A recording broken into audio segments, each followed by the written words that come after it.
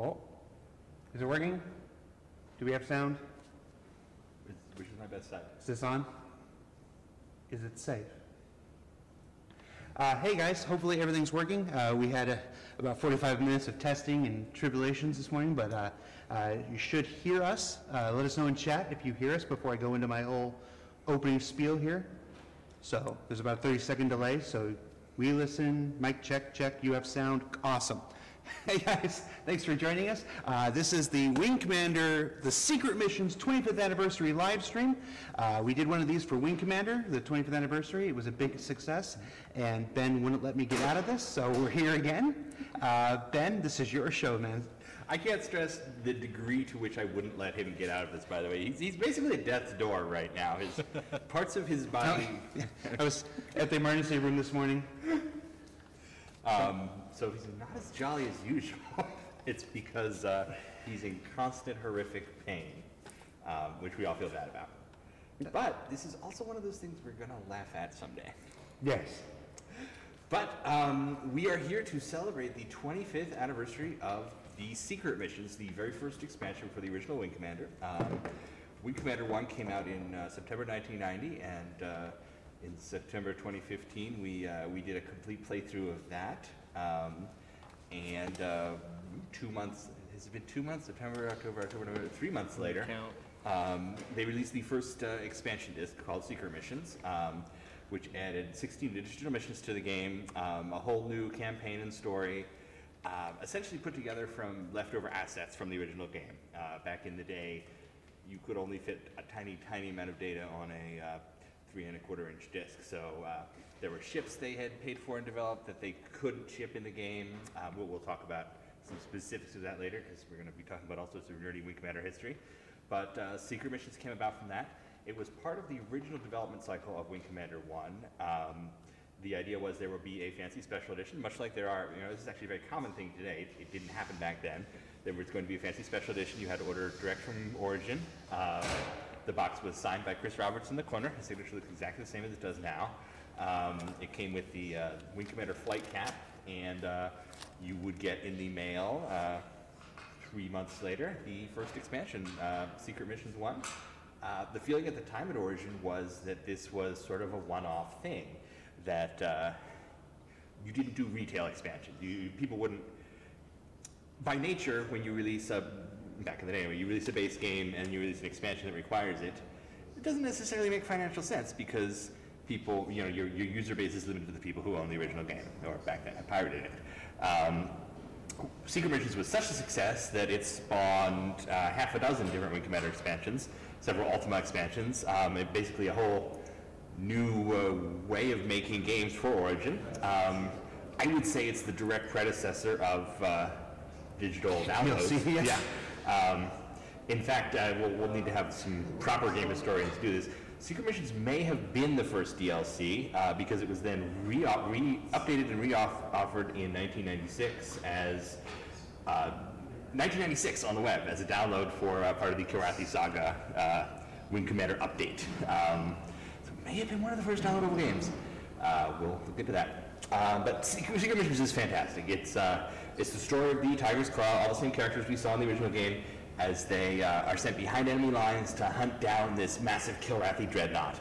And they're behind enemy lines for months and months, and tempers flare. It's more importantly, though, the concept behind expansions was different back then. If I pick up an expansion for Fallout 4 when those exist, it'll be more content, more of the game. I can go. I'm sure there'll be areas around Boston that'll add that I can explore. Back in the day, an expansion meant, hey, you guys jerks think you're really good at this game. Well, check this out. This is the next level of difficulty. So both of the Secret Missions and the Special Operations for Wing Commander 2 are extremely, extremely, extremely difficult. So it's going to be a fun challenge trying to get through them. Get through the first one today. Original Wing Commander had 40 missions. Secret mission, but they were branching. So when we played only 18 of them to get to the winning end game. Secret Missions does not branch. It's a straight line. There's a losing series that you don't want to see. But straight line, 16 missions, each one extremely hard, and you have to win each one to keep going. So should be fun. You met Lando, of course, already. You know Lando. And this is Chris Reed. He founded Wing Commander News with me way back in the day. We've been kind of Wing Commander historians together for many years. He came down from Seattle for this. Wanted to, be part of the fun. And we're going to have all sorts of trivia and information and history between missions. We'll be giving away some Star Citizen ships too, between I think each series. So every 2 or 3 missions, we'll break and chat and give away a ship. Because I know a lot of folks out there like ships. But let's start by taking a look at must be the original Secret Missions box. You do have it for a second. Guys, obviously this is the first live stream in our new office. We're still building our dedicated live stream area, so we're sitting here at my desk. It's a very large open room. It's not designed for this kind of thing. I know you look in the chat right now, you'll see everybody saying, it's too loud, it's not loud enough, it's muffled, it's clear, it's peaking, this is the best that we're going to have. Guys, this is not the optimal setup. Also warn you that they are replacing these skylights here today, so you may hear nothing at all while they do that. Yes, it's not the best ideal conditions, but I encourage you to do whatever you can on your end because we've done everything on our end. Like I said, we had an hour's worth of testing here. This is as good as we can make it right now. So, with that, here is the original Secret Missions. It came in a thin little box. This was actually originally designed as a mailer because the initial thought was that only people who bought the first edition would be mailed this. And then they ended up reusing it for the retail packaging. But as opposed to a standard Origin game came with super impressive manual and a little trinket and all sorts of guides. Almost nothing in Secret Missions. There's a small reference guide. There's one there. Would you? Yep. This is the reference. Yeah. There was a little card with your orders from the Confederation. It says, you are hereby ordered to divert from your current position in Vega Sector to the Goddard System, Deneb Sector, to provide support for Colony on Goddard 2. Further orders to follow upon arrival at Colony. All communication to address mission as Operation Thor's Hammer. And that's it. The disc itself was, just like Ben was saying, how it was built with the first game or vice versa. So when you got the disc out of the box, there was one disc, and that disc was labeled Disc 4 because it was Disc 4 of the first game's package. It also added in the manual some more copy protection for the original Wing Commander. That's removed from the GOG version you probably play today. They actually hex edited it right out of the game. But see here, there's tiny facts about the Goddard colony at the bottom of each page that you had to memorize or look up every time you played the game. How much beer the colony exports, when the neutron gun was invented on the colony, that sort of thing. Which actually set an interesting scene for the game because you don't really see much of the Goddard colony, so these facts don't matter at all. That's all you had to go on. Yeah, you thought, oh, this is going to be about whatever the Goddard colony is. No, we will see its fate shortly. And with that, when Jerry gets back, we will start up the game itself. Until then, I guess we can look at some other oddities. So Secret Missions has been re-released and ported many times. We'll go through the ports like we did the original Wing Commander later on. You can see the box itself had a lot of references to things that, such as, I think it refers to 8-person fighters, like as a big feature. It's 4 new ships, including a crazy 8-person fighter, which sounds amazing. Talk about this a little bit. So I did Wing Commander 1, and probably one of the biggest outside expenses of Wing Commander 1 was rendering the ships through an outsourcer. Much like on Star Citizen, we went to an outside person to create the ships because they did 3D models. There was no construction. Sorry, yeah. There was no 3D artist at Origin System at the time. So they did. There were 4 ships that were cut from the original Wing Commander. If you play the original Wing Commander, you probably noticed that a lot of the escort and attack missions will specify either a transport or a tanker, which in the In the original game, it will be a Dorkier transport or a Dorkier or a Drayman transport for any of those roles. The original plan was it would be a Drayman transport, a Diligent tanker, a Dorkier tanker, and a Lombari transport. And they said, okay, we need to cut, X kilobytes from the game. We're going to remove 2 of these ships, and we'll just use the Confed and Karathi transports for everything. So this game adds back the 2, 1 tanker, 1 transport for each side. It also adds back the Venture-class corvette, which appears in the original Wing Commander manual, does not appear anywhere in the game. It's a smaller human ship. It would have been used in some of the escort missions in the original. They got replaced with an Exeter destroyer. And the Exeter doesn't appear, right, in secret missions? No, it does. Does it? It's going to be trouble, remember? Oh! It does not appear in secret missions. Spoiler, sorry. And the 4th ship is the Karathi Dreadnought that we're hunting down at the end of this game. So the feature list here says it's 4 new ships, including an 8-man Confederate fighter. That is the Venture Corvette. That appears in 1 mission. And it does not matter to the game at all that it theoretically has 8-man. It's not a multi-crew ship like Star Citizen. It's just a particular ship that even more sad for us is the fact that the storyline of this game means that you don't see many Confederation ships. So they actually use up 3 of these ships in the first mission. You're going to see the Corvette, the Diligent transport, and the Lombari all in the first mission. You won't see the Venture or the Diligent again ever in any Wing Commander mission at all. They really doubled down on the Venture in some of the promotional stuff. When Nintendo Power did a spread, they made a painting with a fleet of Ventures in space. You see it one time. So, we'll go into some detail about that when we talk about the ports. There were some differences with the Super Nintendo port of this game that happened a couple years later, and they will explain why it's kind of Venture crazy.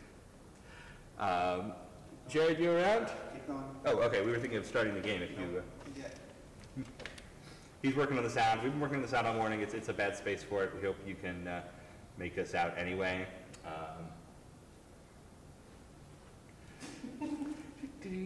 Also, as you've probably seen in the background, Toast and Sandy are here. They are working on unpacking boxes. Toast will come and fly with us a little bit later. Maybe we can convince Sandy to pick up the joystick. Maybe not. Secret Missions 1 is never a good way to start playing Wing Commander. Yeah, it's kind of an interesting story about how the secret missions may have been the first DLC, and then the availability of the special operations add-on expansions to Wing Commander 2 was also an interesting thing about fan feedback and campaigns online, because they initially on the box said additional missions available at Origin's website, and you could get the secret missions. But the special operations expansions to Wing Commander 2 were not part of that initial release, and there was that tiny little Wing Commander community online in 1996 You want to come say hi? fought back and got that released. Hello. Oh, leave this one. That's the one we brought the games in. Oh, okay, cool. Gotta be quick around. It's quick in the dad around here with me. How is everybody? Good, good. We're getting ready to play Secret Missions 1. Woohoo! Which you can certainly join in on once we get it started. Yay. I'm just cleaning up, so I will be back. When are you starting? In a few minutes? Yeah, we're going to start right now. We're going to do the first mission. All right. I'll be back. You can see that it says Start Vega Campaign, which is Wing Commander 1, and Start Secret Missions on the same screen. I can't. So since Secret Missions was designed as part of the original game, the hooks are all in there. It's part of the same executable. The only reason you would ever drop from it is there was a transfer program if you wanted to transfer your character from the previous game to the Secret Missions. But if you have a complete version of Wing Commander, you'll see Start Secret Missions when you start wingcommander.exe. That's not the case for Secret Missions 2, which was something they decided to do after Secret Missions was such a success. So it's a separate executable, and that let them update the game in some more interesting ways. It also came with a mission selector, right, that lets you play any of the missions from Wing Commander 1? Yes.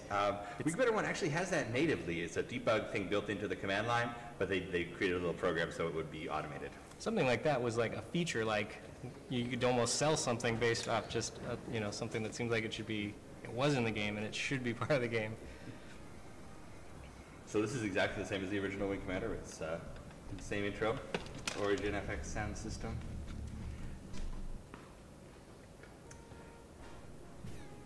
And everybody out there hearing music and such all right? I'm going to start the secret missions.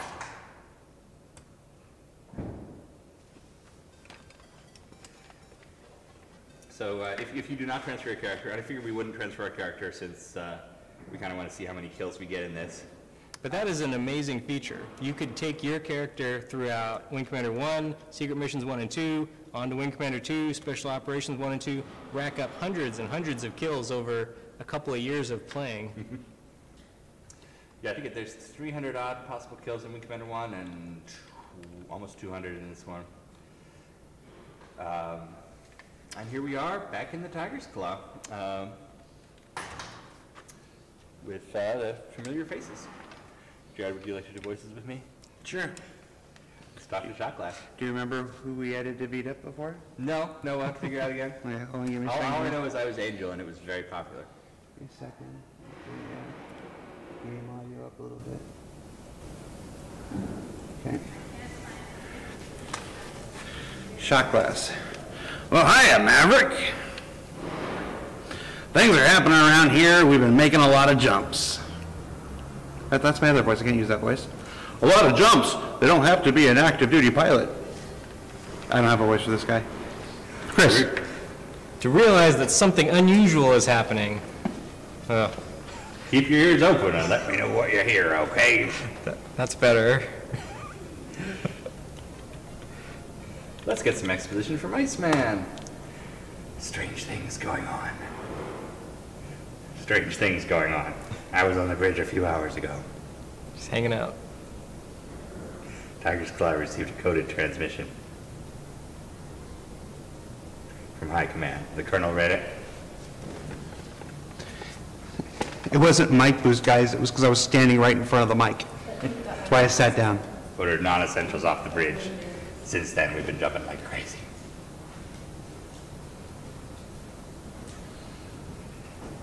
You want to be boss man? Yes. We'll know what's happening soon enough, Iceman. True, very true. Makes sense. The Asian guy. Maverick, sit down, have a drink. I was just thinking about a story I'd heard. About the Gwen Hivar, an Exeter-class ship that disappeared a few years ago. There you go, Exeter. You don't really believe that old fairy tale, do you?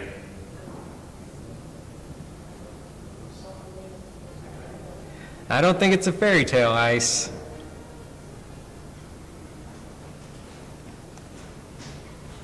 Foreshadowing. I've never heard this story, boss man. What happened to the Guinevere? Supposedly, the Kilrathi captured it intact in dry dock with all its fighter complement and some of the crew. And they've used it to deceive and destroy other Confederation ships. No one who's encountered the Guinevere has survived to tell the tale.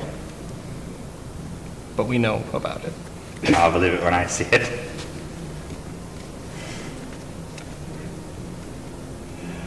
Well, I'm sure that's just flavor text. We won't meet the Guinevere. By the way, if anyone out there is Welsh, you could please correct us on the pronunciation of Guinevere. I know it's the Welsh version of like Guinevere or Jennifer, but I do not know how you actually say it. Yeah. Mouse? Yeah, I'm going to mouse. Oh, you know what? I'll just use the joystick. By the way, we have upgraded our joystick. We are using an extremely heavy and fancy, Very nice. Thrustmaster Warthog, which in all of our tests so far has worked very well. So our story so far, at the end of the original Wing Commander, the Tiger's Claw defeated the Kilrathi in the Vega sector. Everybody was happy. It's about 2 or 3 months later. We've heard about this colony in the Deneb sector that's just gone silent. They've been tracking Kilrathi fleets. They think it was an attack. We're going out there to investigate. Let's do it. Mission briefing, 0600 2654.110. Do I remember how to do this, guy? Quiet, everyone. We have a lot of ground to cover. As you may have noticed, the Tiger's Claw has made several jumps today. Because we've been temporarily ordered out of the Vegas sector. Several hours ago, we received an emergency communication from the Goddard colony on in the Deneb sector. A Kilrathi fleet has attacked the colony using some kind of new weapon. Unfortunately, we've lost communications with the colony. Now we're preparing to jump to Goddard.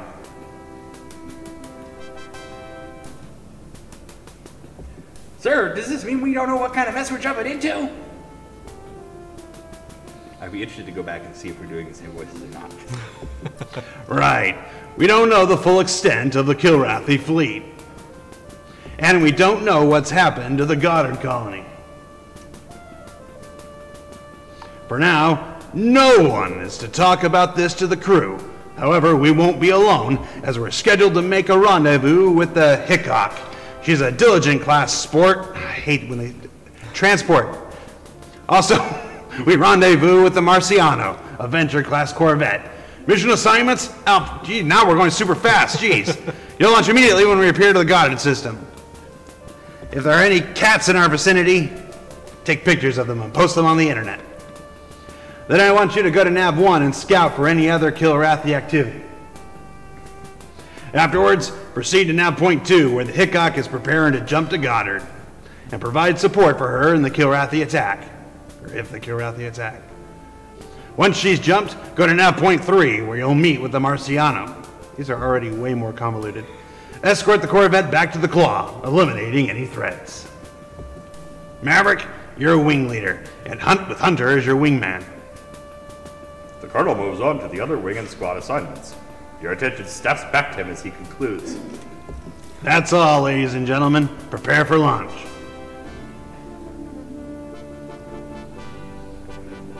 You will see that they have very kindly put us back into Hornets for this mission. Because you need a fast ship. Yeah, well, You're racing to the rescue or something. and if you can see from the mission layout, this is a lot more complex than the standard Wing Commander 1 patrol or escort. This is a double escort mission with a small capital ship attack included. And pay careful attention because this is the only time you're going to see 50% of the new ships in this section.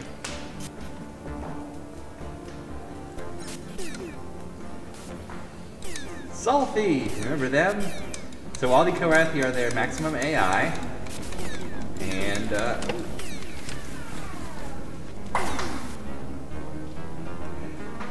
thanks to some of Jared's settings, we are a good bit smoother today.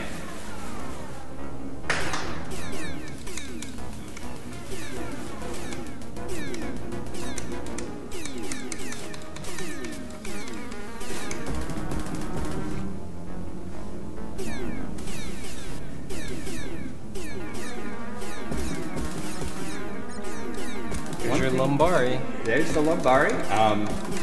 One thing you will find in this mission is that the Lombari will jump out if you don't quickly destroy it. So that's why I am breaking protocol, engaging the transport immediately, and then going back to finish out the fighters. Hunter was kind enough to have gotten one before me.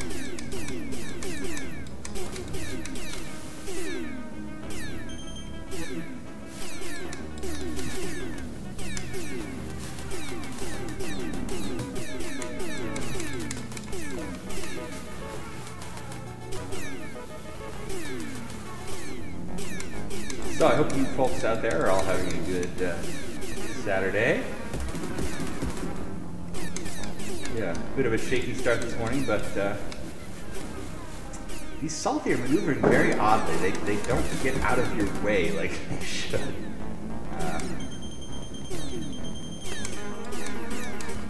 See, I'm down to one missile. I fired off my dumbfires at that Lombari just to get it out of the way quickly. And there's not really much of a use for dumbfires in a Commander 1 gun. What was he? He thinks I shot something down. Are you down to 2 Southie? Down to 2 salty, yeah. Yeah. He got 2 of them,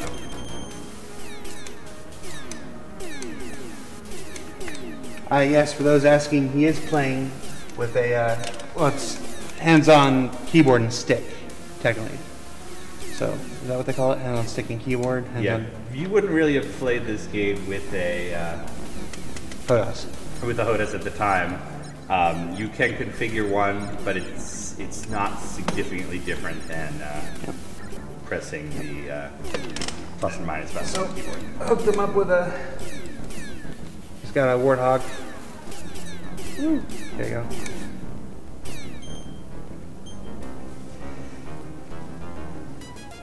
That's my cool Idris mouse mat. Look at that guy. Yeah.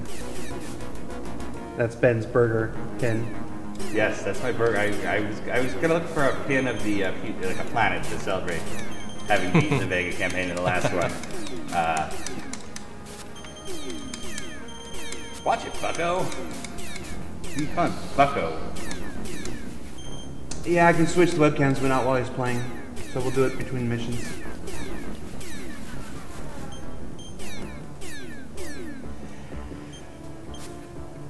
Thank you for tuning into a 45-minute dogfight with Salty.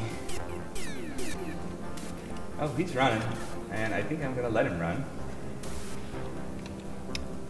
Yeah, that's something that Wing Commander 1 does that some of the later games don't really take advantage of. Salty in particular will run immediately. Hey look, more Salty. Exciting. They're rubbing salt in the wound. Was it a 386 or a 486 that you first played Wing Commander on? It was actually 286. Wing Commander, when Wing Commander came out, 386 was top of the line. And you likely would not have owned one. So most people playing a 286 or a very early 386.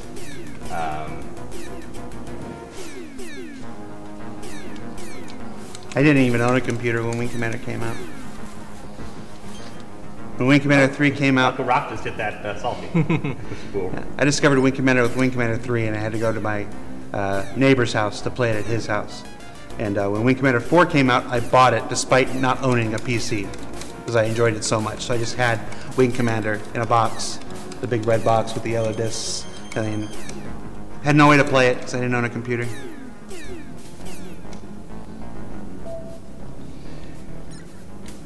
Okay, that was too salty in the escort. We haven't even gotten to the escort mission part of this yet. Yeah, you used up half your afterburner Yeah. fuel chasing them. Yeah, that's why I didn't want to go after that one that was running. Yeah. As you could tell from the last stream, I'm bad at afterburners. I burn them out very quickly, and I need to preserve them better. At least you're not ramming everything. I also tend to run into enemies, which I'm going to try very hard not to do this time around. No, I do not still have my discs. I couldn't tell you what became of them.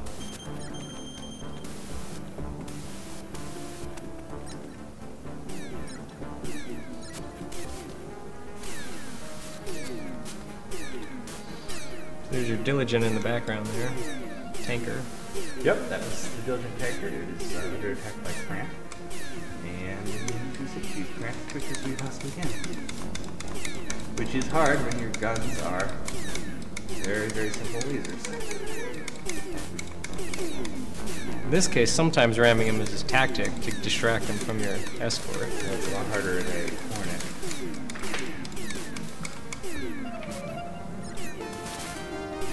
One thing I am doing here that is a tactic is I am asking them to attack me by taunting them. Oops. Sorry, I keep turning out the video. Yes. Ben is probably the most strategic use of taunt person I've ever seen. He gets pretty crazy with the taunts. it was pretty much what lets you beat Kurosawa in one shot. Oh yeah, it's an essential part of it. If you want to beat Kurosawa, you definitely... It's. I don't generally give Ben any compliments, but it was a pretty masterful use of taunts in Kurosawa that day. I try not to encourage him. Did we lose the transport? I didn't see it explode. Did it jump? It may have jumped. We'll find out in the debriefing, I guess. You can't lose Goddard. Secret. Same with, What happened to the transport, Blair? Honestly, sir, I don't know. Whatever. Yeah, my first computer was a VIC-20, and then we quickly replaced it with a Commodore 64. I just had this, my parents divorced when I was young, and I had this big period where only Dad had the computer. Mom didn't want a computer, so I didn't have a computer growing up.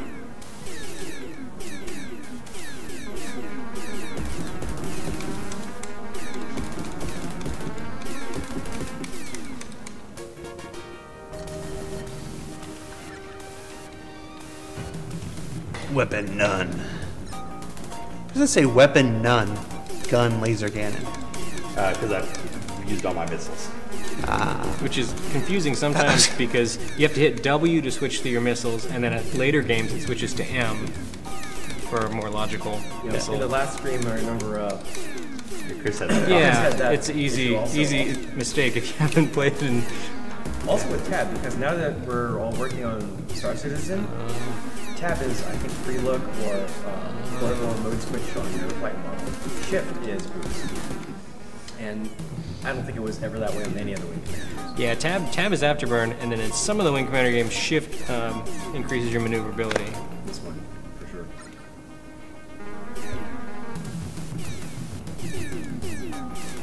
But yeah, a couple of people have made fairly snide remarks about Chris not being able to play his own game.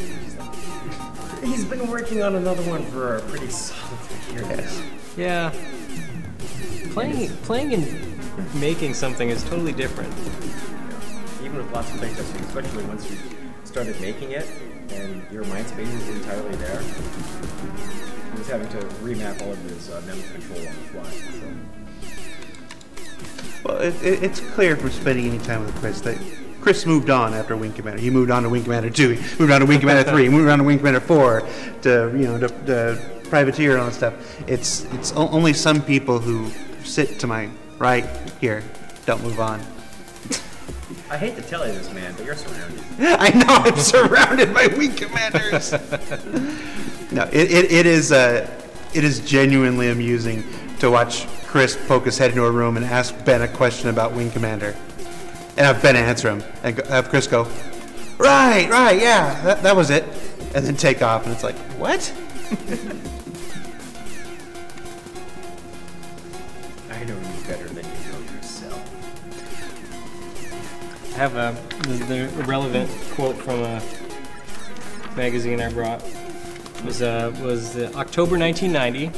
They had a preview of Wing Commander, and what they said is, "The making of Origin Systems Wing Commander. People will be talking about this computer game for some time to come." Video Game Magazine gets behind the scenes with designers. They were right. Here we are, 25.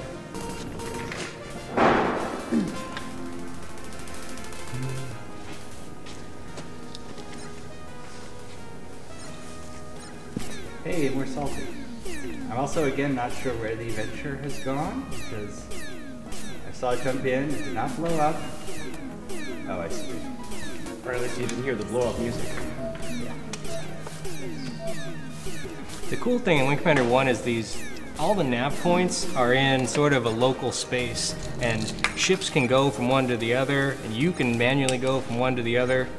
Some of the later games, your distances are so different, so far apart that you have to autopilot between things.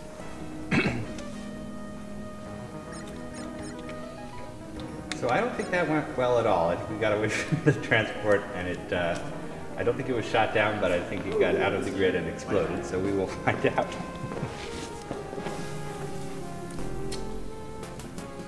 It's my juice. We're all friends here. See me drink my juice. You sure got yourself shut up, sir. Oh no, I used to just, you sure got yourself shot up, sir. That was the voice. Hey, if you're not doing anything later, oh, what? Okay, you have to launch again in a few minutes. Let's make this quick. I'm dressed in blue from head to toe. Except his hair, everything but his hair. You don't dress your hair though. Your report, Maverick.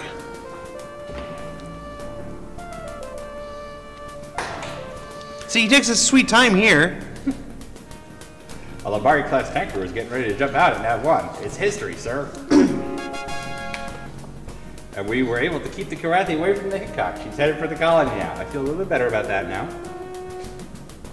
At Nav 3, we protected the Marciano from a squadron of cramped. Krantz. It's a very successful mission.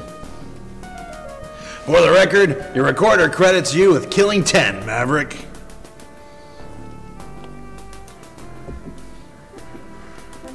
And Hunter came up with 2. Good job, Hunter. 2. All right, you have 10 minutes, then get back to briefing. With a capital B. Dismissed.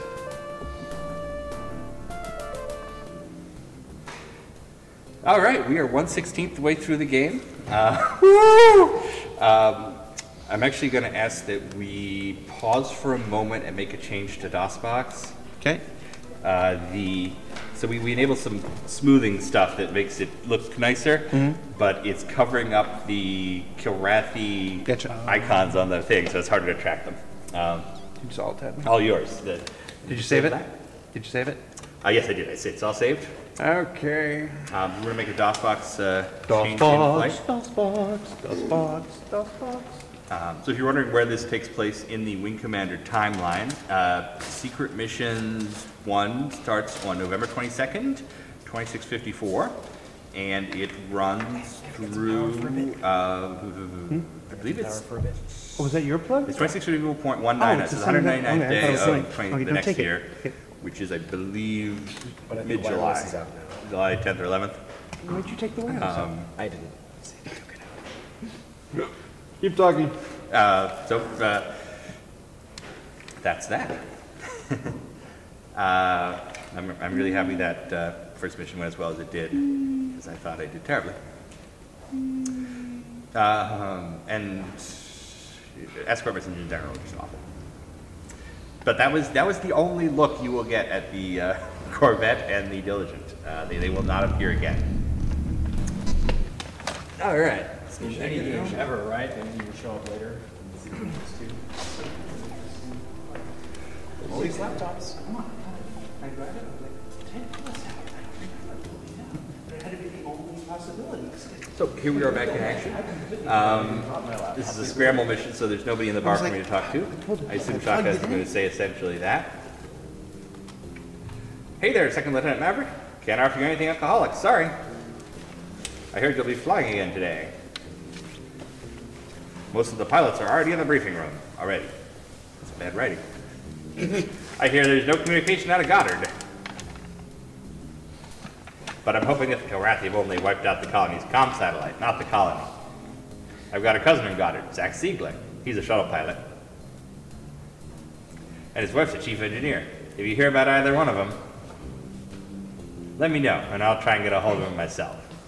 We later learned there were 250,000 people ago. But you better get to the briefing room right now, Second Lieutenant. By the way, how does he think space works? Like, oh, I was talking to one of the guys on the planet we're defending. He's okay. Here's our kills. Is Maniac in this game? He is. In fact, we saw him in the last briefing. Oh. If we had transferred in from the original Wing Commander, we would have all of our medals and so on. Except, frustratingly, you can't save after the last mission of Wing Commander 1. So you end up not computer being able, planet you can't save your computer planet. Later in the secret missions, there is an opportunity. The Secret Missions 2 gives you your pewter planet, a second pewter planet before the end of the game, so you can have one when you save and transfer to Wing Commander 2.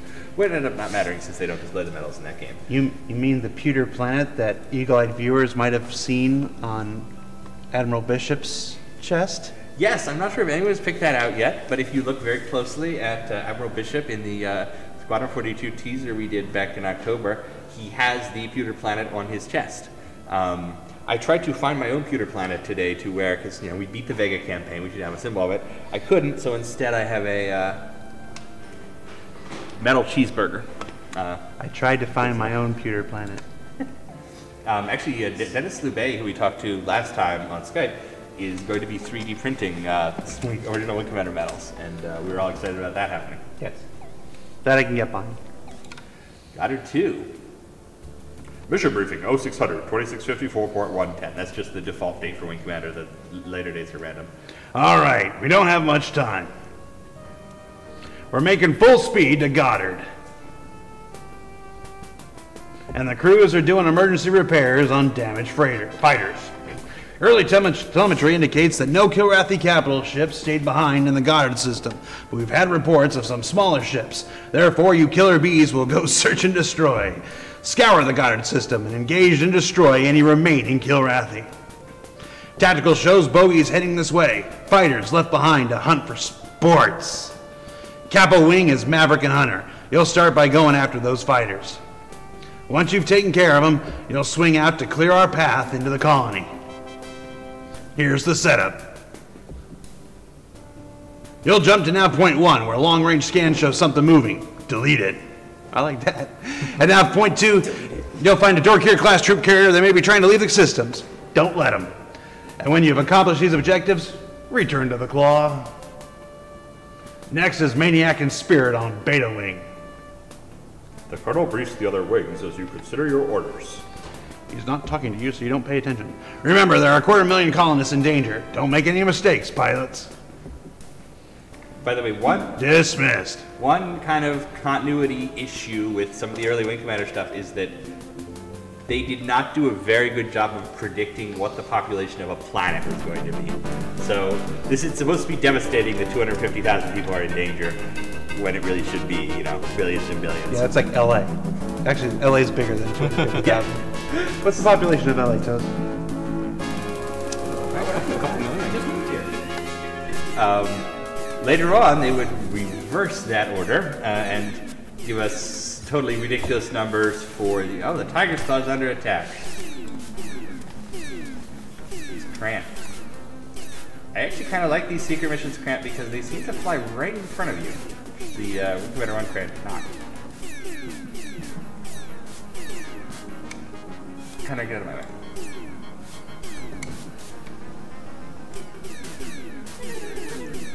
Toast has lived here for a year now. He didn't just move here. I still don't know the town that well. Los Angeles population, 3.8 million.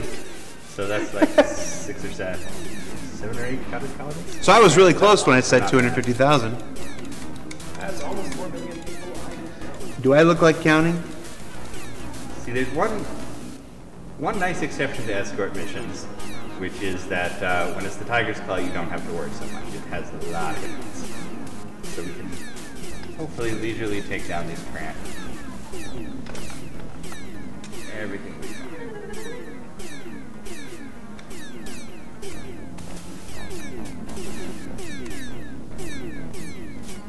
We just posted your list app summary of the Tiger's Claw's weaponry Oh yeah, at WCNews.com. there's this stupid list app for iOS right now where you can create your own listicles, like all the horrible media sites do these days.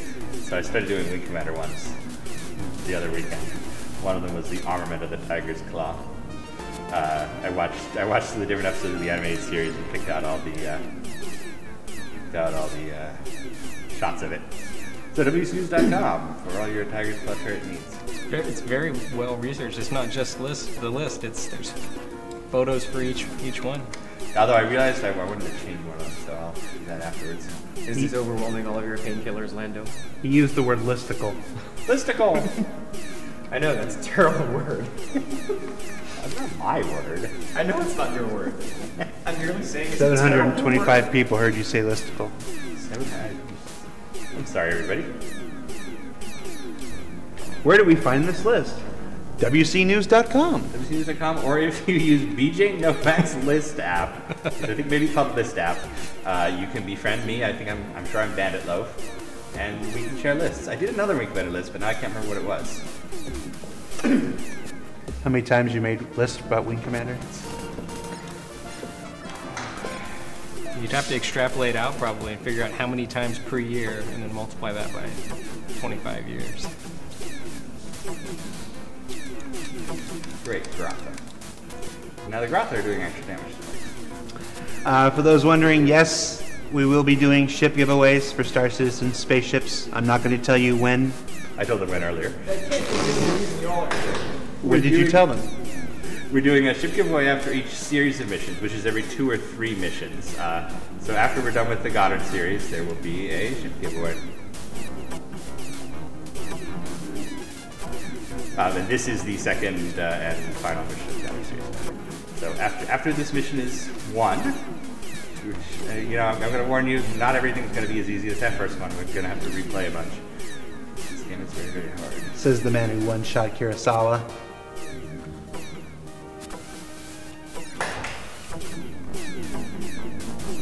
We'll tell you how the giveaway works when the time comes. It's pretty simple. I think for our first giveaway, it should obviously be a Super Hornet, thanks to Halcyon sticking us in these Hornets. Oh, I hit it with a double fire. I'm a great person.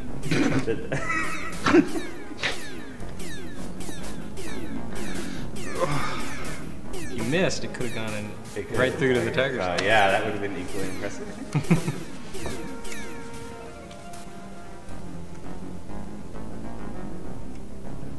Don't Linda here, that's a different stream. Don't cross the streams.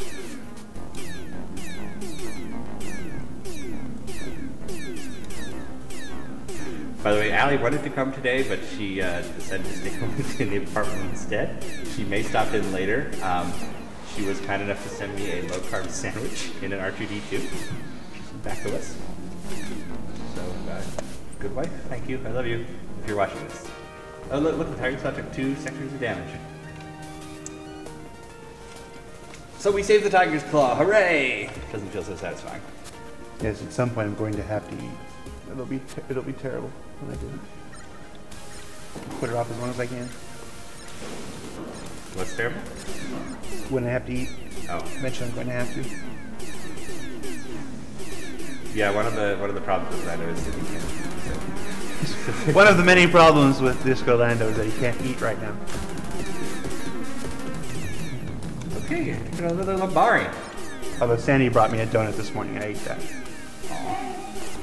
Oh, weapon destroyed. Oh, That's- they killed my extra missile. Here's your heat seeker. Heat seeker, yeah. Would have been nice to have.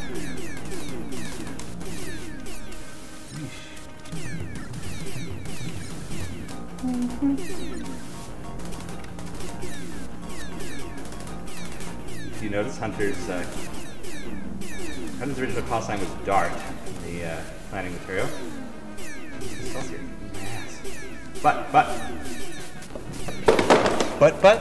No, I said a swear. I changed it to but.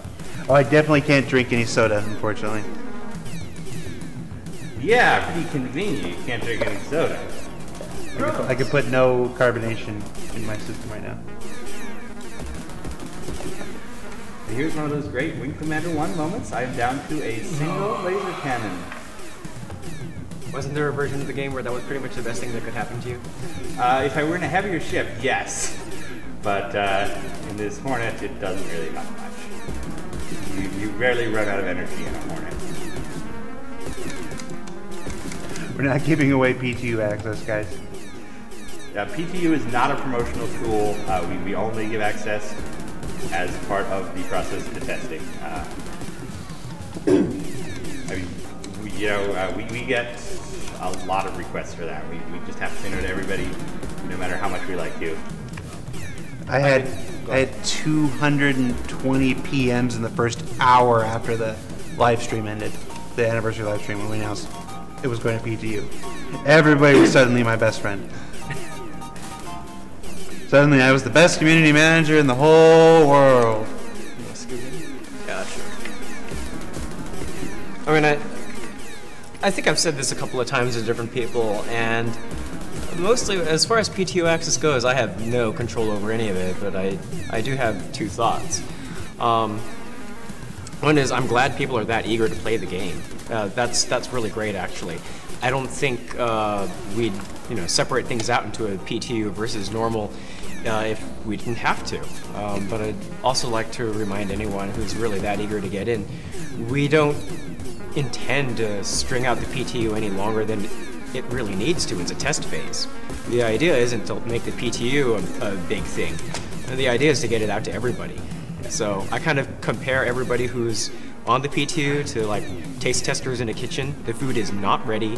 You're helping to taste it and get it ready for everybody else. And the sooner we get it out to everyone's table, the better.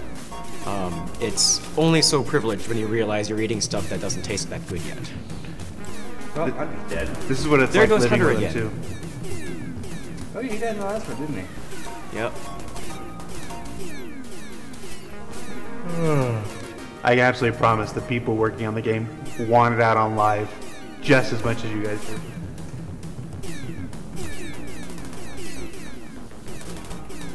Speaking of the long dialogue with better one, you'll see Halcyon, sometimes goes on speaking longer than he should, as we noticed during the briefing.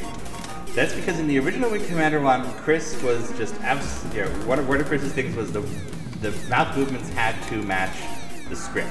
So there's a second script in there that is all the mouth movement, how your character talks in a particular, how the face matches the dialogue. In this one, Chris had moved on to Wing 2 and Strike Commander, and the folks were a little less dedicated. So the mouths, sometimes they're insulting you, they're calling you a dipstick over and over, or they are saying, "Bye Wing Commander 2, bye Wing Commander 2, bye Wing Commander 2. I don't know if that counts as, what do you call it when there's a hidden message? Hidden message. Hidden message. A secret Subliminal mission? Subliminal message, yes.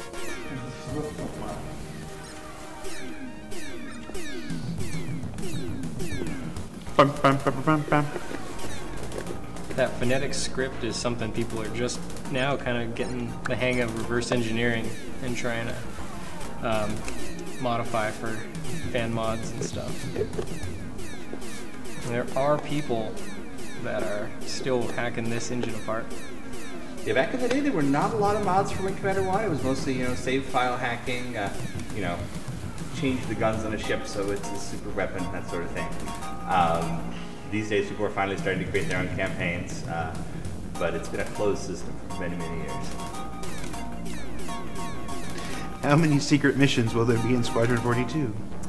Well, I can tell you, when we started out, we decided we were going to do expansions, just like the original Wing Commander, and we gave one of them a name as part of the first Kickstarter campaign. We called it Behind Enemy Lines, which is a nod to this game, which takes place behind enemy lines.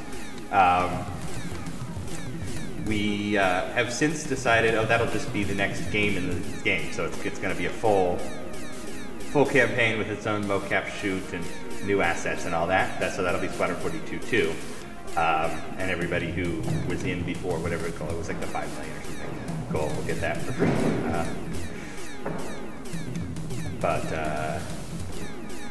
We definitely do want to do traditional mission campaigns, smaller ones, bigger ones, whatever. If Squadron's a hit, we want to tell as many stories as we possibly can. And an expansion like this is a great way to do it. Low cost to us and to you. This cost about half as much as a real game at the time. MSRP on Wing Commander 1 was $69.95.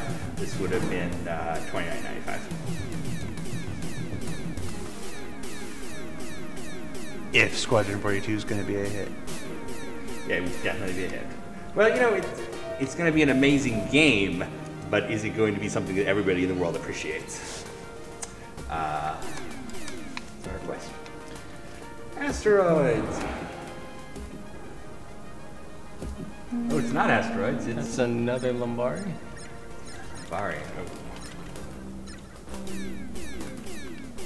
Do you guys have any Easter eggs from Wing Commander hidden inside the SC world? Absolutely. In fact, we just talked about one. Yes. In case you didn't join us before, or you missed it, you know, you were making a sandwich or something, go back and check the Bishop Senate speech. You'll notice a little pewter planet medal from Wing Commander there on Bishop's chest. I remember the day that was created. Forrest came down and goes, "Hey Ben, is there anything from Wing Commander we can put in there?" If it's like, "Why yes, there is," which is like, it's like there's no greater summon for Ben Lesnick than, "Hey, is there something Wing Commander we can do?" Happens a lot in this job too. I remember when we were doing the John Ray's Davies parts for Squadron. Dave Haddock was like, "Oh, is there anything we can give a nod to his Wing Commander?" So you'll see that in each game.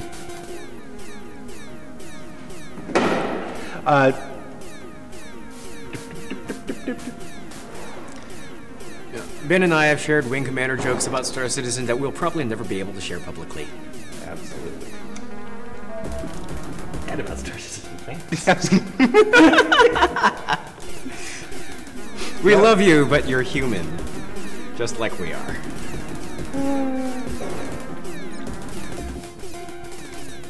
I'm trying to go for that Lombari before it jumps out, but Oh right, you're Sans Hunter again. I'm Sans Hunter. What happened to Hunter? Got killed last He night. died. Which, He's dead already? Dead, yeah. So if we go on from now, Hunter's going to be dead? No, this is our last mission with Hunter. we have solved our continuity problem with the last playthrough. That's true, right? Hunter was the one who died last time, huh? Stupid Hunter. Our universe does not want Hunter to be alive. No. Although, obviously my ship's in terrible shape, so it's certainly possible that, You lost your ejection system, so yeah. Lando, all or is that nothing. ship in the background on the desk, is it the Tiger Claw? It is, from the movie. Yep. This table, our commissary area, the kitchen area where everybody can congregate, eat and whatnot, it's still under construction. So for the last 2 weeks, they've had these tables right behind my desk that they fill up with food and drink. And everybody throughout the day is here picking food and drink and eating here at lunch right next to my desk. So for the for Reverse to Verse yesterday, I cleared all the food stuff off and just filled it with a bunch of random stuff. Hopefully they'll get the hint to stop bringing all the food directly to my desk. They probably won't. I'll come in Monday, there'll be a bunch of food there. And that's how you kill Dork here. one laser. That's how you kill the dork here. Insert dorky name here. Well, everybody remember, how old was Chris when he made this game? Let's 20? see. 21? 20, 22, 23, somewhere around there. Yeah, everybody who's watching, remember what you were like when you were 20. I was awesome. I was thinner. So was I. I was really pretty. Lando, what are you going to do in the PU? Well, in the 5 minutes I'm going to have to play, I'll probably do fuel runs in my Starfare. I'm not much of a pilot. I do really like the idea of being in intergalactic Jack Burton. You sure got yourself shot up, sir.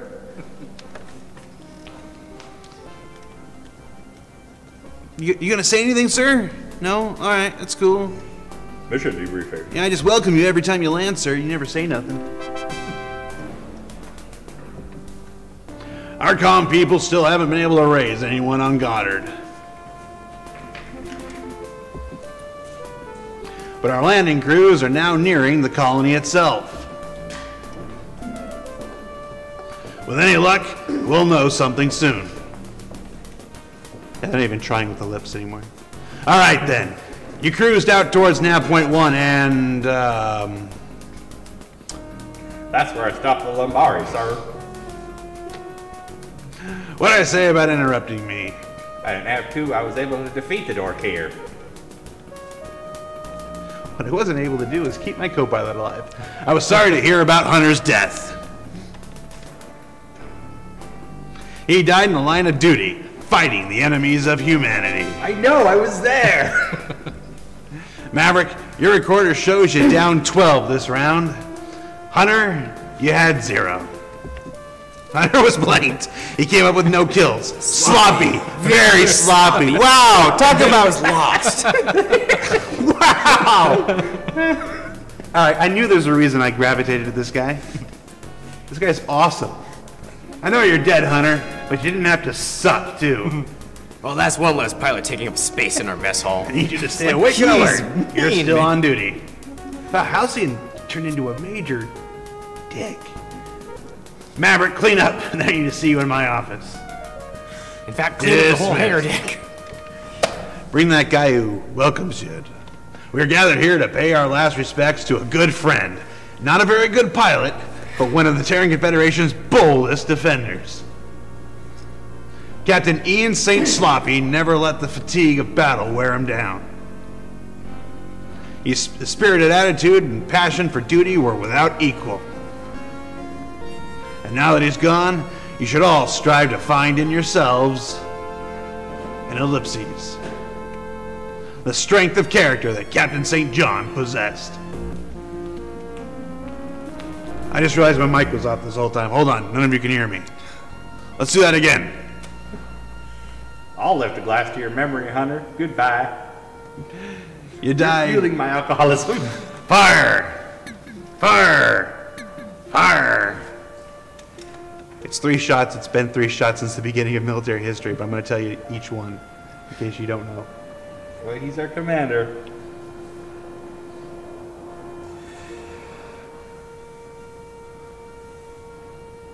Episode of Doug that parodies Wing Commander and has the funeral. No, I was saying that you couldn't hear Halcyon because Halcyon was in a spacesuit, and if he didn't turn on his internal mic, nobody would have been able to hear what he was saying. I was being fun. We're in Halcyon's office. I was being fun. Blair, come in. I need to speak with you. Yes, sir. We're having to change some pilot assignments since you got Hunter killed.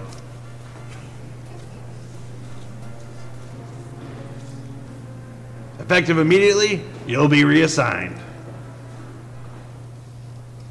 I need you in Star Slayer Squadron, flying a Raptor-class heavy fighter. I want Star Slayer Squadron in our universe. I see, sir. I'll do my best. If I were me, then I would be a lot more excited about getting moved out of Hornets. Yes. Good pilot. I'm glad to hear it. Good pilot. Good pilot. That's all. Second Lieutenant dismissed. Way to not promote me for all of that. Oh wait, I got a medal! Hunter's death did not cause enough medal points to be lost. For excellence in combat with the killer at the enemy.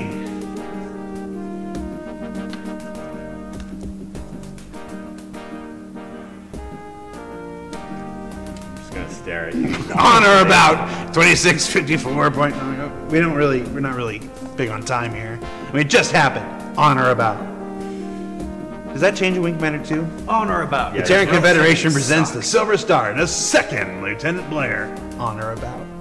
Just happened. Also, why is everybody's face melted? Everybody at this presentation looked inside the Ark of the Covenant. Your courage is an example to the Confederation's finest defenders. Of which you're not one. No, you didn't defend Hunter very well, did you? Well done, Maverick. Congratulations. You were loaf last time. We played before you were loaf. Oh, I forgot. Thank you, sir. So that first series in a Hornet, one thing, a lot of these Chris Roberts expansions... Built with pride, you meet the applause of your crewmates. They're so mean to you with the first missions. Meanwhile, Strike. the Goddard Colony, 2654.110 on or about 6 o'clock. Everything's 6 o'clock in the morning. On 1110. Yeah, nothing in this universe happens at 7 o'clock in the morning. It's always 6 o'clock in the morning. I believe the 6 o'clock is pulling a number from the emulated DOS box that doesn't exist. Yeah, you had that excuse last time.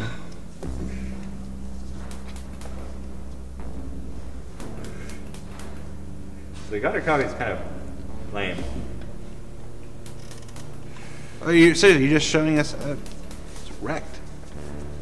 Let's get some wrecked in chat. Wrecked. Oh my gosh, it's still wrecked.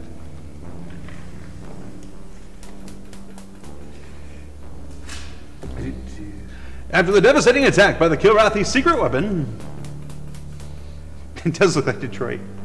Ouch. There we go, there's the wrecked. Good job, people. All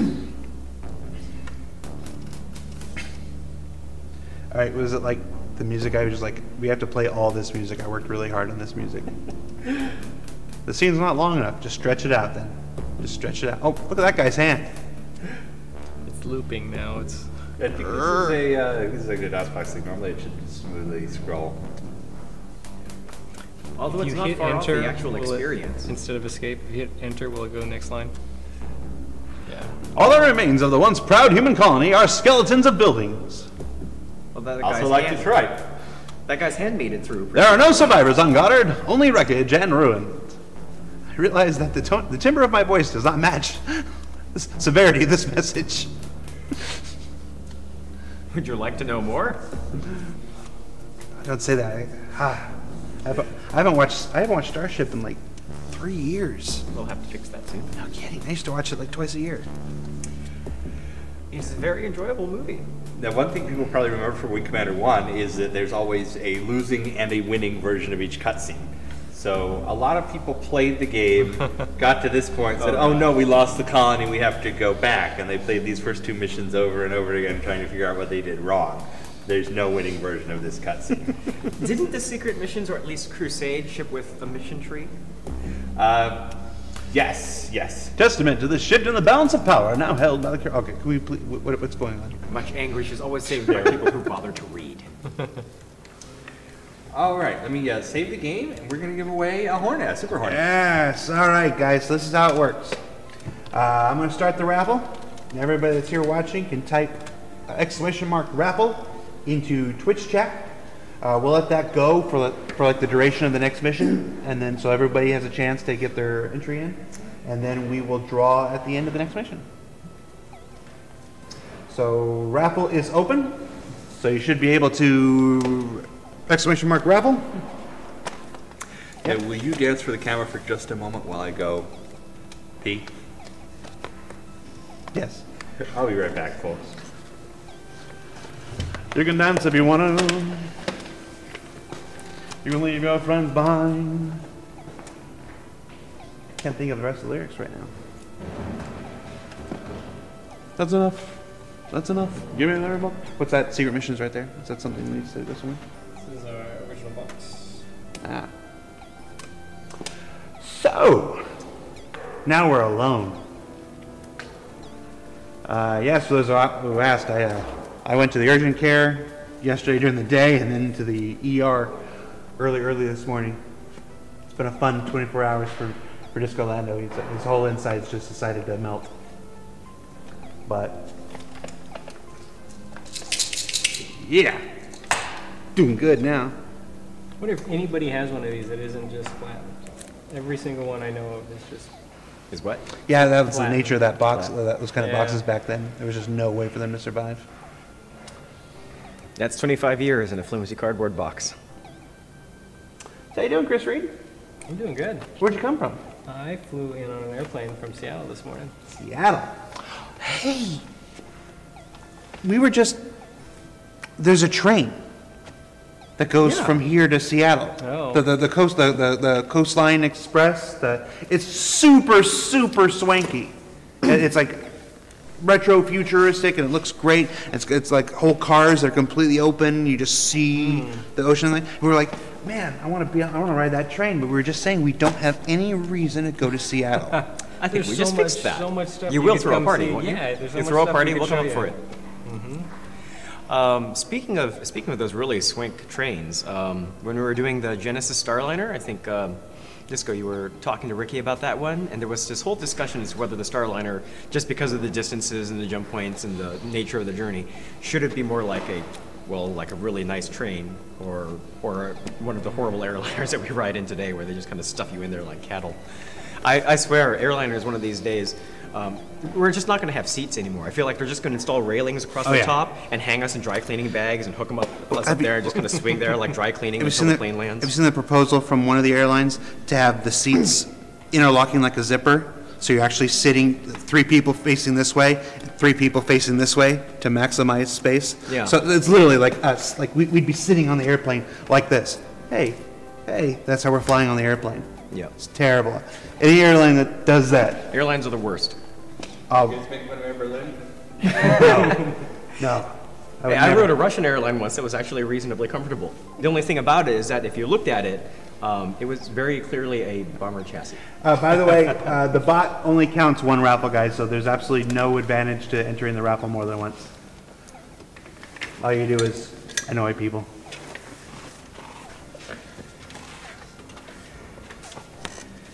Air Berlin. Air Berlin had some issues. Yeah, we're booking Lufthansa next time. So we got Secret Missions 1 is kind of pre-Wing Commander continuity. There's sort of a Wing Commander standard, Blair, Maverick, Admiral Tallwin, Hobbs, Karathi Trader that goes throughout everything else. This is the last grasp of the original Wing Commander writers, which I noticed this morning because your orders from the Admiral from Admiral Stover instead of Admiral Tallwin. So there's going to be a tone shift when we get to Secret Missions. And wasn't the writer for this Aaron Alston, who did Claw Marks? Yes, Aaron Alston did Claw Marks, wrote a writer on this. Passed away a couple of years ago, unfortunately. Much more famous for his Star Wars books than Wing Commander. Somebody's asking about Birdman. For Eka? That's the next one. That's Secret Missions 2. Oh, okay. So Birdmen are in Secret Missions 2. The commander is uncharacteristically silent. You don't see Birdman for a few months. He studies the papers before him and then speaks quietly. I'm sorry to have to report bad news. The Tiger's Claw arrived too late. The Goddard colony has been completely destroyed. 250,000 Terran colonists have been too fast. The briefing room is completely silent. Silence is happening. We're still hunting for survivors, but things don't look good. My condolences to any of you with relatives on Goddard. They're not on Goddard anymore. We've tried to reconstruct what happened there. This is what we know. Okay, I just realized something. Let's restart this mission because we forgot to read the Wingman dialogues. One of them was Angel, and I know everyone is waiting for that. Oh, yeah. So we're gonna... What is it, Control E? Alt X, take shift to the... I was trying to eject. There we go. Control on this side. I can't remember what our eject is. Okay, let's try this again. Oh yes, you haven't Again, lived different until games. I was thinking Alt's until backspace, you've and heard no, that's Ben the as a self-destructing Belgian stuff. woman. So, Oh, and I get to do Maniac too. Maverick, I've been hearing some bad rumors. The search and rescue teams are back from planetside. They were only on the ground for a few hours, and now they're not talking. I can't get any answers from the bridge. Check out a sweet turtleneck though. Nothing except pipe down and do your job, which is bartender. And Colonel House, it looks like he wants to bite somebody's head off. So if you get any news on what's going on, pass it my way. See you later, Maverick. it's probably like, do your job. Check out my turtleneck. Maverick, it sure has been tense around here lately, butthead. All the higher-ups got their shoulders and teeth clenched. More than usual, I mean. What a butthead.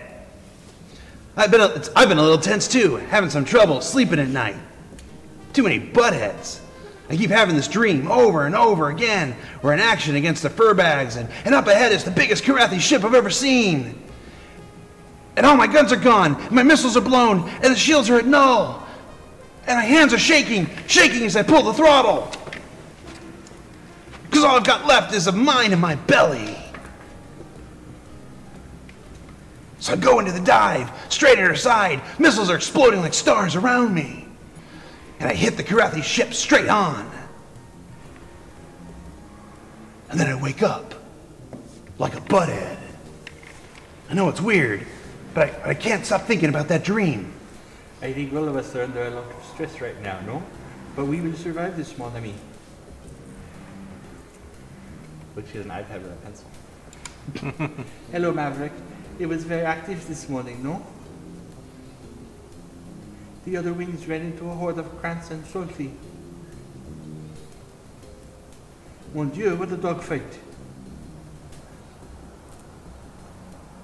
I did so many snap rolls, I'm still a butthead. Blair, I understand that we will be wingmates today. I shall see you later at the flight deck, Maverick. We will give the cats a run for their money, we? There you go, everybody. That's the reason we do this. Mission briefing. 0600, 2654.115, guided system. The commander is uncharacteristically silent. He studies the papers before him, then speaks quietly. I'm so sorry to have to report bad news. The Tiger's Claw arrived too late. The Goddard colony has been completely destroyed. 250,000 Terran colonists have been killed. The briefing room is completely silent. We're still hunting for survivors, but things don't look good. My condolences to any of you with relatives on Goddard. We've tried to reconstruct what happened there, and this is what we know. According to a black box reading of radio chatter and ComSat data, the Kilrathi arrived at the colony 5 hours ago. They brought only a small fleet, but they had some new kind of weapon. Our best guess is that this was the first use of a Kilrathi technology. Some kind of energy weapon, something that Goddard's orbital emplacements couldn't deflect. The Kilrathi weapon wiped out the entire colony. Nothing was left. According to Goddard's ComSats, a single energy weapon blast registered on their screens. That one blast destroyed the colony, and our current defense systems can't counter it. We don't know whether or not this weapon will be usable against starships, but we can't risk the Kilrathi destroying another colony. So we've been up in jump space communications with our high command, and our orders have just come in. Listen closely. We are to proceed at all speed after the departed Kilrathi fleet, and we are to destroy their vessels and this new weapon. This means we'll have to follow their fleet in Kilrathi space. I don't know why I emphasize follow, keeping a low profile, and then wipe it out completely, and then get the hell out of here. Furthermore, you may encounter some technical problems as we enter Kilrathi space. So don't be surprised if nav points, asteroids, or minefield information is not accurate on your screens. You must fly your assignments diligently. Follow your flight path to the letter. Alright, these are the mission assignments. All wings will launch to escort Tiger's Claw.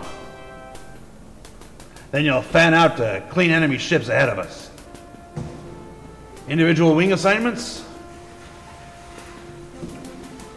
The colonel gives specific orders to each wing, and then... Epsilon wing will be Maverick and Angel. Maverick is wing leader. These are your orders, Second Lieutenant. Couldn't have said wing commander? Once the area around Tiger's Claw is clear, cruise to Nav 1, and then that region is clear, return to the Tiger's Claw. Good luck, pilots. Dismissed. I mean, what an opportunity to use wing commander. Maverick is wing commander. It's confusing because Halcyon is the wing commander.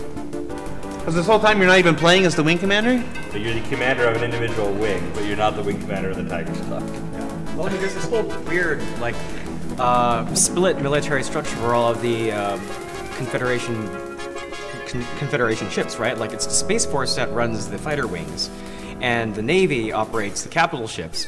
So you actually have two different, like, separate command structures on carriers in the Confederation. So Halcyon is in charge of the fighters. What's the captain's name? Well, that's an interesting question that I can go on about for quite a while. What have I done? So, we're actually going to see in the dialogue in this, Halcyon will make some references to the fact that he is the Tiger's Claw's captain right now. I think there's a line where he says he doesn't want to command a slag ship. It's all our fault for letting that Gratha crash into the bridge. In Secret, Which happens in Tarawa, doesn't it? does. In the next add-on, the Tiger Claw will have an actual captain, Captain Thorn. And he's referenced in Secret Missions 2, Freedom Flight, and some other sources. Of course, if you saw the Wing Commander movie, which took place almost a year before this, the Tiger's Claw captain was Captain Sansky, who dies in the course of the movie and is replaced with acting Captain Gerald. Oh, look, that Krant's running away. That was nice. That if you watch the Wing Commander Academy animated series, the commander of the Tiger's Claw, again earlier in the year, is Admiral Tolwyn, Michael McDowell's character. These are space mines, and they are a pain. As it turns out, I asked a very involved question. So there is a way to work it all out in continuity, but right now, Halcyon actually is the captain of the Tiger's Claw. It's nowhere near this complicated in DOE, is it? Just wait. Yeah, not yet. Oh, God. It wasn't very complicated at this point in Wing Commander and Secret Missions either. This is what happens when you have more than one team of writers working on it. Yeah, they didn't have a Sherry Heiberg back then.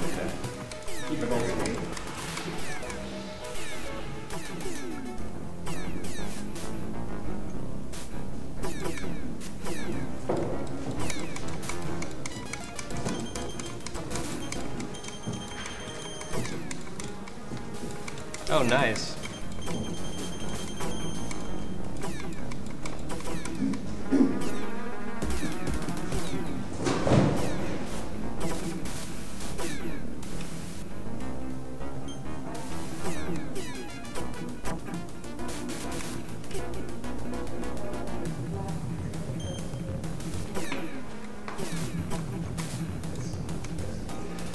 Trick with the Raptor is you really have to make sure your shots land as best they can, because you get, 3, possibly 4 out of a capacitor, and then you can hear I'm hitting the trigger and it's not firing because I don't have the energy.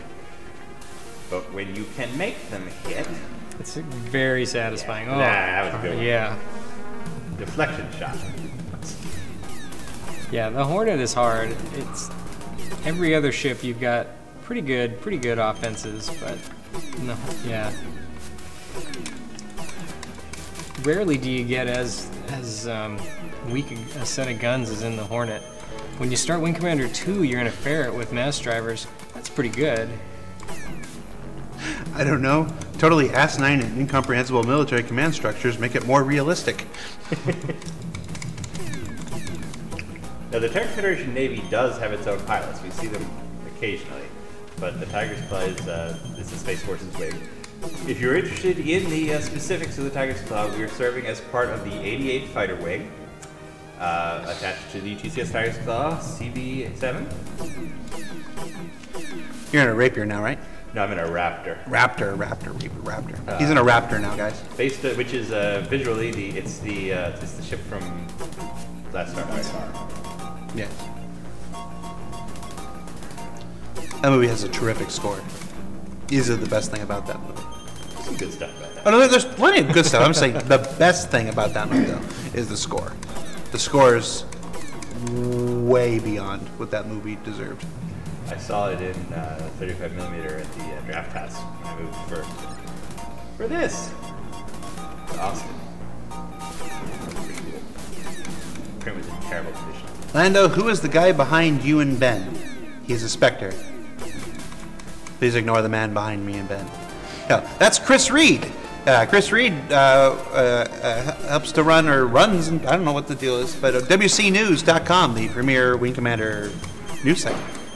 Yes. And if we had been able to hire Chris Reed for Star Citizen early on, the game would be done now. He would be an amazing producer. Unfortunately, he builds airplanes now, which is a less crazy job to do. Yeah, I could have launched off on a whole thing on airplane seats, because I'm actually in charge of where they put airplane seats in for the 737. Make them bigger, please. Well, that's up to the customer. Sounds like you took it. He said where they go, not. Oh, look, I lost a guy. It doesn't happen on the Raptor so much. Why doesn't WC News do Star Citizen?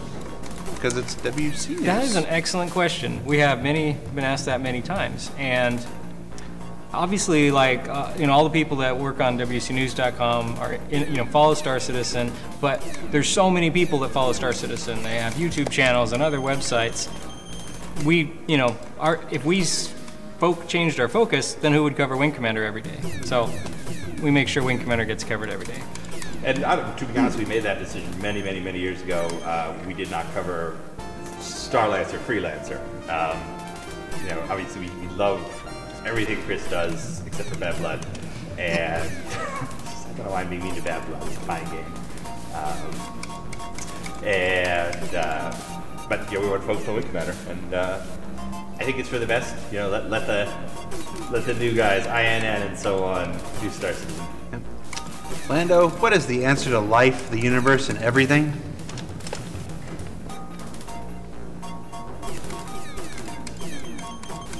A frothy jumped in, by the way. No, I'm killing it. See, look how I am so much I don't less know what the stressed answer to flying a life, Raptor. universe, and everything is, but a cheeseburger would be really nice, actually. Yeah, Raptor's my favorite. Yeah, I like it. I actually like the Raptor than the Scimitar. The Rapier is just too touchy for me. Yeah. I prefer a heavier ship. Yeah, they build up such a mythology about the Scimitar being the slow, lame ship and the Rapier being awesome, but I could see there's a lot of cases where you want the Scimitar. I really like the Scimitar because the game is very different when you play it. The Raptor has tons and tons of power. The Rapier, again, I agree, too touchy, but otherwise, you manage it right, you're really not in that much trouble in most situations. The Scimitar has shields just a little too thin to take a missile hit, so you get your armor burned off 1 centimeter at a time, and Enemy sighted, mon capitan. yeah, it really changes kind of the urgency that you feel when you're flying a Scimitar as opposed to any other ship. I thought that mission was a little too easy. I did appreciate how the colors, Wing Commander 1 is a very colorful game compared to some, a lot of the games, and so the Hornet is bright green, and the Scimitar is this muddy red, and the Raptor is what you would expect for a starfighter. Gray. Yeah, but they were very bold with the limited color palette. I think I might have said this before, but one of the reasons why I remember just getting so attached to the ships in Wing Commander 1 particularly was because they had so much character. There were a lot of games that I played later where there weren't cockpits, and even if there were the options, I would turn off the cockpit because I was playing the game and I wanted better visibility. And so for a long time, I would always just turn off the cockpits because it was easier to play the game. And then I wondered why I just never got as attached to the ships. Well, it backfired. We got what we wanted because when they started making invisible cockpit games, Wing Commander Armada and Wing Commander 3, I think everybody went to invisible cockpits when it was a feature selling point for Kilrathi Saga. But then you get to Wing Commander 4 and Prophecy, and when your beautiful cockpits are no longer an option, something a little bit is missing. I actually talked to Chris about. Oh, look, the Tiger's dog got one. That's awesome. I actually talked to Chris about that. It's been kind of the claim for many years that Wing Commander 4 didn't have cockpits because people didn't like them. People didn't want cockpits, and that claim spread to every other game in the world. It was like, oh, we don't have to do cockpits anymore. The reality is that Wing Commander 4 didn't have cockpits because it had a 10-month development cycle. They had less than a year to make the, at the time, most expensive game ever made. So that was an easy thing to cut since there were indeed lots of people who didn't like the cockpits. But money enough and time, it would have. That was a very easy mission for secret missions. Now that you're in the Raptor. Yeah. Looks like it got a little hot out there, sir. Go back to my place. That's the end of the mission, so we're gonna close the drawing, or the raffle now. So, close the raffle. Mission debriefing.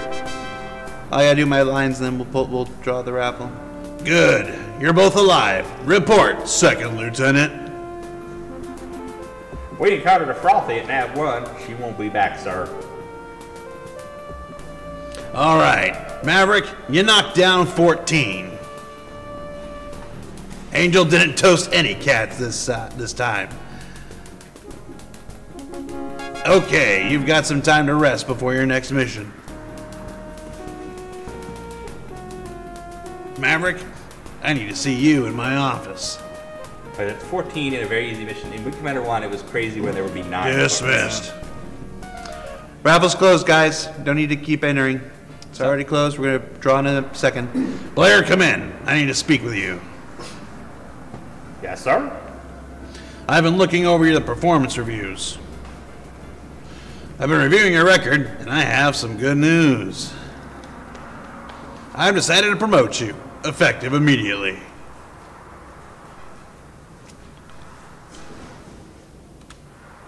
Congratulations. Not that immediately. First, Lieutenant Blair.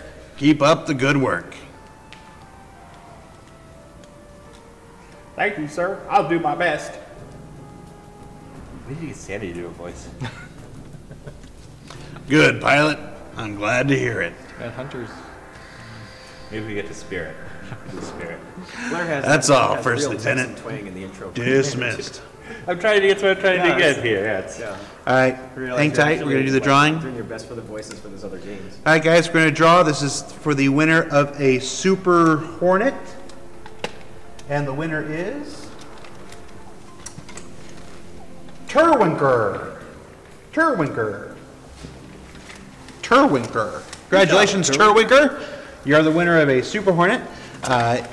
Please send a private message to the CIG Community Twitch account with the email address that your Star Citizen account is connected to, and we'll assign that Super Hornet to you sometime next week. If you don't have a Star Citizen account for whatever reason, you can create one at robertspaceindustries.com and then message us with the email account, and we'll assign your Super Hornet to you sometime next week. Good job, Terwinker. Excellent eye raffling. well, before we continue with the border zone, let's take a break to look at a video. Okay. Can you bring up the video? So in 1993, or 1992, they ported the original Wing Commander to the Super Nintendo. We talked about that last time, about all the changes and the stuff Nintendo required. They serve desserts instead of drinks in the bar, you can't smoke, they cut down ships and missions and so on. So for Secret Missions 1, they did it as a standalone cartridge. You want to grab some Secret Missions 1? We got some over there. Although this is on the screen right now. We'll show you the actual package in a moment. In this case, they actually added things to the game. You know, as an add-on, it could follow right in Wing Commander 1. It didn't need a big cinematic intro. There wasn't any room for that, and so on. For the Super Nintendo port, they actually created a new intro for the game, which we're going to show you now, thanks to a YouTube video from some place called Classic Video Games. Fire when ready. I have no idea how loud this is going to be, guys. Get ready.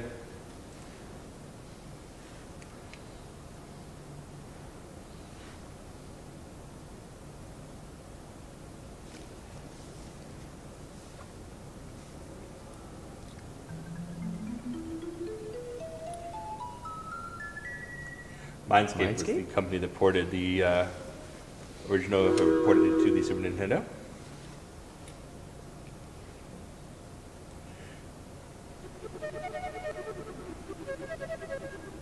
It's all just a stage play. The Vega sector has fallen. World after world is freed as the Karathi Empire flees the Confederation fleet. In a dead run for the safety of their home worlds. The Imperial forces abandon all of their enslaved planets. But one.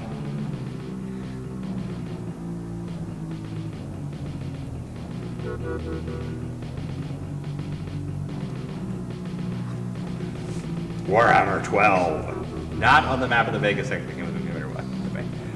Weapons development planet of the Karathi Empire. It is done, my Admiral. The Graviton weapon is completed. Somebody? Now the tide will turn. don't know which one's talking now. Shall the Goddard colony be the first test site? It really could be either.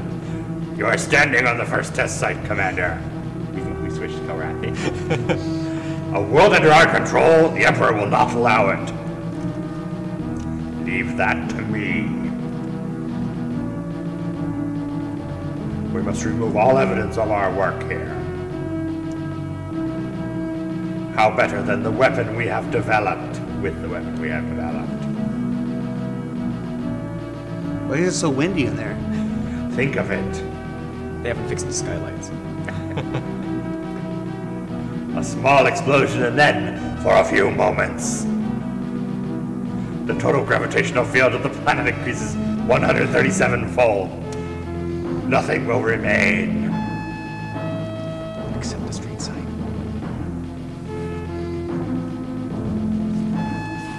Have you received word, my... Let them come, let them come. They will find nothing here.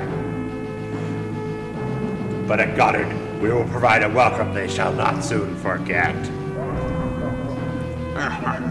Oh, they actually had. Actually had laughter in the game. I can appreciate capes. Interesting thing about the Super Nintendo version, and we'll talk about what that means later, you can pick a skill level between Ace and Rookie.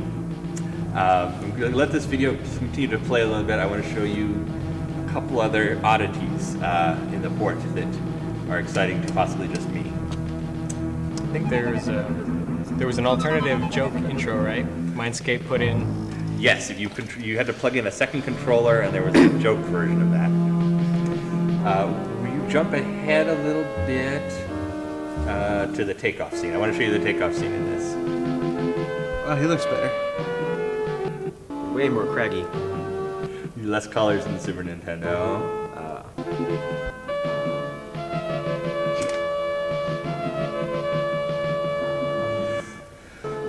So another thing they did on the Super Nintendo version is they took advantage of the cool Mode 7 graphics to have a different takeoff scene.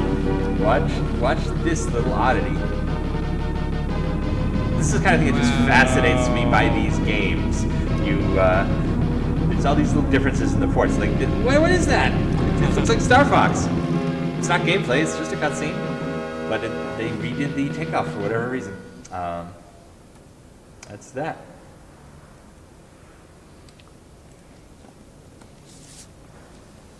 All right, and with that, let's go back to the Vegas sector. Go back to the Vegas. Hold on, I gotta go back to the Vegas sector. Whoa, there we go. Yes. Somebody mentioned that if you, one of the comments was, if you live in a Chris Roberts universe, don't buy a house in Vega. All right, we should be back up and running. Let's talk to these folks. Hello, Shot Glass.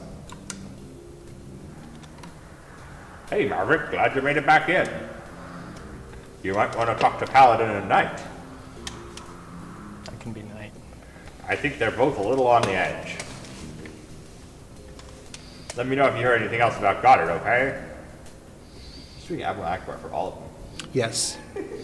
Who's Paladin? I'll try Paladin. I'll be night. Sit yourself down, laddie, and have a drink. There's a question that's been troubling me. The cats were shown no mercy to our people, but if we win this war, what do we do then? What do we do to them? What do you mean, James? Genocide, lad. If we didn't destroy them completely, this war may never end.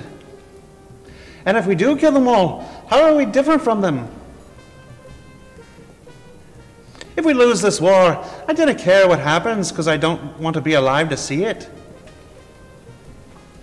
But what if we win? Just a nice casual conversation about maybe we should commit genocide. Let me tell you some of my own dark thoughts, kid. The dark guy. All right, I'm going to walk into your office one day and say that. I've been watching Maniac. He says he's been having nightmares. And I've seen his hands shaking every time he climbs into the cockpit. I think Todd's losing it. He's always been on the edge, but this looks real bad. I'd keep a close eye on him if he was my wingman. Otherwise, that crazy laugh of his might be the last thing you hear. Maybe tell somebody who matters, Nate. I just realizing, I don't think I was doing a Scottish or an Irish accent so much as I was doing Seamus McFly from Back to the Future 3. I'm pretty sure, go back and watch the tape, I'm pretty sure I was doing Seamus McFly from Back to the Future 3 there. Mission briefing, heading into Kilrathi space. Actually, I got At the moment, we're cruising deeper into Kilrathi space. And we just received a coded, tight beam message from High Command. I said message. They're sending a convoy to rendezvous with us, but these ships will appear back at the border, right where we had our last scrap with the furballs. So I'm sending wings to retrieve it. You'll return to that jump point, destroying any Kilrathi that you encounter. At designated jump points, you'll rendezvous with the Sleipnir colony. Draven-class sports, carrying a company of Marines each. Transport is not a long word. As some of you may know, the Sleipnir... Sleipnir? Tapir. The Tapir. Can I call it the Tapir colony? We need all the help we can get out here, people. Don't screw it up. Each wing will escort the convoy to a jump point in Kilrathi territory. After the Reavers jump, then return to Tiger's Claw. If we're lucky, this mission will bring us an additional benefit. The Kilrathi might think that this is the only extensive border attack, and not realize that we're heading deep into their space. Alright, individual wing assignments. He gives the orders for each wing, and then... Epsilon Wing is Maverick and Angel.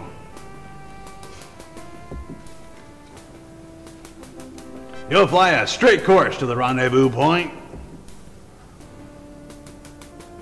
If you're jumped by any Kilrathi, don't hesitate to destroy them. Gee golly, thanks. Rendezvous with your convoy at Nav 1. Escort them back to Nav 2, just this side of the hot zone. That map. When they jump clear, break off and return home. The Reavers have their own orders. They're on a secret mission as well. Referring to the title. Yes, anytime you can work the title of the thing into the thing. If they're successful, we'll rendezvous with them later. Dismissed. Why must we keep fighting these Star Wars? Realizing that laughing is literally the worst possible thing that I can be doing. It hurts so much when I laugh. So I'm going to warn you guys right now, this mission is a little bugged.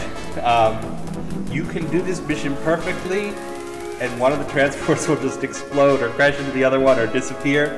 That sounds like a Drayman. The game was not intended to have two Draymen in the same instance. Well, there's the minefield. They can hit mines going back, too. Yeah. Sleipnir, eight-legged horse of Odin the god. Frankly, you're an eight-legged horse of Odin the god. This transport convoy does not live up to the name. It really, really doesn't. Hi, Alexis. Alexis is in chat. Good. Is it really Alexis? Yep. It says, the real Alexis Lesnick. Oh.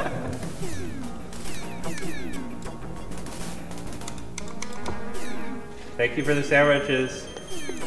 Yes, Ben says thank you for the sandwich, Alexis. The sandwiches or sandwich? There were sandwiches. I ate Sandwiches. one. Oh. You don't want it though. No. It's a low carb sandwich, which is sadly a thing that exists.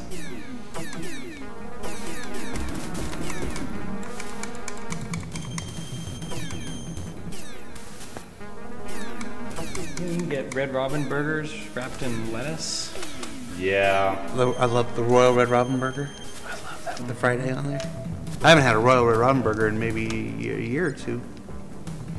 Yeah, I do that lettuce thing. More, you get to have more fries, even if you're not trying to watch out for carbs.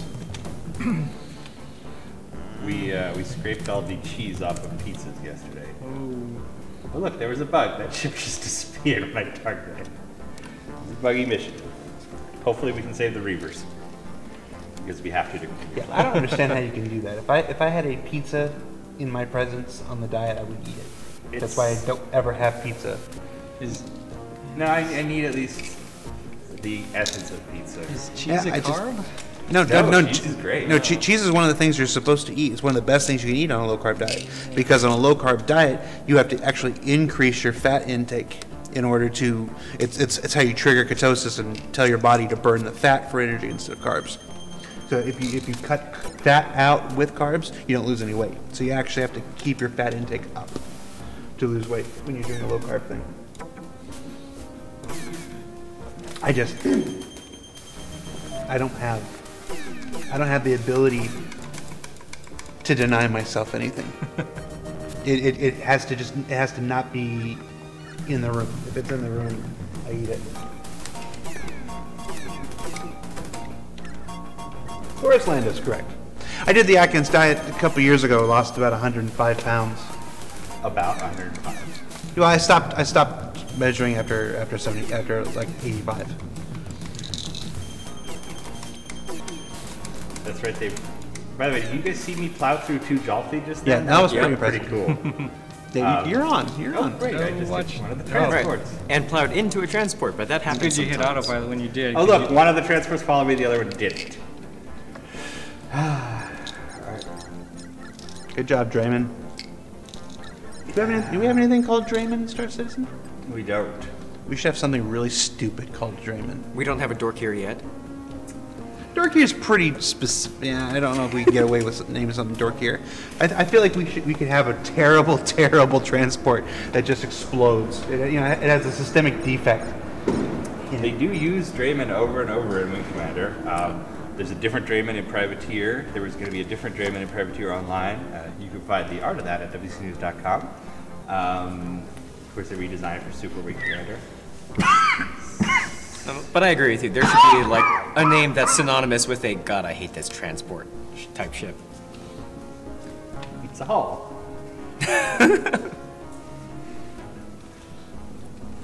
So I do think we've lost a Drayman. Maybe the game will detect that it's fine. It wasn't destroyed, it just disappeared. Wait, did I miss it earlier? You saw it just vanish? It didn't come with us into autopilot. It just pieced out. It's like, I'm fine here, guys. Draymond's You're going where? Hell no, I'm not going there. Okay, well, we'll know as soon as we get the briefing music, won't we? I think you may be able to continue with just one save. But I may be wrong.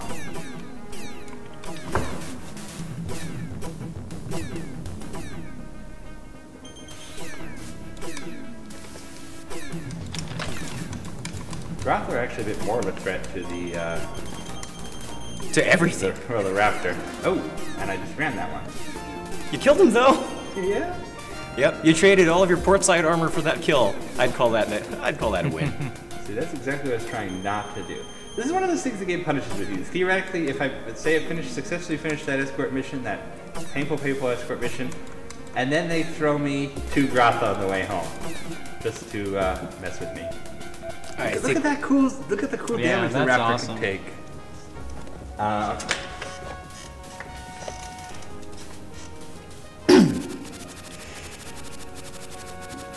Static screen.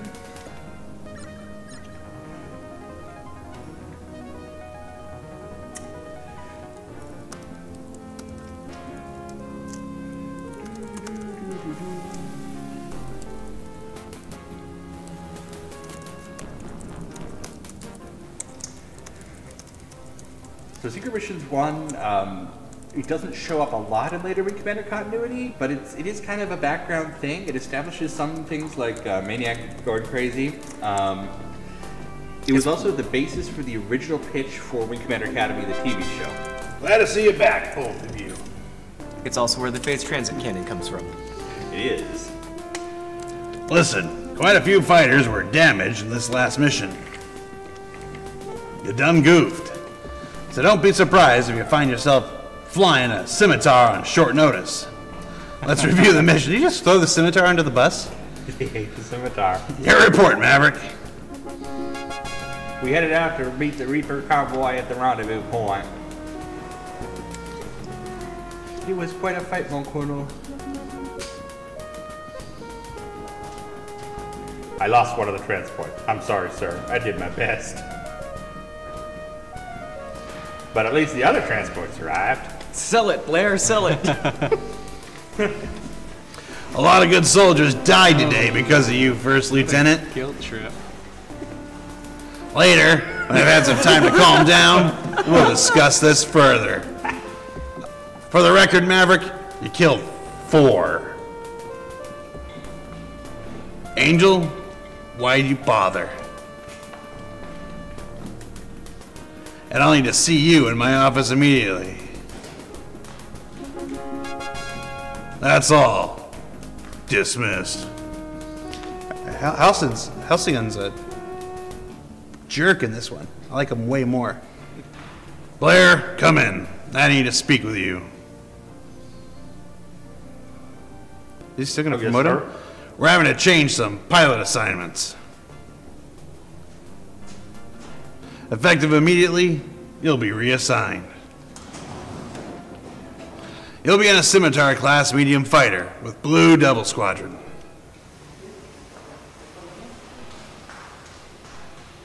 I'm curious, sir. Why? Because you suck. You got 4 last mission. Come on. We've lost pilots, Maverick, and a lot of fighters. Remember when I blamed you for that just a few moments ago? On or about 2 minutes ago? Until we have more fighters repaired and combat ready, I'm gonna need you to slum it with Blue Devil Squad. Add to shift personnel to keep the maximum number of shifts active. Ships.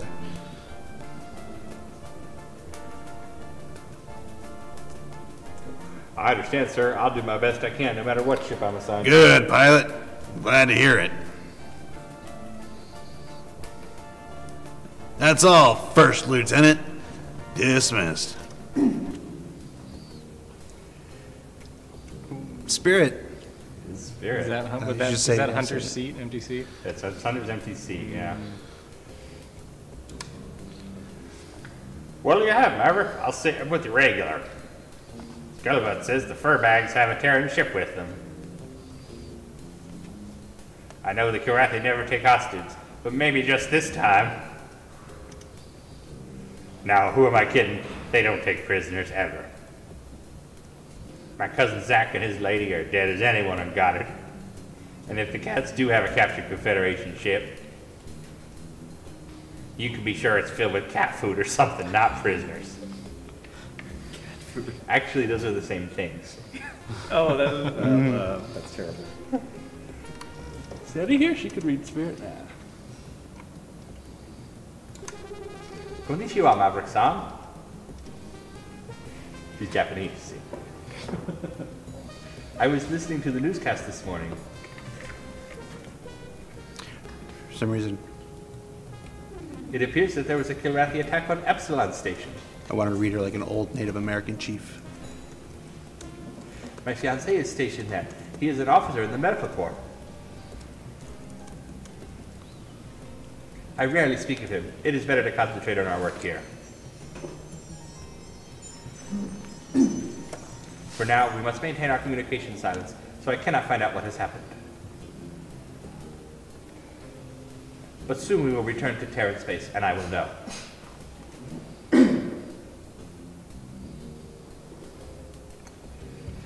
Hope her fiance's okay. Yes, to the person who asked, this is a shirt with ET with an afro. It's BET. Oh, well, this is a new series. We could give out that ship. I'm laughing. Let's give out a Vanguard, the base Vanguard, to go with the Raptor we were flying. All right. We're going to start a giveaway for... We're gonna give away a whole lot of ships. We keep doing that. About 2 hours into this thing. There's 7 series, so 7 ships. All right. Do what the boss man says. Giving away a Vanguard. Let's start the raffle for a Vanguard Warden, right? Warden, yeah. Vanguard Warden. So we are opening the raffle now. So you can enter the raffle with the exclamation point raffle. Please just do it once. Be kind to your fellow Twitchies. Twitcheroos? Entering more than one does nothing more than make me want to find your name in the list and pull it out manually. Because I'm like Colonel Halcyon. So we'll leave this up throughout the next mission, guys, so plenty of time. Don't worry if you're out making a sandwich. We're now in what's codenamed the Midgard system. Everything in this is Norse mythology, all the content code names. With Sleipnir Colony, Midgard system. The whole mission is called Operation Thor's Hammer. Guinevere. Well, that's Welsh. I wouldn't know. It sounds like... Well, Guinevere is Welsh, Guinevere is... But the random captured ship from years earlier probably shouldn't be in the same theme as the content code name. Probably That's not. good. So Midgard is a weird one that, that's the place where the arena cap ship battle happens. Yes, yes. Good morning. There have been some recent crew reassignments. And I'd like to welcome all pilots new to the Blue Devil Squadron. I hope you like flying the scimitars. If you don't... And we have some real trouble. The Karathi captured a Confederation ship at Goddard, the Falstaff, a Draymond-class courier transport, which is carrying information that is vital to our operations against the Karathi. Weapons, design specs, troop movements, tactical maps, that data could cripple our mission. The Cats are familiar with some of our security measures, such as our rigging the databank couriers to blow when tampered with. Odds are good that they're taking it back to their command center, so that their own techs can crack it without destroying the ship. All right, today's mission is to destroy that transport. Now, we will be tipping our hand. I got lost. That's why we'll use a very small task force. With luck, we'll be in and out before they realize they've been hit. 2 wings of Blue Devils will be performing the entire mission. Here are the individual wing assignments. I don't know why the will was all in capitals. It threw me. Maverick, you and Bossman are Delta Wing. Maverick is wing leader. Bossman. Commander assigns other wings. They reach Delta's mission. Head for Nav 1 and destroy any Kilrathi patrols you encounter. Once you reach Nav 1, your primary objective is to destroy the Falstaff. Afterwards, head for Nav 2. We've detected a Relari cruiser there. Eliminate it. And keep your eyes open for fighter patrols and escort ships, Maverick, because the Kilrathi will lose every ship they have to I went too fast. Once we start this, they'll know we're here. This is our one chance for a surprise. Good luck, pilots. Dismissed. So by the way, go kill the ship and, blow up a destroyer on your way home. When I first played Wing Commander back in 1990, 1991, I didn't know about afterburners. I didn't know you could have afterburners. This was the mission I couldn't get through without it. I got here, and I probably played this mission 100 times. I could destroy the Draymond sometimes, but I could not get home. Beat Kurosawa 2 without afterburners. I beat Kurosawa 2 without afterburners. Well, I don't know. I may have gone the Rostov route originally. Oh yeah, Salty versus Scimitar. I think this is the first time that we have fewer guns than the Kilrathi do.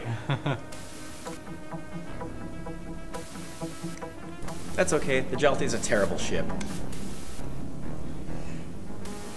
It's just very dangerous to transports. Very dangerous. You go first.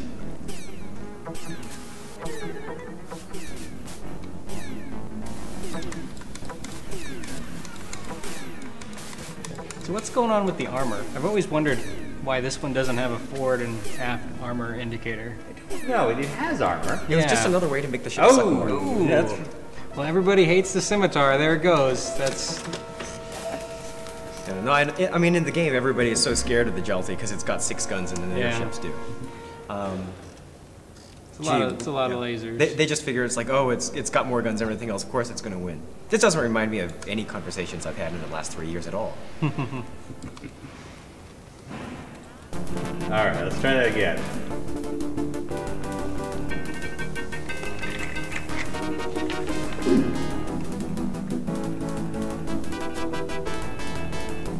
Blame that on the Jalti, not the scimitar.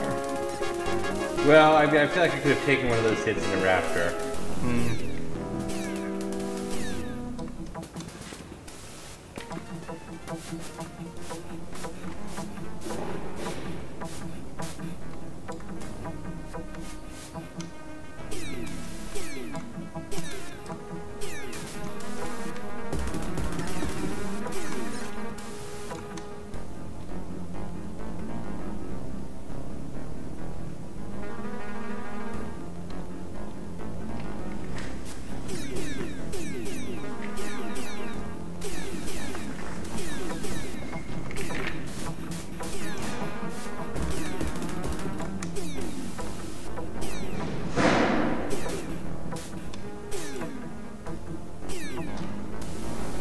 Yeah, it's when the Jalti just kind of seems like it's hanging in space. That's when you got to jump on it, because when it starts, you can get, even though it's a heavy fighter, you can get some momentum behind it. It's hard to chase it. Boss Man is also shooting into that right now. Luckily, his guns aren't as good as these Jalti. Damage they can take. Yeah, it's not just the guns. It is a tough ship. The mass drivers hit hard too.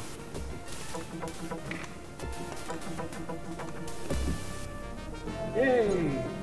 Much better. The easiest part of the mission is done.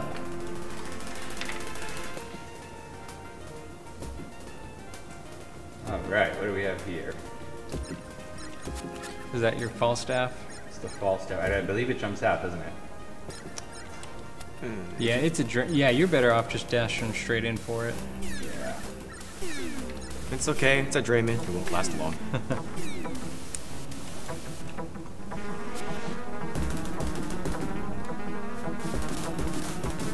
Why is your target taunting you?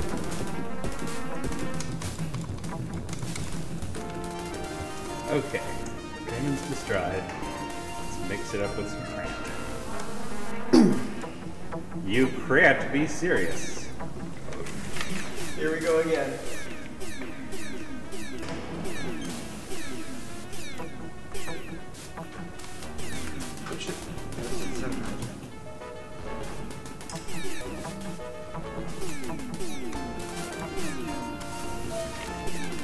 Yeah, there goes my side armor.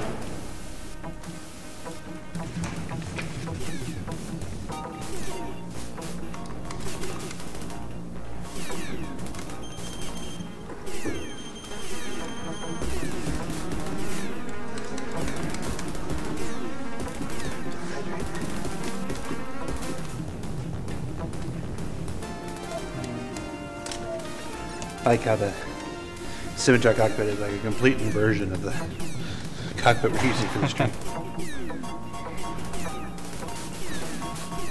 Ooh, you're down to one gun. That's probably going to help me a bit. Because I can avoid these. There's no way to know, but I have to think you probably have no forward armor. Yeah, sure. Probably not.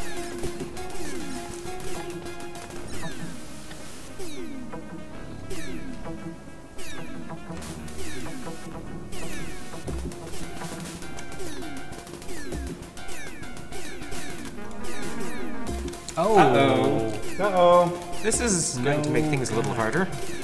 Yes, it is. Yeah, this does not help us stand up for the honor of the Scimitar. No, this is not going well. We're almost sitting. Well, here's a real wire we have to destroy. Probably just. Oh, I'm sure Maniac will figure something out. Was Maniac your wingman? No, No, but he would find some way to destroy it. I think you can make it without. If you can make it back to the clock, I think you can keep going. No, we've got a destroyer to take out after that. I know, but I don't Is that part of the mission? I don't think or- it's a wedding requirement.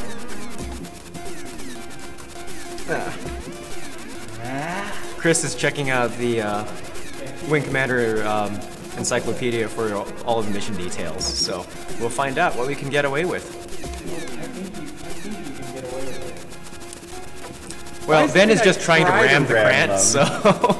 When I'm not trying to ram them, there. Ah! No, that was a purpose.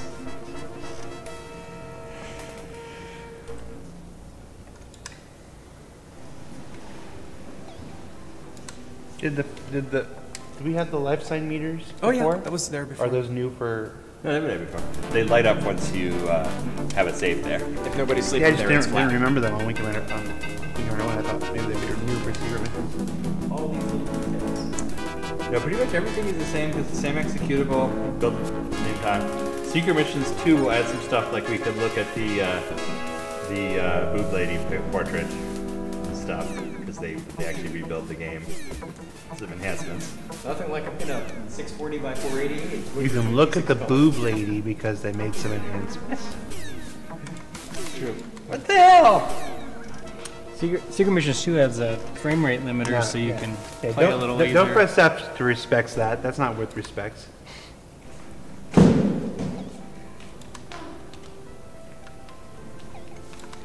I'm gonna do this. Yeah, we can't give away the ship unless you beat the mission. Yeah, we're gonna have a lot of entrants in the ship. Captive audience. I appreciate their mission designers at this point, though, kind of experimenting with their tools. You know, there's no missions in the original Wing Commander where you have to blow up a dragon. There's a good mix of narrative and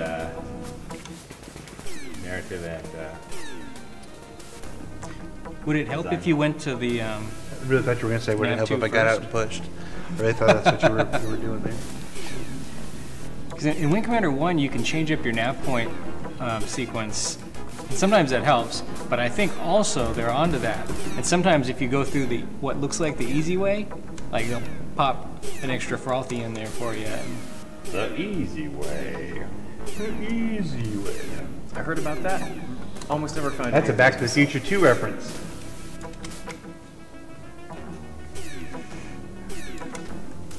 Yeah, I've never forgotten that reference. Just the way they say it makes it stick.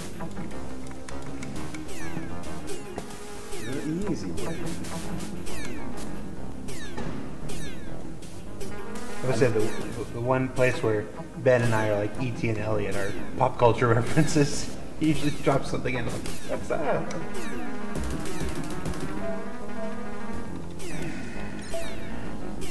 Also making each other buy things. Yeah. We're really good at making each other buy things.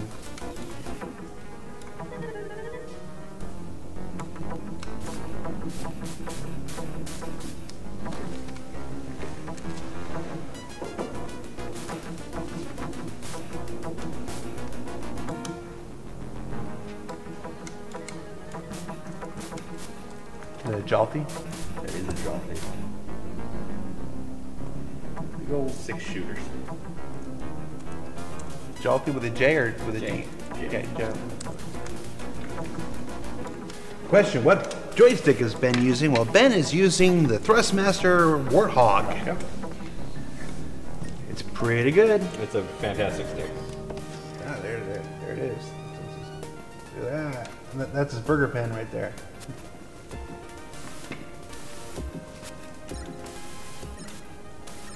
Okay, back at the Falstaff. Let's take it out first because it's gonna jump. By the way, 3,000 meters is the range for these guns. Ooh, And rammed it. then I hit the transport. That was one thing that almost seemed to happen a lot. It was a sprite engine, so collisions sometimes tended to pop right in out of the blue, right in your face when you think you were clear.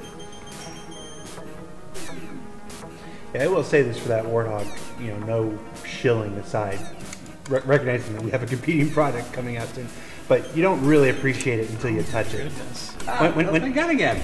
Once you grab the Warthog, that joystick, you're like, whoa, that first time. It's impressive. Very heavy.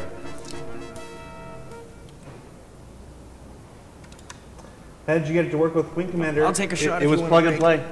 I plugged the joystick in. Of course, if you and did really just wanted to destroy that absolutely transport, zero it's all config. yours. So I think the support is just built into the GOG version of the game. Yeah, GOG is set up for a DOSBox, I believe, is set up. So that DOSBox. A USB joystick will work fine with Wing Commander. Last time we tried to use a The Black Mamba. Black Mamba, which did not work very well.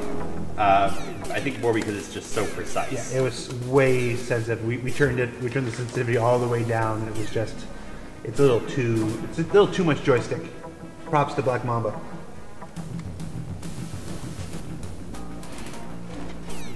So I think you mentioned it in the last live stream, but the Jaltis are they get changed up quite a bit in on the Super Nintendo. They just become green salties. Yeah. And then where that plays in with the secret missions is they put a green salty, also known as a Jalti, on the box. Again, doubling down on one of these differences. They put a poster, an amazing poster of this green Jalti salty in the box.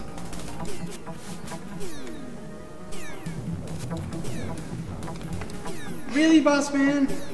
I mean, I understand how hard this is.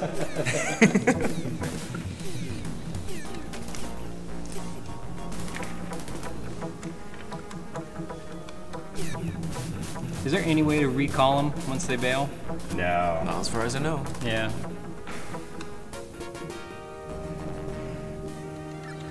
Help! They're shooting me to pieces.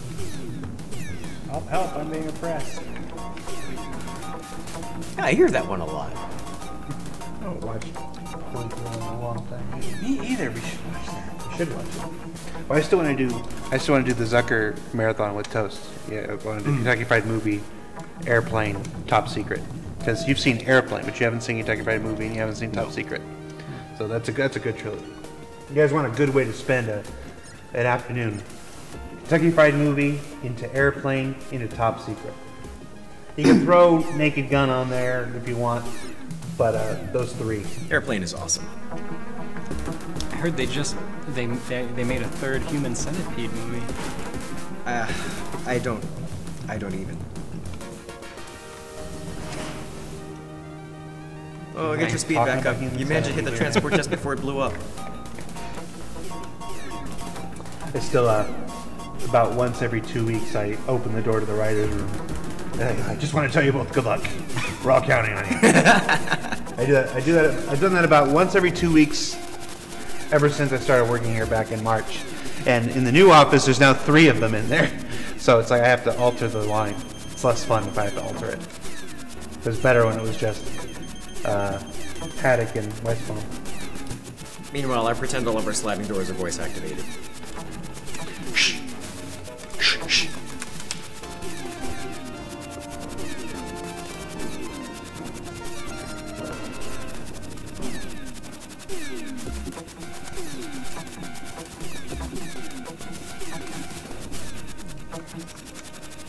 Stream is down. What? You check it? Yeah. Oh, your laptop's right there. You just have it on your laptop right there?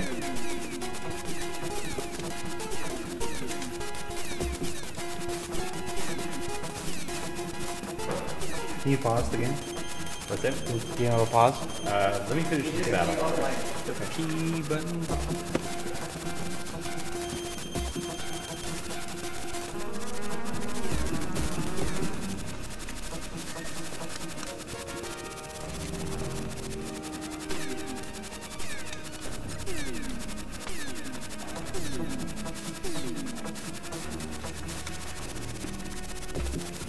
Yeah, it says we're still recording, so. People are reporting that the stream is down. So we'll get this back up as soon as this mission is over. In the meantime, I think we're still recording locally. So this part will live on in posterity. Yeah, it would be a shame if people didn't get to see me lose this mission. That was good times.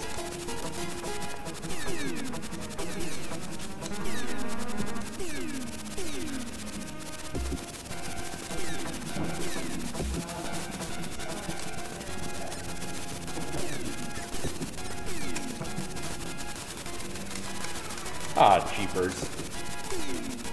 Crumbs! Lost the gun again. So I'm going to eject. Okay, I'll tab. Oh, yeah, I'll tap over. Why is ejection still? Why hasn't it killed me? What you don't know is the other enemy ship has no guns left. No, there we go. Yeah, same mission, he's ejecting, killing himself. I've lost all my guns. The problem is this. Yeah, don't know what that was because we're still broadcasting here. It wasn't showing drop frames. It was still doing our local recording.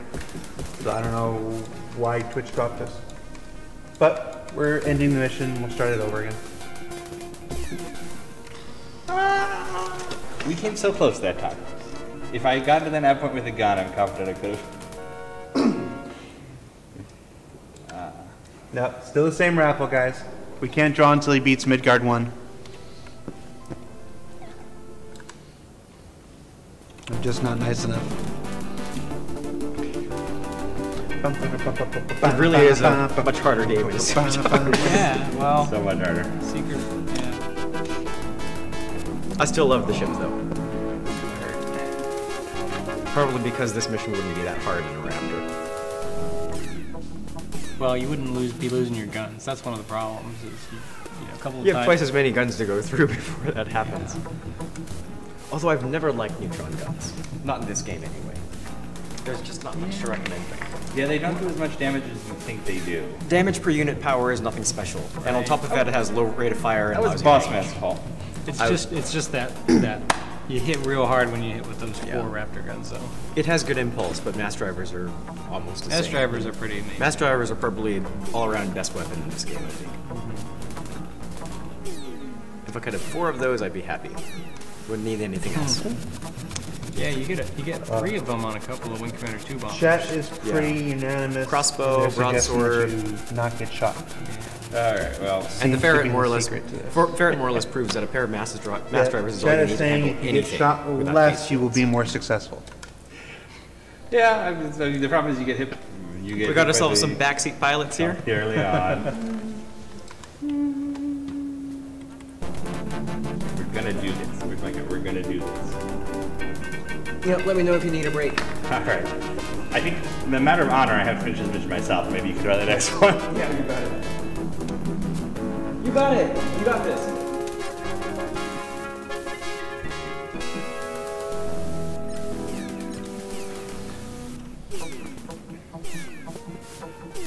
Okay, at least there's no Endeavor at stake this time, right? That's the thing, you know. Ben's the big game player. You know, when the higher the stakes are on the line, that's when he rises to the challenge. This is like, he's like, yeah.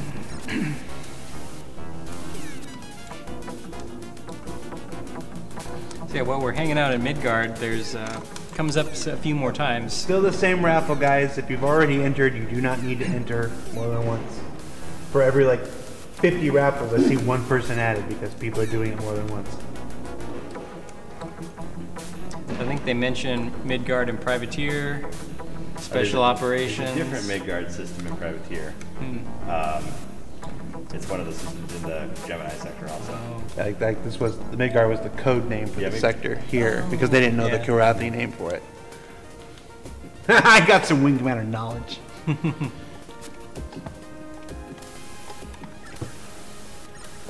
And Border Zone is a funny one because they say border zone is like, it's not a border zone, it's border zone system on the map. Yeah, the people doing the later permanent map, like a very literal. I pulled away before that. That was. I can do this. I can do this. This is what Lando would look like with my hair.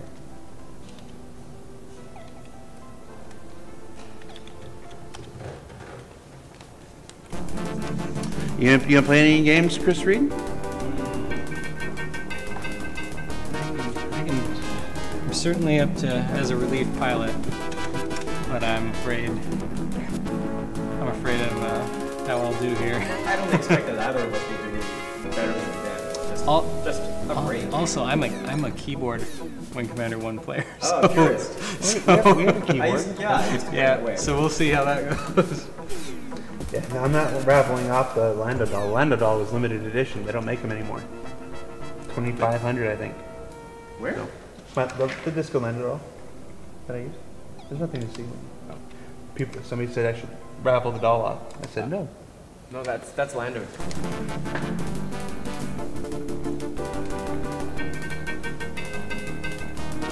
It may be included in one of the new sets we're building. But also, that's not a promise anyone really cares about. I care. Star Wars. I appreciate that was a Star Wars reference, but I was too busy trying to get a slide in. This is Ben's Waterloo. Yeah, I think Ben's Waterloo is still to come. And Wing Commander 2. This is too early to be a Waterloo.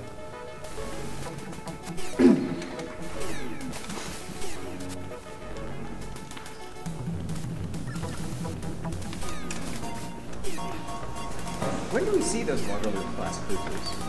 Very rarely. I mean, the Gettysburg is one. Yeah, I mean, And the A-Corps.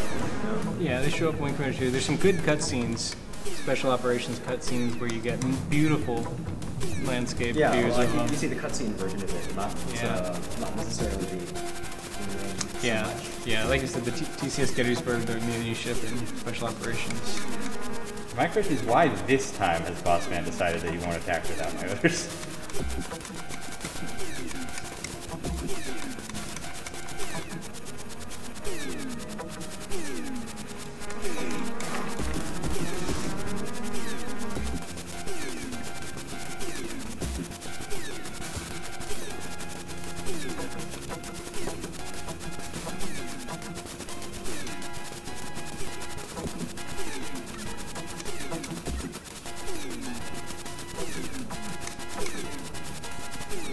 Well, that was quick. Jeez. Silver balls. Silver balls. Ow. He was attacking him the way he was complaining. No, right? I thought the same thing. Despite all the damage, at what least is you have all Sandy your doing? weapons. Sandy is unpacking. Sandy is actually working. Because she's the boss.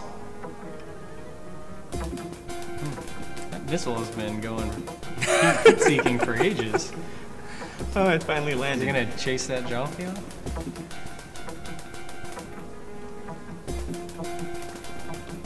Did you get that job, there, Boss Man? Can you tell?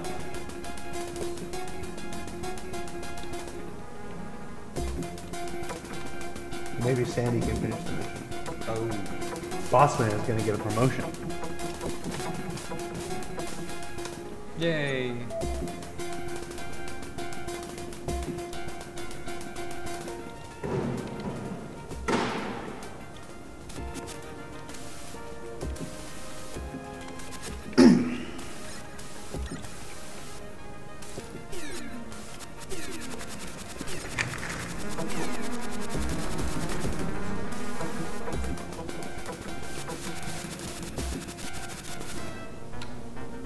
What was that? What hit me? I looked away for like a second. There was nothing.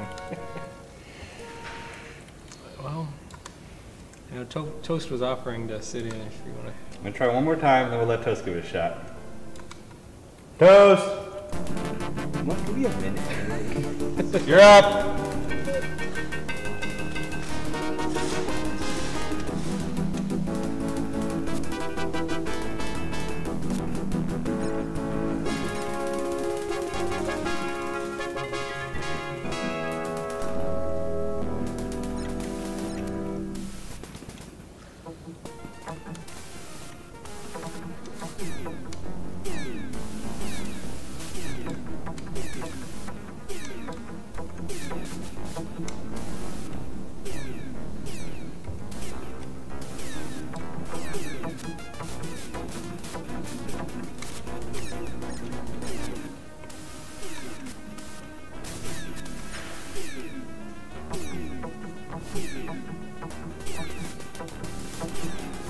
Ben, when was the last time you played this game?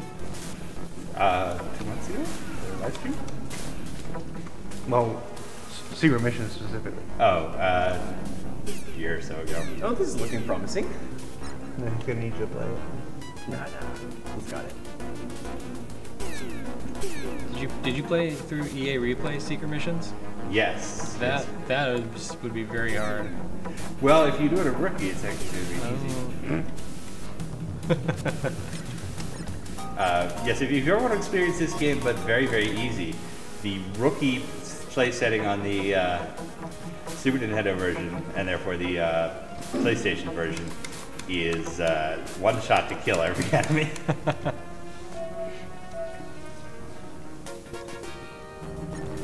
Yeah, you can buy that in the European PlayStation Network store, right? They're about to stop selling PSP games online. Do it now. Do it now if you want.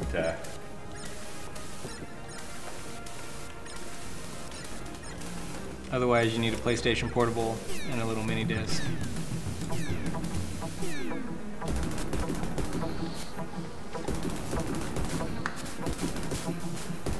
because I never owned the computer and I only had limited time to play at my friend's house, I never actually learned how to fly. I just used the keyboard shortcut that lets you insta-gib anybody you had targeted.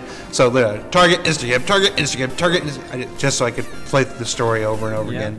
Because I had a limited access to Wing Commander 3 and 4. I think that's very common. I never learned to be a good pilot. Some games like Privateer, you had to play through Privateer or else you wouldn't earn your money.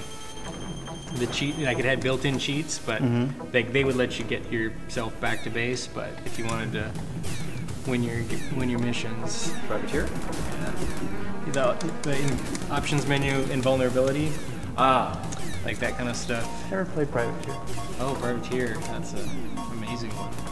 The live stream to get your ship all decked out. Yeah, that seems like a game that's just a little too long to live stream. Privateer is very long. Yeah, even the storyline. Yeah. I mean, you just have to like traverse. Yeah, never mind that you could play the game forever if you didn't follow the storyline. But there are just so many series of missions. Yeah. Yeah. I love Privateer. The only thing I didn't like so much about Privateer was the projectile speed. It was weird. It got to the point where I got used to leading a target 3 screens off. Yeah, I think I just always had such a slow computer. You know, you're just kind of in a steering around. I mean, considering how cheap missiles are in Privateer, the missiles are great. Yeah. You load up, you get 20 of them, and you get double launchers on some of the ships. Just go boom, boom. yeah, just do not take too many missions at once and you can get through it. Even if you're allowed to. Giving you victory music when still people trying to kill you? I scored a kill. That's Every victory counts. Well, I don't know, man. How do you get through a workday? Ben. yes. No, I was answering toast. Okay. Do you have your brilliant patch? No. No, I was at the boss. Alien planet.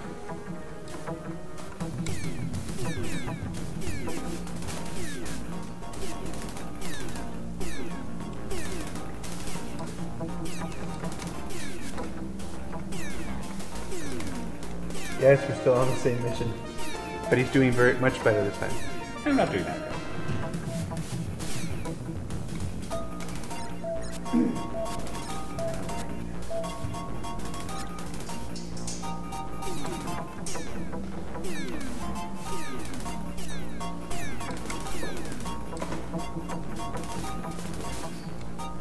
Yeah, it's interesting. I mean, this is a mission that screwed me up my first playthrough all those years ago. Here it is again.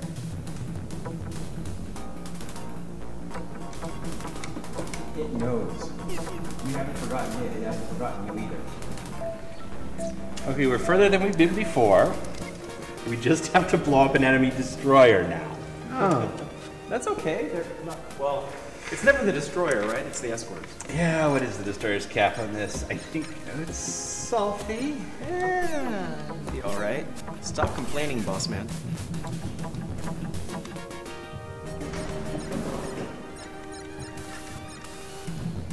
Lesnick, he's our man. If he can do it, we get a ship. You get the ship anyway. I promise we'll give away the ship no matter what happens.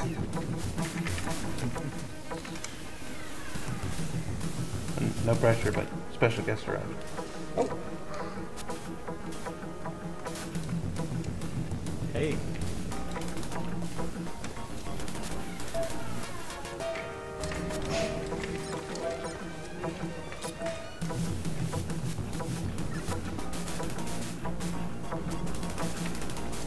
Oh, man, you really should listen.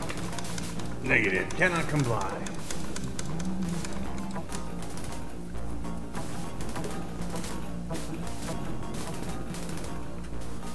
Oh, he is chipping in. Yeah, and he's got both his guns and his shields are good. This might be it. I see myself ramming into that Rolari.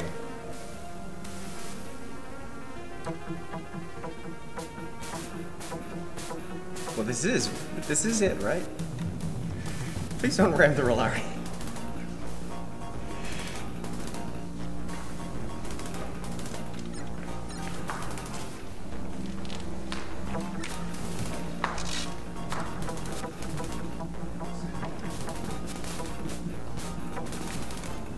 Oh, Good Rolari. Okay. big sigh of relief. Please tell me there's not an asteroid field or a minefield. The Tiger's Claw's not under attack. For Gratha. Please, please let that be it.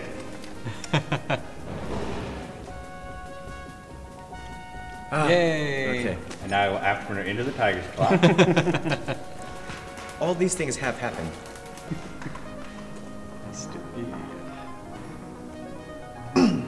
I'm kind of nervous that you're kind of coming in at an angle. All right, we're closing the raffle, guys. Yes.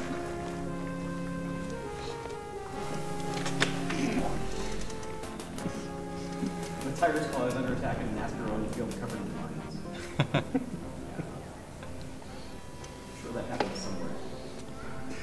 Looks like it got a little hot out there, sir. I make it look easy, right? Really? Mission debriefing. Welcome back, First Lieutenant. Good flying, boss man? Like he was asking. Not bad, sir.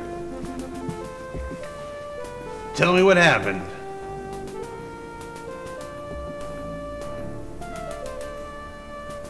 Yes, sir. We launched and started towards Nav 1, where we engaged the enemy and destroyed the Draenei. What'd you do with his eyes there? And we met with a Radari in Nav 2. It was tough, but she's history, Colonel. Was tough. Was tough. From the flight recorder, I see that you took out 10 Gilrathi ships, Maverick. Feels like more. Boss man didn't stop any of the ships. It feels like more because it's actually more like 100 overall. Good work, First Lieutenant. Your success is dismissed. All right, raffle's closed, guys. Drawing it now, the winner of a Vanguard Warden is... Yeah, make sure you save. Ramar! Well, congratulations, you won a Vanguard Warden, Ramar. Please send a private message to the CIG Community Twitch account with the email account that's associated with your Star Citizen account, and we'll attribute your Vanguard Warden later on next week. If for any reason you don't have a Star Citizen account, you can go to robertspaceindustriescom, register your account, and then private message us that email address, and we'll do it just like we did it before. Thanks, Ramar. And pick up a game package, please, if you haven't. Yeah, also, It's what, a standalone ship. in this hypothetical situation, why aren't you backing Star Citizen?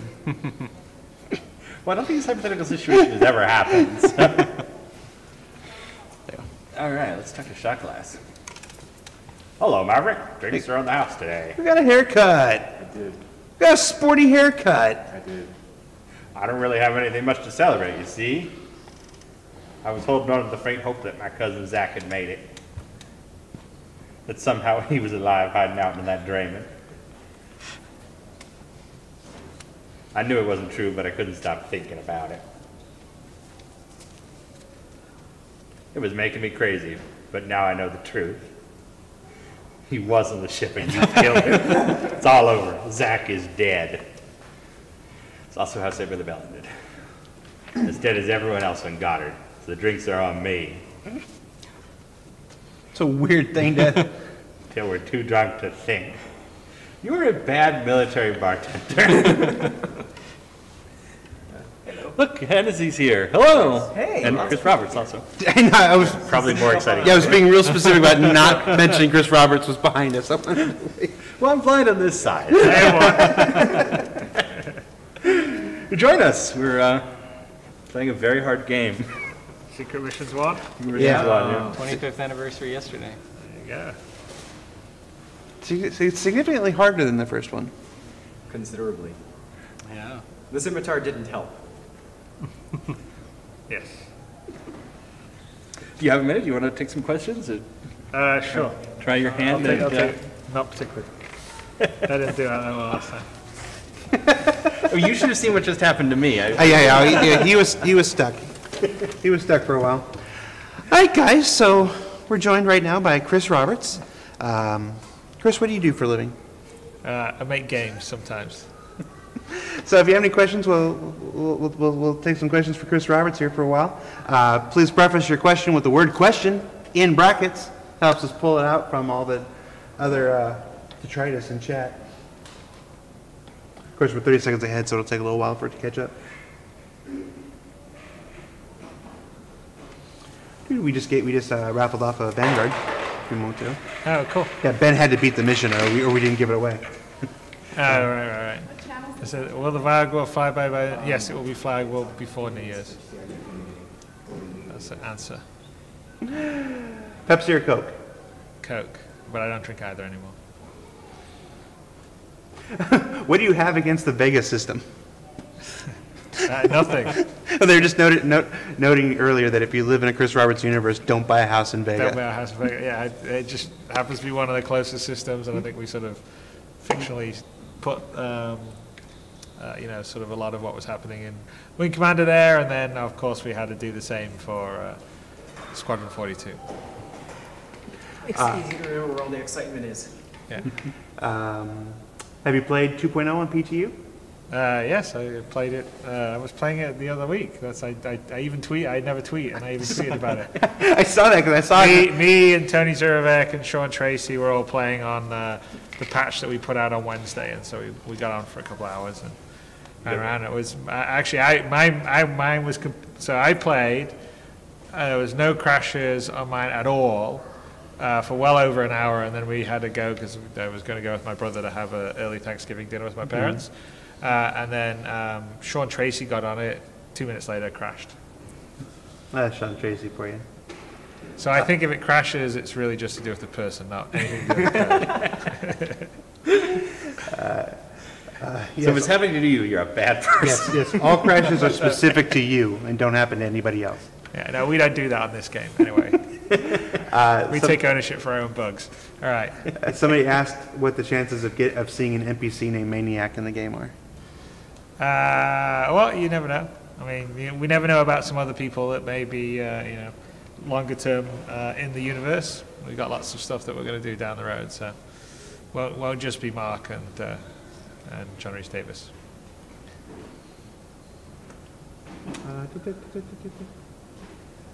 What's it like to create Wing Commander and then a couple years later to be creating Star Citizen? Any major differences in the experience? Well, it's a little more than a couple of years later. That's the first thing, yeah. So, what are we talking? 25th anniversary here. So no, I mean it's awesome to come back to building a universe and a world, but with like a lot more resources and a lot more technology to be able to do it. So, one of the reasons why I also like movies is just I like world building and I like really detailing a world out. But I actually feel now with what we're doing with Star Citizen, I can do it better than you can do in any film. So we can build out every nook and cranny of the world, and ultimately people will get to adventure around and experience and feel like they live there, and that's awesome. So yeah, I'm having a blast with Star Citizen. Yeah. Plus you have us this time, so it must. And we have you. It makes it much better. Why are we still looking at the bar? Because we're talking to Chris Roberts. Oh, you mean why didn't I switch the cameras? I was wondering that too. Well, because I was talking to. There you go. So do you remember how Secret Right, Missions which came camera am I about? looking at? This one? That one. Oh, that one. Ah, see. So it's tricky. There's like two cameras. Yeah, Who knew? I'll move this over there. There you go. Ah, there you go. Much easier. What tech are you most excited about for Star Citizen? I know you want to tell them right now, but let's wait for the live. Oh, yeah. Yeah, wait till the live stream. How about that? There you go. What tech besides that are you most excited about? I really like the zone system.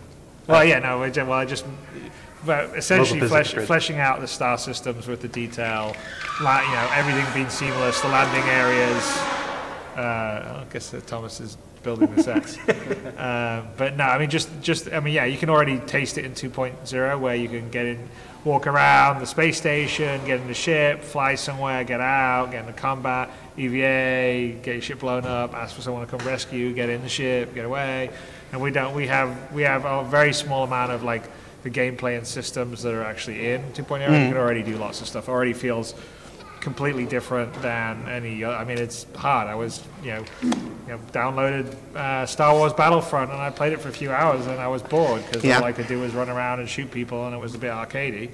And I sort of wanted to be able to go and do more and go to more places. And so I actually think 2.0 is sort of like a really great ground zero, because it sort of gives you the idea of what the possibility of being able to sort of go seamlessly between all those, kind of game styles that used to be separate games, but they're not. And just imagine that with the detail we're doing as you add more locations to visit, and I mean, we don't even have the space stations with NPCs on right now. So imagine NPCs having conversations with them, telling you if they heard a derelict out in this asteroid field that you've got to go search for. I mean, there's, it's the stuff that Dreams made of. It's pretty cool. I saw a video the other day. Somebody had gotten one of those Big Benny's vending machines into their 300, and we're taking it around the. No, I know, it's amazing. I love the videos. It's like, that's actually one of the reasons why we didn't want to put too many rules in place at the beginning, is just get it out there and just see what people do, and then that kind of helps inform sort of the things we'll probably like work on first, or okay, well, this is kind of not fun because people are doing too much griefing this, so we'll try to fix that, or let's give them some gameplay that's more along these lines because people are doing that. So I was pretty impressed that there was various containers and crates that I saw shoved up into Avengers and flown away. It was pretty good. Chances of Jared voicing a wingman with the call sign Red One? If Jared wants to do it, we can do it. We have lots of NPC characters in both Squadron 42 and Moby and Star Citizen. Will there be a spiritual equivalent of the great state of Texas in Star Citizen? I don't know. I mean, we're going to have Earth, but I don't think you're going to be. We won't have enough detail. What are the three? There is a new Austin, if that's enough. There is a new Austin, yeah, but I don't think we have it as a landing zone at the moment. So, where is New Austin anyway? You guys? Terra? Is it on Terra? Do we put it on Terra? It's on Terra, yeah. Maybe that's where we put Origin. I think that's where we put the headquarters of Origin. Yeah, I trust Toast. He knows those things. Yeah, where's David Haddock when you need him? No, I think we actually put the headquarters of Origin in New Austin for the reference to Origin systems, obviously. I guess Angeli Prime is here, right? Was Wing Commander considered high fidelity for its time? Yes, I hope so. This blew away everything at the time. I mean, all the little touches, the cockpit exploding instead of actually having like a damage meter, or the hand moving on it. This was not like anything anybody had seen at the time. Chris, did you enjoy your time at the Game Awards with Mark Hamill?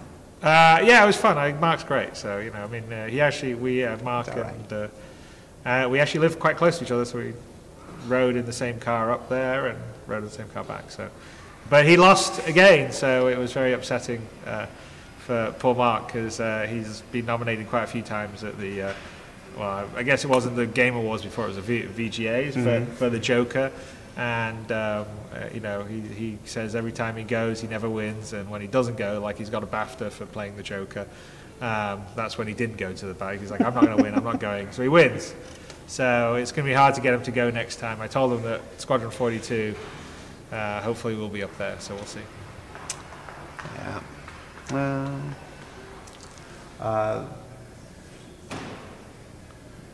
Looking for Wing Commander questions. It's a Wing Commander live stream and all. Did you see anything at the Game Awards that piqued your interest? Not really. The Far Cry Primal was a bit interesting, mainly because it's essentially that's a version of CryEngine, because it was the Far Cry then became Crysis and stuff like that, and then Ubisoft took the engine and did their own development of it, but you can sort of see similarities in some of the stuff. But that kind of looked interesting. To be honest with you, the Game Awards were, I don't know. It didn't. They felt like they were more like they had the No Man's Sky trailer last year. Was it last year? Yeah, it was last year. I think it was 2 years ago. Maybe it was 2 years ago. Anyway, whatever. Whenever they're that they seem to have some more interesting new reveals. There didn't seem like to be a lot of like new things you saw. I mean, you had Tim Schafer announce doing Psychonauts 2, which was cool. But in terms of like new things to show, I think maybe the most interesting one was the Far Cry Primal, just because it was kind of different. Is there any chance we could see Star Wars early because you're such good carpool friends with Mark? No, we can't. I can't actually. Mark's very good at keeping it. There's actually quite a lot of people that work on Star Citizen and Squadron 42 that have there are in Star Wars 7 and are working on Star Wars 7. So like quite a few of the people designing all our ships of designing ships for Star Wars, and obviously we have quite a few actors that are also in Star Wars. And Imaginarium did all the motion performance capture for Star Wars. So yes, ostensibly we should have more background information, but I wouldn't be the right person to ask. Really, it's Hannes. He's our director of cinematics, and he's the biggest Star Wars, maybe even including Jared, the biggest Star Wars fanboy. No, he knows if you ask him what's happening in Star Wars 7, he's already whatever rumor, leak, he's got it. Is Hannes a bigger fan of Star Wars or Gillian Anderson? I would say it's pretty close, but maybe Star Wars. Yeah. So yeah. I suppose because tales of his fandom have made it all the way over here. Yeah, no, Hannes is, yeah. He was very the day before Mark was shooting, he had to make sure that all our little previs was perfect for Mark, and it was all great. And then we all went out to dinner towards the end of the shoot, and Hannes came along, and that was probably one of Hannes with Mark. So that was kind of one of Hannes's. It was good. There was a question about Wing Commander driving upgrades of video cards. Do you see Star Citizen doing that? Yeah, no. I think so. I see that in the chatter, like PCs, and so I mean, yeah, we have a deal. Like we have a deal with AMD. And they wouldn't be doing a deal with us if they didn't think that Star Citizen was sort of pushing high performance stuff.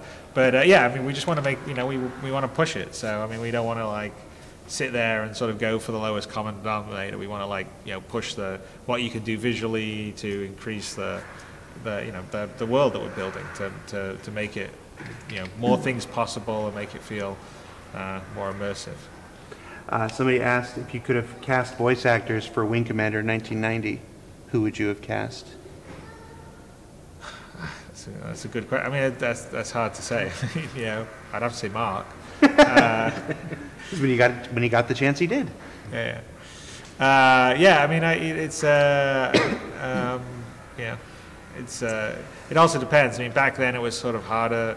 I think now because games are much bigger and they're much more part of just popular entertainment, and so they're not when I was first doing Wing Commander, it was games were a bit more of a niche, and so getting actors to be interested and pay attention was very different then than it is now. Now you can pretty much everyone's oh yeah, I'd like to do something like that. That's cool. That's different. That's cutting edge. And yeah, I think it was much easier casting, for instance, Squadron 42 than say back in the day doing sort of the Wing Commanders. Yeah, if you want to hear voices in Wing Commander 1, the Sega CD port has a full voice cast, but they are not what you would call professional actors today. Are they as good as us? Well, we had the the speech pack was it was basically several Origin people, like Martin Davis playing Admiral Tolwyn. But yeah, we've upgraded since then. Not that Martin didn't do a great job, but yeah, that wasn't his day job. What else? I have a copy of one of the Wing Commander books that had signed by Malcolm McDowell and David Warner. I really need Martin Davis to sign that too. The complete, the trifecta of Tolwyns. The question was, what aspect of Wing Commander would you most like to see updated for Star Citizen? What aspect? What do we mean by what? That's the question. Yeah. Well, I mean, I'm looking for Wing Commander questions.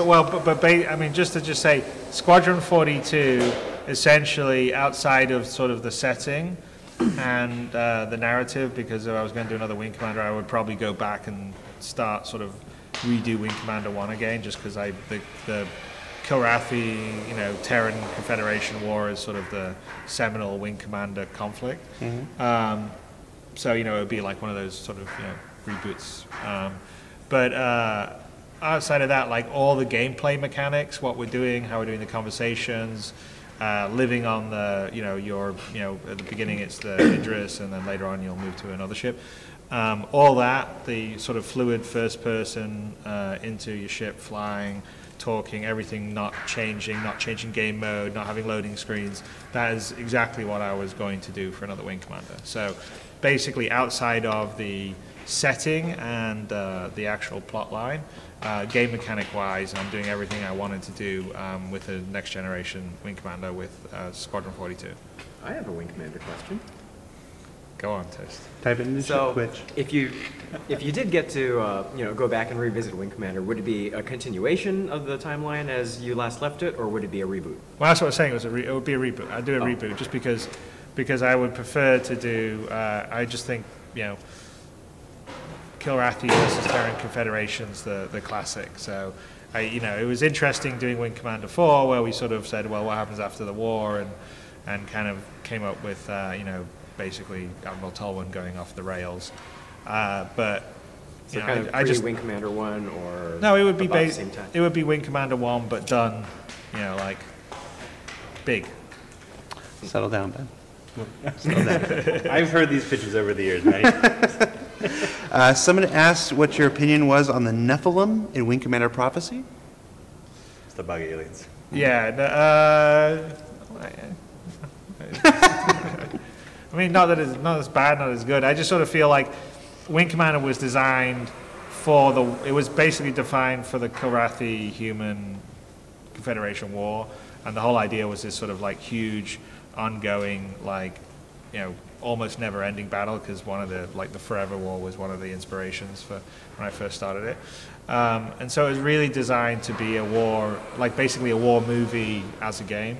And so, after that's done, then we sort of, you kind of sort of felt like the DNA works best when it's that. Here's the bad guys, here's the good guys. It's like why World War II movies or games work pretty well, right? You like the Nazis are bad, the Allies are good. It's pretty simple. And so that for me, it would be fun to go back and revisit it with, the kind of detail and fidelity you could do. I really like the direction Wing Commander 4 took. I would not have predicted that back in the day. I was really pleased with that. The grayness. Yeah. Well, I don't know how old I was, 15. I was like, wow, it impacted me. The Wing Commander kill board was awesome. Any plans for something like that in Squadron 42? Well, I think the only difference is that we will definitely sort of have kind of the equivalent of the sort of pilot kill board. It's just that, for instance, in Squadron 42, you're on a small ship at the beginning, so it's not like there's a huge, massive squadron alongside you. Later on, you will be on a bigger ship, but it doesn't necessarily, because in the beginning of Wing Commander, you're on a big ship from the beginning, so I'm not sure it'll necessarily be relevant the same way. But we'll still have we'll have it in, of course, as well as the scramble and all the rest of the stuff. What year did Wing Commander 4 come out? 1996. I was way older than 15. I don't know what I was talking about. So Lando's that young? I'm like, I don't know how old I am from 1 minute to the next. Like Wing Commander, will we have access to a bar in Squadron 42? We got the Million Mile Head Club. I think they meant it's going to be like a bar on the well, there's definitely a bartender. So depending on where you're based, there are different areas. I mean, there isn't necessarily a bar per se. So there's the mess hall where people can go and socialize, pilot ready room, and depends on the ship, because there's a couple of ships you'll be based on during Squadron 42. So there'll be the same sort of social hubs, but you're much more free to travel the ship. So you're basically, when you're on a ship, not flying a mission, it's like, you go where you want to go, and talk to different people. So you can go down the hangar deck and talk to people on the hangar. You can go find people off duty in the mess hall, or find someone off duty in the shooting range, shooting guns, talk to them. There's all these different locations you can wander around and sort of interact with the crew. I'd love it if you could get ice cream on the aircraft carriers. Yes. I see you trying to cloak your Banu merchantman question as a wing commander question. I'm not falling for it. We did take the term merchantman from the Wing Commander movie, which was had the diligent merchantman, or errant class merchantman. Why did the Tiger's Claw name change between the game and the movie? I asked him that I know. thing recently. It's for the Ben for the chairman. What do we do for it? I can't remember. Tiger's The Claw. movie is Tiger Claw. and Yeah. in the This is game the it's Tiger's possessive. It's Claw. Tiger Claw instead of Tiger's Claw. Ben asked you at the end of that big Ben for the chairman when you got back from Yeah, I Squadron can't. I 43. honestly can't remember if You there could- was. yeah. I couldn't. I'm not sure it's deliberate actually. I've been looking back at the earlier drafts because we found a whole bunch of drafts of the script. In the first one, it's still Tiger's Claw, and then later on, it becomes Tiger Claw. So it must have been some post-Chris Roberts correction that just got stuck there. So is there an eagle talon out there and not eagle's talon? Yeah, I don't. To be honest, with you, I don't. Yeah. We asked this one at the last live stream that we did for this, but obviously we have many people who didn't watch. Why cats? Why cats? Why cats for the Kilrathi? Well, I think. Do I always get this question? It's like, yeah, I'm Yeah, a got lots dog of person, but yeah. so cats are bad. No, no. I mean, essentially, what I wanted to do is, at the time when I was like very first like mulling around Wing Commander, I wanted to have an alien race that you would fight against, and then so the defaults are okay. There's an insectoid one, there's like a reptilian one, and so I didn't want sort of the kind of the sort of stuff you'd seen in Starship Troopers or whatever. And I sort of felt like, well, I wanted, and the model was really like World War II in the Pacific, and so the Kilrathi, they're based on the Imperial Japanese Navy in Japan.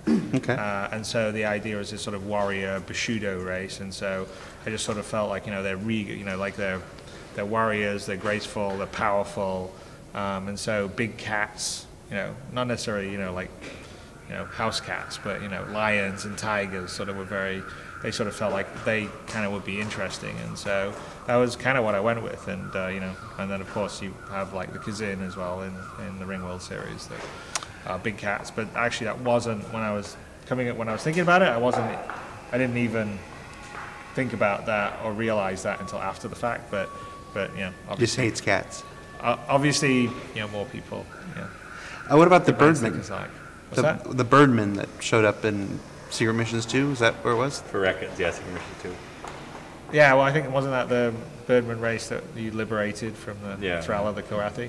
Yeah, I mean, we're just coming up with different alien stuff. What do you do? Like we've got the Jean, they're like turtles. It's like, I mean, you probably alien races will be different than what we imagine them to be, but then they're not actually, like in terms of like drawing or rendering them or comprehending them. If it's some kind of like, I don't know, interstellar like globular blob, it's not that visually interesting. So Easier to render though. yeah. When I played, where was it? Hold fast, right? When I first played Wing Commander, I was maybe 5. The funeral was very intense and disturbing for a kid. If you die in Squadron 42, will there be a funeral as well? Yes, and there's some pretty good stuff. For your wingman too? Do you remember how Secret Missions came about? So how Secret Missions came about? Yeah. Well, basically when we did Wing Commander, we had a bunch of extra assets that were we couldn't ship because we didn't have enough room on the discs, and I had to cut them early in the to close down Wing Commander, and so we basically we were thinking, well, people really like Wing Commander, we're going to do a sequel, but that's going to take a bit of time, and I was like, hey, I love all those sort of like campaign packs you get in D&D. Why can't we just do that for a game? And so that was kind of the concept, is why don't we just put together, we've still got a bunch of these assets, design, whatever it was, I had 20 missions or something. I don't know, was it 20? I can't remember. 16. 20 in Wing 2, the Wing 2 expansions. So we put we said, okay, well, we could just build some more of these missions and, do a little bit additional graphics, tell a little bit of a story, and sort of make a story pack, just kind of like you would get, in the sort of D&D expansion, campaign packs you would get. And at the time, no one, because getting things into retail is a pain in the ass and all the inventory, so like everyone thought, maybe we will sell maybe 10,000 units of them. And so, no one thought it was going to be a thing or anything like that. And we did it, and it went incredibly well. So it sort of probably was one of the very first, whether I want to take credit for DLC now, that may not be good because people don't like DLC anymore.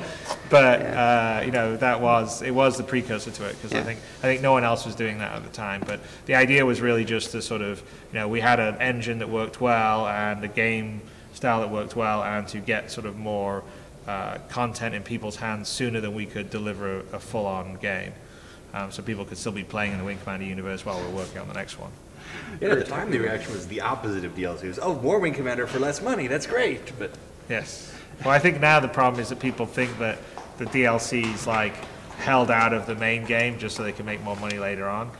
Although, I don't necessarily think, even with whatever mega evil corporation you think's doing it, I actually think that that's not really necessarily the case for most of the time, because all these games take a vast amount of money and time to build. And then, having more, if you like the world, then yeah, it's not bad to go back and have more stories in it. And obviously on a game maker's standpoint, you want to leverage all that effort you put into building the engine and all the gameplay systems. So, adding more content's good. Yeah, no, I think it was a tremendous decision at the time, and it's borne out as we're playing through it. I really like that it's actually more difficult. It's not just more of the same. It's an additional challenge. Well, I think the difference was that with like the mission, but after we had Wing Commander out, Wing Commander was a complete unknown, so we'd never been out there. We didn't know whether people liked it, whether, in some ways we didn't even know whether it was going to necessarily work until the last few months. And so once we had it out, we sort of said, oh, well, we can do these extra things with it. So we sort of could do a little more storytelling, which we did a little with this and then much more with Wing Commander 2. But you could sort of see what worked and didn't work and double down on it. So it was kind of cool. I have a question for you. Something I actually discovered yesterday. I was tweeting with Richard Garriott. You were going to use this tech to do a Car Wars game after Wing Commander?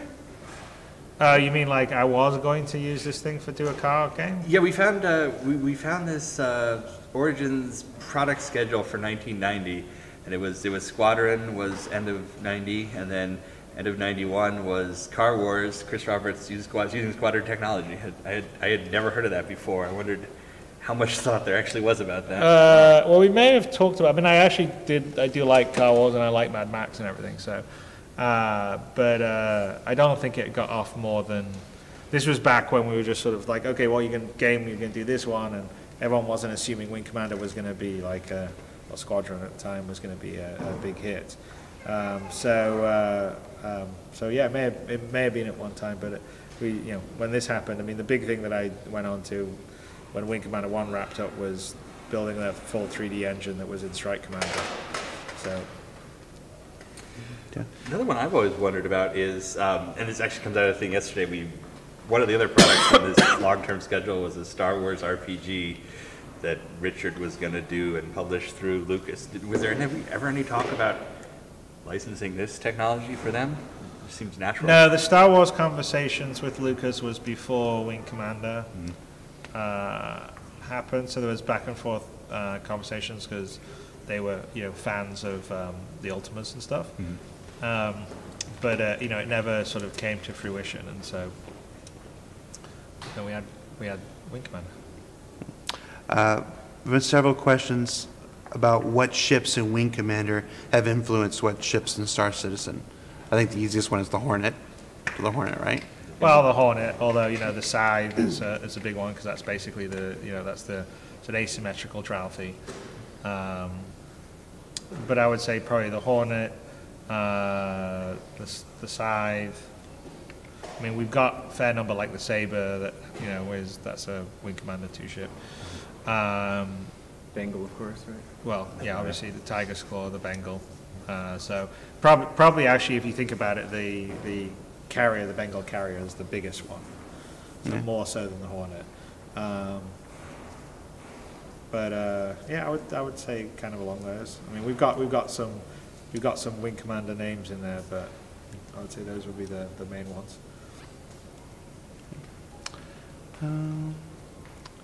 Was Secret Missions 2 also leftover assets? No, Secret Missions 2 is new stuff that was done. So after Secret Missions 1 worked, we're like, okay, well, I guess this works, we better be generating some more stuff. So we sort of kind of built some more stuff. I mean, we did even for Secret Missions 1, it's not all leftover assets. So the story stuff, all that was all, you know, so unless it's using the same characters like, you know, the captain or, you know, a shot class or whatever. But so we did some new art, and then also used some existing art for some of the ships that we hadn't used. You were actually remarking earlier on that you burn off the new ship arts in the first mission. That the 2 Confederation ships that were left over from Wing Commander 1 are used only in the first mission of Secret Missions 2. Now, you were working on Wing Commander 2 while this was going on, right? Or, what's the timeline here? It's Wing Commander. Wing 1. You talking to me? I talking to It's like, Whoever knows the answer to this question. He's more likely to what remember. happened was Wing Commander 1 came out, right? And then when I finished Wing Commander 1, I started developing the tech and engine that would be Strike Commander. So I was going to do Strike Commander. And we were also doing Wing Commander 2 at the same time, which I wasn't. So I was producing it and sort of overseeing it on the big picture side, and Steve Beeman was sort of lead programming it, kind of more micro-directing it. And Steve Beeman had previously done Savage Empire, which was an Ultimate game. And so him and Ellen, who is his wife now actually, kind of worked together. And Ellen had worked, I think, on the Secret Mission. I don't know if she did the first or the second, I can't remember. But I think she gets Ben would probably know better than me. I think she gets an additional writing credit for this one. Right. So, so they sort of they were sort of doing the more like day to day on Wing Commander 2, while me and you know, Paul Isaac and Jason Templeman were all like working at developing what became the sort of the engine that drove Strike Commander, and then Wing Commander 3 and Wing Commander 4. What's your favorite space game, not counting one that you did? The favorite space game, not counting one that I did.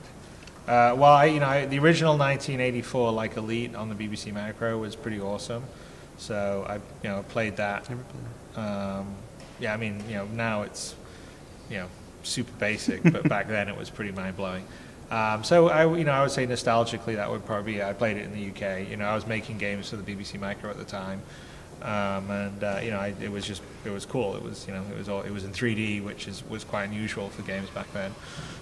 So that was good. More recently, sort of, I would say like the Mass Effect 1 and 2 were pretty good. That's sort of about it. Why was the story in Wing Commander the movie so different from Wing Commander the game? Well, it wasn't actually really meant to be that different. So I mean, it was meant to be the story sort of the first game, which was essentially you're a junior pilot getting transferred onto the Tiger's Claw, and you sort of thwart the Kilrathi attack in the Vega system. So that is all actually in Wing Commander 1. There's more attempts at narrative, and also there's just stuff that isn't actually in the final movie that was in the script, because it's Wing Commander 1, when we did it, there's ideas to make it cinematic and have characters, but we didn't actually realize that what we did could actually tell more of a story. Like you can see Wing Commander 2 uses more sort of movie, like with the traitor and all the rest of stuff, it uses a lot more sort of movie kind of conventions, and rather than because Wing Commander 1 is like a setting and it has the characters you can interact with, and it sets it up cinematically, but it doesn't really have sort of a story with twists and turns the way a movie does, whereas Wing Commander 2 onwards does, right? Because we saw, we can use this to really sort of tell even more cinematic stories.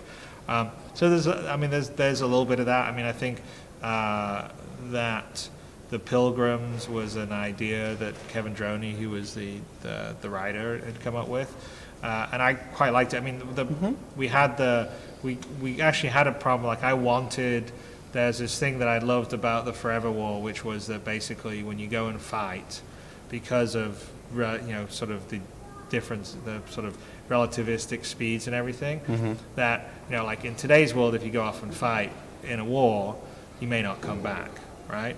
But in a future war, if it's off in space and you're fighting thousands of light years away, with, everything that comes with it, not only you may die, you probably will come back and everyone that you know at home is dead because, you've aged 3 years because you've been traveling at the speed of light and they've aged, X number of years. And so you sort of, so the idea was kind of like to fight in this war to save humanity, you had to, you weren't potentially making a sacrifice, you were definitely making a sacrifice. You were leaving loved ones at home, so, your sweetheart would be, 50 when you got back and you would still be 22 or 23. And so there was this sense that, so the idea was that, you sort of have that sort of sense of sacrifice and loss, and then there would be the, the bonding of the crew, the people serving together because, they sort of share that similar experience. And so that was originally actually in the script, and it got cut out during the processes because, Fox felt it was too complicated and too sort of, Though it made it into one scene. It's still the love scene with Maniac and Rosie there. Like, oh, I remember the briefing. When we get home, everyone we knew would be dead and buried. We'll tell you. No, there's bits of it. There was more scenes. I mean, that's kind of like the connection between Devereaux and, I mean, I felt like it humanized the characters better. And so, that was it. And then, we had a major character who was, this character called Merlin that was sort of like the AI, whatever, Blair's version of Siri in the future. That we shot, and a whole bunch of the story and the plot line sort of depended on some exposition that was delivered by the Merlin character, and we were always going to shoot it afterwards. And then we sort of had, spent too much money and didn't have the ability, and the producer wanted to say, well, let's see if we can cut around it, and we can, but it just made it a much more simple movie. So, but in general, the idea was, the big strokes of Wing Commander 1 were meant to be the big strokes in the opening, and paying homage to the World War II War on the Pacific theme. The opening is meant to be the attack on Pearl Harbor, and in fact, the original, there's a draft of the script, which I'm sure Ben's got somewhere here, where it's a much bigger opening. Right, the original one wasn't what you saw. The original one was like this sort of, kind of, it's basically the space version of Hawaii, where like it's the main sort of Confederation naval base, and they've got beaches and people are, so basically there are people playing in the sand, off-duty sailors playing in the sand, and then they sort of, someone throws out some version of a space frisbee, and they look up, and then they see the surprise attack by the Karathi, and it opens much bigger and much cooler. But again, that was one of those things that got cut because of budget reasons, which was kind of a bummer. Space YE and space frisbees. Hopefully we have a space frisbee in Star Citizen. I want a space YE. Space what? Space YE. Space Hawaii, but you should shorten it. In fact, I believe that draft of the movie is out there online. If anybody wants to look it up, it's exactly what you described. It just links back to a file in Ben's apartment. Goss, isn't Space Hawaii? I don't know. The final intro that ended up in the movie, though, was fantastic. Well, a lot of people like that intro. Well, it's a little, I mean, it's still a bit, Pearl Harbor. It just feels much more, you don't get the sense. It was like we had to reduce it down. So I kind of like the idea of sort of open, like I sort of feel like just as lessons making Wing Commander movie. I mean,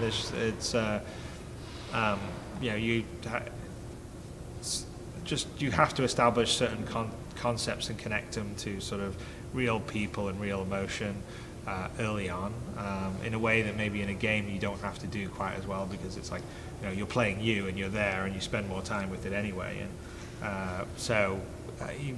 I think if there were some more of those, like it always makes, like if you think of like movies that have sort of like something like a global like every time you see one of these movies where there's like a virus, right?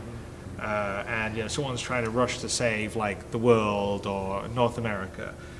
I guarantee you, every time you look at one of these movies, you'll always boil down to, the guy's daughter or wife or husband or whatever is now infected, and they also have to, they don't fix it, their loved one's going to die, as well as 100 million people. Yeah, or saving the whatever. world is never enough. Well, no, I mean, it's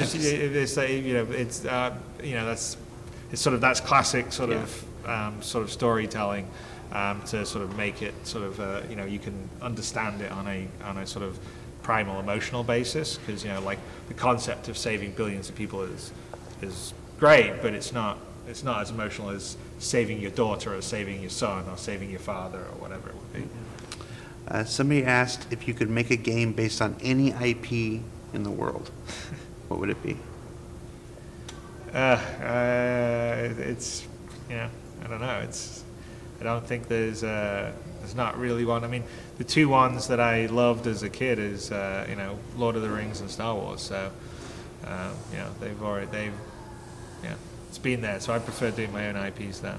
I mean, my fantasy when I was a little kid was like if someone gave me $100 million, which back then was a massive amount of money, I would like go make Lord of the Rings.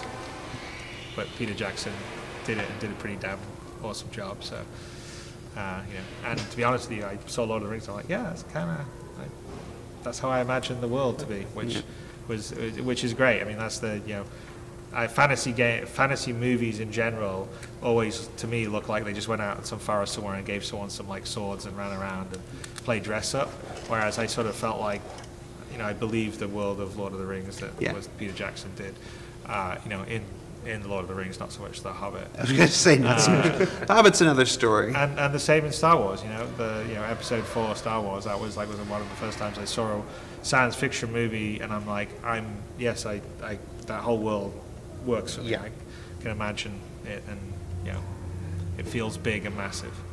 Now I kind of want to see your adaptation of Forever War, though. Well, I think the Forever War is I think it would be very difficult as a game. I mean, it's got some very cool concepts because, like, one of the coolest... I'm thinking a movie. I'm thinking Chris Roberts directing Forever War movie. Oh, well... I'd rather see you than Ridley Scott. Is he doing it? He bought the rights and he talks about it, and then he did Prometheus instead. No, it's got great ideas in it. I mean, it has not only the idea it talks about, like, the fact that you sort of leave and you come back and you come back to Earth and like society's changed, right? But you also have like they've developed they have this sort of stasis field, so they have all these really advanced weapons, but then it all boils down to everyone going into the stasis field, because once the nukes have been deployed and everything else, and inside the stasis field, like modern weapons and technology don't work, so they all go back to like swords and spears and axes and stuff. So it's sort of I've never read the Forever War. Yeah, it's Joe Hadelman wrote it. It's very, very, very, very interesting. I know, I just keep thinking about that fight at the end of Ice Pirates, and I don't know why, where everything's time shifted. Remember Ice Pirates? No. He's never seen Ice Pirates. No. All right. I've seen people talk about these sorts You've of seen things Ice Pirates, right? from time to time, and I imagine relativity in a multiplayer online game sounds difficult. Oh, no, definitely. I mean, that's one of our problems in Star Citizen is sort of, you can't, like in single-player games, you can, basically condense time, and, like, you don't want the boring travel. Okay, well, we just, you see your ship leaving, and now your ship's arriving, so you've cut out the boring travel bit. But in something like Star Citizen, it's difficult because everyone's in the universe together, and you can't give people an advantage. So if you're going to travel from point A to point B, there has to be a certain amount of time you're going to travel. Yeah, so our viewers have seen Ice Pirates. Thank you, guys. Who's in Ice Pirates? I think I've seen Robert Urich, Ice Pirates. It's at the end that the ship's going into a black hole, so there's time dilation. So everybody's getting super old as they fight. So it's a big fight scene where everybody's hair is growing, and a baby is born in the middle of the fight, and the baby grows up in the middle of the fight and starts fighting alongside Dad.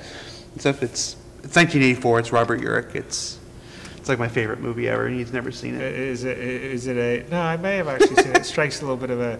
Is it a Corman special? No, it was a legitimate movie. It tried to be anyway. No, but people use Ice Pirates as the example of a bad movie when they're discussing things. Ice Pirates is a fantastic movie. I have a giant 40 by 60 poster of it. I love Ice Pirates. Someone was asking a question I thought I didn't understand it, but it was interesting enough I was going to ask you, although I don't remember what it is now. By the way, now you could put on your resume that you explained the finale of Ice Pirates to Chris Roberts.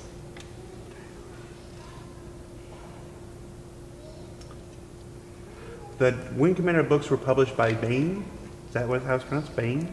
Yeah, they're like a sci-fi imprint, I think, of a bigger publishing house, maybe Random House. I think they're independent now. Yeah, because the question is, would you pick them as a publisher again for Star Citizen novels, or pick a different publisher? I honestly no particular opinion. They seem to do a good job on the Wing Commander one, so it depends.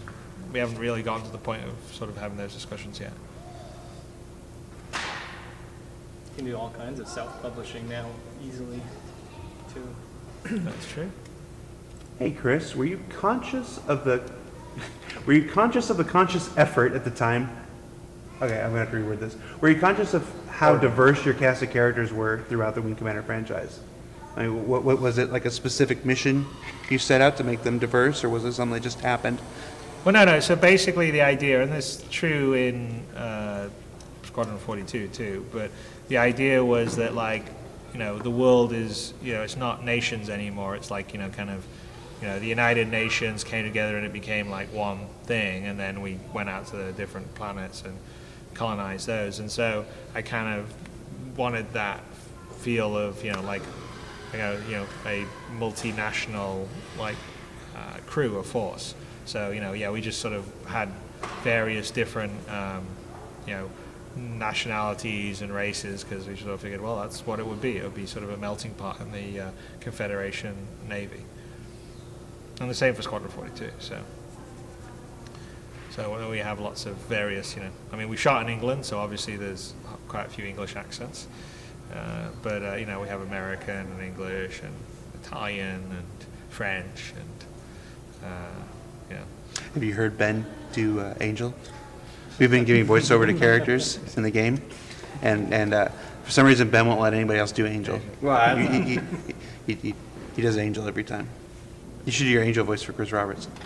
I need some dialogue to read this. I don't have any dialogue for you. Darn. Somebody asked who the character Doomsday was based on. I'm not sure if he's. I mean, I mean, there's a few. I mean, I think we just. He wasn't Doomsday the depressing one. Yeah. So yeah, I mean, we just sort of came. I mean, you know, the wingmen were all sort of very, you know, stereotypes, right? You know, Iceman's pretty much kind of, Yeah. Iceman from Top Gun. Yeah, I read him as Iceman from Top Gun. You know. It's like Top Gun? I would never have known. Yeah. I read Iceman as Iceman from Top Gun, and who's the one I read like Clint Eastwood? The Iceman. Oh, was it Iceman? Wing Commander Iceman, you read like Clint Eastwood. Yeah, because he looks... Because he looks like Clint Eastwood. He looks like Clint Eastwood. But yeah, all right, so I go back. Well, yeah, I mean, some of the art, like when, you know, people, like when Dennis or Glenn Johnson were drawing them, you know, they would, especially later in Strike Command, this was more true, where they would like, you know, they, like, if you take a look at the lead character in Strike Commander, he looks like Mel Gibson. And I did at one point, I was trying to persuade Robert and Richard Garrett that we should try to get, like, you know, big actors to voice in Strike Commander, and they all told me I was stupid and that shouldn't happen.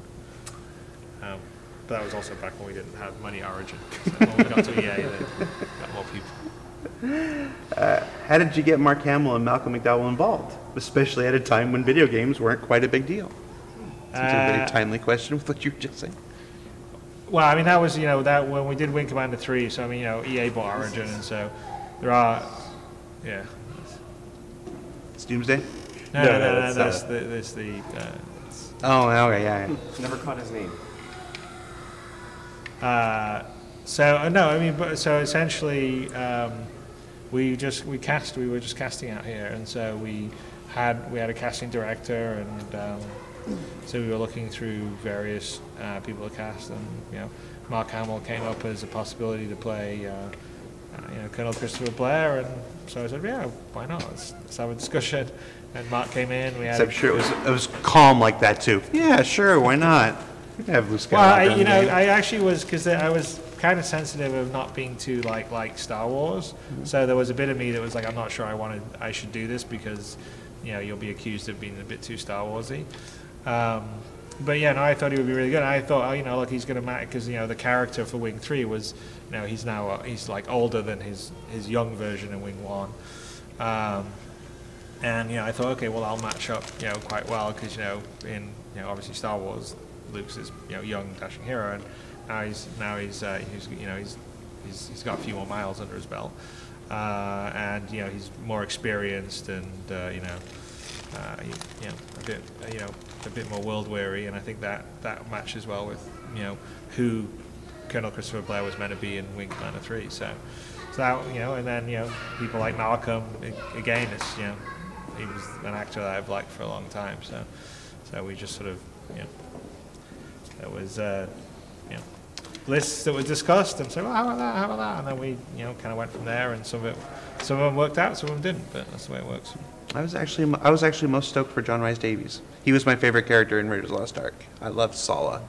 Everyone was like, Indiana Jones. I'm like, yeah, Indiana Jones is cool, don't get me wrong, but Sala kicked butt in that first movie. Yeah, he's good. Well, everyone's gonna like John Rhys Davies in Squadron 42. He's all I can say is all those fun ad libs when he's playing Gimli in Lord of the Rings. They're definitely ad libs, because we shot a whole bunch of stuff for him in combat, and he was just throwing out all these taunts that were awesome. Right. Who is the little kid I keep hearing? That's Toast. Sure. It's one of my little daughters. They're both here in the background. I got to take them to lunch here in a few minutes. So. Yes, you've given us more than enough time. Thank you so much. Let's see, any more Wing Commander questions for this Wing Commander live stream? Who thought of cool Karathi ship names like, I can't even say them, Straka and Jarathak and Hearth? I can't say them. It sort of originally started with, like the whole Kilrathi was like just trying to come up with a name for them. And so it was like, well, they kill a lot, and they have wrath, and so like then it became Kilrathi. And then at that point, you sort of went with the Athi, so it was like Drouthy or Salthi, and and so you kind of went with that kind of sort of vibe. And then I think as we went on, we sort of added more, and maybe added some more sort of guttural. I'm sure people were kind of influenced by Star Trek and whatever, Klingon, or so there's a bit of a Strach, but I think most look, let's talk Star Wars Episode 7, Supreme Leader Snoke. Yes. Like that must have been a joke when they were writing it, and then it just stuck. Yeah, somebody forgot to change it. It's like they had to pick a word they were never going to use so they could do a find and replace later. Yeah. And then never did. It's called Snoke. Snoke sounds really good. Right. I just like, hi, it's Supreme Leader Snoke. I'm like, I just want, I'll be like, I'm not, okay. That's how he introduces himself. Yeah, I was just like, not sure I would be very intimidated. Yeah. I think that's why you have to add Supreme Leader like when Darth your name is Snoke. Vader, like it sounds, it's like, but Snoke. Hey, Snoke's going to come beat you up. Oh, woo, scary. All right, one more question before we let you go. Why Hobbs? Why did you do that to Hobbs? Why did I do it to Hobbs? Why? He was my favorite. Well, partly it was because I actually, I wasn't keen on the plot line of Hobbs being a.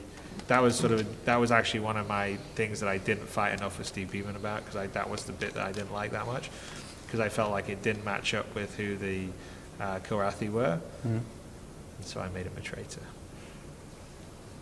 just to smash. Truth finally comes out.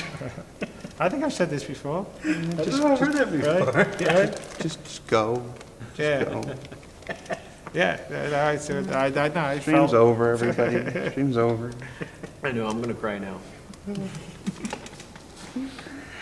All right, Chris. Sorry? I've ended on a downer. It's not very good, though, is it? Anything you'd like to say to the fans who are here celebrating your 25th anniversary? It's totally awesome. 25 years ago, it's crazy. It's like... and it's amazing that people still play it, even though it's in 320 by 200 resolution, 256 colors. It's actually kind of fairly touching, because it's, movies, unless they're super old, you know, they kind of stand up like 30, 40 years later. It's like they're still in color, you still got the sound and all the rest of stuff, but games change so much because the technology changes so much. So to have, have something that carries on and people still remember and like, and then it's pretty awesome. So I'm always amazed by the impact, because I just was making games thinking they were cool and they're fun, but I didn't think they would have the impact they did, which was kind of nice. So that's awesome. So I'm glad everyone still is, and anyone that's back Star Citizen, thank you very much, because you're enabling me to, well, not me and everyone here in all our studios to make the next generation of space game with no compromise, which is pretty awesome. So thank you. There you go. Thumbs. There you go. All right, I gotta go take my daughters around. All right, well, have fun. Get back to enjoying Ben, and are you doing the voices, Jared, too? Yeah. You do? Who do you play, Jared? I play Colonel Halcyon, I play Maniac, I play Iceman, and I play that guy that welcomes you every time you land. All right. Oh, and Paladin. Toast playing anyone? No? Oh, no, I don't have the right voice for any of I this. think I'm boss man. You're boss man? And anybody who just has a very steady, don't have to put too much personality into it. Cool. He plays all the women. I think maybe I should do We something. were hoping Sandy would do Spirit, actually. I'm Yeah, getting Spirit, do criticized good on the Spirit. stream here for not doing any voices, so maybe at some point I Yeah, have you to. should.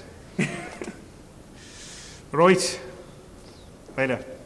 Thank you. I'll do Doomsday when he shows up. There you go. I'm gonna die. I'm gonna die on this mission. I'm gonna die. Okay. We gotta lock these doors. People just keep walking in, interrupting the stream. Jeez, it just walked in here and interrupted the whole thing. We had a good pace going here before that guy just slowed everything to a halt. No, all I could think throughout that was we were 5 missions in, so we still have over 2/3 to go. You're all fresh now, though, right? Yeah, I'm really No, rested. I didn't sleep at all last night. I'm dying. I was talking to Ben. Oh, that's right. He's good. You're not playing. All right, hold on. Let me go back to the gameplay. There we go. All right. Who the hell does he think he is? Oh. Hello, Robert. Drinks. Oh, we already did this one. Yeah, drinks are on the house today. Yeah. Everyone's not hot. We got Everyone's an alcoholic. beers. Hey, Maverick, still alive? Butthead? I was certain you were gonna die out there today. We're all gonna die, you know. It's just a matter of time, Butthead. All buttheads go to heaven. It's a Don Bluth movie, I think. But I know it's been saved for something wonderful. Everyone here teases me because I have such a hot pilot, but I'm not afraid to say it. But they'll see. They'll all see. And they'll remember me as the man who aced the Kilrathi's secret weapon. Also, there's no raffle going on right now, guys. Won't that be great, Butthead?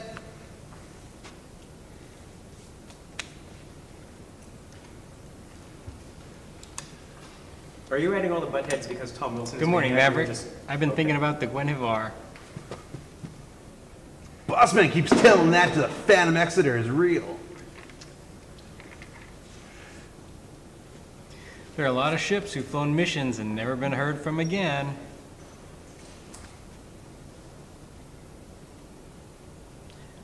With no Kilrathi ships in the area, only our own. Did I miss a line? Whoops. That's why I think the Guinevere is real. Very species reason, boss man. And she's out there, somewhere. I mean, he's not wrong. And I think you're nuts, boss. Head. What? Boss head. You're supposed to be sane, maniac. I think everyone's supposed to be saying it. Pretty sure that's a prereq here. By the way, I'd like to thank our friend Blonde, my Chris's friend Blonde, who texted me to compliment my haircut during that. So, thank you.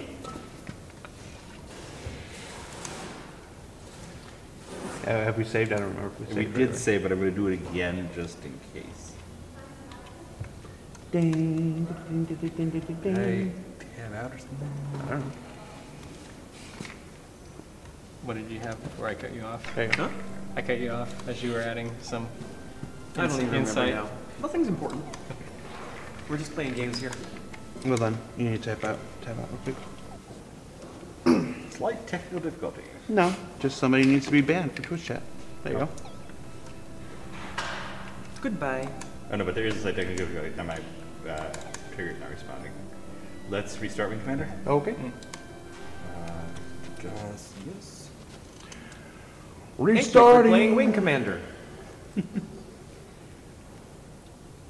Did we already tell the story about that memory bug, the other stream? I forget. You know, I think we missed that last time. Would you like to do the honor?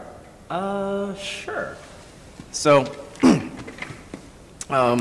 this will probably resonate with everybody who's testing, Star Citizen right now, because game programming is like, well, if anything, it's more complicated than a lot of other types of programming, just because you've just got so many concurrencies and everything. And yet, you're supposed to try and get things out at a certain time. The schedules tend to be pretty tight. So when Wing Commander shipped, at the end, when you exited the game, it would say, "Thank you for playing Wing Commander." That's not what it originally said. That was originally an error message reporting a memory leak of some kind or some kind of bug. And the game was very close to shipping. It didn't really do anything to your computer. The game did not close up perfectly. Chris is gone, right? Yeah, okay.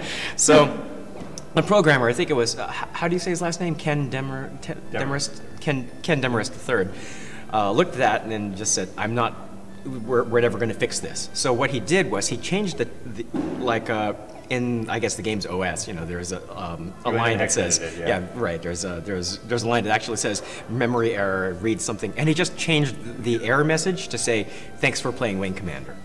And so it would always exit with the same memory error every single time, but it was the thank you message. And that's the way it stayed. Except that now with it on GOG, I think it goes by too fast for us to see it. Here we are in the big, once you quit. The commander checks his no. That should be Yeah, blue. they got the rights wrong.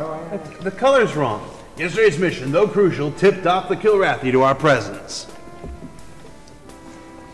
They don't know the size of our fleet, and they can't be sure that we're actually following. Let's try to keep it that way. It's hard when you don't know what the next line's going to be. Lady Luck is riding with us, though. The Reavers operating in this area have captured an intact Drouthy-class fighter. Also, Lady Luck was capitalized. They're flying her back to the Claw for our techs and intel boys. There's a lot of Kilrathi tactical data in that ship, pilots. That data could make the difference for us. I need someone to escort it in. I know I can do it, Colonel. Oh, I love this mission. Maverick, every time. Every time it's Maverick. Okay, Maverick. You're Gamma Wing. Pick your wingman. Oh, you get to pick your wingman this time.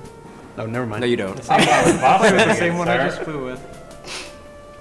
Because he was so reliable last time. Fine. Here's the setup. Yes, we've been through life and... Head to the rendezvous point via Nav 1. Nav 2 is your real destination. Make sure there's no danger to our Drouthy fighter, who will meet you there.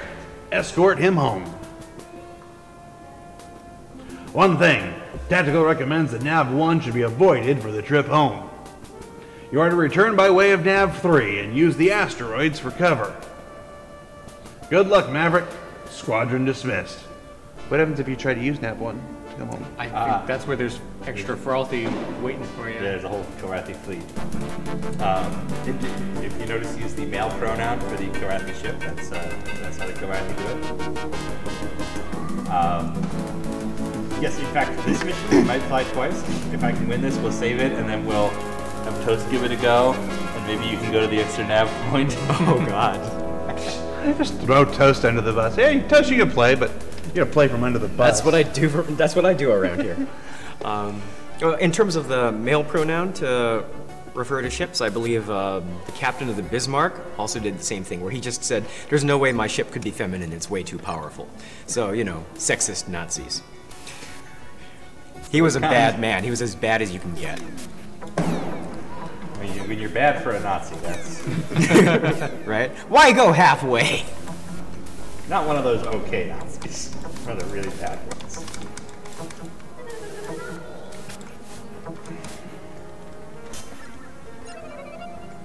Do this stuff falling over here.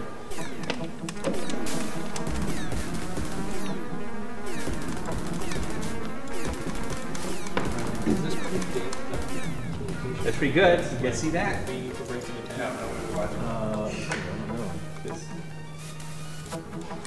I honestly don't remember.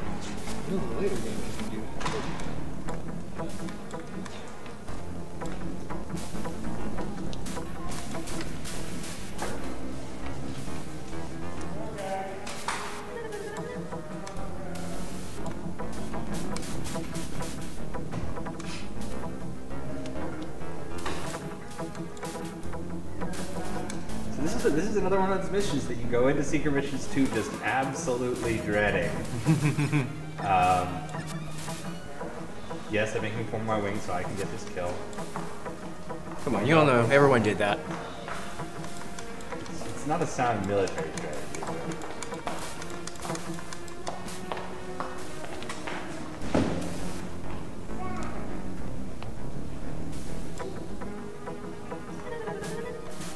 Sandy did a lot of work today. Yeah, that is a monster pile.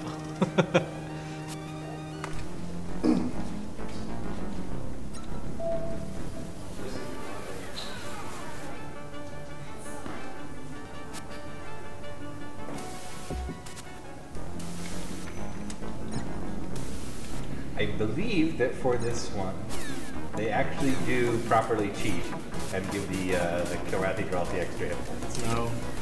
So it's not like the Valari mission. Oh, you mean the Marine pilot isn't flying a standard Dralthi? Yeah, I believe he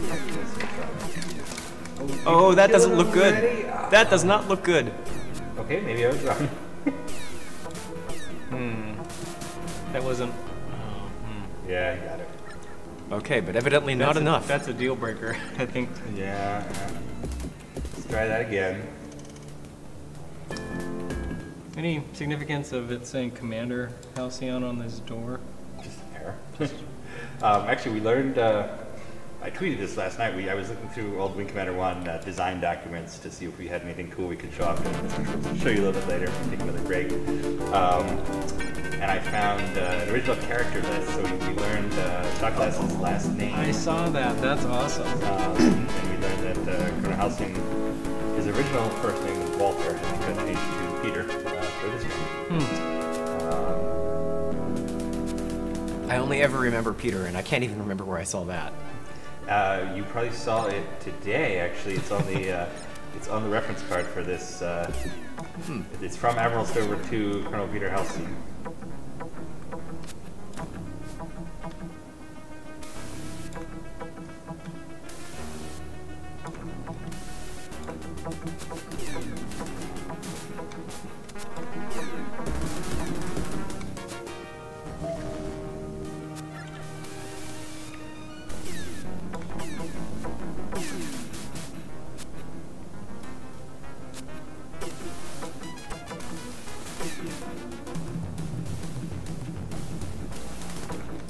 Well, that's it for the front armor. We were talking about that earlier. The dynamic music. Yeah, and also the Scimitar is the only ship that doesn't really have a proper armor indicator. Right. It has You never know exactly how much you've side got. armor In the front or back. and then front or back shields. Yeah, that's how I would always tell when I actually ran through my front or rear armor on the Scimitar. Oh, the music changed.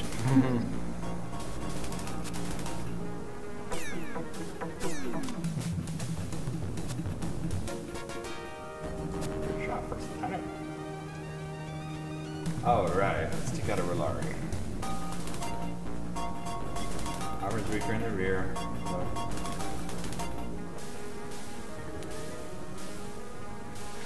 No, everybody, javelins will not be this easy to destroy. No, they will. You're all screwed. What a javelin.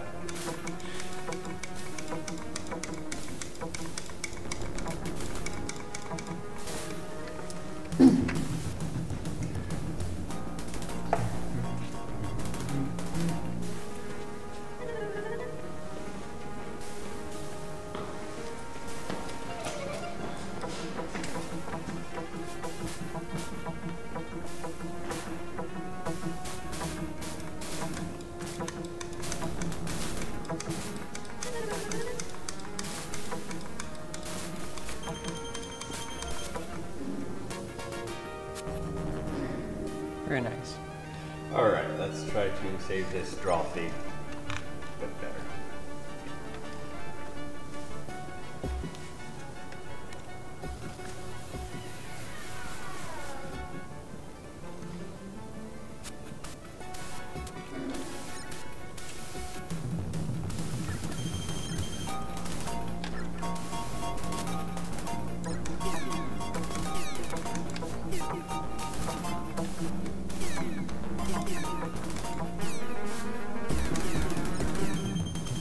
Still up over 1,000 people watching.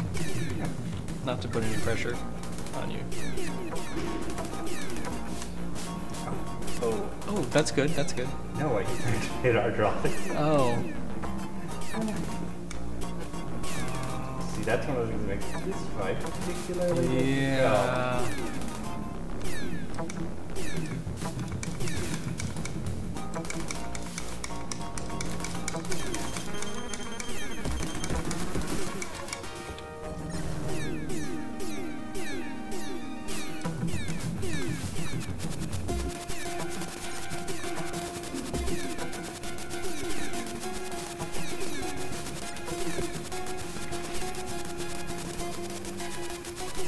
Scimitar in classic form. We all know this is what happens to this ship, right? That's why the game's so exciting. Okay, this is good. Now you can just focus on one. Just don't get blown up here. You have no forward shields.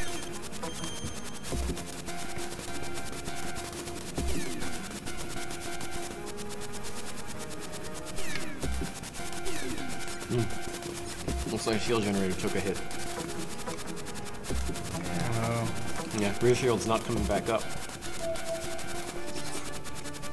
Okay, well, we've got the draw. Not completely, anyway. Yeah, but there's gonna be other nav points. Yeah. So it goes. Nav 3, and there's a brawl at nav 3. What? What's brawl? Oh my goodness. The laminated ones? They're in there. They're on top of drawthy between now and the end of the mission. They were, but somebody has. So you got a frothy and 4 drawthy.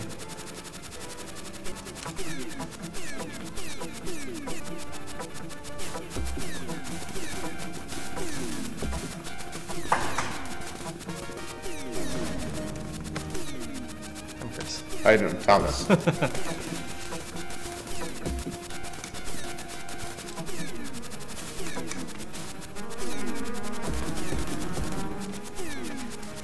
Totally dead. Yeah, you're pretty banged up.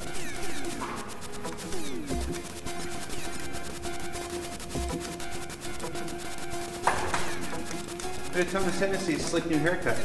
Yes. Hey, that's your haircut right I don't know if I call it slick, but it is a new haircut.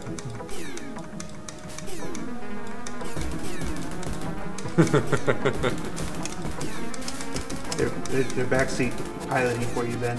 Alright. Don't get cocky. I'm impressed you're even alive, because this is...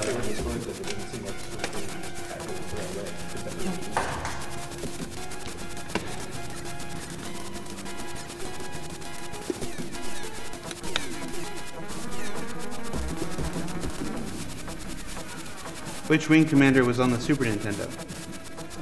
So there were 3 wing commanders developed for this, and there only 2 were released. This is one of them. The other was the original wing commander. There was a Portal Wing Commander 2 that was completed, but just never released.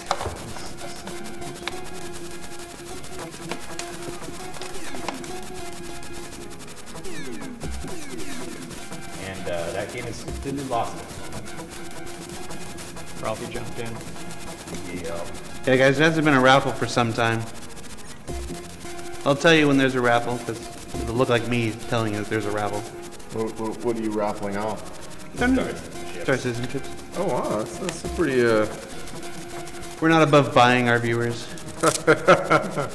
nice. This is one of those things I would do even if we had no viewers. Yes. As I was coming in today, I what do we call it? Impulse bought this Reese's snack mix.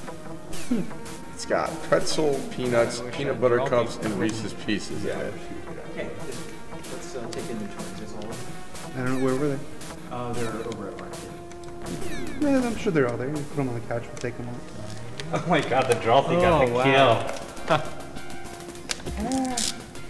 And there's, I think, some more. God, Another pile of Drolthy. I'm not gonna ban the people spanning raffle. That's it's too much. That'd be all I'm here doing. I'm here to have fun. Ban a bunch of people doing raffle when there's no raffle. Who would like to try some Reese's snack mix with me? Yep. Yeah, should I do that thing where people try to put it in when there's no raffle going, they're excluded from all the others? We do have that mode, don't we? Yeah, why not just do that? Hold on. Thank you. You're welcome. All right, right now, anybody that does an iRaffle between now and the time the raffle starts goes into the exclusion list.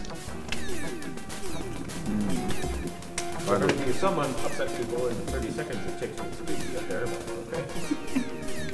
Lando, would you like to try some Reese's snack mix? Oh, no, thank you. How about you? No thanks. Ben?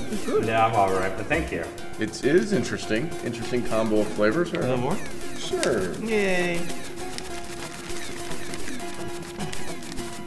That's good. I get you a peanut butter cup in there too. Maybe that. Yeah, alright, still good. Hey, down to 2. That's pretty close. Okay.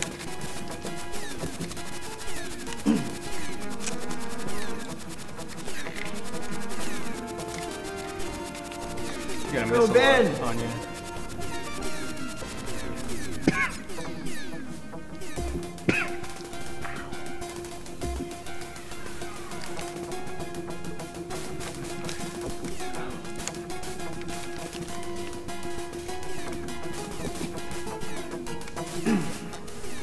What the hell is hitting me? Your friendly behind you is. All right. Did you win or lose? I won. Nice. Hopefully. Is that it? I think that's it. I think you're done. Okay, so I'm definitely not gonna go check out what's the other announce point. But we'll turn this over to Toast to see if he can. When you do these like little playthrough streams, Ben, do you always get to the end of the game, or do you ever have ones where you like there's some mission that kicks your butt, you know? Like... No, we try to win every mission at least. Sometimes Not all the winning conditions, but we got to. We'll replay it if we haven't. Quite won. Last stream, Wing Commander 1 had a ranking mission free. So Glad to see you made it back alive, sir. But even losing would be a story. Here, Take this key. here it's linear. It goes to my bunk. You just drop out. Right. So you can't do that just time around. Mission debriefing. I'm glad you both made it back. It was tough, sir, but Maverick is a good wing leader. Much better than he used to be. Much better than he used to. Let's hear your report, Maverick. is this bad music? Our lawyer's waiting in Nav 1. Scratch 1 destroyer, sir.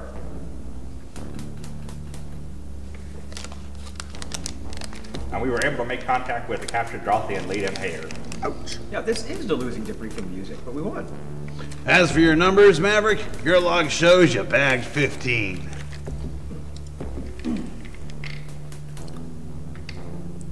And boss man, you're a disgrace. Even the Drolthy got a kill. Jeez, Disco, I'm eating. First Lieutenant, drop by my office after you've taken a break. Enjoy a break. But get a nice break. Dismissed.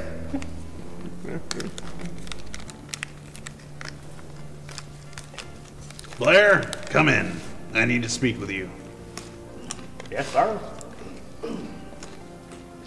We're having to change some pilot assignments.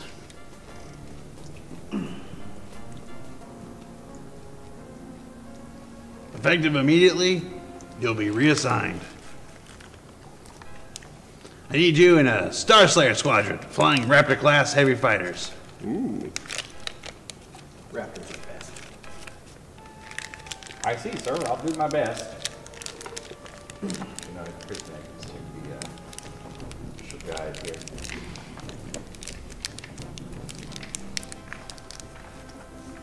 Good, pilot. I'm glad to hear it. John Himes. That's all, First Lieutenant. Dismissed. All right. Should you save that? Save that. Wow, what a sleeping quarters. What are we, Jotunheim 1? Maybe. Yeah, coming up is Jotunheim 1. All right, so I'm going to load Midgard 2. Toast, would you like to do the honors? Well, time to see me live up to my call sign. And toast all those bad guys? That's not how I meant it, but okay. We'll see how far I read. Ben, where did you get that large burger pin? Internet. Okay. Fair enough. Sit, Yubu, sit. Good dog. Hey. No, there is no prize if I beat this mission. All of this memorabilia I'm not from the your star here. private collection? A couple of them. Wow, this is in there, but we'll see my stuff.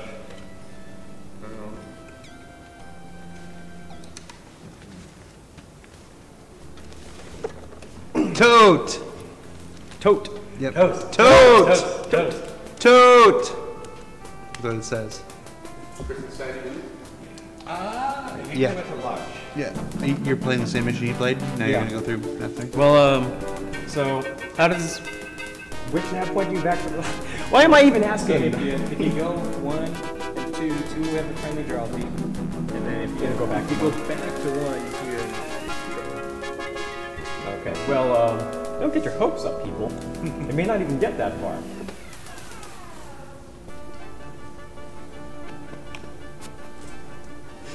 I am not an excellent pilot. I'm middling at this game, but it's okay.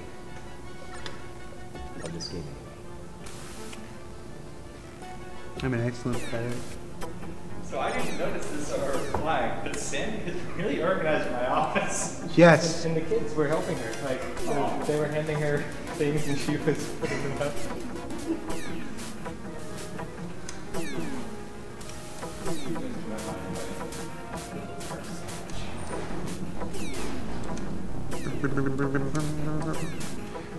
I hate how tough crap. I need to order some food here. I'm at the point where I have to eat something. That's going to hurt.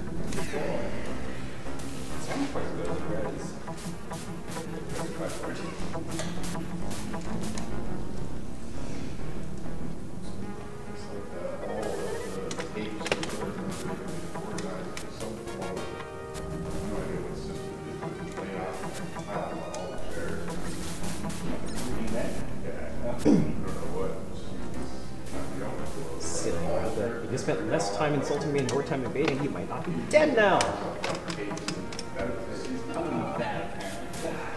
Maybe she's organized. That's cool.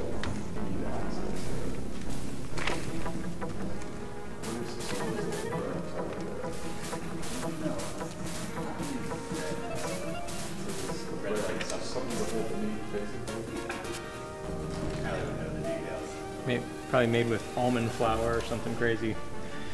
Okay. Don't lose the trophy.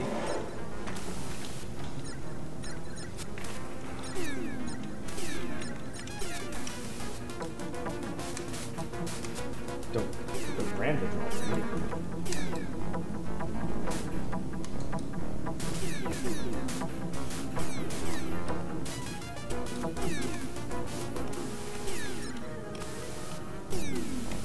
This is going pretty well. Don't jinx it. Oh, that's the friendly. That's the friendly. That's the friendly. I hate that. Yeah, that's one of the tough things about this mission. You can't just zap a draw. Yeah.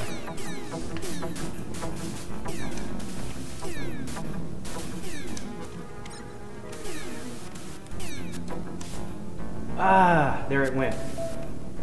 They got the draw feed.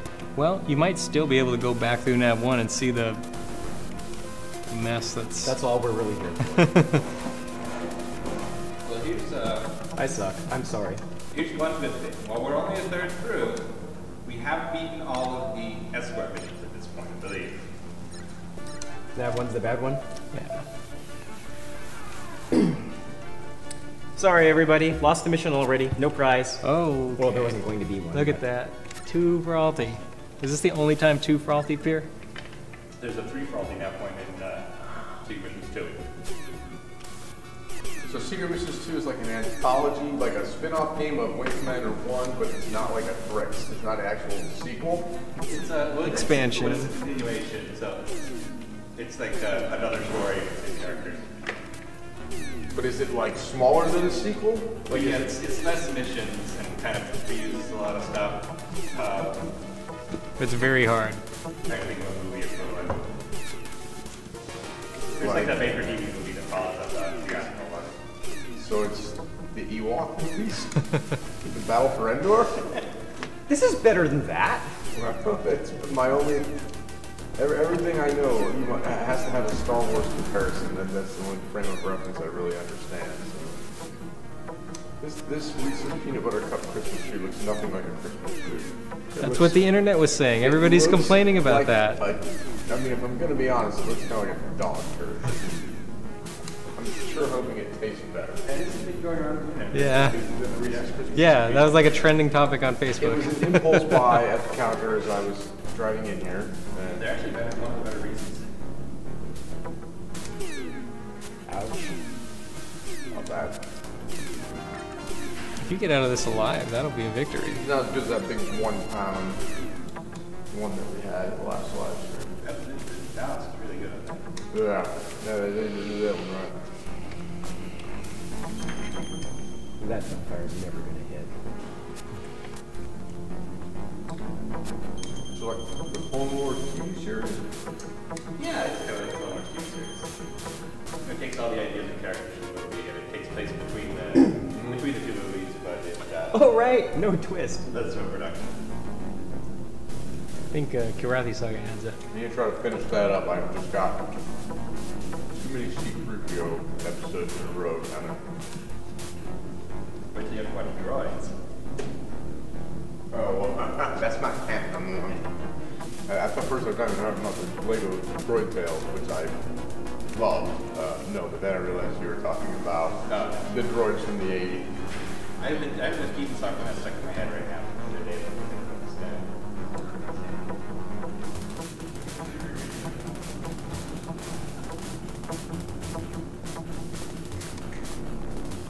What's up, dude?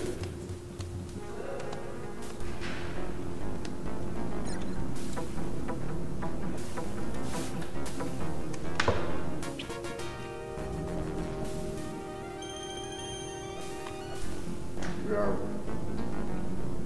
11 days away. So,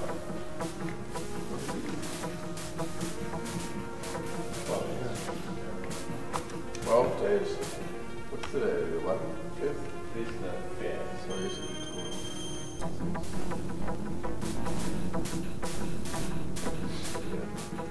12 days. 12 days and a few We're still hours. not even for that frothy. That's, yeah, that's pretty good. This may be the most anticipated. Well, you see, it's so much easier when you don't have to escort anything. Right, well, and the thing is that Drawthy goes after the cap ships. Yeah, So, stupidly. yeah, so it'll get itself Part of killed. that has to do with Oh, time to slam my fighter into a rock. Just put me out of my misery on maybe this mission. the shortcomings in the prequels. That it was like, cause those were anticipated, and then they left some people kind of, so now it's like, We get another chance. we get another chance. And so it's like, I don't think that these would be so anticipated. I mean, they would still be anticipated, but I think they're even more anticipated because of the prequels. People in the chat room are very complimentary. Oh, thank you. But I lost the mission. Well, getting through 2 frothy though, that's pretty good.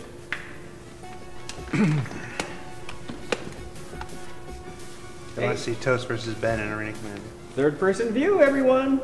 Whoa, we're playing Wing Commander Armada, not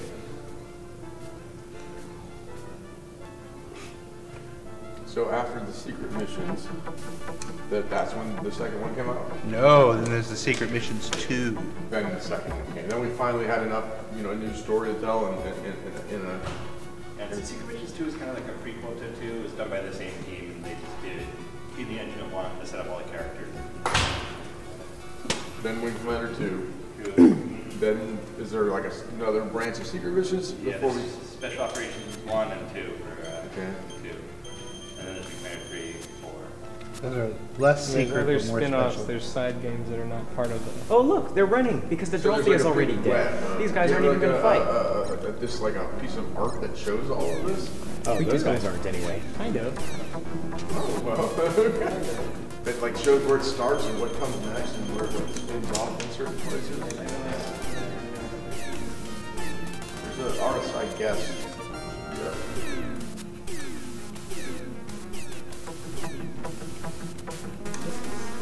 This image is just, this is the main stuff. And then drill down and use this. Oh, wow. That's a lot of...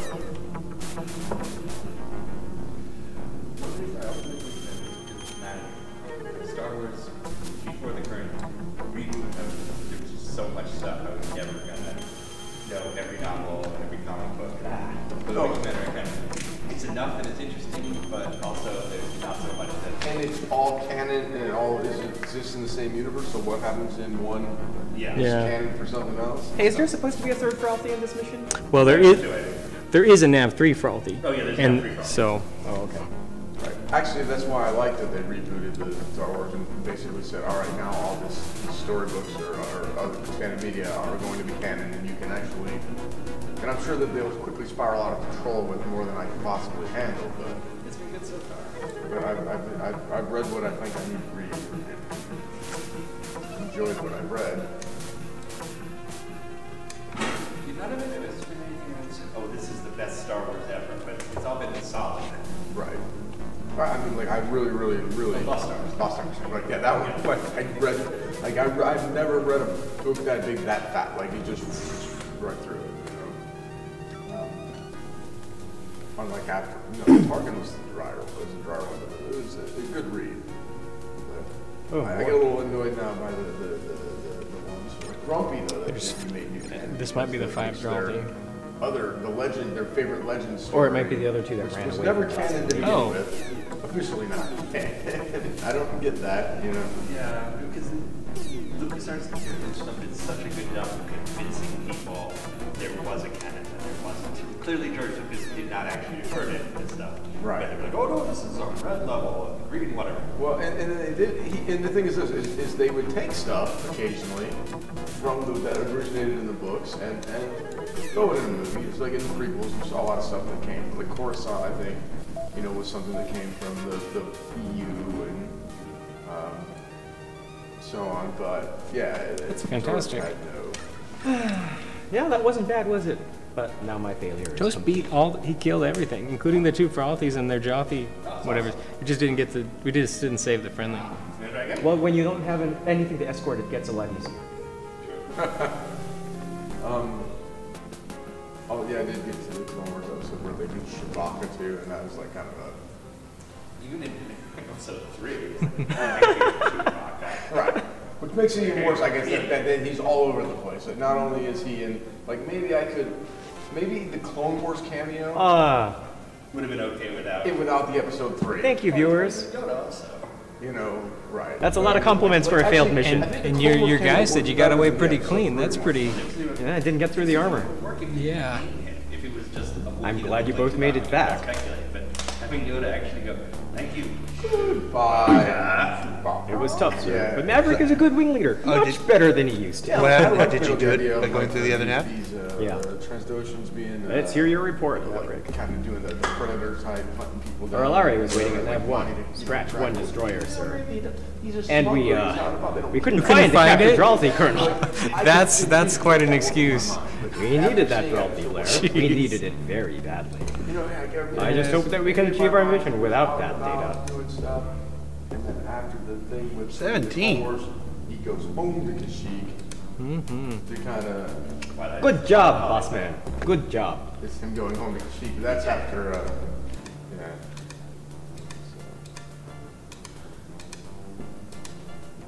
Captain Blair. Toast got promoted. So this is a promotion just before we lose the entire city. Yeah. I need you in Star Slayer. Oh, they're throwing shade at you, Ben. We don't thought have Ben to was lose good. at this juncture. I just got reassigned to Star Slayer, so. Okay. We're not staying in Blue Devils, and we're not dead. As long as we don't retreat, then we are still on the winning track. Okay, well, I'll let you decide where we go with this. Captain Blair. Major Casey, Major Chen, Captain Kumal. Okay. All right, what's the next one? It's Jotunheim. either way. It's I'm mispronouncing everything. Jotunheim won. Jotunheim. Jotunheim. When the J is pronounced, that's a Y. 25 years in my head, it's been the wrong way. I can't change it. Hi, Captain Maverick. I'll pour you one of your usual. Looks like you're surviving this okay. He didn't save, so remember to save. I just keep thinking, we're so damn alone out here. I mean, humans in general. The Tiger's clock will be destroyed and no one would ever know what really happened. Sorry, Maverick. I'm tired. Haven't been sleeping much lately. Let me get that drink for you. I didn't ask for a drink. You figure if you're talking to the guy here. Would you care to join me for a drink, Maverick? There is no more news of Epsilon Station or my fiancée. But I will not think of that now. Jacques believes we may fly in asteroid fields today. I hope he is right. There's something I wish to try. Have you ever seen Iceman in an asteroid field? No? I'm doing Angel now. I was gonna say. He does some amazing things. I'm reading so much innuendo in this right now. If his front shield is gone, he will turn tail. And let his enemy come up behind him. I'm just saying. Thanks for ruining Spirit. Space person uses. The character they describe as like a sister to you.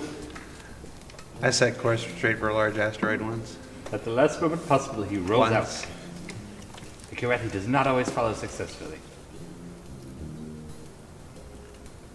Of course, Iceman prefers to do this in hornets or rapiers, not raptors.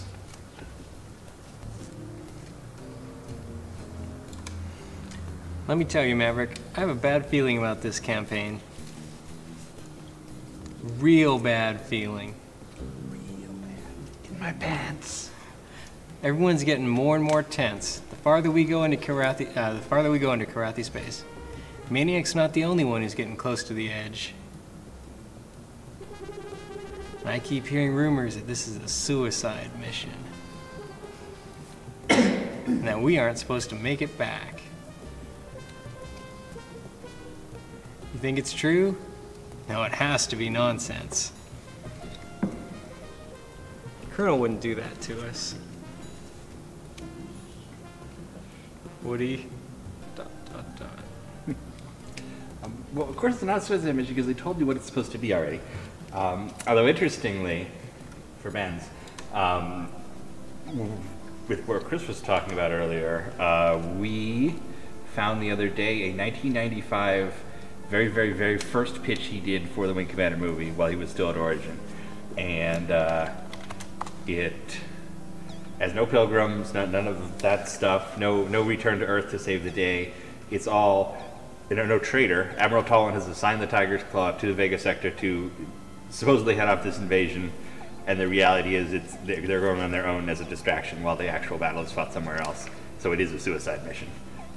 And the pilot's coming to realize that and finding out that they're not going to survive is the arc of the movie. It's very interesting. We will ask Chris if we can scan that and put it out. For your save game, I think you wrote 2. This is still mission 1. Is it? Start to be replayed. So even that raptor, and here's what's happening now. We are following a made an abrupt course change towards an asteroid field. We also received a code of communication for the Lando environment Reaver ship. We'll be bringing them home and downloading the data to the ship's log. The original will be to fly to several now points behind the Diamond and a Squadron back to the individual wing assignments, and yeah, that's about it. Maverick and Spirit, you're going to be Beta Wing. How you like that? You want to be Beta Wing? I think you should be Beta. Spirit, trying to keep Maverick out of trouble, okay? You know, he's the wing leader. I will do what I can, Colonel. Again, I was doing Angel. Yep. By the way, we should start another raffle because we finished the series. Maverick, check out the 3 nav points, and then, you know, do the capital and the nav point, so let's stay alert. The commander explains the other wing assignments. I'd say be careful about some of the dismissed. All right, what should we raffle, Ben? Well, we back in that last series, we blew up that Draymond. We could raffle off A whole C. Okay. Don't do it yet, guys. It's still on the exclude. Alright, we are opening the raffle for a hull C. The raffle is now open. Did you do your I raffles? Or your exclamation point raffles? We'll let that collect through the next mission here. Did you write the name down last time? Did you write the name? Yeah. Ramar.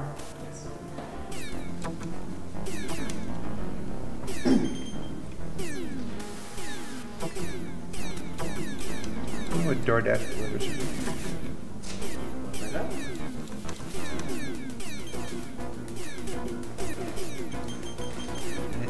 I don't want to.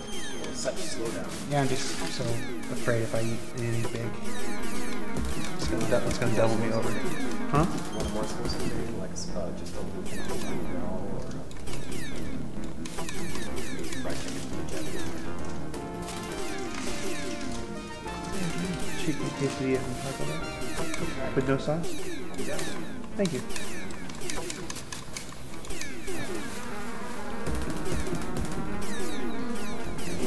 Do you remember the no sauce part? Otherwise, I can't eat it. It'll cause all kinds of different trouble for me. Anybody else want anything? Oh, no, I'm all right. Thank you, though. Copy that. Want anything? It's a pretty short walk. Yeah, let's go. Okay. If you don't mind, you're just running over the street. Here, I'll text you so you don't have to remember it, Jeff. Chicken quesadilla. See, I'll text it to you right now. Yep.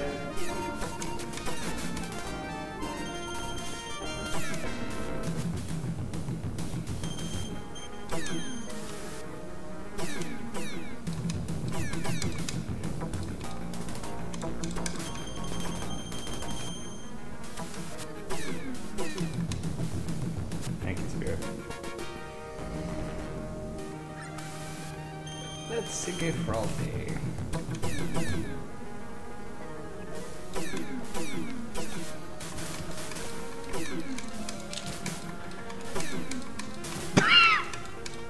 I'm making it through, guys. Thanks for asking.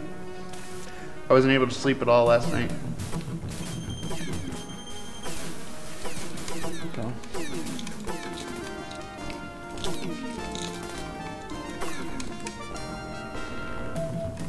But I'm in less pain now than I have been in the last 24 hours, so that's good. It's progress. That is good. Yeah, well, you know, you had a choice. You know, I'm not like some hero or anything. I was either going to be miserable at home by myself or here at least doing something fun. So the pain was going to be the same either way. Might as well be doing something fun and helping out a friend.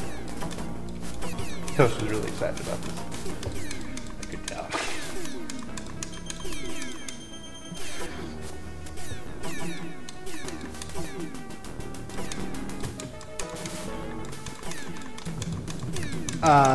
What was my issue?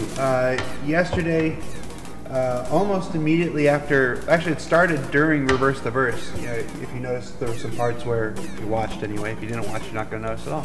Parts where I was just quiet, like I was having trouble reading, my vision was going. And it's because I exploded a disc in my neck. And the cartilage was swelling in my neck and cutting off my windpipe. So I wasn't getting oxygen to my head. I was getting dizzy and couldn't focus. That started about halfway through Reverse the Verse. And then about an hour later, I was just thrashed. So I went to the ER and got a shot in my neck and some painkillers. But I had already self-medicated beforehand in some combination of the new meds with the old meds and whatever. A couple hours later, about 9 o'clock at night, I started getting bleeding inside my intestinal wall. So, and that caused your body makes a whole bunch of gas when you're bleeding. And that was getting trapped in there, so I had like the world's biggest gas bubble trying to burst its way out. I'm not gonna lie, I like the Chris Roberts interview better than this one. But Yeah. I hope your guess will not be better. Yeah, no, it's a much better now. Anyway, like I could sleep right now, whereas I could not sleep before. I'm looking forward to being asleep when we're done with this. So, Go take a nap, okay? yeah.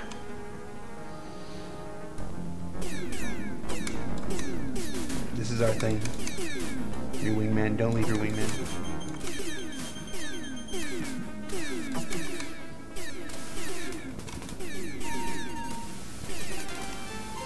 Yeah, there's no more to the story. Just spent all night rocking back and forth, whimpering to myself, wishing I could fart.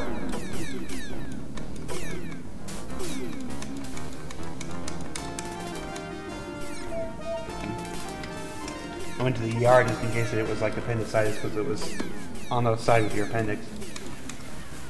But nope. Just mixed a lot of drugs I shouldn't have mixed yesterday, trying to deal with my exploded disc in my neck. And that I gotta get checked out next week. I have to go to the specials next week and check that out.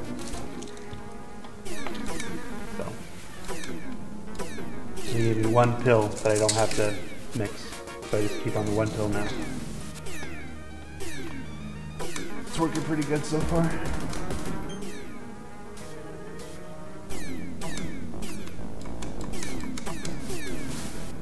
We are continuing off of Toast's run, right? I think so. Yes, you didn't start it up again. If you're a captain, we're continuing off Toast's run. I think you're captain.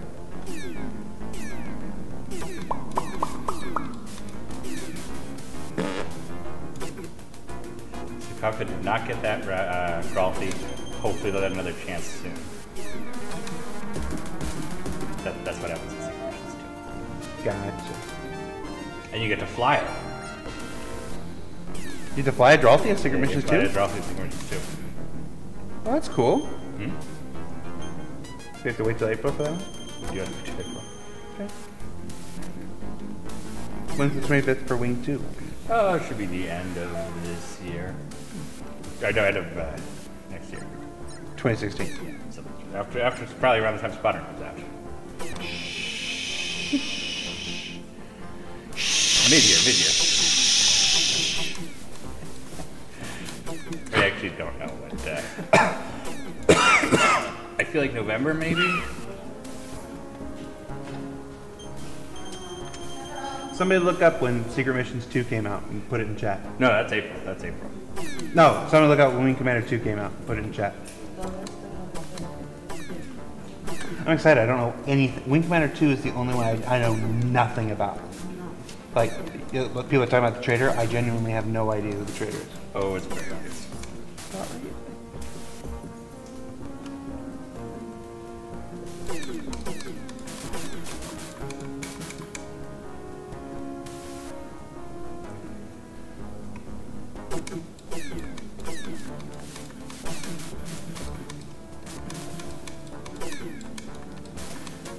Yes, there will be a Wing Commander 2 25th anniversary stream whenever it was released.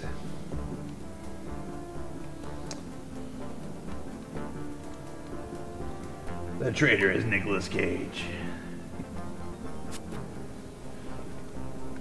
Excuse me, Commander. I have noticed enemy ships. You're so polite. My honor is to obey. Yeah, 1990 was a different time, folks. Does Privateer come after Wing Commander 2?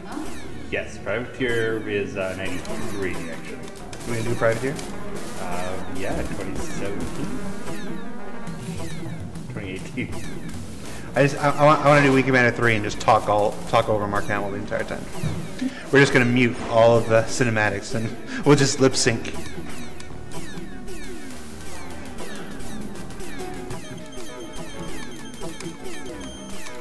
What is she thinking? That's not a bad idea.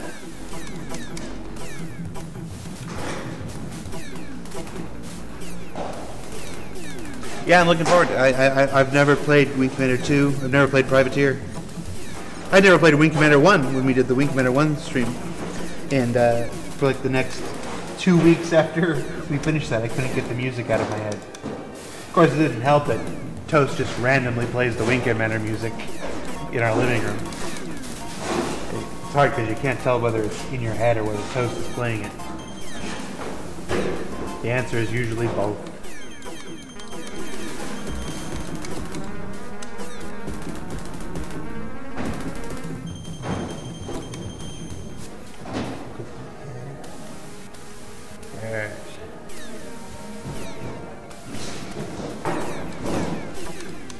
Thomas Hennessy shaved his beard and cut his hair short. That's good.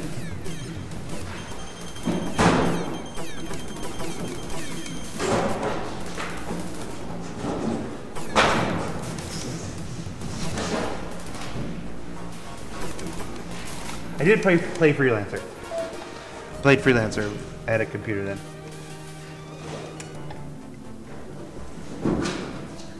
Never played Starlancer. I don't even know what Starlancer is. Like, I understand what Privateer is in relation to Wing Commander. I don't know what Starlancer is. Starlancer, okay, so you got to understand the difference between Privateer and Wing Commander. Yes. You know, Freelancer. Chris Roberts Freelancer. Uh-huh. Starlancer is Wing Commander to Freelancer.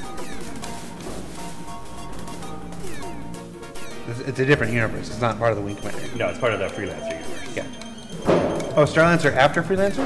No, Starlancer is like hundreds of years before Freelancer. No, like when it came out. No, it came out first. It was Digital Evil's first released game. Gotcha. That's what I thought. Built largely by our team in the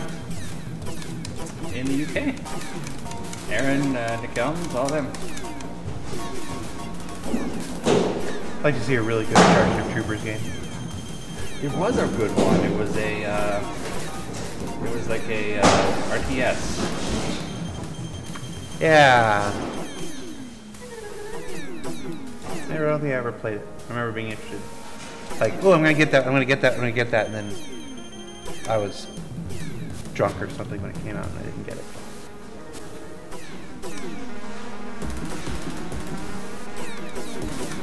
What are our favorite TV shows on television? That's hard. I'm a sucker for superhero stuff, so I love all the superhero shows. I adore Jessica Jones. Coming around to it, we watched a couple episodes today. My biggest surprise, like my biggest discovery of 2015 was Ben and Alexis introducing me to Rick and Morty. Rick and Morty is probably my favorite. I wish there was, there's a hole in my heart where Rick and Morty should be every week. Have not watched Expanse. Have you watched The Expanse yet? Haven't.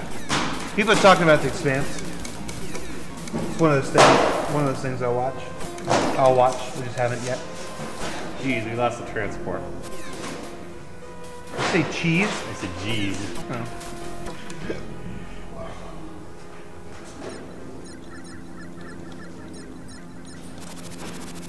Well, let's try that again.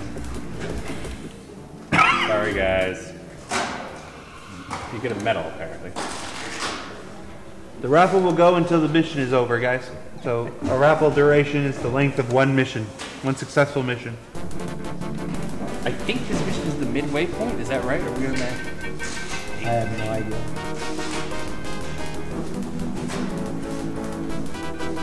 I love Rick and Morty. You see that there's a Rick and Morty Carl's Jr. commercial now? No. Yes, they did a Rick and Morty Carl's Jr. commercial where Rick busts into Morty's bedroom and a bunch of mutant burgers follow him in. The Western Bacon Cheeseburger, and they're all, "Jeez, Rick, they're getting sauces all over my bed." That wasn't a bad Morty. No, that's pretty good.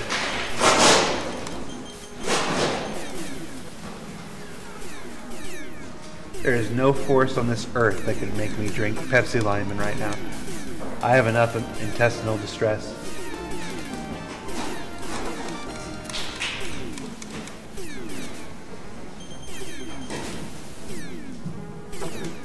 I've never seen BoJack Horseman, but Ben and Alexis watched it and they raved about it. Yeah, first time through, you know, we started and then we gave up, and then we gave it another chance.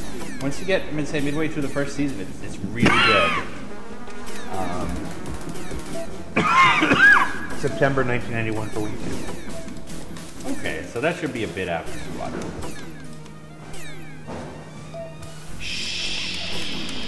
Well, we don't even have a release date, so I can't give one.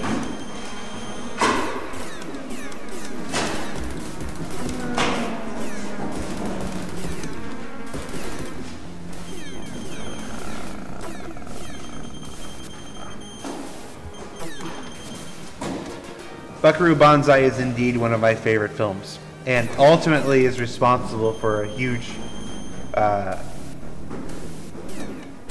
basically, the first 10 years of my adulthood, I was trying to be Buckaroo Banzai. It's one of the reasons I went from job to job in so many different vocations.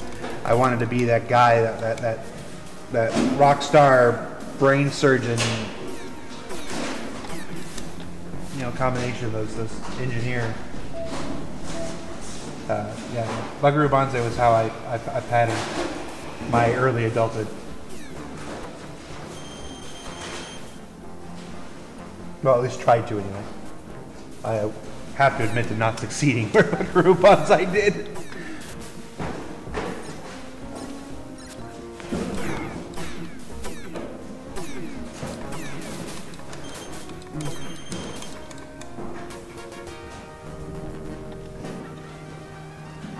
Yeah, Defend Summer was a pretty good episode. Oh, the Rick leaves Summer in the car? Yeah. Defend Summer. I will admit, when the laser crisp-cut fries that dude, and he just falls into a pile of cubes. It was so absurd. Peace among worlds, Ben. Peace among worlds, Jared.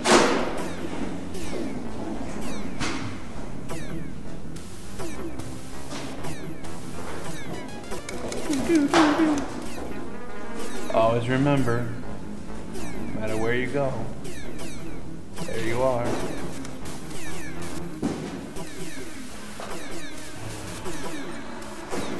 Oh yeah, I love Mr. Meeseeks. I have 2 Mr. Meeseeks. Mr. Meeseeks is definitely my favorite. Oh, Mr. Meeseeks, look at me! I bought the official Mr. Meeseeks they sold at San Diego Comic-Con, and then I bought a hand-woven Mr. Meeseeks from Etsy from Romania, and it was better.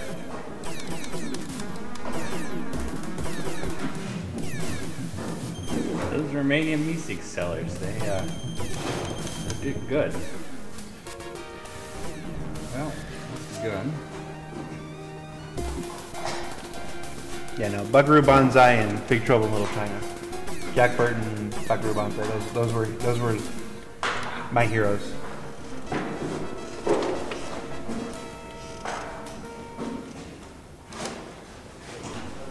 And then they ask, did you pay your dues, Jack? Yes, sir. Check's in the mail.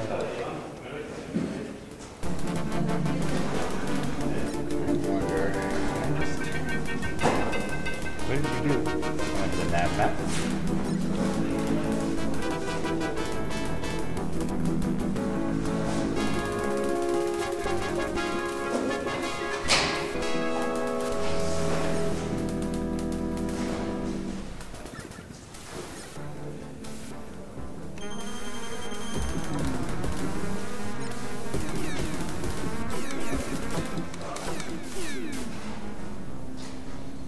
Oh, Mr. Badgen, you were not brought into this world to get it.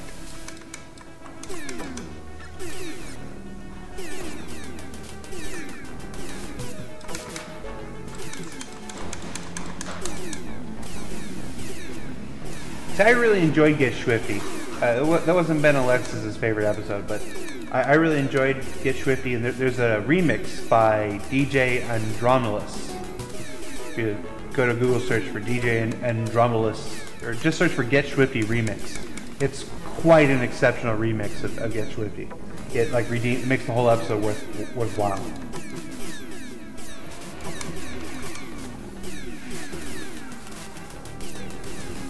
Get Swifty remix. Highly recommend it.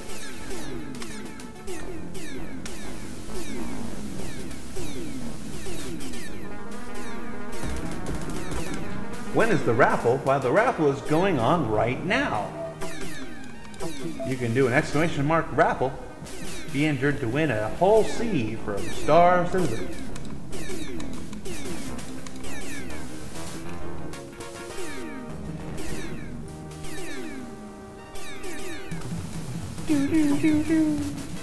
Oh, I'm getting worse. Yes. I definitely cannot help. Not in this regard.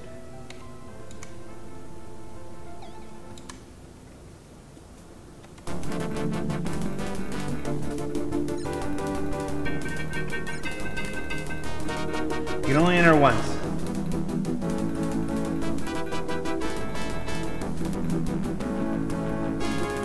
Jack Burton would fly a Starfare over a whole sea.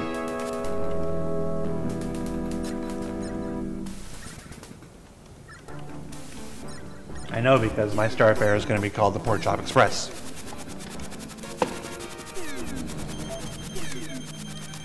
Really?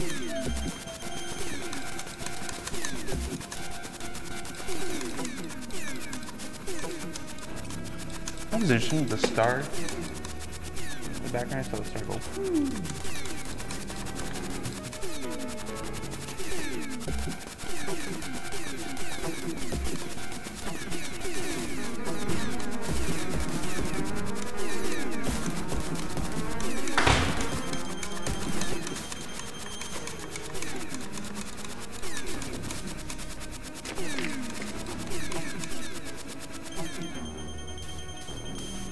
Yes, Dennis Hopper would fly Halsey.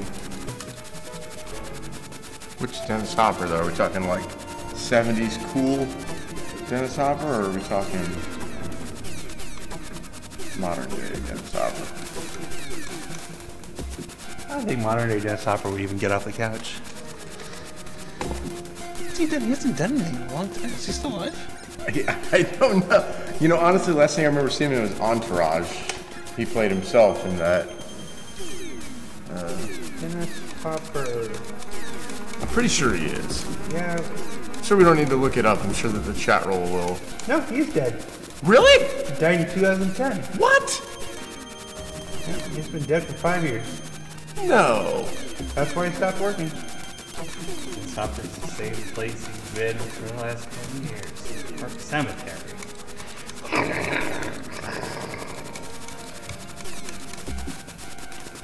This is shocking news. Yeah, but he does have a movie coming out next year. Shows just what a freaking bear post-production is. And he had 2 films coming out this year. This doesn't make sense. He wasn't that old. He was 74. But if you That's not very old in Hollywood years, though. No, but you live the kind of life Dennis Hopper lived. Well, that's true. It's still not that old in Hollywood years, though.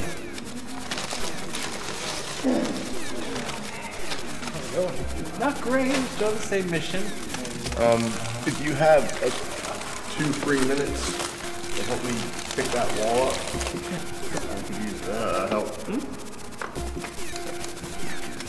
Yeah. But it's better with 3 people. Oh, yeah. Wait, can you lift stuff? Yeah, we'll find out. Let me know if you need a different third person. Yeah, So I'm trying to now trick with this. I went right to the Drayman this time. Uh-huh.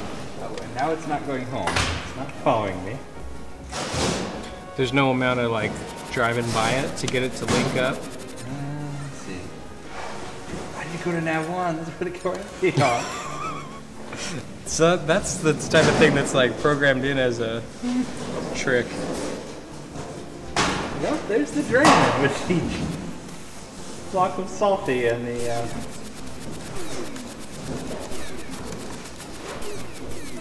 Oh. there was no way. I had 2 guns and 2 nav points to go. You want to try? Oh, I don't know.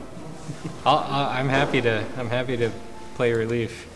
I can take one more pass. We came really close the first time. We got to the last crant and it blew up the transport. Yeah, it's unlikely I can beat a mission you can't beat, but I'm happy to try if you need a stand-in.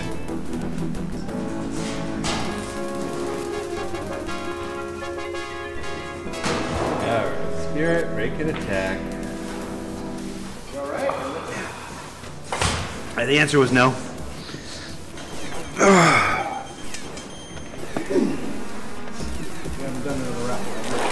We're in the middle of a whole sea raffle right now. Building our sets in the next room. Sets for ATV, sets for RTV. And maybe more. That show we keep mentioning.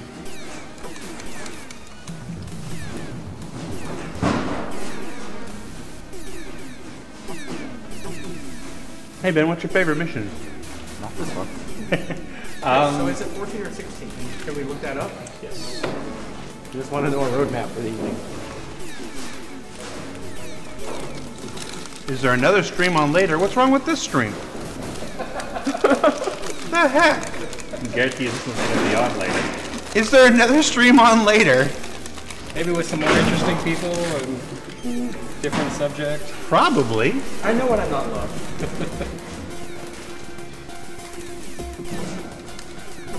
Well, the answer will probably be yes, depending on what your definition of later is, right? Ben, Lando, biggest concern for you about the new Star Wars films? I don't concern about movies. Yeah, we had some guy like tweeted us the other day, like, "What you know, Star Wars might be bad." But I don't. it'd be great.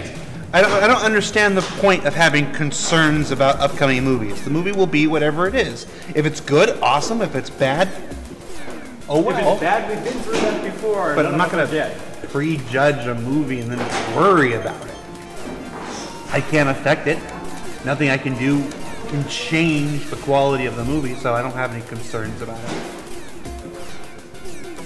I hope it's good. Only, at the very least, then I won't be upset about using the intercom. Yeah, get Swifty remix. Good job, KTB.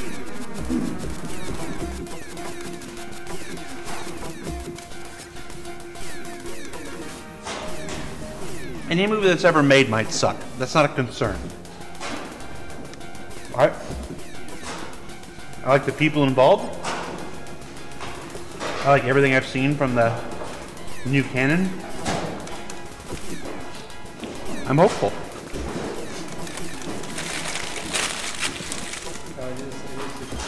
And you know, if it's terrible, I'm reasonably sure it won't be terrible, but if it is terrible, we had a great time getting there.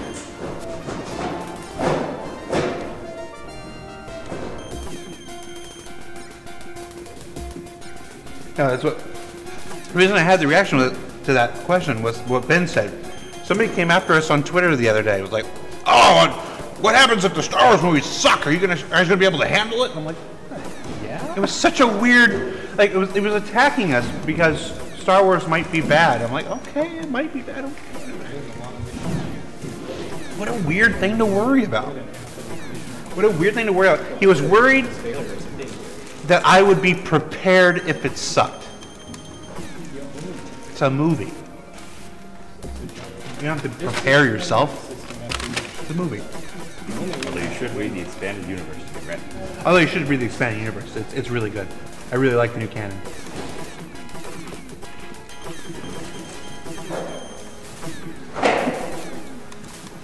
And the Black Cauldron was made at a very interesting time for Disney.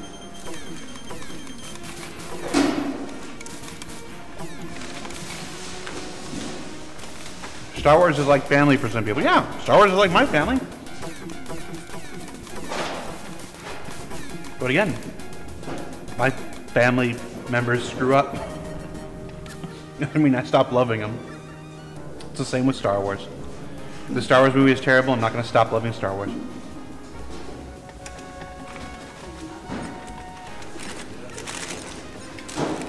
I don't believe it's possible to ruin Star Wars.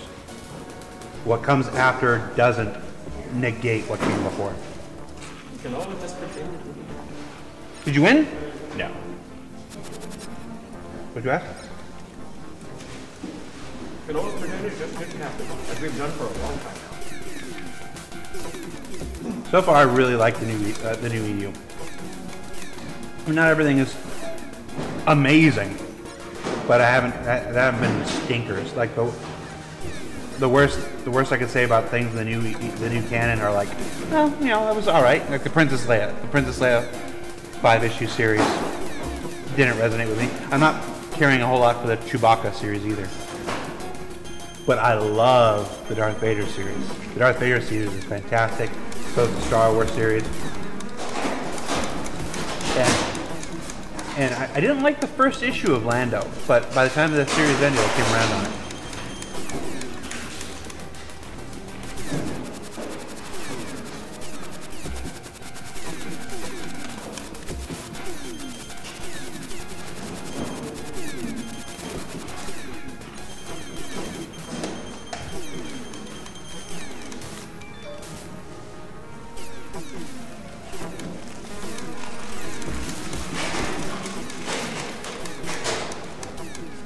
The Ewok Adventure and the Battle for Endor?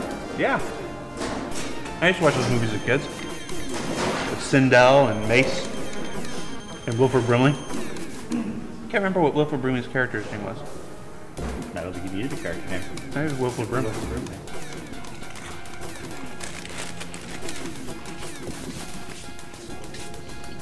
Yeah, I've been watching Star Wars Rebels. Star Wars Rebels is great. Star Wars Rebels is getting great. The second season has been better than the first season. I think it's mirroring Clone Wars. It takes them a while to find their stride. I think the third season of Rebels will be as good as the third season of Clone Wars was. There's still some hit and miss episodes.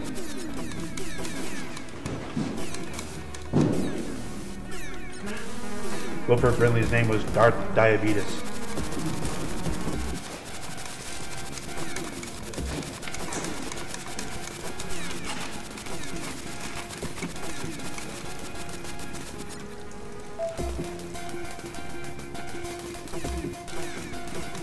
This song is my jam.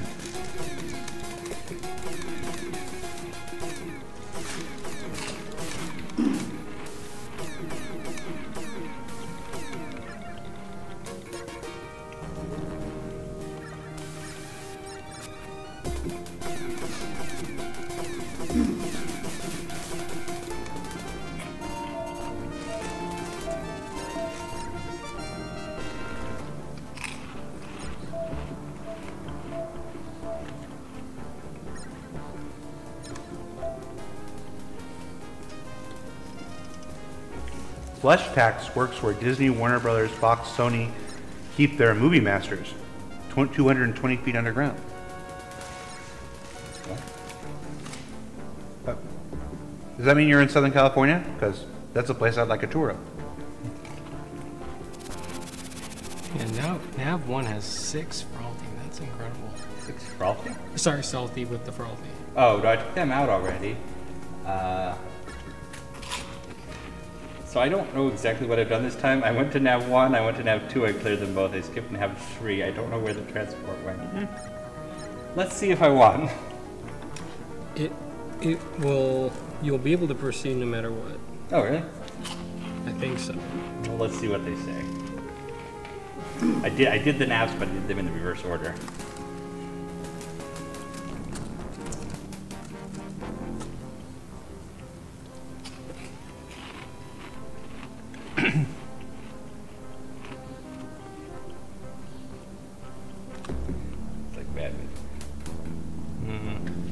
Are you and Ben heading out to see Star Wars on the 17th? Why? These are our tickets. This ticket is for when we're going on Thursday. These tickets, these are 50 seats in an assigned theater for Friday. We're taking the whole studio.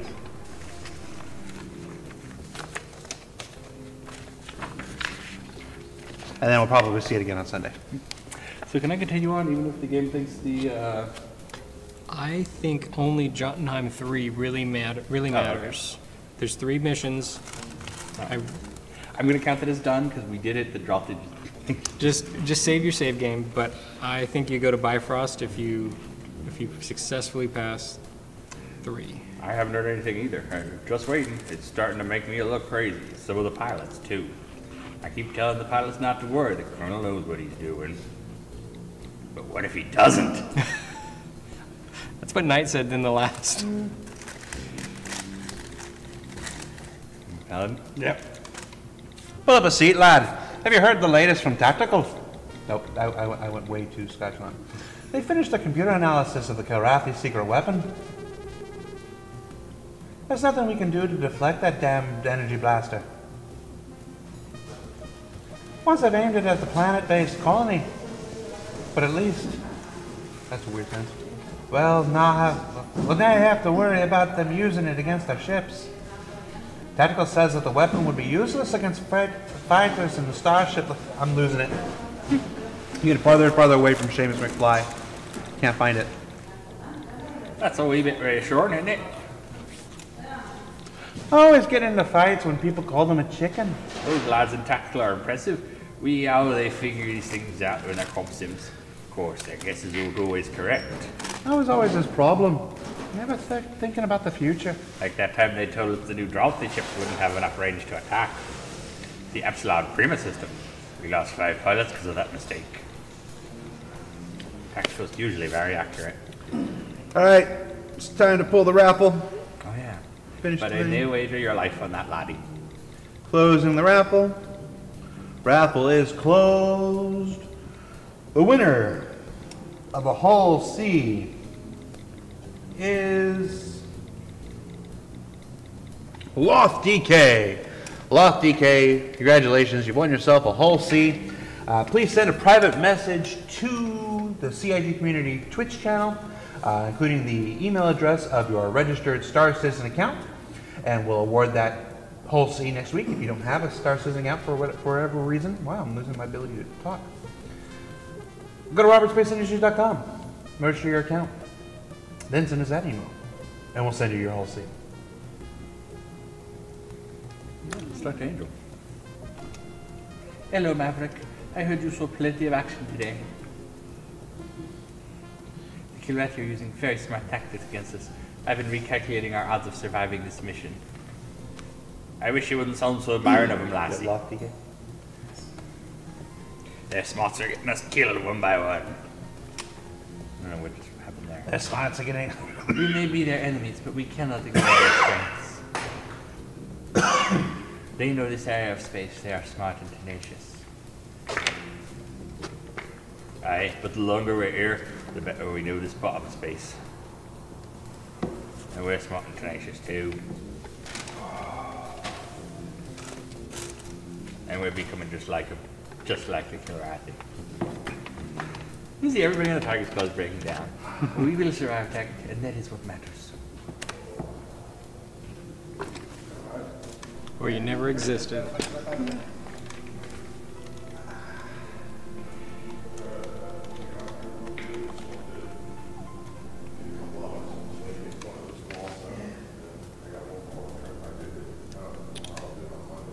Pilots, it's cat and mouse time.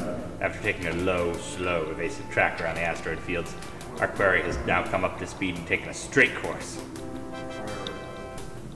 We can't think of any reason for this tactic unless they're leading us into an ambush. And we're gonna follow them right into their trap. We're doing what, sir? We're going to take the baits, pilot, but on our own terms. We're gonna launch all fighter wings on different routes through the asteroid fields. Tactical thinks the ambush is set up at nav 3. The wings will travel via nav 1 through the asteroids at nav 2. And ambush the ambush at nav 3. Destroy them and return. Wing assignments the same as last time. The Colonel quickly lists off the assignments, including yours. Alpha Wing, Maverick, and Spirit. Any questions? What is it, Taggart? Colonel, the other pilots and I think that Maniac is not fit for duties. It's not the best time to bring up that. What do you have to say about that? Sir, if I can't fly, then I'm nothing. I'd rather be dead. Please don't ground me. So he's suicidal. So Alright, get up there. that just kind of confirms the... Yeah. He's fine. He just wants to die.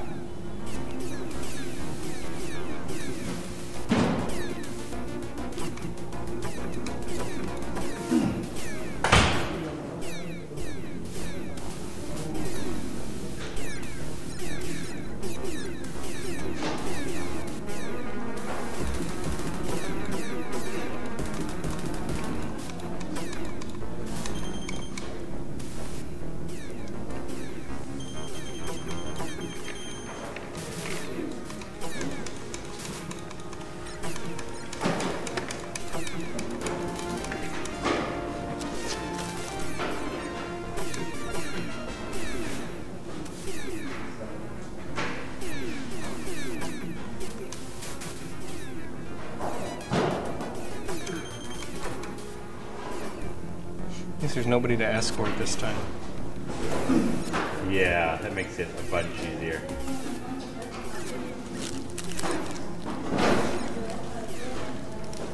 I don't quite remember what the ambush is.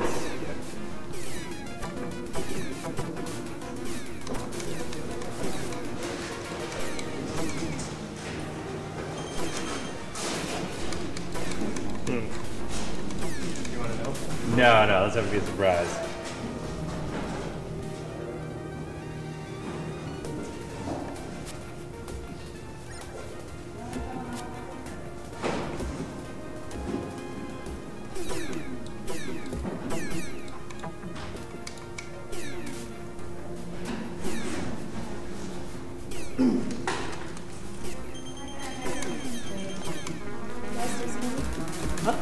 Yes, this is going to last a while.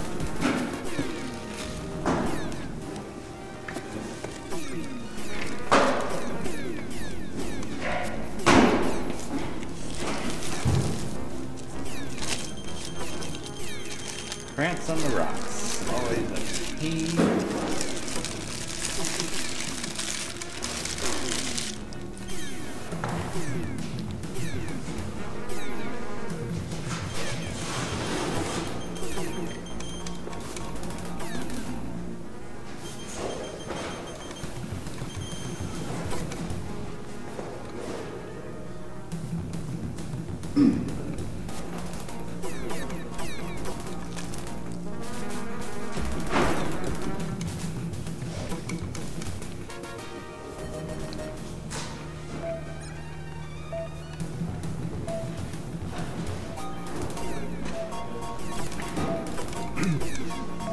When you start out playing Wing Commander, asteroids are the toughest thing in the world.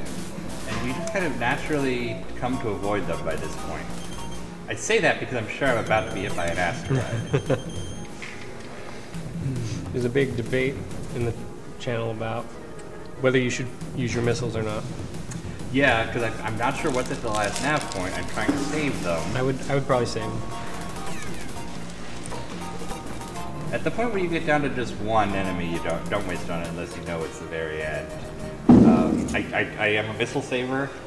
Try to save my missiles as much as I can, which is odd because I'm so bad with afterburners. I mean, I guess it's all. I think it's Jotunheim 2? 2 or 3? 2, yeah. It is 16 missions, huh? 16 missions, so what is this, 8? Are we on 8? So you got Bifrost, and then Vigrid and Valgard. 2, 4, 5, Well, at least one of those is a 3-mission series. Yeah, this is 8. This is the halfway point when you get through this. Okay, this is the hump. Yep. Wing Commander is a marathon.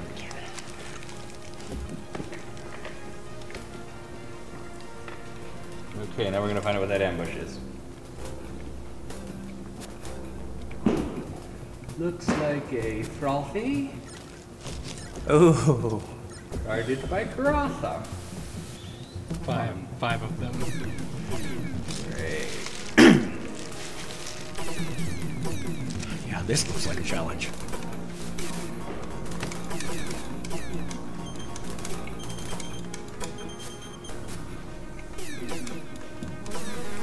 People are asking how Lando is doing.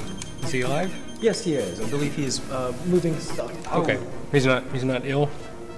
We're doing somewhat today. Okay. He's just working. Okay. Yeah, he's helping us put together sets. So they're asking, are we gonna finish it even if it takes all night? Oh yeah. Yes. We're here till the end. We're here till the end. But running from the Guinevere is an option. Yeah, If it really comes to that. And the thing about the Guinevere mission is you get the medal if you don't destroy.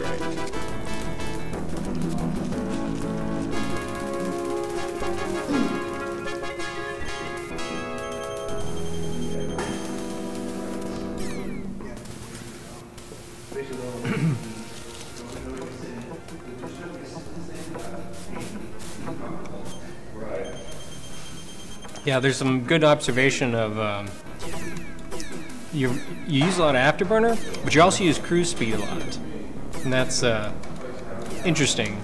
Like a lot of people go max speed. At max speed, sometimes I find I tend to hit I tried to ram more in close quarters when I'm actually. Yeah, that's true.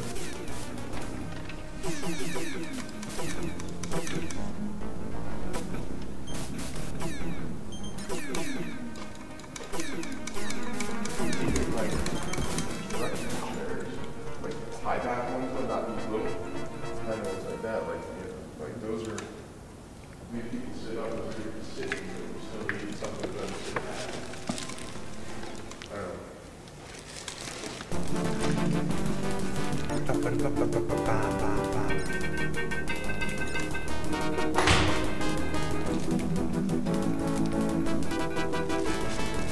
Chris, you made some questions about the wing commander ship. Mm-hmm. I don't know whether it's about the model specifically or just the design of the ships. What's that? Were there specific questions about the ship models? Yeah, but I don't think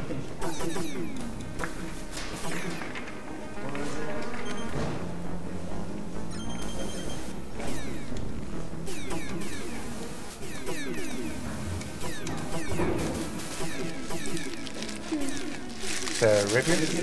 What's that? Is this a Rapier? No, this is a Raptor. Raptor. I keep getting those two confused.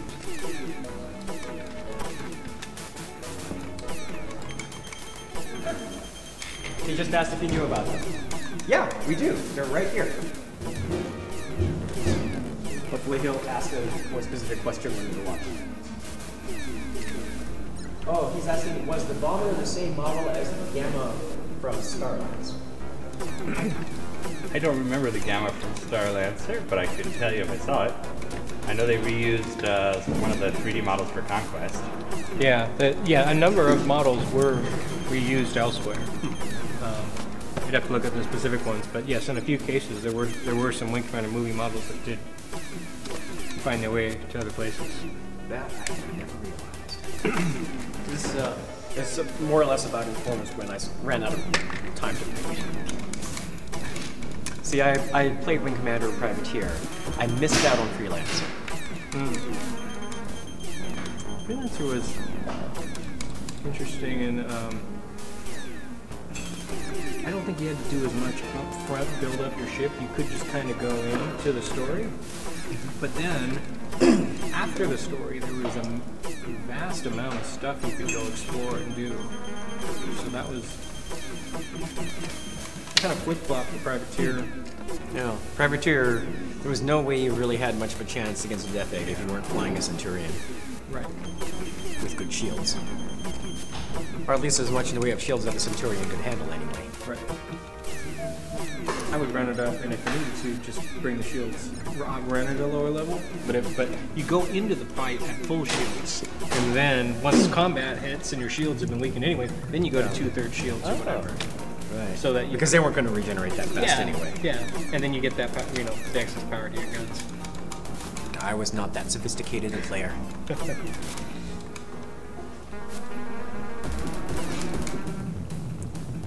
I mean, the extent of my combat planning was sometimes like, it's okay to go to that system, they have a ship dealer. I can stop missiles. Okay, good. I would operate out of a very narrow stretch of territory, like Oxford, a real small, little, compact, clean system. Just hung out there a lot. You get familiar with a particular trade lane. Nobody forced you to be there, but it's just convenient. Yeah. For me, it was mostly between Perry and New Detroit myself. Mostly because I just really liked New Detroit. RoboCop? Every time I hear New Detroit, I think RoboCop. No, this is Privateer. It was an industrial planet. It's not RoboCop. Should make a RoboCop MMO. Huh? I love RoboCop. Ouch! He just ripped off all of your guns. Almost all of your guns. I had to go to a new manager orientation and answer a bunch of questions recently, and one of these questions, standard questions, is if you could be anybody in any movie, who would you be? And people came up with different things, and they were just like Darth Vader and Star Wars and things like that. I said, I would love to be RoboCop in World War Z. So, Right. They wouldn't pay any attention to you, and you'd be invincible besides.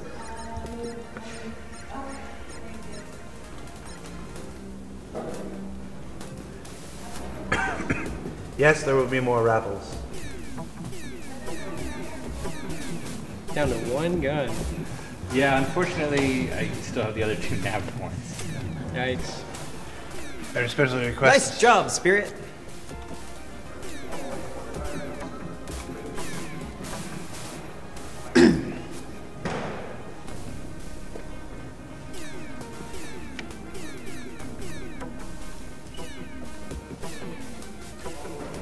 Besides the 3 okay, that's technically 4 RoboCop movies now. After they made the other one.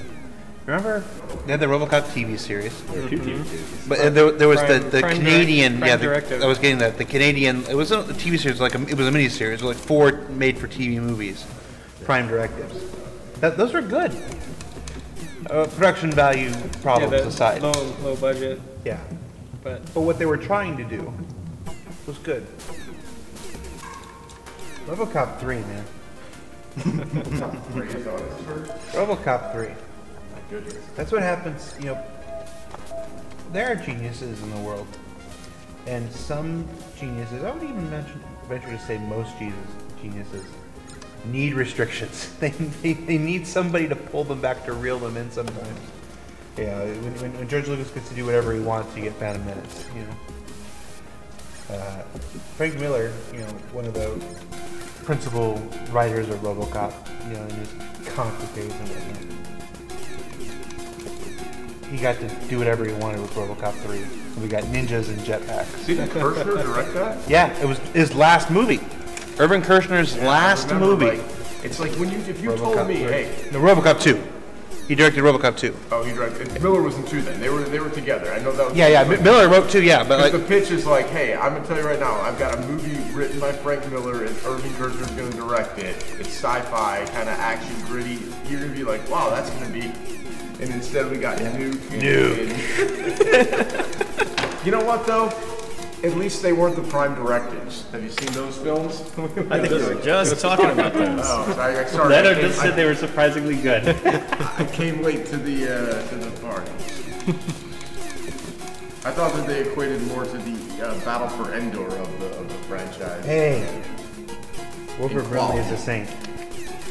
Lando also referred to Ice Pirates as one of his favorite movies earlier. Ice Pirates is one of my favorite movies.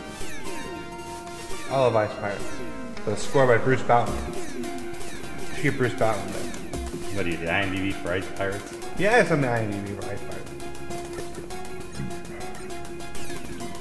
I like The Last Starfighter if we're talking. The Last Starfighter is excellent. The Last Starfighter doesn't age real well. I love it. You're right. Well, visually, it does not age at all. Yeah. Well, at all. I'm talking about the story. Yeah. Robert Preston. Everything with Robert Preston in Last Starfighter is gold. You give me the Music Man, you put him in a sci-fi movie, it'll get me every time. I still enjoy it. I just maybe some of it's nostalgia. Some of it's just like I like the idea of like this. The whole subplot with the synthoid and his girlfriend. It's just Yeah, it takes you away from the cool yeah, part. it's not. Joe Garrity checked in and said he is available and would like. Yeah, we actually can't do Skype call. You let him know? Or because we changed the audio? Yeah, I'd have to take it all down. Okay, And so figure just it tell out. him, okay? I mean, Next really time. though, Jared. Huh? Really though, what came out in the '80s that wasn't Star Wars or Star Trek in the sci-fi genre that really does hold up still? Ice Pirates. I was actually asking that as a serious question. Ice Pirates. You're getting a serious answer. Ice Pirates is good. Ice Pirates is also good. Young Sherlock Holmes is a fantastic movie. It's not science fiction, but it also has a score by Bruce You know what Boughton. else I like from the '80s? Inner Space. Inner Space. Ooh, yeah. Yeah. Wow. Ooh, ah. That's great, Jack. Yes. Also, Spaceballs is on HBO Go right now, or HBO Now. I remember the salutation Dennis Quaid uses when he has an exceptional drink of alcohol in inner space. Two things you have to know about the cowboy. One, I make loves with my boots on. And two, you have to make that big Ryan face.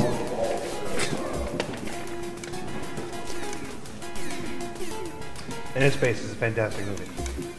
We're talking about movies in the 80s, guys. If you're talking about Starship Troopers, you're not in the 80s. But the ships will be awarded sometime next week. Okay. When I'm in work mode.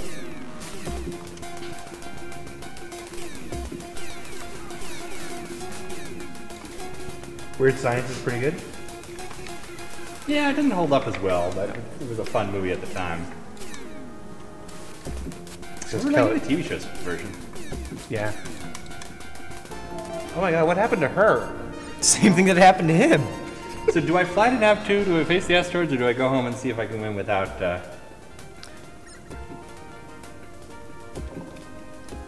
Enemy mine. Jammies. You going for it? I'm Mickey Mouse. Jammies? Jammies? I was a friend of Jammies. Enemy Mine's an excellent movie.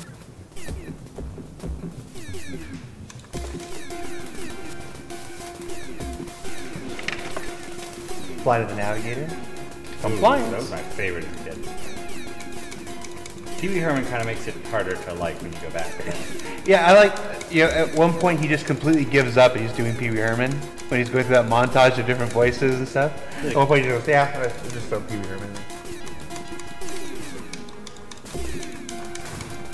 Have you seen Ex Machina, Jared? I have it.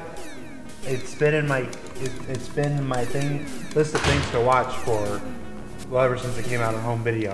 I didn't make it to the theater when it came out, but it's one of those movies I'm guaranteed to like. Everything I've seen and heard about it is right up my alley. I just haven't gotten around to watching it.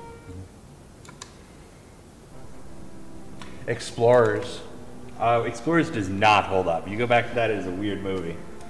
Still got Robert Picardo in it though.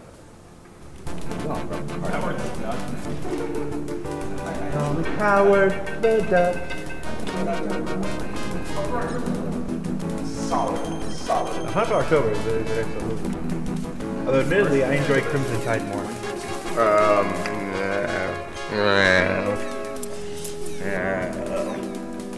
don't know about that. Anyway, I think I am going to hit the dusty trail. Maybe make it home before the sun is completely set. Or maybe not. But We might be done by the time you get back. You never know. are we that close to finishing? No, he was back on Monday. No, that's what I'm saying. Oh. Witty. I might come in tomorrow too. I don't know. Probably not. But Runaway with Tom Selleck. That's a good one. We're just talking just movies in general now? It's a sci-fi movie. The Thing was great. Okay. The Thing was so good. Oh, The Thing is the best. The Thing is the best. Someday, I'm going to own a pair of the Glacier sunglasses that he has. The glasses he wore in that movie were rare in 1984, so they're nearly impossible to find today. I find them on auction every once in a while for about $300, $400. How do we feel about The Black Hole? Disney's Black Hole? Yeah. It's a good movie. Yeah. Yeah, you know what else I appreciate about The Black Hole, or I did when I was a kid, was they came out with toys, and the toys were like 3 3/4 inch, and they mixed well with my Star Wars action figure. So it was like an expanded universe of toys, so that fit right in visually, you know, with some of the stuff. So. Did you see the link for the new Tron game? No. Anyway, go ahead. There is a new Tron game. Yeah, they debuted it during the Game My Awards. fans. It's up on Steam where you access right now. I sent the link in your Skype. Yeah, new Tron game. Yeah, the thing is probably in my top 25.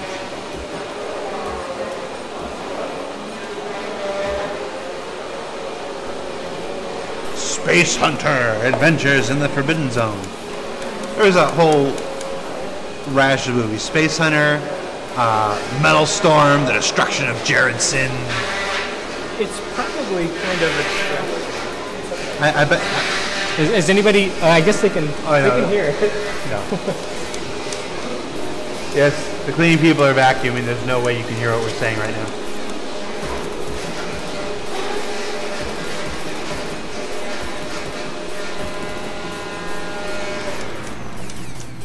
Joshua, would you like to play a game?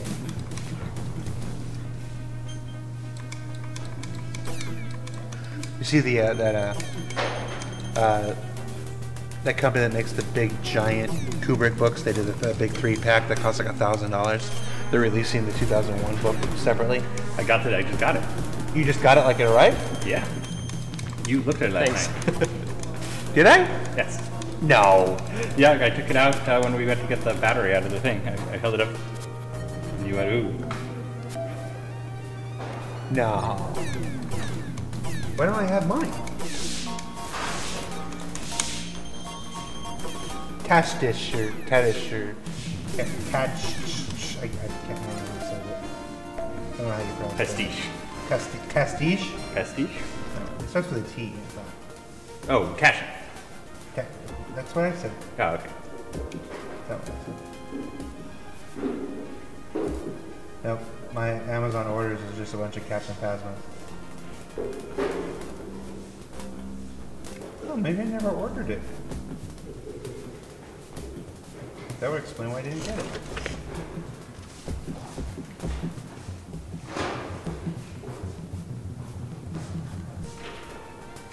Nope.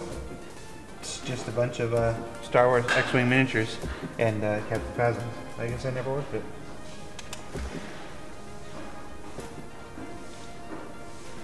2001 is also one of those things that's very difficult to search for on the internet. Yes! Yes! Which I like to think that if Stanley Kubrick had known about the internet, he would not have changed a thing. He would have been delighted that it was impossible to search for. What science fiction books do you want to see filmed?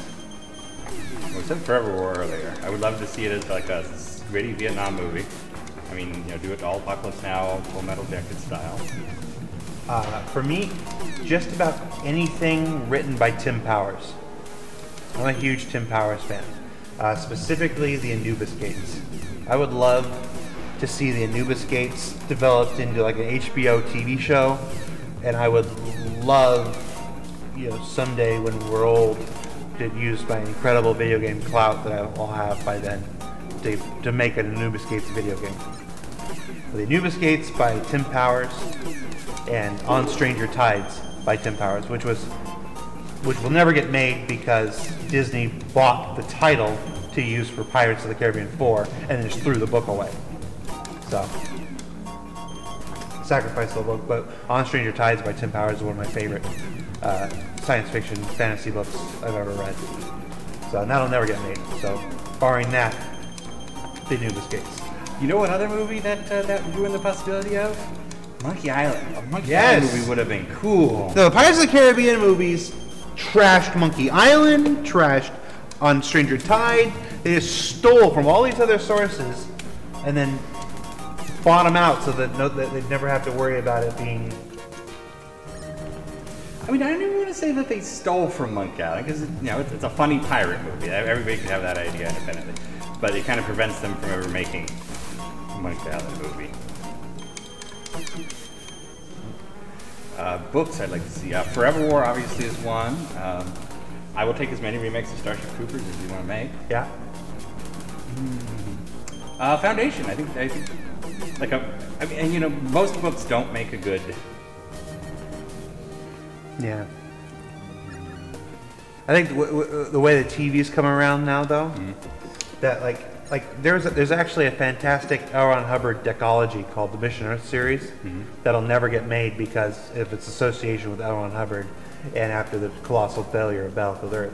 But the Mission Earth series would have been an amazing, like, pay cable or Netflix TV show. So here's an interesting thing. Where did the control sheet go?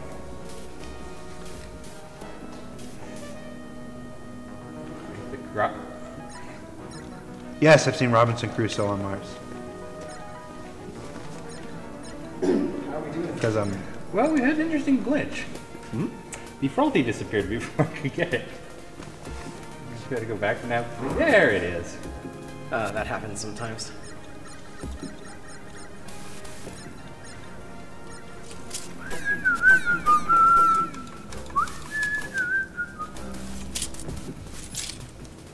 Yeah, right? How is that not happening? So now you can use your missiles, right? Oh yeah, I killed the Groth already. This is all that's left. Not that I need them for a frothy. I mean, the threat of a Karathi capital ship is that you might accidentally run into it. That was one of the main things I thought might be different about Star Citizen.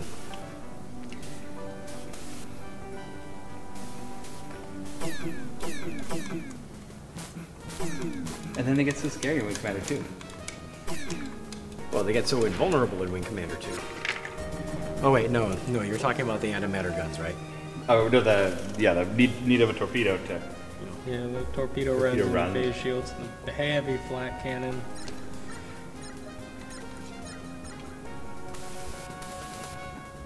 All right, there we go. That is 2. On to the last mission. This is our first 3-mission system. So the 3rd mission. Okay, and then after that, we'll raffle.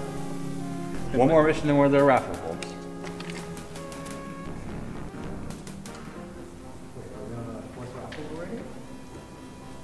So we'll start the 4th raffle after this. Looks like it got a little hot out there, sir. Butthead? No, that's... He's way more innocent sounding than Manic is. There's a longing to that unnamed soldier who greets you every single time. All he wants you to do is acknowledge his presence. The Dorkare class communication ship cruising through Nav 1, permanently off the airwaves, sir. Excellent. That's gonna cripple their intelligence reports. Do cats have intelligence reports? Next, we set our sights on a frothy, sir, and took her down. You had 11 recorded kills, Maverick. Honestly, you've done better. Spirit didn't toast any kill Rathy. Spirit, you're fired. Alright, take it easy for a while. Both of you. Yes, master.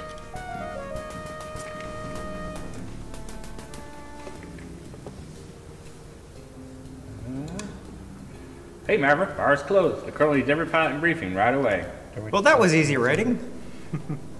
Alright. I remember actually being kind of disappointed we have one more mission to do. Oh yeah, one more mission. To see what the pilots had to say between the missions, and then when they just didn't say anything, it was It's not the only reward for beating a mission, but it's part of it. The wingmen suck so bad in this game because Ben doesn't let them off their leash. No, I did. Ben like, oh, Ben no. Oh, God, no. Holy crap. Okay, You're gonna go before Ben makes you play it? No, I believe in Ben. This is the famous Guinevere mission. There's a lot of fighters. It just throws so many fighters at you. One of the worst parts about it is even if you're doing well, there's a glitch in the game that just sometimes kills Spirit for the sheer hell of it. I think we're okay because we didn't do the transfer. It's an overflow bug, and so because we didn't do character transfer, we didn't carry over from I another think game. we're okay.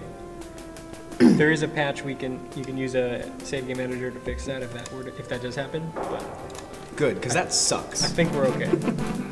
There was no real way to fix it back then. Yeah, exactly. 1991. Apple's not screwed. Going, guys. Yeah. Now we just patch it, but back in the day.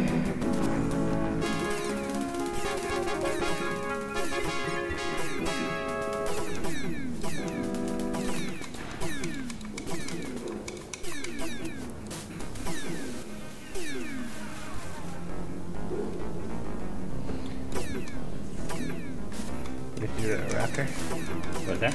You have to do this mission in a Raptor? Yeah. Probably your best option anyway. When did Wing Commander start giving you choices of ships? 3. 3? Or if you want to get really technical, probably privateer. Yeah, I mean, Armada, also. Question. Academy, that's it. Question for Chris Reed. What Wing Commander 1 community mods do you recommend? There are new ones. Wing Commander 1 community mods. Oh, I have all kinds of thoughts on this matter. So, Stinger makes something called WCDX, which is a Kilrathi Saga enhancement patch. And if he's listening right now, he would tell us that we're not quite looking at this in the right aspect ratio. And his patch fixes that if you've got the Kilrathi Saga version. And makes other, it fixes a number of bugs. Kilrathi Saga was highly sought after, but it introduced some new bugs. Some of the damage didn't work right, some of the backgrounds weren't there correctly. Fixes a lot of that, so a very good patch to go after. There's a very cool patch, mod, that some people have made where they have taken the, there's an extra set of expansion. There's a third set of secret missions that takes place right after Secret Missions 1, before Secret Missions 2, that's only available in Super Wing Commander, which is the Macintosh and 3DO port. Some people extracted the mission criteria and text and dialogue from that, and then backported it into the PC into like Secret Missions 2, Secret Missions 2's executable. So it's there's I don't know that they worked 100% of the kinks out, but very cool way to experience that if for whatever reason you don't you can't get a 3DO and don't have a Mac, an older Mac that can run Super Wing Commander. Yeah, unfortunately, there's not a great emulation scene for pre-Intel Macs. No. So, Super Wing Commander takes some work. Yeah. I've got a Power Mac 7300 at home I use for it, which is a bit extreme.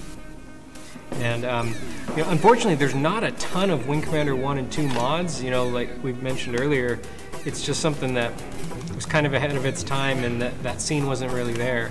HCL, Mario Brito, expert Wing Commander modder, he's got a few like one-off missions and ship swaps. So I think you can get a ferret, import a ferret into the Wing Commander 1 engine. Or a Hellcat? Yeah, it looks really cool. Yeah, and he's working on that. He's working on a Wing Commander Academy mod, which is kind of a Wing Commander 2 engine, and working on getting Hellcat and several later ships like a Manta, I think, from Prophecy and some things, and get them in the Wing Commander 2 engine. It's very cool. So, is there a reason to play the Mac version of Super Wing Commander if you have the 3DO? Macs, you know, the controls are better. They're very, very similar. When you developed like on for a 3DO, you built it was the dev station wasn't so that's why it was so easy for the support. But the game Otherwise, nobody would have bothered with a Mac port of a continuous game. like machine gun hose. Mark for Wing Commander back then. I kind of really missed But the Origin cannon was salvo contractually feel obligated of to support the 1 and 2. 3DO. Right. And Prophecy brought that back to a certain extent, but I still kind of like the old way. yeah, that was the difference between Privateer 1 and 2, the feel of the guns.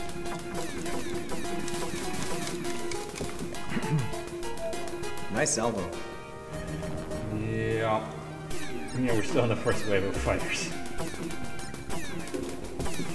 Yeah, I think this throws, like, right off the bat, 4 Grotha and 4 Jalthi at you. Like, before you even get to the main party here. Grotha are the worst. They're just maneuverable enough to make you shoot off all of their armor facings before they go down. It takes such a long time sometimes. Although you got a shield generator, so that makes this easier.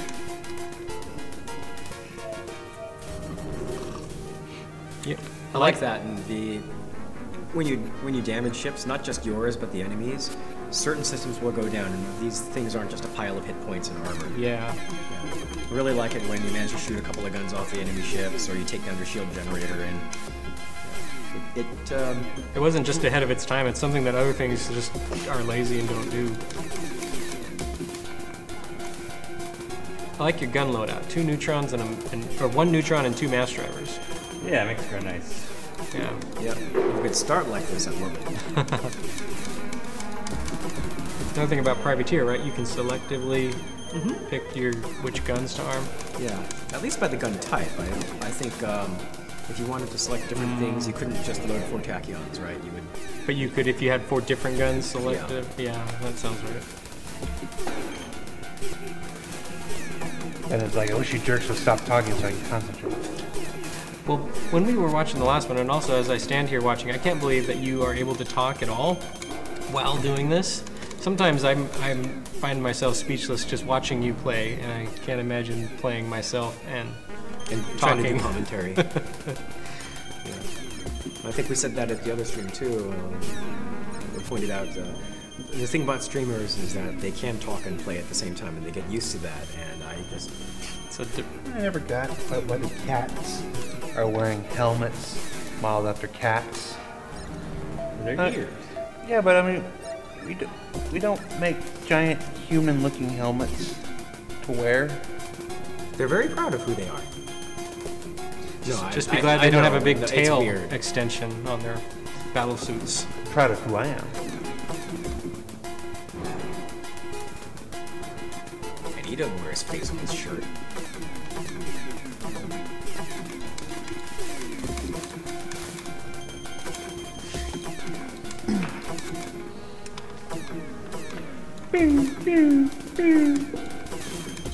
Silver ball.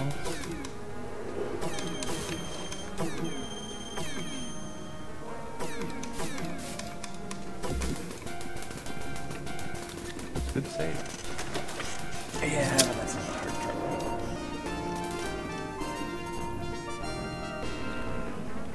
This mission has at least 2 extremely hard parts.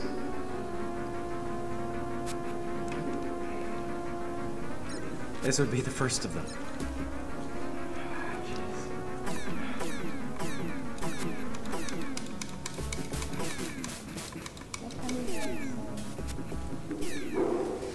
How long are we going to be here? A while. Do you need us to do anything before we close up? No, it's okay. Oh, they can go ahead and back in.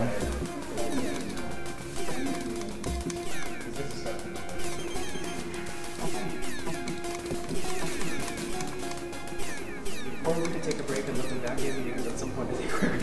Yeah, we can let them back in. If nothing else, we could, like, take a dinner break or something because this is. Yeah. It wouldn't take that long to back in this room. Yeah. That was actually a really good start. Ben nailed one of the rapiers in the first head-on pass.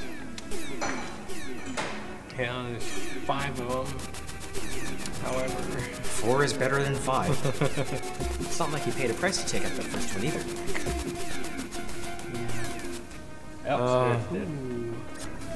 just like you said, Spirit. Really glad she got this long message out before she had. I am very proud of my ancestry and honor them. I don't know what she said.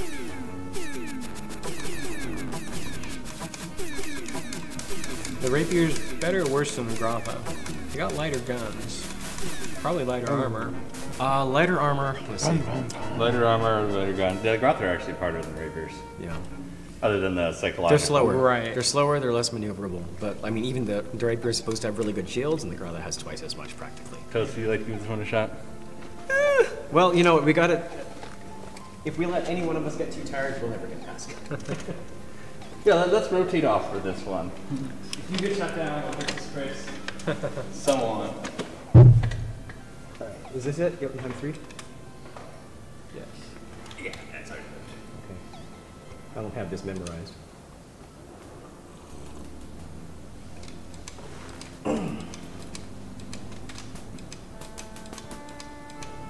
I don't think this is it. This is an asteroid patrol. We already did this. So, I think they're probably too involved.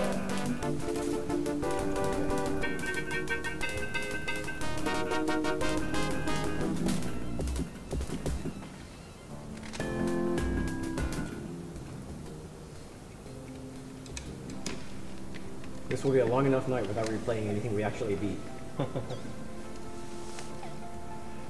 Where is it? Well, it can only be so many, right? It's 2 Yo 9-3s. Hmm? Looked like there were Yeah, 2 Yo there are. 9-3s. No, that's the one again. We're doing what, sir? We're reloading, sir. That's what we're doing. Thank you, Windows key.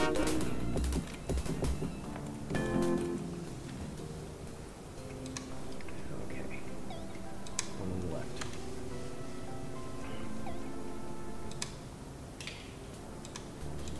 Okay. For a second, I was afraid you didn't save it. Yeah, you have 2 Jotunheim 3s. I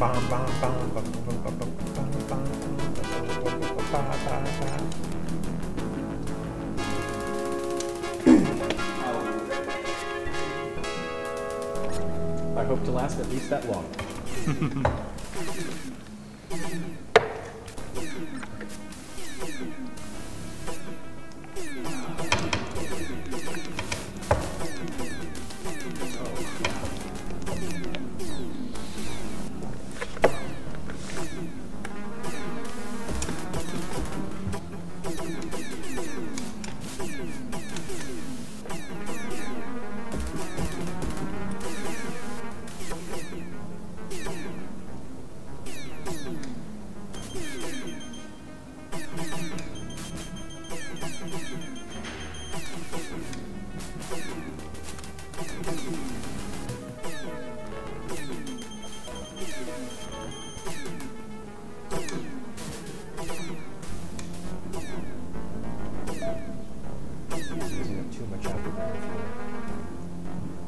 You're still good. It's a long mission, but you're not doing too bad.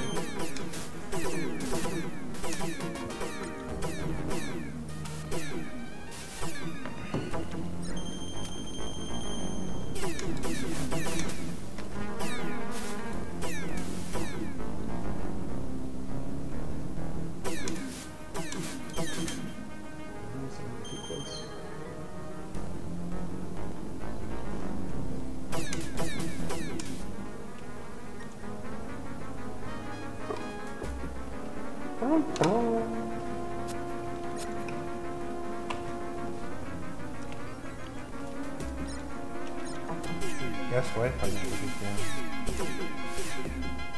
We got any guesses? Well, we're supposed to think our phones to do the guess.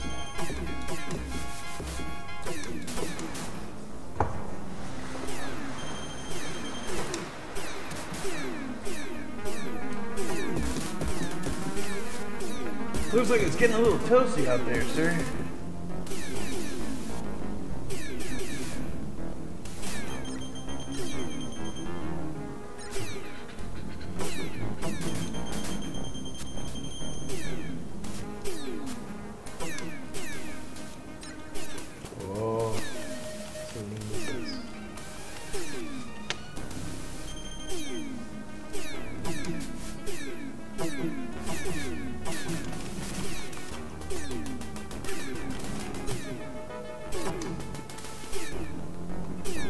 There's a whole lot of dinosaurs in chapter 1. Dinosaurs? What's going on with that? Many dinosaurs in chat.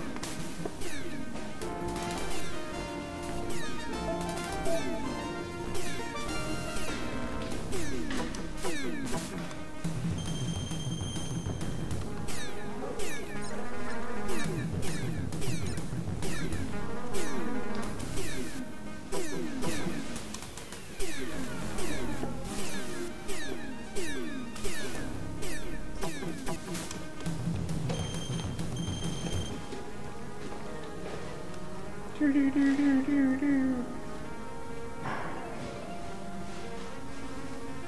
better run. Oh, that sucked.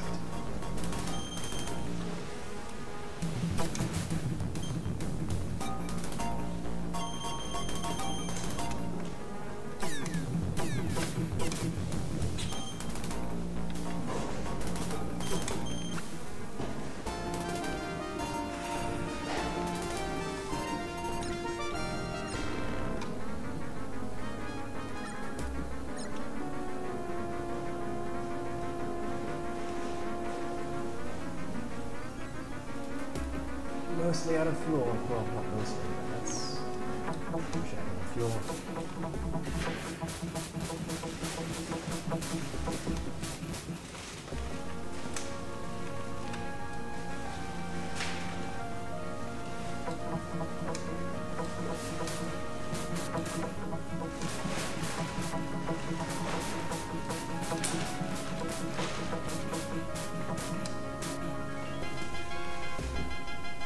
Objective reached.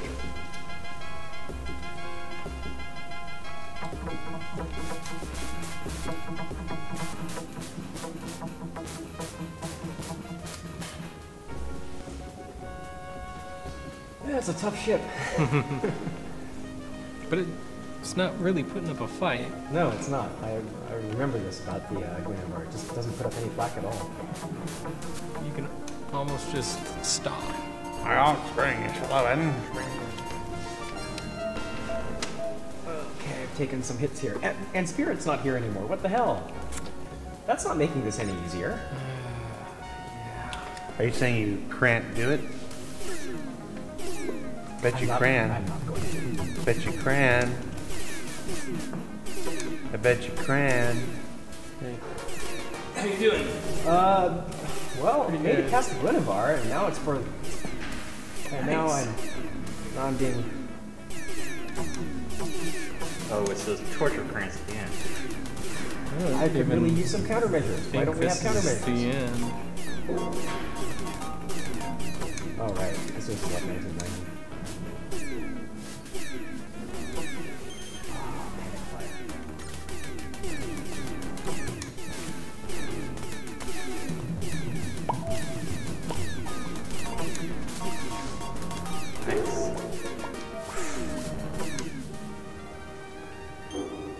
You can't do it. Really worried about having enough fuel to get through these waves of fighters. It's much more clear in the secret missions, much more so than the original game. That fuel is... yeah. I mean, shields regenerate, but... And, you know, they say armor doesn't regenerate, shields do. It's like, your fuel doesn't regenerate either.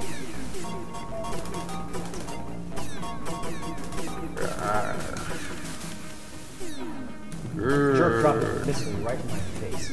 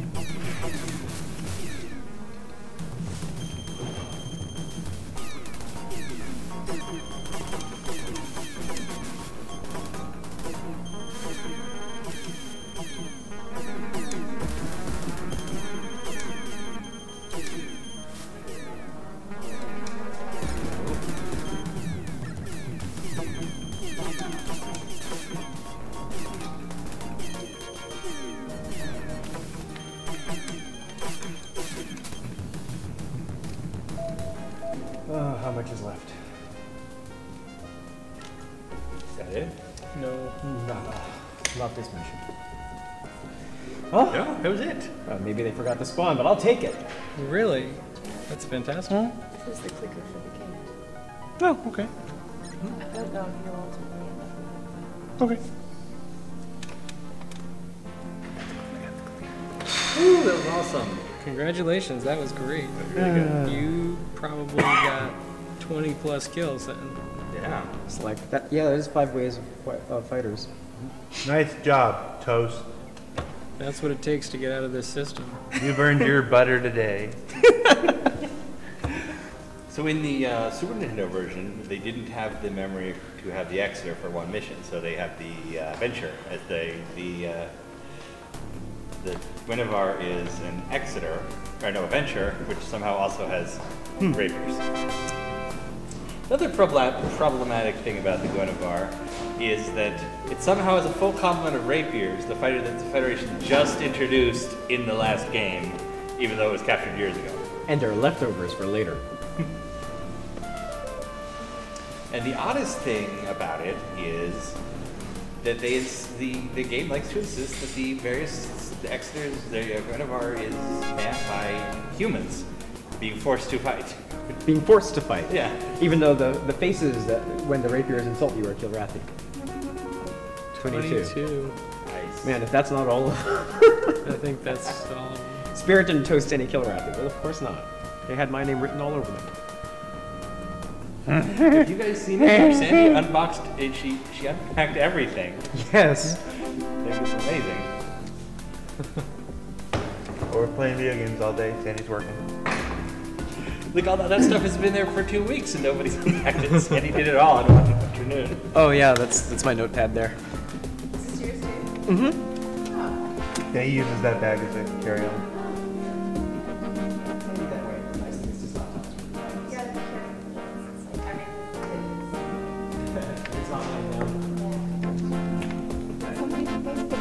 Yeah, those are mine personally. They're taking them back with me. I was like, no, If they want to stay there, we'll take them home. Yeah, I brought them in for the live stream. That seems like more than a bronze star. I know, right? Captain Blair. Like, that is definitely a large metal cheeseburger. I don't care what you say. What? You definitely earned the large. Yes, let Toast wear the large burger. What should we raffle?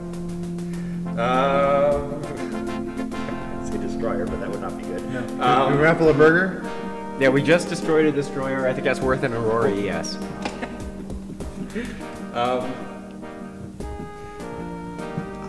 Yeah, my mind is blank. Well, what's appropriate for this?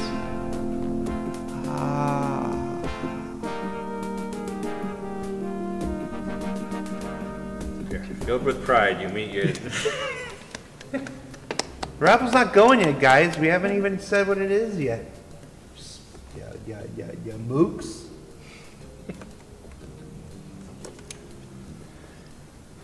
Hang on.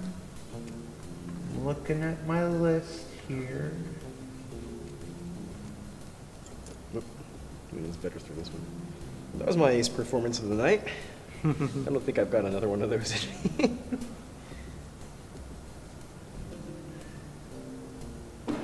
How about... It's a very different mission from Kurosawa 2, though. Yeah.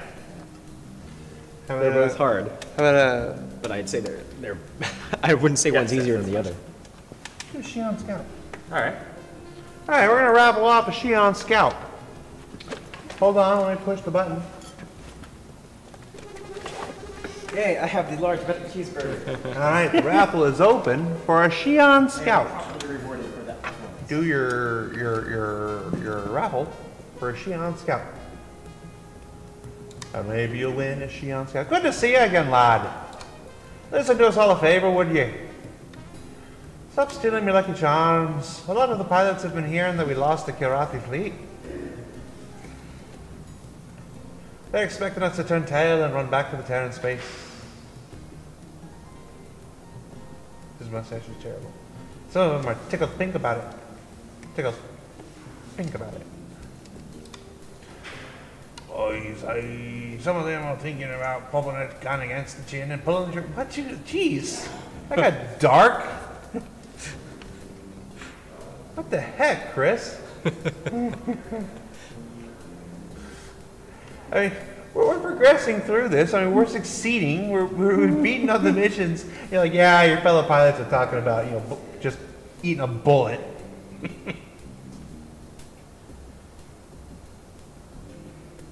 So if anyone asks you, this is what you should tell them. Don't eat a bullet. This operation isn't over. We haven't lost it yet. What mission are we on now? We should be on Bifrost 1, I believe. Yep. What number is that? 9 or 10? So we're not even a third of the way through yet? Never believed that old story. Anyhow, you heard the latest news? Any one of those books just have a list? Says we Yeah, lost they 70 do. enemy I'm just ships. counting on my fingers, so. We fly all this way into Karate Serious, we're not space and lose so not many even people? 2/3 through yet? And for what? There's Just- no way we just can over afford to half. turn back now. We better find those cats, kill them, and get out of here fast. Or we'll be as dead as my cousin and the rest of the colonists and got it. There's an expression you don't normally hear. And you're gonna be as dead as my cousin. That's good. That's a phrase. I've heard it. To go along with what was the one we decided last night we're going to start using? Denim like jeans. Denim like a jean. Yes, denim like a jean, and the one that All your around mom Robin has. Hood's barn, which I think is a real expression. All around Robin Hood's barn? Yeah. Pilots, we've trailed our target to this system. Oh, this is you. We're not sure of the location of the Karate fleet. The fleet is probably going to call for reinforcements, probably Frontier with destroyer escorts. Two Frontier with additional heavy ships, if they know where to catch us. Right. We'll reduce the Tiger's Claw to molten slag. Personally, I prefer not to command a slagged ship. Well, if you get a choice. Yeah, there's your commander. So we're going to have to launch an attack on them very, very soon. We don't know exactly where they are, but we do have some good data. The ships in the strike fleet were designed to be fast and maneuverable, which means they aren't carrying much fuel. That means they're probably headed towards, any guesses, pilots? Bueller. A supply depot, sir?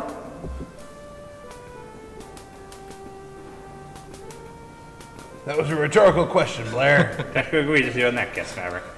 That's where we think their fleet is headed. Yeah. We're going to get the supply depot first and take it out. You're going to fly scouting missions. With the information you'll bring back, we should be able to locate the supply depot. They can back him. This is a good time. They want to back him. This is a good time. Make sure he's scouting through these napkins. Yeah, don't worry about it.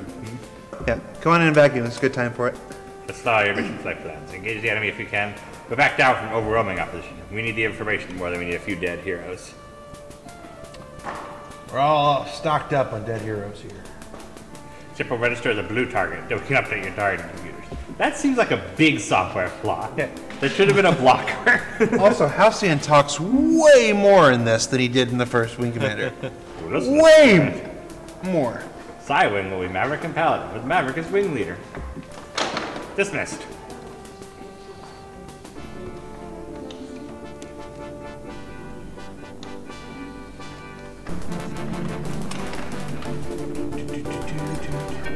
Yes, the raffle for a Xi'an Scout from Star Citizen is going now.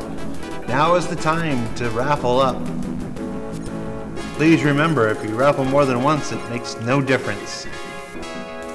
Raffle one time. Leave chat for your fellow chatizens. Now we're in a Raptor. Still in a Raptor. Raptor is good ship. Yeah, but I've been confusing it for Rapier the whole time, so to me it's different. That I got it right is different. Rapier's the one that our cockpit is the engine. Yes, that's why I keep thinking about it. That's why I keep coming to it.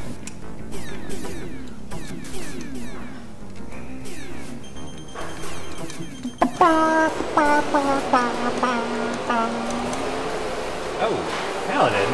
Thank you, Wingman. Just Thank you. What you covering, laddie?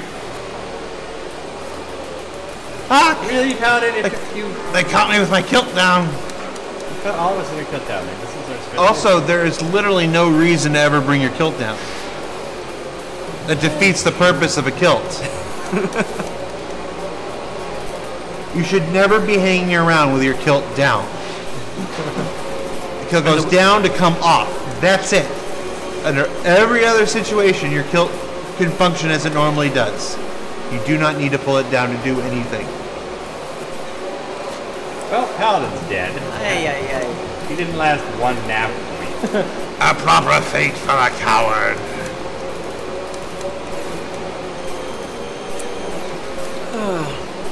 It's not that the wingmen get any worse, but yeah, guys, they're not calibrated for missions with this many enemies. Yeah, the cleaning people are going to be vacuuming for a little bit, so you're probably going to want to turn your personal volumes down for a little bit.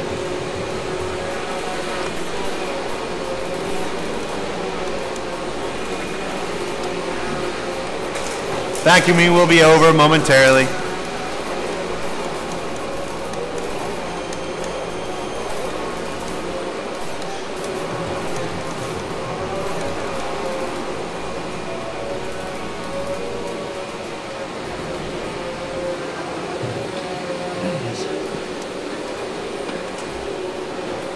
The sound that you are hearing right now is a vacuum cleaner. Our cleaning crew are currently vacuuming the office.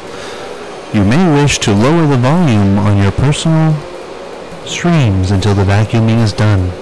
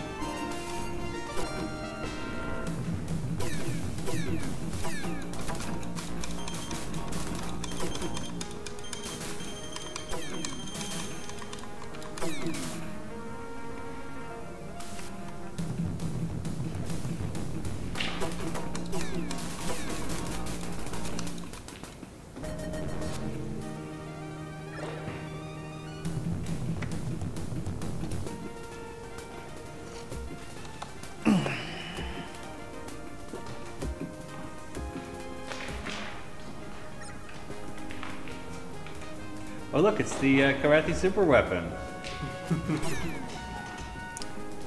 And lots of Jalfi.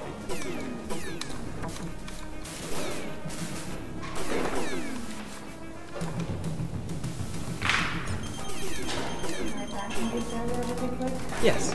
Hold on. Thank you.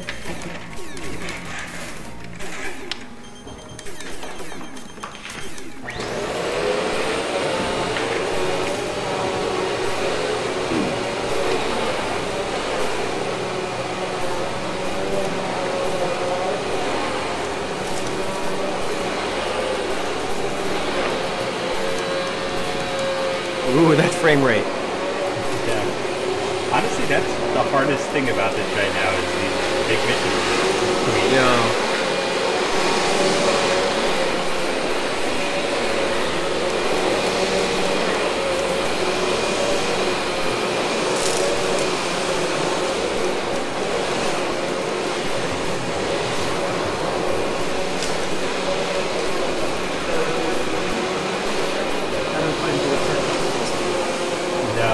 Especially since your recharge is apparently independent of the frame rate. So you end up getting close without being able to fire.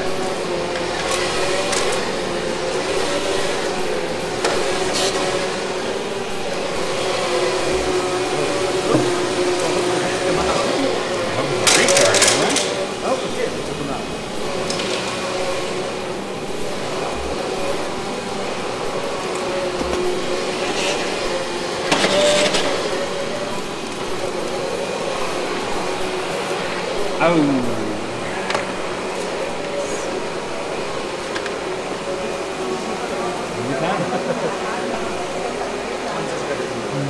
one's got a broken arm, but I've been using that.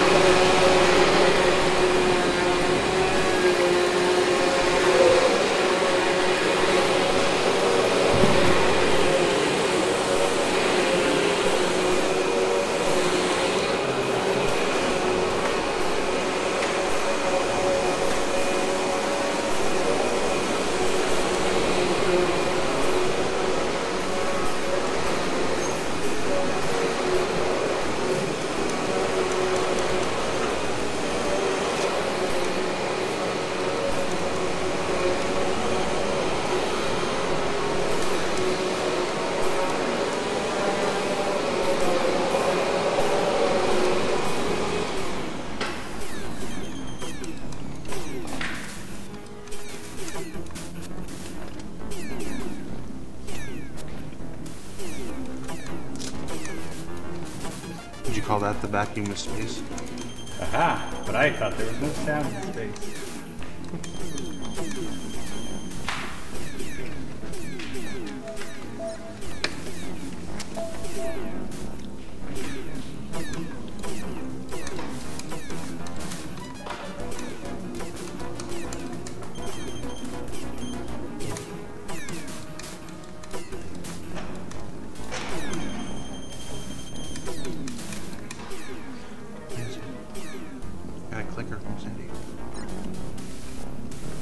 It's exactly the same clicker we have at the apartment.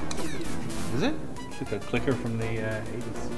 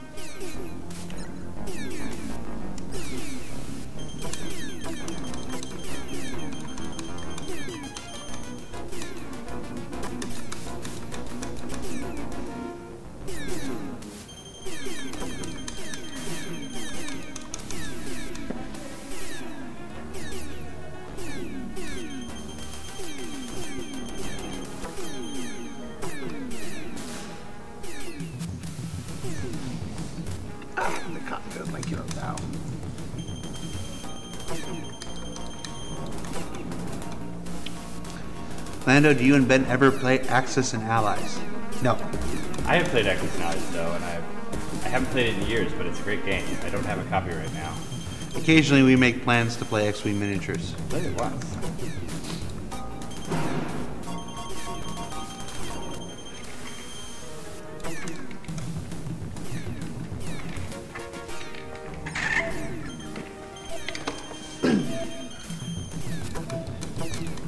No, I lost Paladin again. Survived slightly longer this time. I am a cat wearing a cat helmet.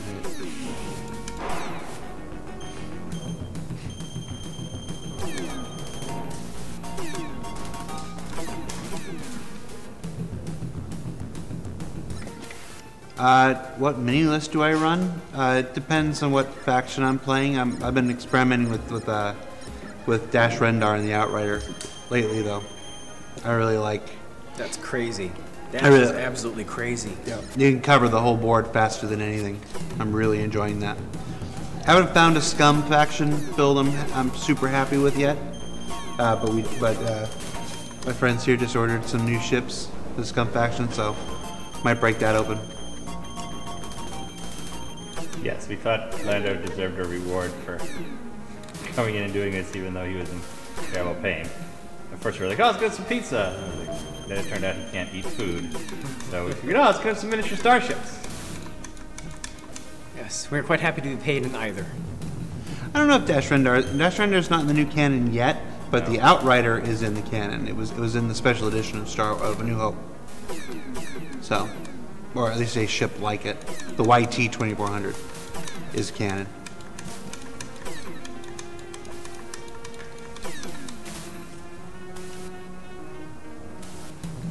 They haven't done anything with the between Empire and Jedi period in the new canon yet.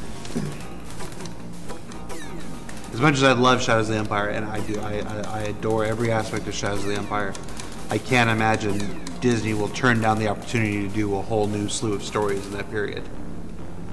So, it doesn't get them anything to keep Shadows of the Empire. So I just hope that whatever they replace it with is just as cool. I just wish they'd re-release the game. Hey, why isn't there a GOG of that? Was it available on PC? I didn't think Rogue Squadron was available on PC, and they got that. I played Rogue Squadron on the N64. I was surprised to see it on GOG. Maybe there was a PC port of that one, of Shadows. Oh. No, I did not know there's a Halo Spaceship Miniatures game. I've only got room in my heart for one miniatures game.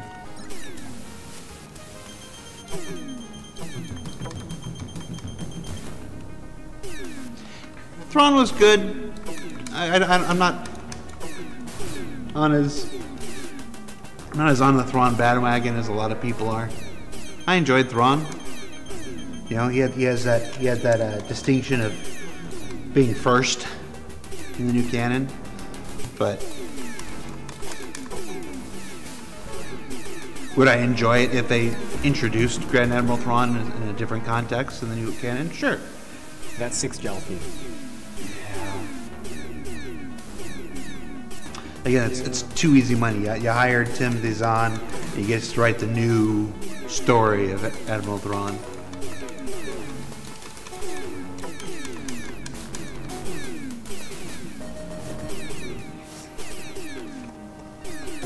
I want to thin them out just to improve the frame rate. Garm Bellows.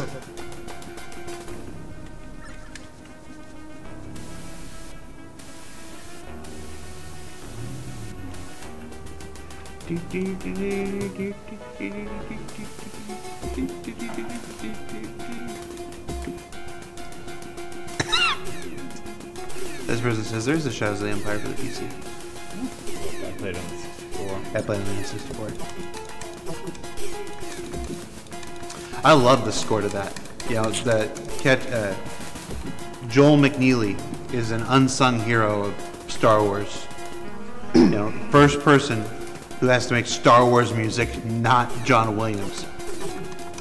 He did a great job with the soundtrack to Shadows of the Empire, and he was the first to add a Gaelic chorus to Star Wars, which 3 years later, John Williams turns around and uses for Duel of the Fates. So. Hey, so give this one a shot. Ooh, okay.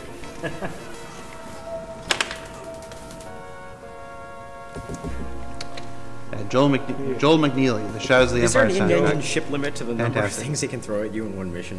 Yeah, but it's like 30. Probably 32, huh? Well, the claw and you and your wingman are almost 3 of them, so how bad could it be?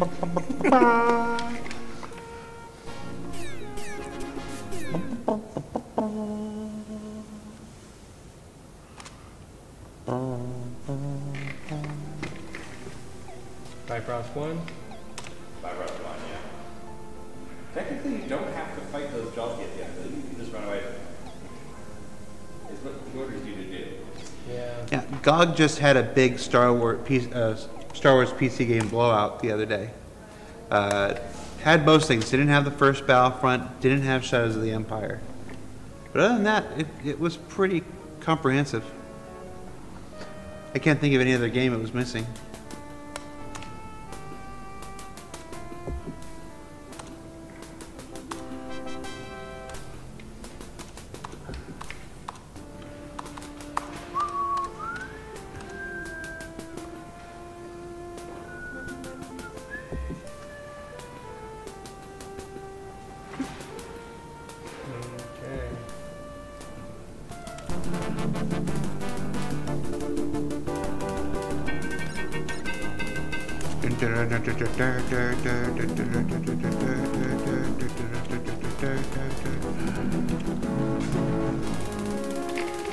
Is CIG doing a holiday live stream this year? Why, yes, we are. On December 16th at 11 a.m. Pacific, 1900, that's 7 p.m. UTC. What's the other one they call it? UTC? It was, or Greenwich Mean Time? GMT, UTC? What? It used to be Greenwich Mean Time, but recently they made it Universal Time something so that it didn't have to be Greenwich, so it wasn't UK centric. UTC is the more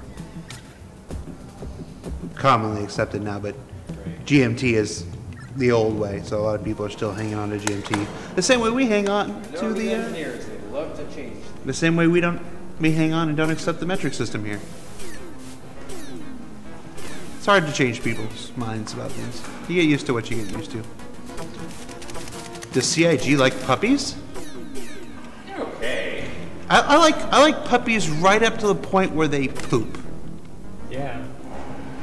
Dog poop is... I hate dog poop so much. It's just, you buy a cat, you get a kitten. You get a kitten, you don't have to train that thing. Kitten you just put the box down, the kitten's gonna do a once over the entire living situation, and it's gonna poop in the box. Dogs, you go through weeks, months. You wonder if you're being too harsh. It's potty training a dog is so. This is just. Why you got mobile infantry instead of you have a dog. Yep. I have a 9-month-old Papillon dog, so I'm living. Yeah. I mean, it's like corgis or like terriers. Terriers are beautiful dogs. They're hypoallergenic, so it's great for people with allergies and stuff because they have like hair as opposed to fur. But try teaching a terrier to poop where it's supposed to. Man. Then again, I had a cat that used to sleep in the toilet. So, yeah, I'd wake up in the morning, I'd get up and I'd hear this splashing because the cat would realize I was awake. And he'd jump out of the toilet before I could see him. And I'd go into the restroom and there'd just be water everywhere and this floating raft of cat hair in my toilet. I don't know if that's better than dog food. He never peed or pooped in it. He slept in the toilet. I don't know if he slept. I never caught him while he was in there, because the minute I came around the corner, he'd bail. But he at least chilled out in the toilet. And then, of course, he's tracking toilet water over my entire apartment after that. Yeah, toilet water's not good. Yeah. I learned to put the toilet lid down. That would do it. Yep. And it was horrible because other people would come by and they'd leave the toilet lid up. And I'm like, where's the cat? I go, cat, and I hear it splashing. I'm like, gosh. Yeah. So I would close the toilet lid, but whenever other people wouldn't close the toilet lid, he'd chill in the toilet. That's the strangest thing. Where were you living at the time? Inland Empire. It was the same place I was living at right before I moved in here. Okay. It can get hot, but not that hot. Oh, no, it never got hot in my apartment. Honestly, my apartment ran its air conditioner 24/7. Hottest my apartment ever got was 68 degrees. It had nothing to do with heat. Every once in a while, you're reminded that eating animals can have weird personalities just like people. His name was Elwood, but he never responded to it, so I just called him Cat. It was shorter. Oh, that by itself isn't unusual. No, but I That mean, wasn't the worst ram. It didn't rip off all of your front armor. I'd come home and be like, "Hey, cat," and he'd come running. Cat. Cat. I mean, his name on his little thing was Elwood. He never learned to respond to it.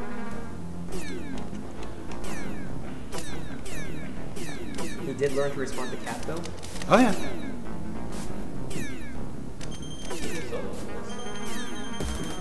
Yeah. I missed that. That was the cat that disappeared the week of CitizenCon last year. Never did find it. Nope. Missed that. You didn't tell it was really named Elwood, so I call it cat. This is why we didn't tell you that.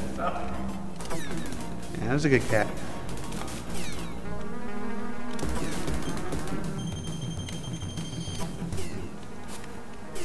These people really want me to give away a ship, Chris. You gonna do this or what? I can't give away a ship unless you beat this mission.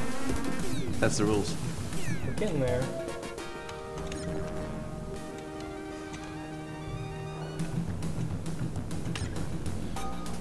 Everybody, I want you to clear your thoughts and think only positive feelings towards our traveler here. Will him to succeed. Don't let us out on the internet. What are you talking about? This is universal only crew exists. We're in an area of space where thoughts become reality. And our traveler needs your help to get us home. Captain, I have a question about this area of space where thoughts become reality. I guess it's more of a comment. That's stupid.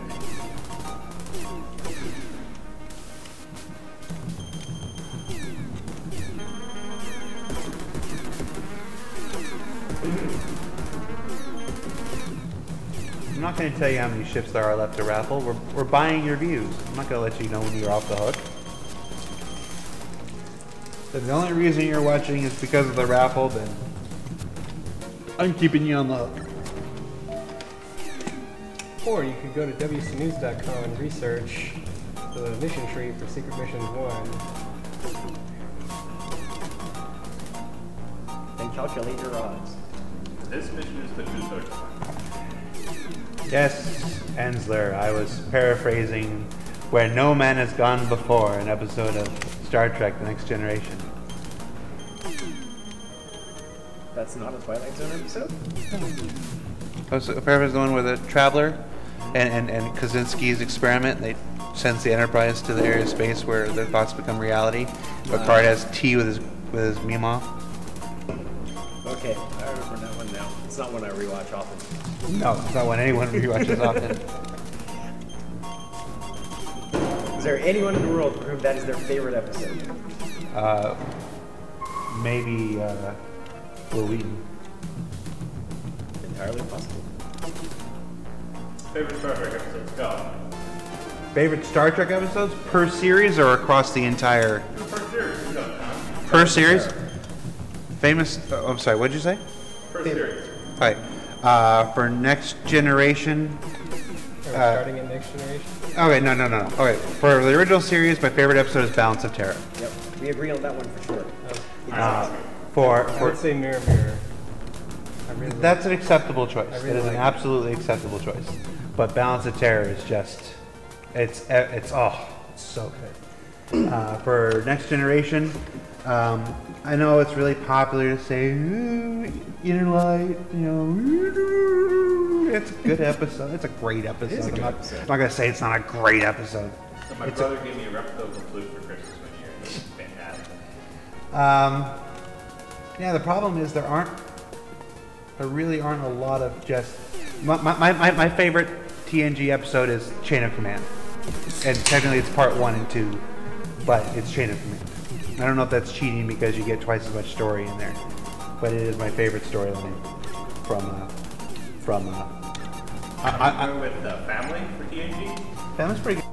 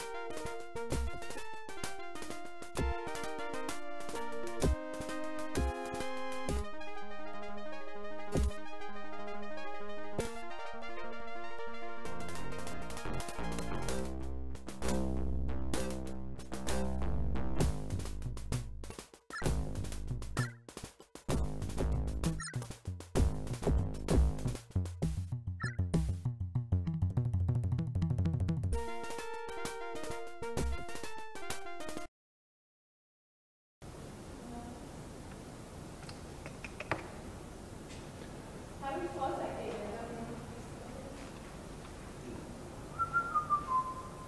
I think we need to use this one for Jared to close the front gate. Yeah.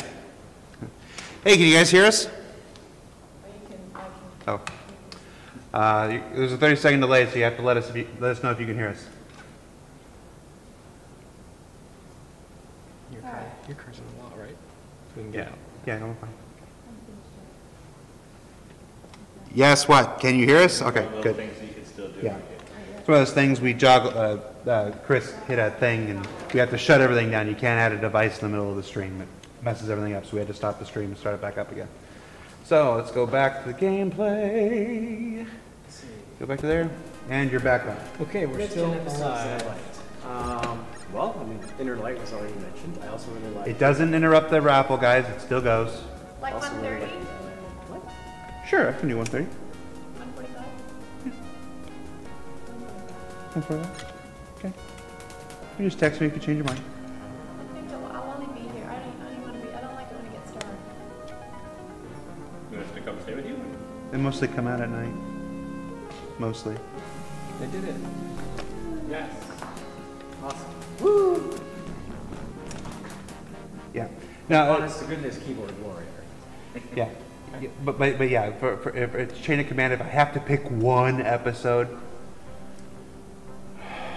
like one part, conspiracy in the first season, the end of the penultimate episode of the. Yeah, I loved conspiracy. The conspiracy had so much promise that was never delivered on. Oh, you need me to click yeah. Oh, wait. I like the Baryon sweep episode for some reason. Yeah, Huh? Die Hard. Favorite episode of Deep Space Nine is easy. Good visitor. Good night. It is not The Visitor. Hey, tomorrow 1:45. Favorite episode of Deep Space Nine is In the Pale Moonlight. Easily, hands down. In the Pale Moonlight. This was just our ID mission. Yes, it was. The odd thing about In the Pale Moonlight is It's so good. the name. I know, it's a rip-off Batman Batman. reference. It's a Batman 89 reference for no reason whatsoever. Sloppy work was such a good one. The Visitor is really good, but only because Tony Todd comes in and makes Jake Sisko a worthwhile character for one episode. I sobbed like a baby when you see that episode. Yes, it's just, how terrible is it to play a character for all these years, and then have a different actor come in and smash that character for you, just smash him like, oh, that's what this character can be? So I love Tony Todd. So, and the best episode of Voyager, easily, hands down, is the Warp Speed Salamanders babies. I knew you were going to say that. Threshold, Warp Speed Salamander babies. Janeway and Paris turn into salamanders, go down to the planet, make some salamander babies, then leave them behind. Best episode of Voyager ever. Absolutely. Voyager's tougher to pick one. I mean, it's probably Year of Hell. Or, Yeah, no, it's Year in Hell. The best episode of Voyager is Year in Hell. but also, there's some good holodeck ones. I don't remember the name, but the one where Tom Paris fights Dr. Satan's robot. Yes? Oh yeah, all of the cheesy Flash Gordon ripoff episodes were good. Chaotica, Friday Chaotica, and stuff. But yeah, now actually, one of my favorite episodes of Voyager was the one where 709's implant malfunctioned and all these alternate personalities of people that she had assimilated had came out, and you find out, wow, she's actually a pretty talented actress. That is a good one. It is. It's a really good one. But yeah, the best episode of Voyager overall is probably Year of Hell.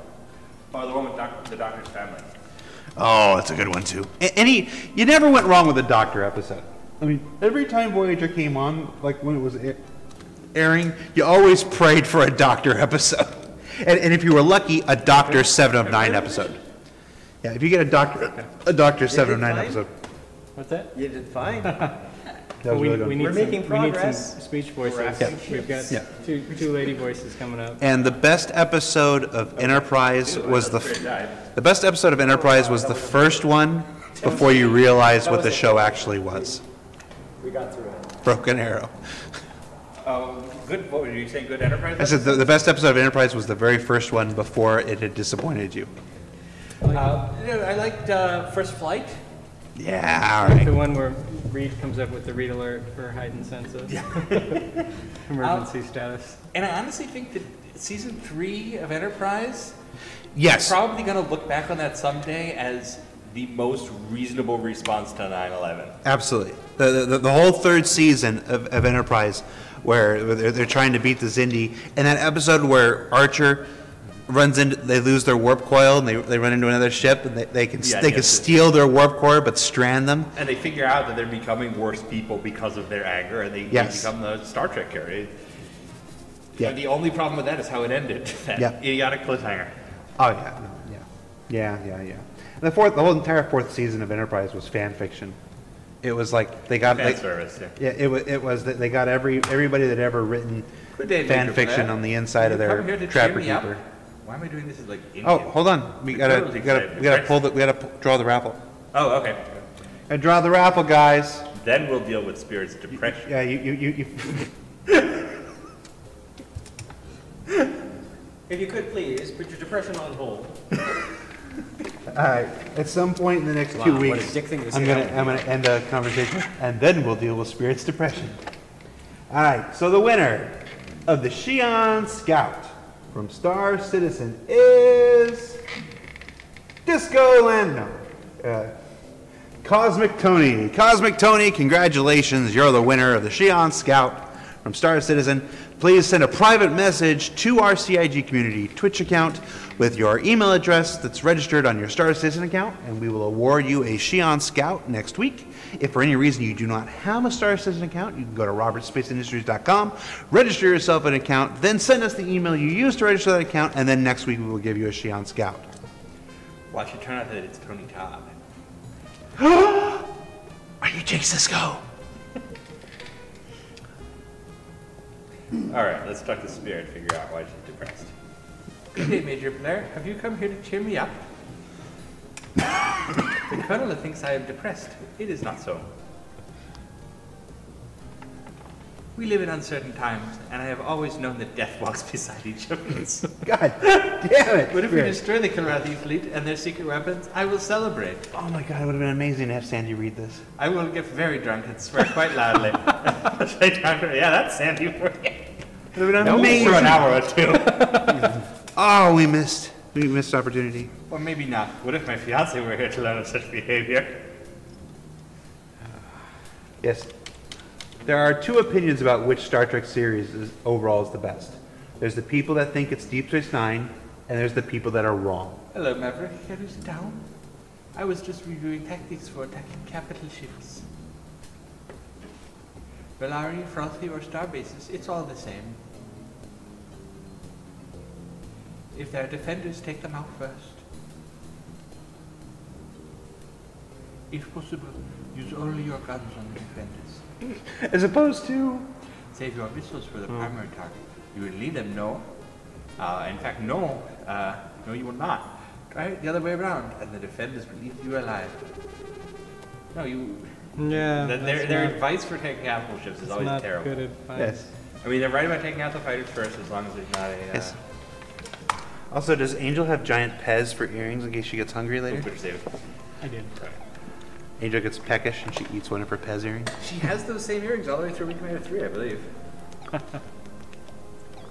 Unless she had those earrings in Wing Commander 3? I think so. She certainly isn't 2. You know what? I have I think I got a pin-up of Angel on Wing Commander 3 in my Of course you do. Will the stream be uploaded on YouTube? Yes. Although it's going to be in several parts now because of our thing, so we got to combine it. So it's going to take a little bit longer. But yes, it will eventually end up on YouTube. We're taking a star post out in a scimitar. Why are you looking at me? Yes. Argue about Deep Space Nine versus Next Generation. Good. The last time. Good. So I do have a picture of Angel, but There, What's there? That's what's important. all right, there's a phrase that's never been said in the history of human civilization. I do have a picture of Angel, but you can't see her ears. You asked about her ears. She has seen Wing Commander 1 and 2, and I'm thinking she has similar Wing Commander 3, but I see it there. Yeah. Babylon 5, you are talking about Lando Malari. Ah, yes, Jakar. My old friend. It's good to see you again. I am Lando Malari. Babylon 5 is good. I mean, not really. Babylon 5 is very good. It was of its time. I can't do it. I can't do the voice right now. My voice is pretty thrashed at this point.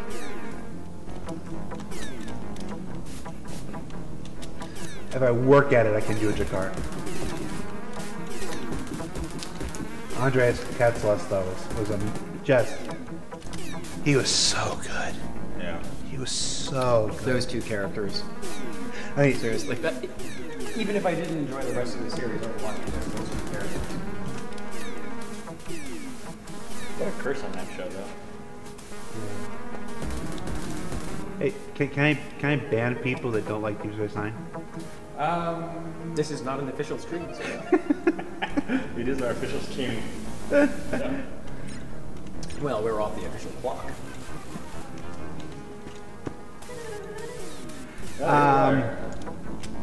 I could do Bester. I'd have to. I haven't seen. I haven't seen Babylon 5 in quite a few years. I'd want a refresher before I tried to do Bester.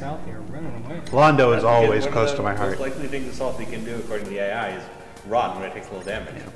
The only time I can't do a Lando is when I haven't slept in 2 days and I'm dying inside. Otherwise, I can do a pretty decent Lando.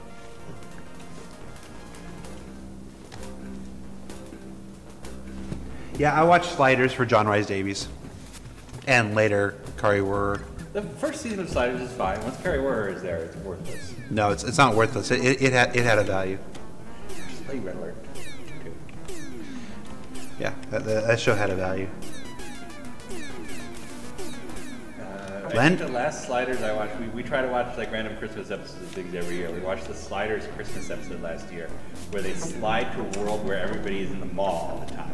It was the most 90s concept. And my brother's friend, what's her name? From Deep Space Nine.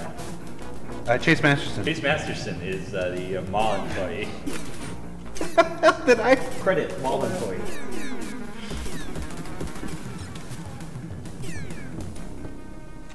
Actually, that Westwood tribute during the Game Awards made me want to break out Red Alert. Play Red Alert 2 and Red Alert 3. It's just like the reality where everybody's on their smartphone. Cosmic Tony Todd won the last raffle. 1 and 2 are very, very, very good games. Yeah.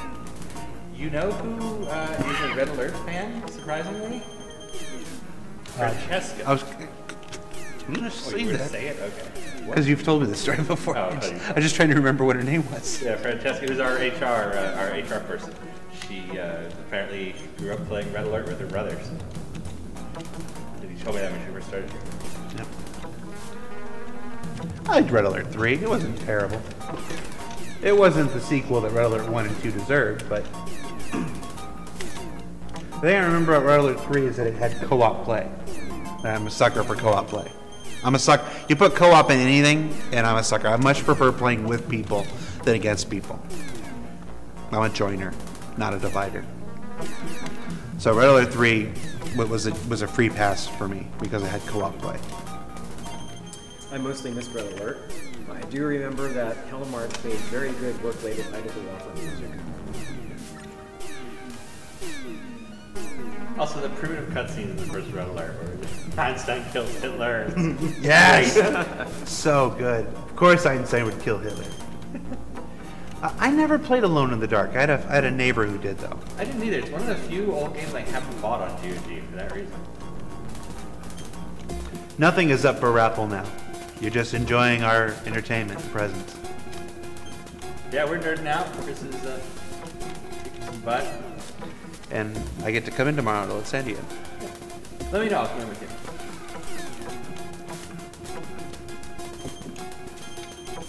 You should give Alexis a day. You got a day today. Yeah, I mean, like with you. With you when I Yeah. have a day all day. No, but she likes you for some reason.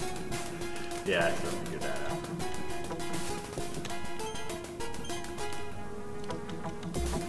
We'll do another raffle. It'll come when it does. I think there's going to be at least 3 more. It would hurt our feelings if that were the only reason you were here.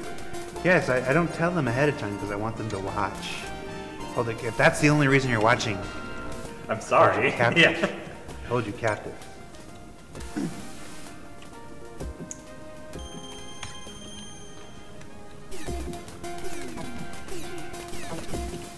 Are we back in a scimitar? Oh, yeah. Yeah. Yep. Doing the scimitar thing. Doing this, yeah, freaking scimitar. Hit my shield generator. Right. Why are we back in a scimitar? Because they're torturing us. Raptors are under being repaired. If people haven't figured out, secret missions one is to torture us. It's like, we'll just sell the same game again. If they're stupid enough to buy it. No, this mission in particular, Bifrost 2, is it's the last mission of the Wing Commander 1, but in a scimitar and with Paladin instead of Hunter. I can give it a shot, and when I die, Toast can give it a shot. How's that? Bring back Ben the Destroyer Lesnick. I'll give it a shot. Rotation is how we'll get through this. Going home to our families someday. Disco, would you say you're sorry, but the Empire got there first and made a deal that would secure the safety of Cloud City for years to come? Yes. You know, this is a thing that kind of sets me off sometimes. Everybody's talking about how Lando betrayed his friend. Lando did not betray his friend. Lando took responsibility for an entire floating city in the clouds. Darth Vader shows up with a Star Destroyer and can just wipe everybody out. You know, you don't got force powers. You can't stand up to Darth Vader. You got to bide your time. You can't just go head on against Darth Vader and the Star Destroyer for the people. So Lando did the smart play. He saved the lives of everybody on that city. You know, and he knew he wanted Han and carbon freeze and whatnot. So Lando's the only character in Star Wars that has hard choices. You know, and that's one of the reasons I fell in love with him as a child. So he did the right thing. He didn't betray anybody. He did what an upstanding, moral human being would do. And then when Darth Vader, you know, screwed everybody over, you know, Leia and Chewbacca are too busy trying to kill Lando, and it's Lando that's telling them, "Hey, idiots! There's still time to save Han. You know, stop messing with me because you can't understand, you know, the intricacies of real life. There's still a chance to save Han, by the way." And then, when they're on the way, he's got now you know, he's betrayed Darth Vader. Darth Vader's going to send the entirety of the Empire down on him. Lando's got to get out of there. Does he just bolt? No. He takes the time to warn the people of Cloud City. Says, hey, you know what? Crap hit the fan. Things are unsafe right now. You need to get to safety. You know, that was precious time that he could have been captured. He took that time to warn the people of Cloud City and then left and didn't even take the time to pack a bag. He had to get away from Cloud City to keep these people safe. And that's why at the end of the movie he's wearing Han's clothes. He didn't have time to pack a bag. Gave up everything. Gave up everything he owned, everything that was his, to save the people of Cloud City. Maybe they are maybe they are Lando's clothes, and Han has just been stealing his look all this time. Yeah. Like he took his ship, and he was like, oh man, that Lando guy, he's got a cool idea about wearing vests. Yeah. Yeah, Lando's the only person in the original trilogy that has to make real adult decisions. Even Luke, you know, Yoda's trying to tell him, you know, don't make that decision. You're going to get everybody screwed. And Luke's like, no, I'm a petulant kid. I want to do what I want to do. I would say that Leia being tortured and not giving away the rebellion is a hard choice. Yes. No. Okay. Fair enough. Fair enough. Leia's pretty badass.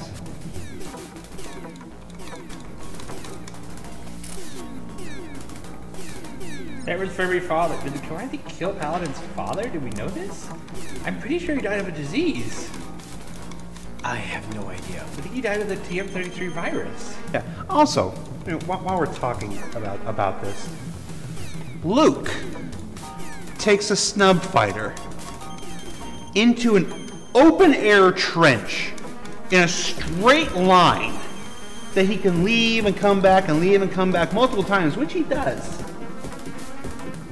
And then uses the Force, a mystical energy field that the galaxy provides, to destroy the Death Star. Oh, and he's got his ass saved by his friend, by Biggs, by Wedge, and by Han on 3 separate occasions. Lando takes a freighter into an enclosed tunnel with twists and turns and destroys his Death Star without the Force.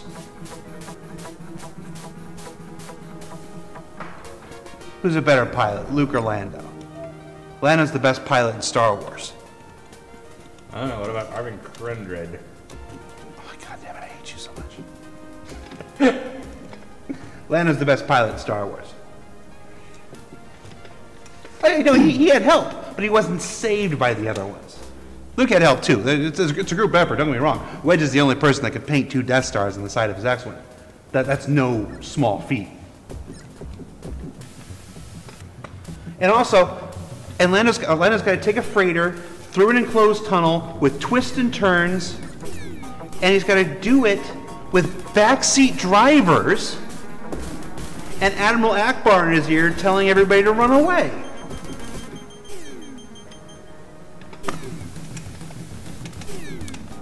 Lando. Best character in Star Wars.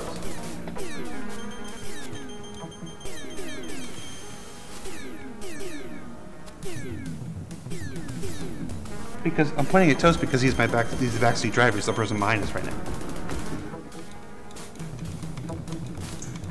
Oh look, there's Admiral Akbar Twitch thing. I didn't know that. No, I'm not going to do my Boba Fett breakdown right now. If you don't know why Boba Fett is terrible already. Didn't you do that for Chris the other day? Didn't he agree that there were... Oh yeah, yeah, no. While Chris was here playing with my family Phasma. See my family Phasma? My family Phasma? Chris was here playing with my action figures, and we were talking about how terrible Boba Fett was.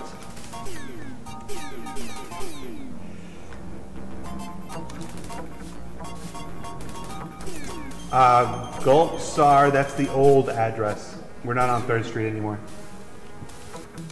We're on Expeditions Boulevard if you're looking for us on internet. A different location. Parking is a little harder. Well, it's different. And there is one restaurant nearby. Just one restaurant. Actually, there's that diner too, isn't it? It's like 5 blocks away. We haven't been there yet. There's a couple restaurants, but they're all scary and weird. Oh, wait. Yes, that is terrible. Oh, you want to do this? You guys want to do this? We got time. Boba Fett. Boba Fett. Let's look at his contribution to the trilogy. No EU. The EU's been wiped out, people. It doesn't exist anymore. So let's look at Boba Fett's contributions within the actual real Star Wars canon. In A New Hope, Special Edition, he literally walks on a screen and walks off. Okay. Empire Strikes Back. Darth Vader assembles a group of bounty hunters. Now, in bounty hunters, in bounty hunting, there's one absolutely unavoidable, unassailable, universal truth to all bounty hunting. This isn't just for Star Wars. This is bounty hunting in general. You have to have verification. You have to be able to prove that you captured this person, or if it's a wanted dead or alive thing, you've killed this person. You bring back their head, their hand, whatever. You have to have proof. So Boba Fett is so bad at his job that while Darth Vader's going through and telling all the bounty hunters, what's up, he has to make a special point to tell Boba Fett no disintegrations. Because this is a dumbass so terrible, he disintegrates his targets. So, did you really kill him? How can you prove it? You disintegrated him. Maybe he didn't disintegrate them. Maybe he couldn't find them. They ran. He just told people he disintegrated them. He's terrible at his job. So then he says, go out and find the Millennium Falcon. So everybody, you know, IG-88 and Bosk and Dengar, they get in their ships and they fly away. Boba Fett has trouble starting as Slave One. Everybody else is left, he's still hanging around. The Millennium Falcon detaches, floats away with the garbage, and Boba Fett sees him. Okay, does Boba Fett capture the Millennium Falcon? No. You know, because that's what a bounty hunter would do. But Boba Fett's not like other bounty hunters, i.e. good. Boba Fett looks at their trajectory, realizes they're going to Cloud City, then reports it to Vader.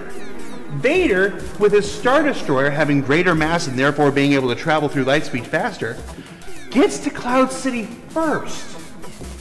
And Vader arranges the capture of Han Solo. Boba Fett literally does nothing. He happens to see where the Millennium Falcon's going and says, oh, well, should I go capture them?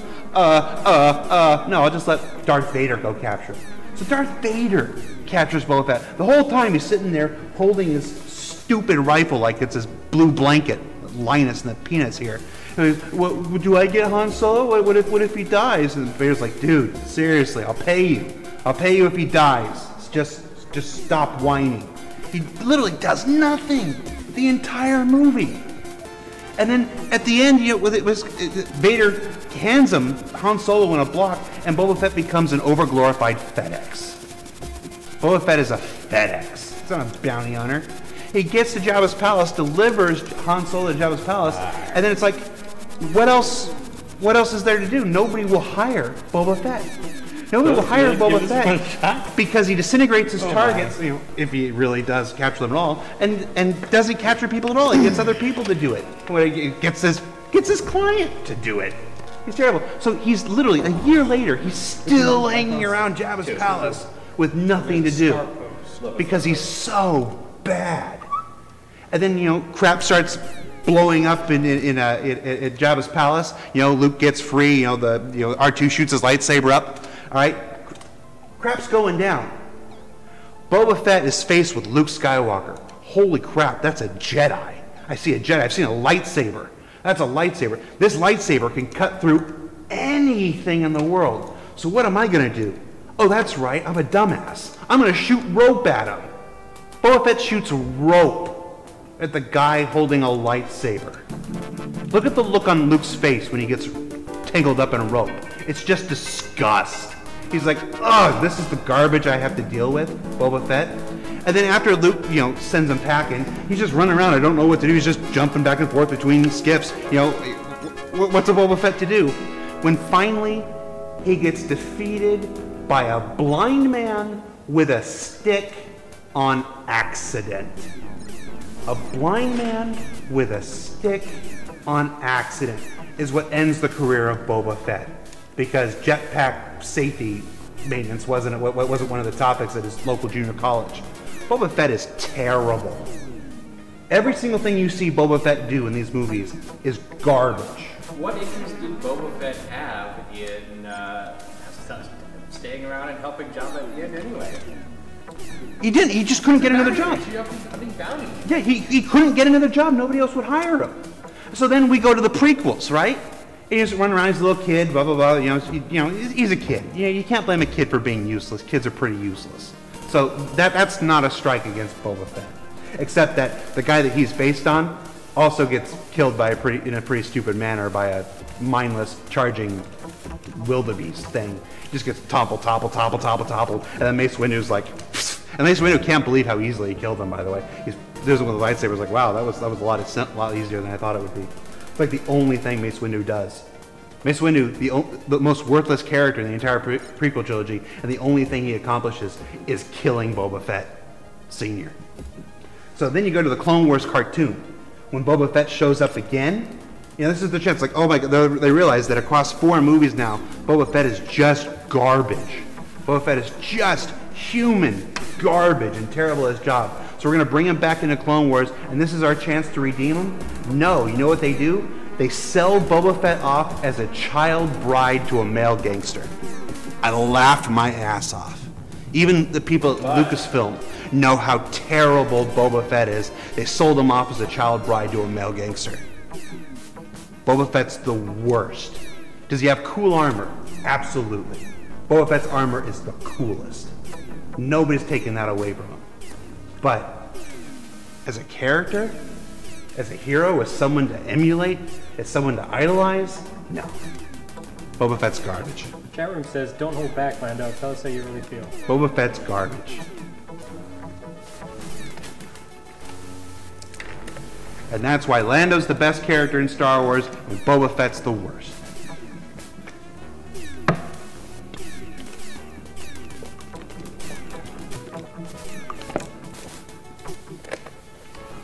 Oh my god. I just remembered something I brought. Oh, these guys are schooling me. Next time.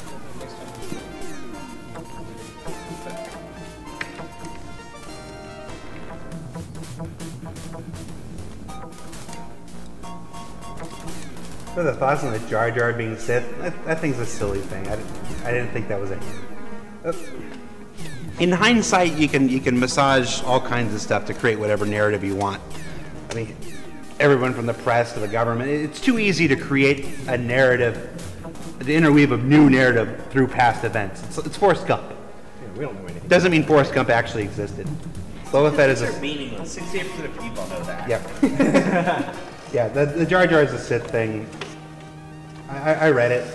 I smirked, and I forgot about it.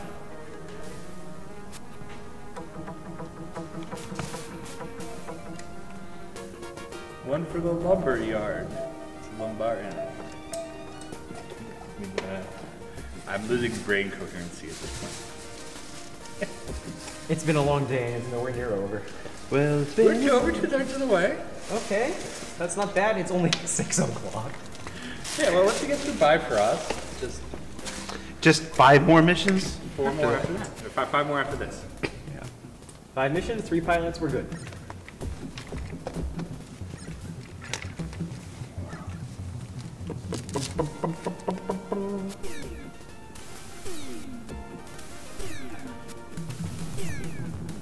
Yeah, back in the day, I would play perhaps 1 mission of secret missions per night. Yeah, I'd buy E.T. being a Jedi before I'd buy Jar Jar being a Sith Lord. Well, E.T. was in the Senate. Mm-hmm. And many of E.T.'s powers that he demonstrated could easily be Force sensitive. That's true.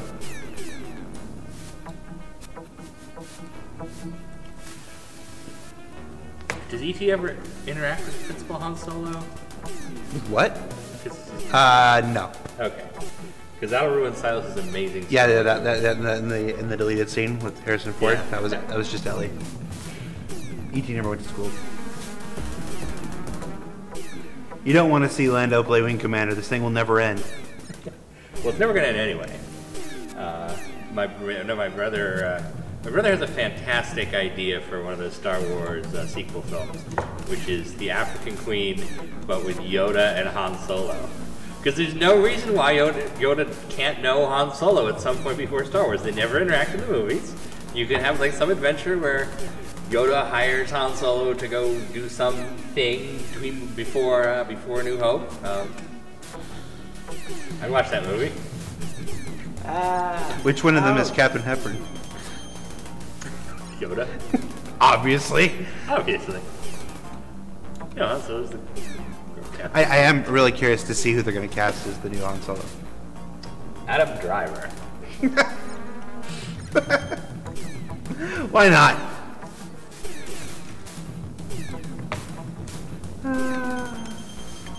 No, we are not playing Secret Missions 2 also. The 25th anniversary of Secret Missions 2 is in April. We will do this again in April. Yes. Assuming I get a full night's sleep and aren't melting inside. I would say Secret Missions 2 is a little bit easier. It's still very, very, very, very hard. But, got more Killer Hornet missions. a lot more aces. I think the individual fighters are probably tougher, but the missions themselves are a little bit more balanced. The Rekai.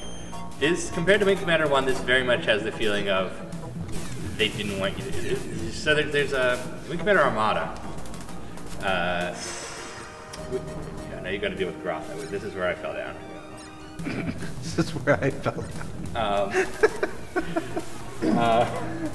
No internal damage? Well, that's going to change. No, Stormtroopers are not clones of Boba Fett. Stormtroopers are Stormtroopers. Clone Troopers were clones of Jango Fett. But stormtroopers were just recruited masses. It's after Revenge of the Sith, the Emperor closed down the clone program because the easiest way to keep your citizenship pacified is to enlist them.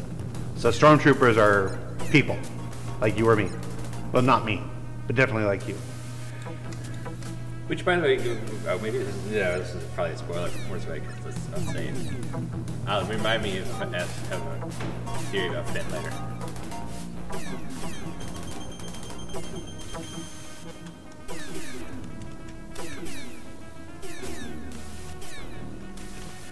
What, you haven't been attacking all this time, Paladin? Great, now Paladin will die.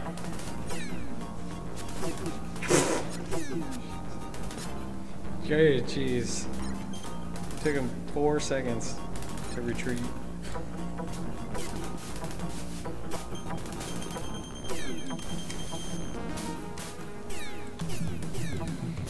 The new Star Wars Uprising game has purge troopers, and they're really annoying. They have flamethrowers and shock whips. I really like the riot control troopers. Yes. If you work for Hot Toys, though, this is not an invitation to tell me another stormtrooper. No, if you work for Hot Toys, and you're watching the stream, definitely don't want to send us a free riot trooper that we can promote.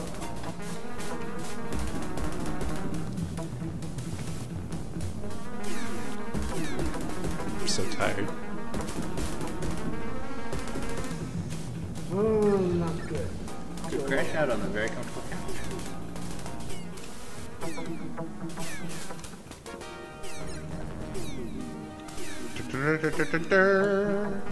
Where can you buy Secret Missions 1 and 2? You can buy Secret Missions 1 and 2 at GOG.com. They're included in the Wing Commander 1 and 2 package. You know, at the end, let's raffle off one of those, too. Okay. Yeah, normally it's $6 to get 1 and 2 and the 4 expansions. Secret Missions 1 and 2 and Special Operations 1 and 2. For $6. And it goes on sale all the time, too. And if you, for some reason, have a PlayStation Portable or a Vita and are in Europe or want to create a fake European account, you can get it as part of EA Replay, which is available for download. I'm sure you can find EA Replays in the US also. They're on UMD. That includes Wing Commander and Secret Missions that the Super Nintendo emulated, essentially, on the PSP. Yes. Paladin, did you die and I just can't see it? You know, he retreated. Oh, great. Like 2 seconds after you let him go. This is the last wave of fighters. Is it? That's like your last fight. Please let it be. Yeah, don't die right now. Just take the star pose easy. The star pose isn't bad. I think the star pose is. Does it even have flak guns? Yeah, it has flak does. guns. It's got some mines, but it's just a regular captain ship. Okay. Circle and repeat. The only thing is sometimes it's hard to see what direction front is. Like, you know you're shooting at the back of a Frall field. I think it's equal shields on all sides. I love a Whataburger right now, but I don't think that's happening. Ah! Yeah, your back shields are pretty weak. No kidding. That thing fired a missile at me. I didn't know it could do that. Okay, well that was embarrassing.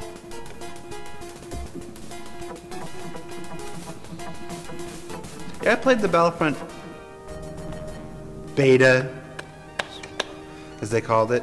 I mean, it was fun. It looked good. I enjoyed it, and then I went, what's ultimately the point? At this point, I want story at this point. My biggest problem with Battlefront is that it's not really a Star Wars game. Yeah. There's no Star Wars where all the rebels fly off in jetpacks, and it's some sci-fi game that's been kind of. Oh yeah, they give you some mines at the end. Just Is there a campaign? Yeah, no, not really. Yeah, I dislike that strongly. They just came out with the new Tom Clancy's Rainbow Six this week. Same deal. It has a fake campaign. At least it's got like 10 single-player missions. They just don't have a story. Yeah, they're like trainers, or are they? I think they call them training because they're like historical situations, but I think they're actual. There's no raffle going on right now, guys. Yeah. That is why I like flying a scimitar. It's a different experience. It feels like kind of like a Star Wars mod for a Battlefield game. Yeah. Which isn't bad if you want a Star Wars mod for a pretty Battlefield much game, is. but It's made by DICE. Before Battlefront was a thing, I actually worked on a project that was it was called Wing Commander Mercenaries, and it was going to be it was basically what became that Battlefield. There was that futuristic Battlefield game. Oh, 2042. Yeah, it was Battlefield 2042. Something like that. And the pitch was like it was supposed to be Grand Theft Auto meets Privateer meets Battlefield. It didn't go that way. Report, Theta Wing. Confirmed, Toast is a masochist. Ran into a Lombari at Nav 2. That tanker is dusted, sir. And then I headed to that supply depot. Yeah, why did they put in some scimitars for the most important? Yeah, it was tough, sir. One of the toughest missions I've ever flown. Blair looks down, shocked at the thought. That's theatrics, Maverick. What happened? It's history, sir. Excellent, Major. I knew you wouldn't let us down. And you nailed 17 of these cats. Pretty good. Yeah. These missions are just... Paladin came up with 0. At least he's not dead. Yeah, really. That's rare for Paladin. I did my best, sir. You sure out there fighting something fierce out there. Maverick, I need to see you in my office later. Yes, miss. There's still another Bifrost mission, so this Lieutenant Colonel? No, can't promote another tanker. He's probably... I don't know. Oh. Because they're moving me back to... oh. Because they changed the shifts in between each Bifrost.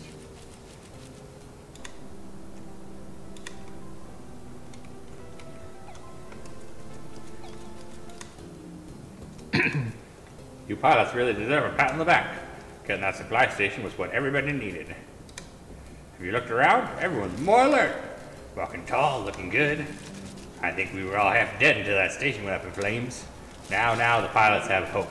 Hope that maybe we can win. That's what they need. See, honestly, that is kind of the experience of marathoning secret missions, because we really... Once you get to the star post, you have hope that Yeah. you can... The end is in sight. Sit down, Maverick. It's coming down to the wire. The enemy fleet is going to head straight to us now, right into our trap. I want that ship with the secret weapon, the one that destroyed Goddard. If we're wingmates on a strike against that ship, don't get between me and her. That ship is going down, no matter what. No matter what. You have a weird attitude, Iceman. I thought this was a team effort, Iceman. Maverick, any bets on which one of us is going to bag the ship with the Kilrathi secret weapon? That'll be something to have on your permanent record. Everybody's so upbeat all of a sudden. So-and-so of the Tiger's Claw is credited with the kill. It will be someone of the Tiger's Claw.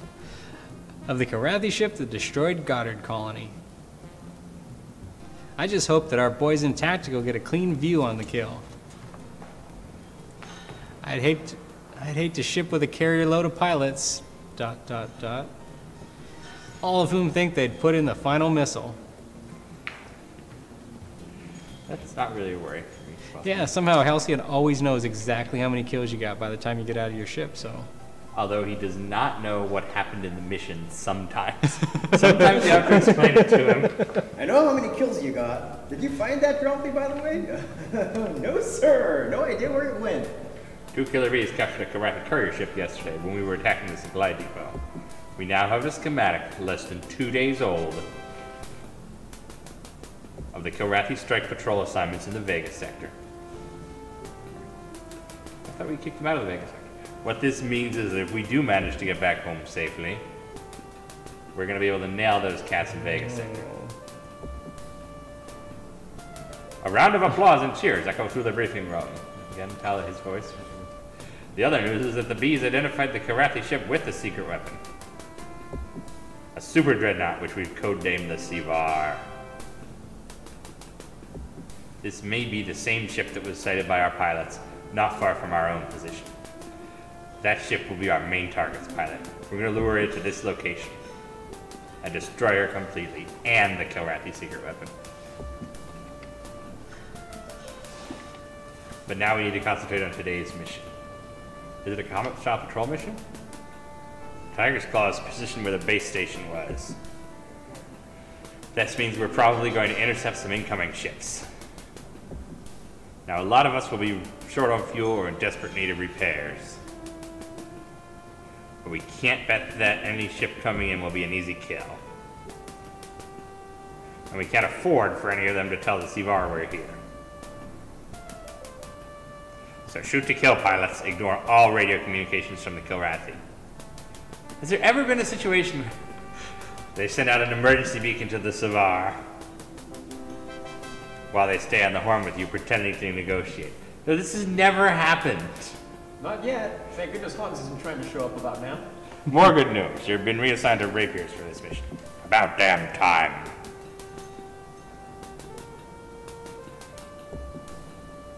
We need our newest, best starfighters for these missions. We could have used them for the previous 11 or 12 missions. Each wing will have an individual assignment. Listen for your name. You wait as the colonel assigns the other wings. Sigma Wing will be Maverick and Iceman, with Maverick as wing leader. You're running a Comet-style patrol mission. Remember those? Comet style. Comet style. Launch, then move to 1,500 clicks and circle the Tiger's Claw. A few times. If you see any cats, attack and destroy. When I was a young, impressionable gamer, I actually went and did that. When you're sure the area is clear, run out to Nav 1. The area is one of the closest jump points. And we can expect some incoming Kilrathi to pop up there. Shoot over to Nav 2 next, clear the bogies, and head for Nav 3. Once you've eliminated the enemy forces there, return to the Claw.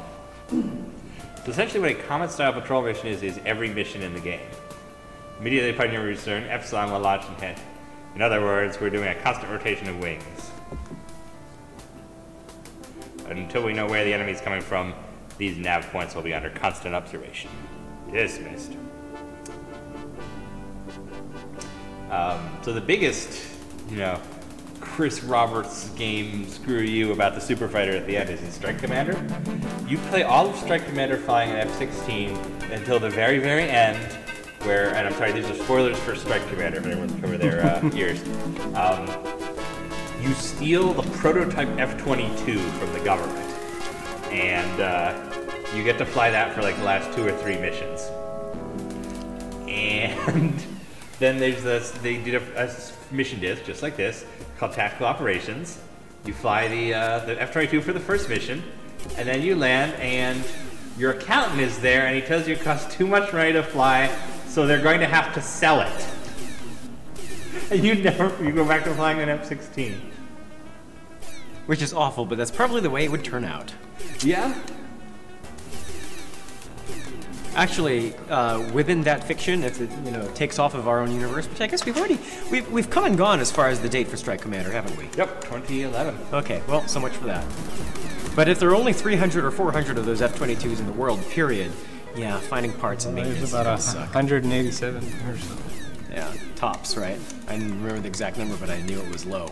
I didn't know it was that low, though. Yeah, at different points in time, it ratcheted down. It was 300 at one time. And then I think it's a 180 something plus spares and a test frame or something. What, F-16s? F-22s in real life. There's less than 200. Shit, talk about Hangar Queen. Don't put that one in your fiction, there won't be very many of them.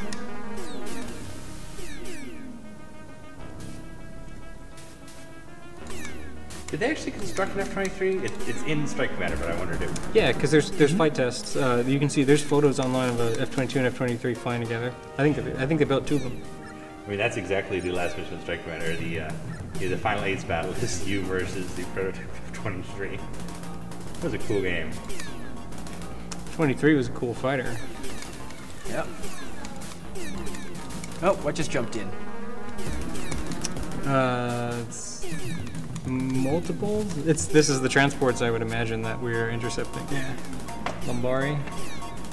It is kind of fun to be the one beating up on transports for a change.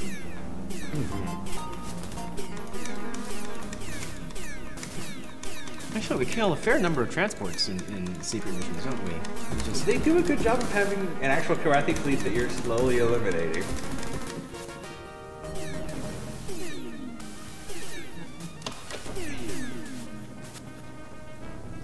That was for Vega 9.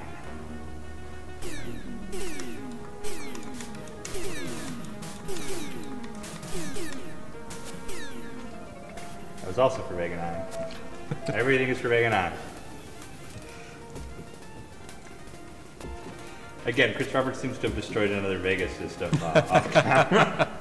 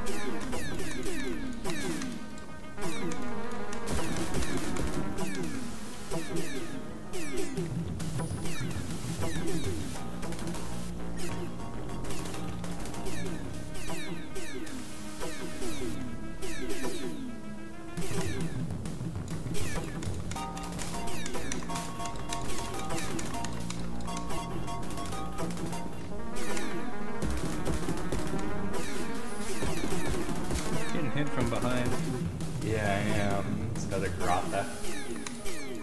I wish Iceman would help me.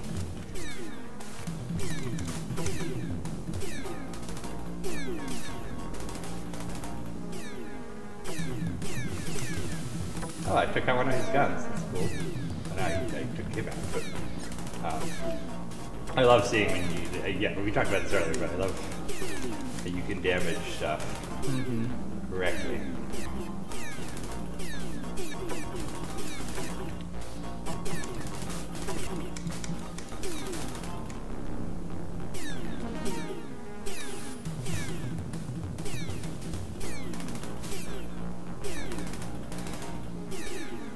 Iceman is a much better wingman to have.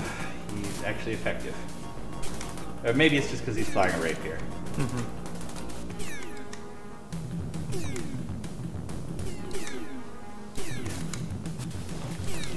I shall feast upon your offspring.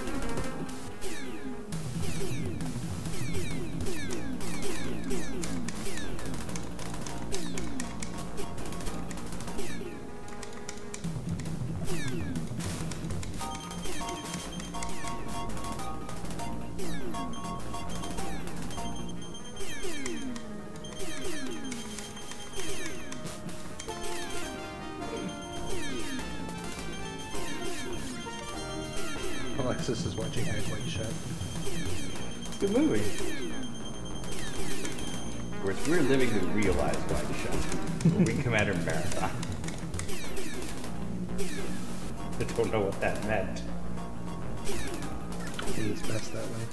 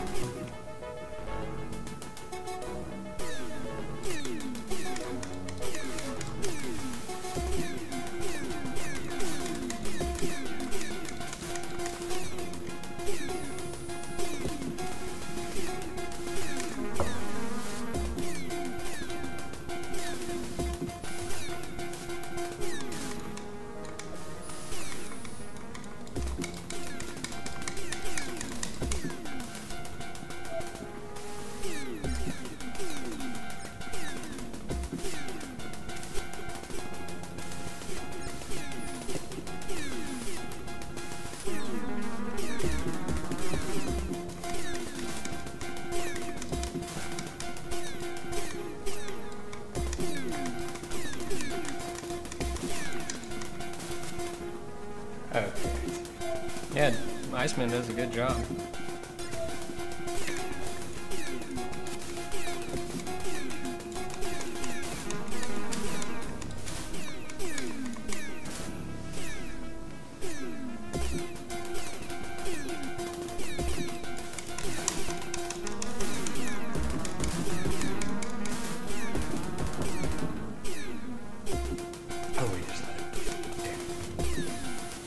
Dang it.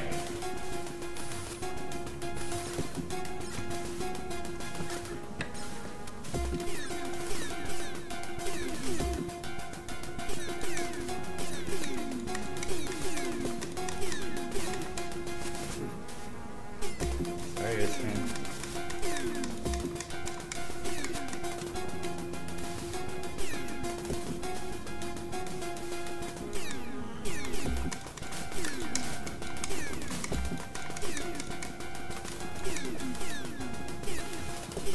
I like how the damage indicator for the Jolty, when this is its front armor, it's just a tiny red circle, or a tiny red sliver. And it has these giant forward wings. Like, taking on a Jolty from the front is just it's a heck of a proposition. And then they make it so lame. For those of you asking, we've heard from all the raffle winners, guys, so if you're asking, it wasn't you.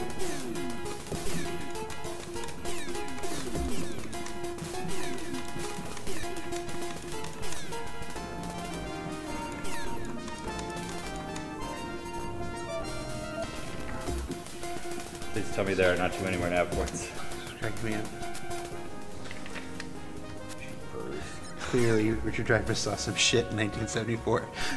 Oh my god.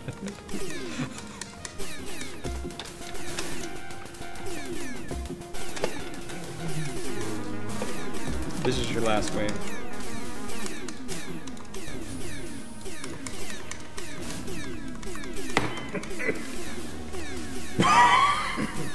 Where'd Toast go? I don't know. Mystery solved. Good, yeah.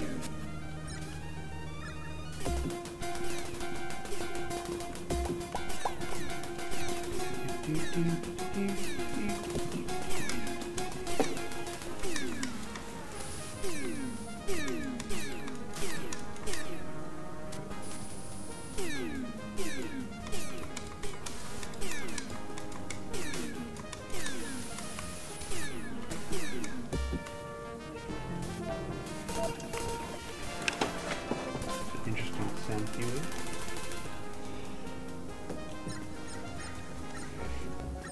Alright, so this is Bifrost 3. 3. So we've got 4 missions to go. 75% of the way through. Not bad. We went from half to 3/4 pretty quick. Whoa. Then he crashes. Did you request clearance? I thought I did, but... In the days, I don't know if that maybe didn't happen. Yeah, I did, but I must have just missed the front.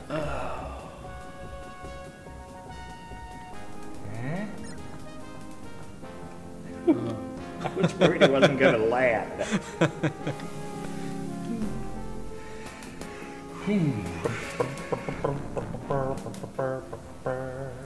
How are the folks in the stream doing? Anybody actually still watching us? Yep. 856 people. Wow. And 846 of them are entering a raffle that doesn't exist. Well, it's about to exist because we just finished the series. What do you think you should give away next? Something in the Cutlass family, maybe. Yeah, what about a rare Cutlass, such as the Cutlass Blue? Alright, let's do a Cutlass Blue. Welcome back, Maverick. Report. Alright, guys. We're opening the raffle for a Cutlass Blue. Give me just a second, and the raffle is open. The way they moved, I think they were low on fuel. A routine refueling wing returning from its mission. Both of the taxis are trash, Colonel.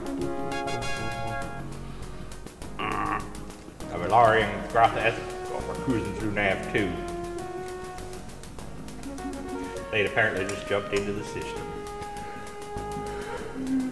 Valari's splash, sir. The real show, sir, was at Nav 3. A frothy class cruiser was jumping in with a jolty escort. My guess is they were responding to a distress call from the former depot. I have no information on which to base this claim. Those mothers are tough, but that frothy is toasted. Frothies and jolties. Sounds like a Wing Commander porno. Wonderful, Maverick. I'm glad you can obtain the news of our presence. Now the fleet's likely to continue her present course. Damn good job, Froyo shop that exists in the Terran Confederation. Your kills total 10, Maverick.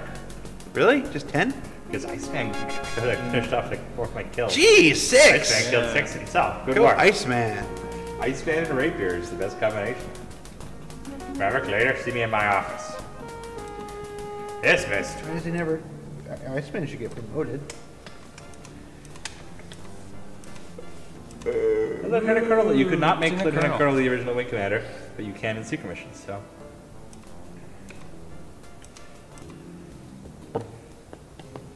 Everybody dead, or? Bars closed, Maverick. No drinking allowed. Colonel's orders.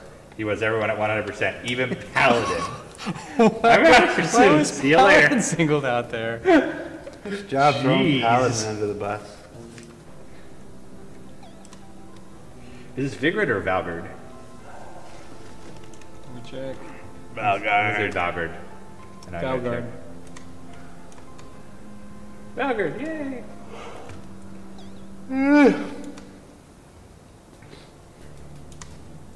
Alright, good news and bad news. The good news is the Seavar is near, and she's low on fuel.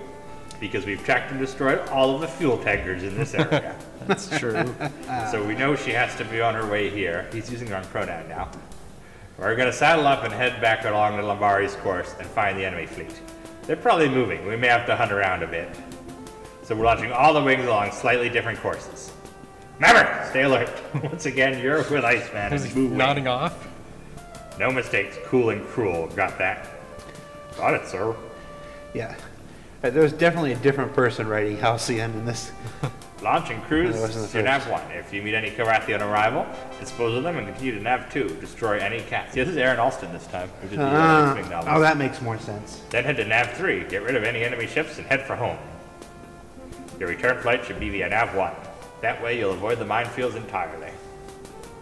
If you run into Seavar, hit your squawk box and let us know. Questions? Yes, Angel?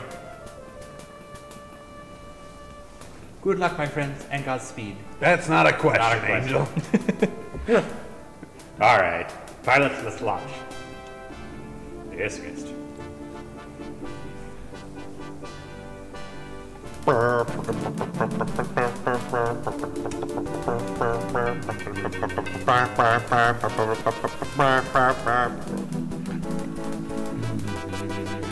This is another one we're cruising back through Nav 1, like he says.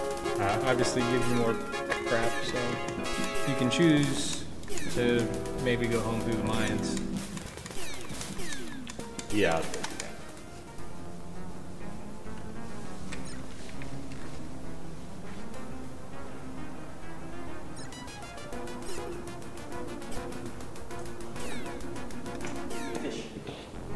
You went to the fish market? Yes.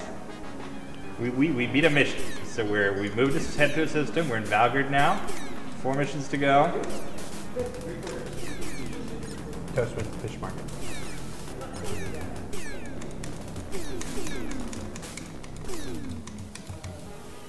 Can Lando play a ukulele? I don't think we have a ukulele here. Can you play a ukulele of the imagination? My favorite ukulele song is that one that Steve Martin and Bernadette Peters sing in The Jerk. Everything is whatever Steve Martin does in The Jerk. I know you belong to somebody new, but tonight you belong to me. You know what? This reminds me. You know how I get through eating scraped pizza instead of real pizza?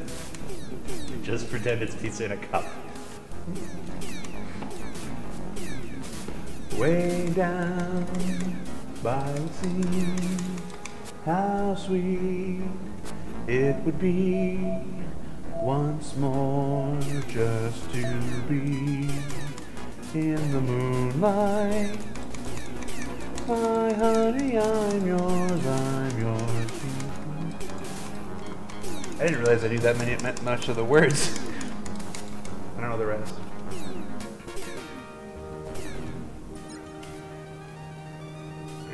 This man has stripped this current of its dignity.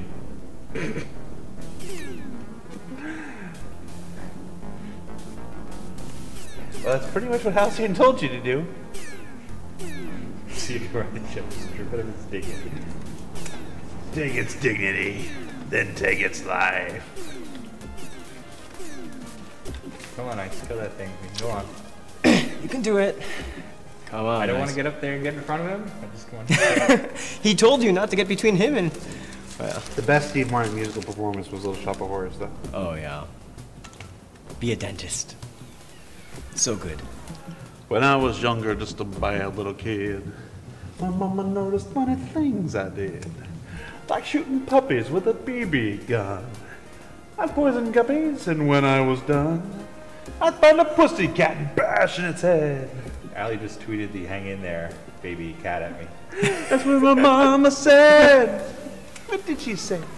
That's a pretty good tweet, though. She said, my boy, I think someday you'll find a way to make your natural tendencies pay. You'll be a dentist. You have a talent for causing great Cat is long dead. Cat went down it? What? Oh, it's a Simpsons joke. Marge is looking for inspiration. She finds that poster, and then she looks closely at it. Copyright 1976. That cat is long dead. Oh, so sad. My favorite Simpsons bit, and admittedly, I only watched like the first 10 or 15 years and I fell off. But my favorite Simpsons bit... No, it'll be in there, whatever it is. Yeah. Is when Homer walks in the front door, he's got some major decision, I don't know, something's wrong, and he looks up and he goes, please, God, please, tell me what to do. I don't know what to do, God, help me. And then Marge comes and goes, Homer, that's not God. That's a pancake you threw up on the ceiling, and it's been there for the last 6 years. And the camera pans up, and there's a pancake on that ceiling. And he pulls it down, waits a bit, takes a bite, and it's been on the ceiling for 6 years, and goes, oh, sacrilegious. That's my favorite all-time Simpsons gag.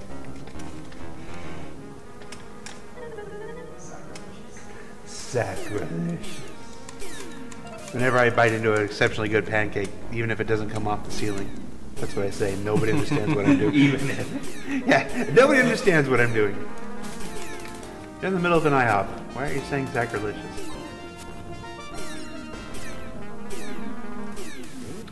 We went to that IHOP in El Segundo. I ordered French toast. So I didn't say it was French toast. Strictly a pancake thing.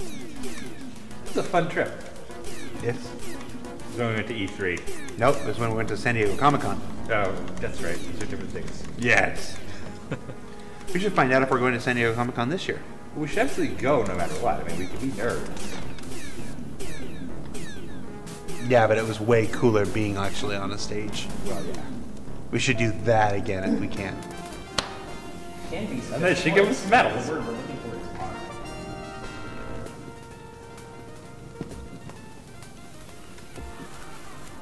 honor. Lando, tell us a joke. You're good looking and you smell nice.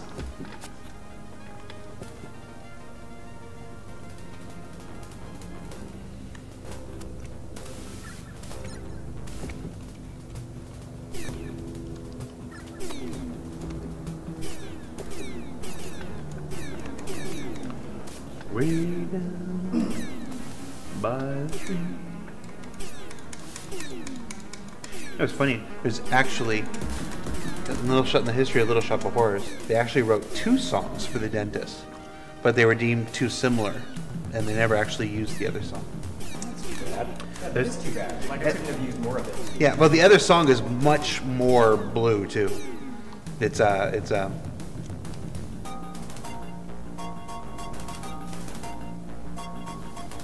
yeah, well, as I'm remembering the lyrics, it's not appropriate to sing.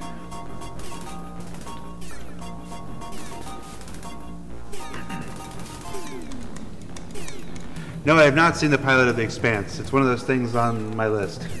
Everybody I know and their mothers have told me I should watch The Expanse. So eventually I will. Unfortunately, we do this with our spare time. Hey. I mean, as opposed to watching TV. Best X-Files episode? I wasn't a big fan of the X-Files. I liked it, but it was, I watched maybe half of it. Like, I've probably seen half of every episode in every season. I am a big X-Files fan. I really like Which reminds me, I have a screener of the new one if you want to check it out. Yeah, we're not supposed to admit that. I think I can admit that one because I didn't get it from anybody who'll get in trouble. I actually went to an X-Files convention like in the 90s when X-Files was on, and Mulder and Scully, like, they weren't there, but it was a big convention with like thousands of people, and they had like it was only like 2 or 3 seasons in, and it was every person that was in, like, the one-off, the guy that had the stretchy arms, and the person that was the weird twin. Did it have the inbred twins from Family or whatever that episode was? They have all the circus freaks? Basically that kind of, yeah, that kind of stuff. Like, See, I that think was one of my favorite Skinner, what's the guy's name? Mitch Pileggi? Yeah, he was there. He was the biggest star there. I have a sadder Grab one. that tin and see if there's actually popcorn left in there. I have a sadder one, which is that at that same time, I went to an X-Files event at the mall, which was, the people there were Kevin J. Anderson, who had written an X-Files comic book and is at every event there is, and, He's a the genre Flute whore. Man. No, Toombs, the Yeah, stretch Toombs. man. He's the stretch guy. Yeah. Man, he made the rounds. I mean, he must have like known, yeah, like, this is my moment. I kind of even like vaguely remember this 22-year-old memory of him saying like, "Yeah, tell those guys more Toombs." That cheese popcorn is not good. Good cheddar popcorn. The raffle right now is for a Cutlass Blue. Cutlass Blue.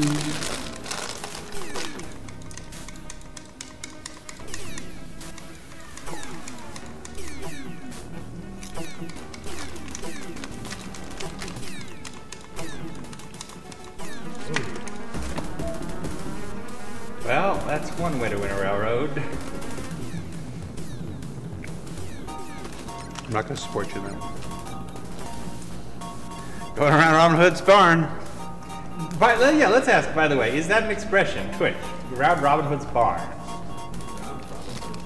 Folks here seem to have never heard of it. My mother, it's something my mother says a lot.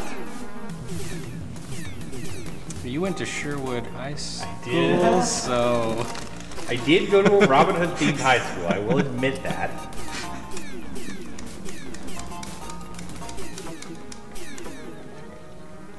Props to you for knowing your Fed trivia. I do. I know. I'm good with names of things.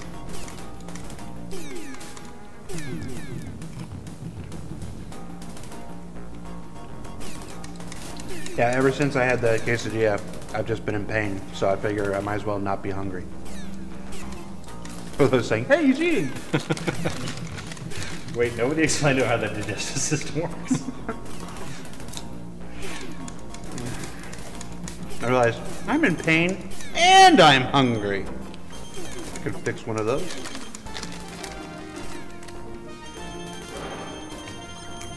And actually, I'm doing much better. I released quite a bit of gas during that ramp. I didn't notice, so that's good. We have an offer of food. We're going to be here. I hope we're not going to be here for a while. Yes, that was a UHF reference. Good job, Kermersurin. We have 3.5 missions to go. That was a Stanley Is that the Spadowski halfway point? UHF reference. So it could be an hour, it could be 3. Cutlass Blue. Okay, well we have an offer of pizza delivery. You would take up a kind gesture on that. It's up to Depends Ben. on. Yeah. We'll do a tour of the office when the office is like at 100%. We want to wait until it's all sparkles. I truly wish I could show you what Sandy did today, though. There's still much of the office that's under construction. Stuff. The spaceship doors aren't even done yet. Yeah, this is about halfway through this mission. Only halfway through this mission? This mission's a long. Well, it depends how many waves you've been through. You've got these 2 frothy. Yeah. There's another nav point with some Grotha and Orlari. How much game time are we thinking? Just because he's asking about pizza. Oh, probably 2 hours. That's my set. Yeah, go ahead. Pepperoni. Keep it simple.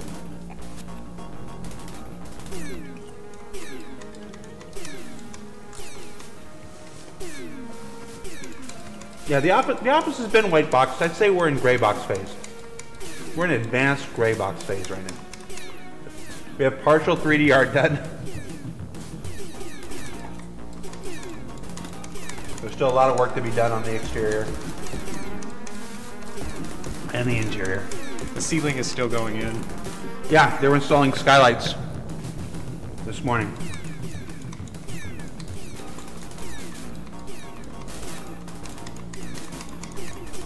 Oh, that's an unfair choice. Blazing Saddles or Monty Python and the Holy Grail? You ever heard that game Movie God, where you have to play Movie God and you have to decide which movie you strike from existence? It never happens. That would be a tough Movie God. Blazing Saddles or Monty Python and the Holy Grail. Which one do you wipe from existence? Never happens. It's hard because if you wipe out Monty Python and the Holy Grail, you still have Flying Circus. You still have the majority of their career and works. But if you wipe out Blazing Saddles, that might be it for Mel Brooks. We don't get Young Frankenstein. We don't get. Well, I could do without Spaceballs. I was going to say Spaceballs, and then I thought you would. Yeah, after this most recent viewing of Spaceballs, Spaceballs did not age well. They're just both such subversive movies, and I love subversiveness more than almost anything in the world. I don't know, wow, that's tough. Blazing Saddles and Monty Python and the Holy Grail. I mean, you take away Holy Grail, we probably don't get Life of Brian.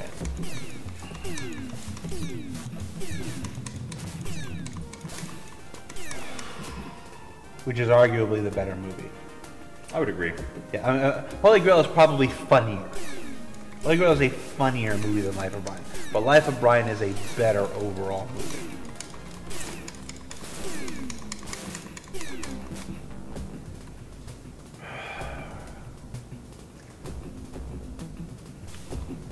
Wow.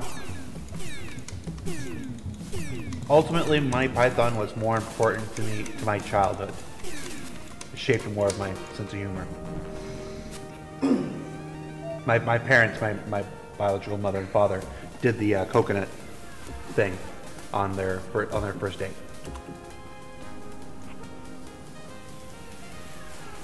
I gotta smash blazing saddles. Oh, that's hard. Why did I even bring that up? Oh, because somebody was asking me to pick between two movies. And I gotta go with Monty Python, but it's a hard choice. All right, we are 13/16 complete. Yay! That's a fraction. 3 to go. 3 to go, people. Yeah, if that's gonna make it here, they should order it now. It's, yeah, it's... Oh, it'll make it. I do have a 1-minute diversion. I loved Spaceballs as a child. You know, Ben and I, Allie had never seen Spaceballs. We do have all this stuff we could talk about. So Ben and I were like, what? You've never seen Spaceballs? So we set aside a night, and we got together, the three of us, and Ben and I showed Allie Spaceballs. And while it was playing, Ben and I would just... We felt terrible. We felt so embarrassed. Ben and I would just exchange glances like, yeah, I mean, like you're in the gym and you accidentally look down and you didn't mean to. And it's like, oh, are we really watching this? This is not... Where is this movie that was so good to us when we were children?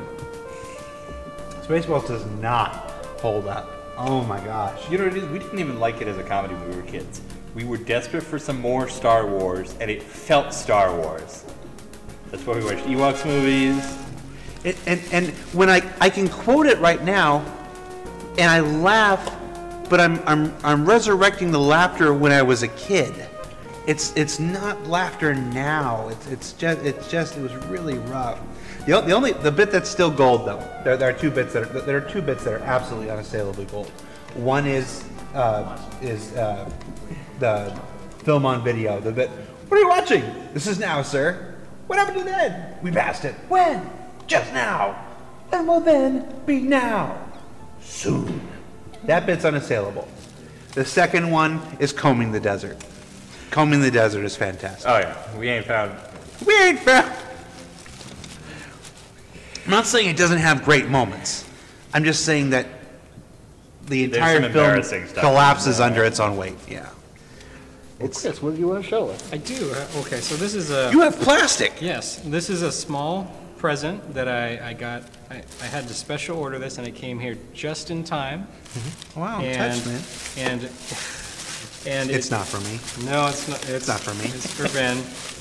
And it is a Wing Commander product, and it's probably the only one of its kind. It had to travel thousands of miles to get here. It is a genuine bootleg Chinese iPhone case. So you can hold that up to the camera. That is something else. China just puts thousands of Google image search images through their machine, and they crank out, you know, whatever crap, and they produce it. Well, this is actually... yeah, you found this on the internet, because you showed this to me the other day, a couple weeks ago, rather. So their Wing Commander logo cropped, well, it was cropped backwards, so you only get the 2 letters down the middle, and that's what makes it perfect. This is great, because my Apple One was decaying. Well, that's what I thought. It reminded me of it. You had your phone up. Now I have, this is great. It's in like a medical baggie too. Well, it's used on genuine body parts before this. If it fits, that'll be amazing. Yeah, it pretty much fits. Genuine and bootleg. Got a genuine, let's see. Yeah, that one. In my. Just answer the call. We're not allowed to explain answer the call, by the way. I don't have to admit I'm wrong on Spaceballs. People can have differing opinions. That's how the world works, dude. There's Allie. All right, let's talk to Shot Glass. Hey, Maverick, glad to see you're all right. I'll go back to the game. I keep hearing that the situation is bad and getting worse. I think the stress is getting to everyone. A lot of things were good just a second ago. Yeah. I've seen a lot of off-duty pilots in here getting darker than skunks and fighting each other. 2 techs and a pilot tried to kill each other in here 2 hours ago. And some people were just going crazy, like maniac. That's a surprise. I'm telling you, if we don't finish off these Kilrathi soon and get out of this place, we might end up killing each other and save the Kilrathi some work. First of all, you're the bartender in this military bar. If people are getting so drunk that they try to kill each other, it's your fault. I'm fine killing shot glasses this time. Can't kill shot glass. He's a major, by the way. Shot glass is a major? Hello, Maverick. I have been sitting here thinking. He used to fly. Sorry. My fiancé, what if he has been captured like those poor souls aboard the Guinevere? Guinevere?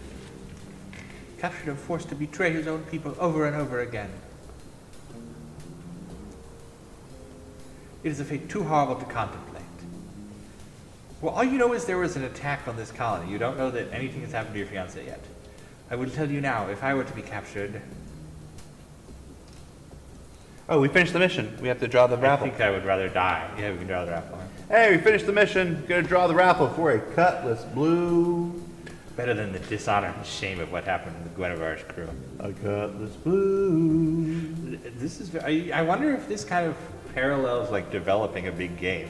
We were getting really depressed. Getting very stressful as we crunch. All right, and the winner of the Cutlass Blue is Boro057. Boro057, congratulations, you're the winner of a Cutlass Blue. Please send a private message to the CIG Community Twitch profile with the email address that your Star Citizen account is attached to. If for any reason you don't have a Star Citizen account, you can go to robertspaceindustries.com and register one there, and then send us the email that you use, and we'll get you a Cutlass Blue sometime next week. Thanks for watching. Lando, are you closer to the Yeah. Okay.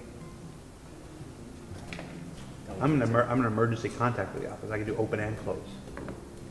I even got, look at this. Look at this. Look at this. You want some powers? No. Where'd it go? We're just having. Oh, no, look.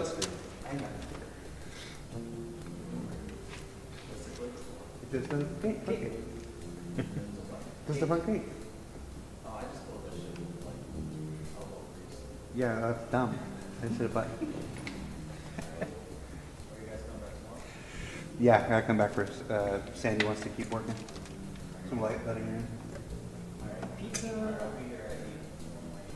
Oh, look here. Elwood's over there. He's getting ready to leave. We're giving him details. How late are you gonna be here? It's wrong.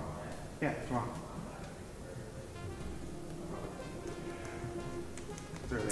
So while we're doing this, why don't we take a moment to talk? After this one, we'll do another. There's one more mission, then another. We have 3 missions to go. After this mission, we'll do another raffle, because it'll be the end of the Valgard system, and then we'll take a moment to talk about ports for a moment. Let's talk to Angel. Maverick, I'm glad to see you're well. I had heard you were injured on your last mission.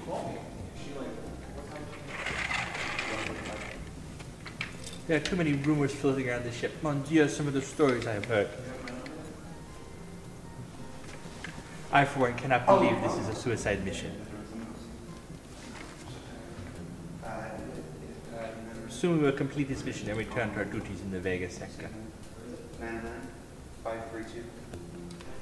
Jokes from you, Angel. We're going to the Antares sector after this. Did it go through? So I have to. Sorry, let it ring. Sorry. It didn't go through. Oh, Lieutenant Colonel, that was a lot of promotions on the way here. Yes, it was a lot of very quick promotions. Productive mission. We've also gotten How many ranks? How many missions average per rank? Well, you go first lieutenant, captain, major, lieutenant colonel. So you got 4 promotions in about a dozen missions so far. So far you've gotten the promotion with every 3 missions. Look, we have all but one of the ribbons too. Does anybody know which one's missing? Ace. Yes, but I'm not going to tell you. Is there an ace? Is there aces? No, we've definitely got ace of aces, which is 25. Okay. You probably got that in 1 mission here. Yeah. Oh, is there a Vega? No, I started with Vega.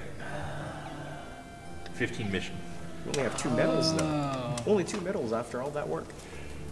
The medals are very sparse in this one. We've missed a couple, but they're very, very sparse. Listen closely, pilots, because we don't have much time. Our success against the supply depot has left a large number of Kilrathi fighters without a home base. Tactical says those ships are heading here.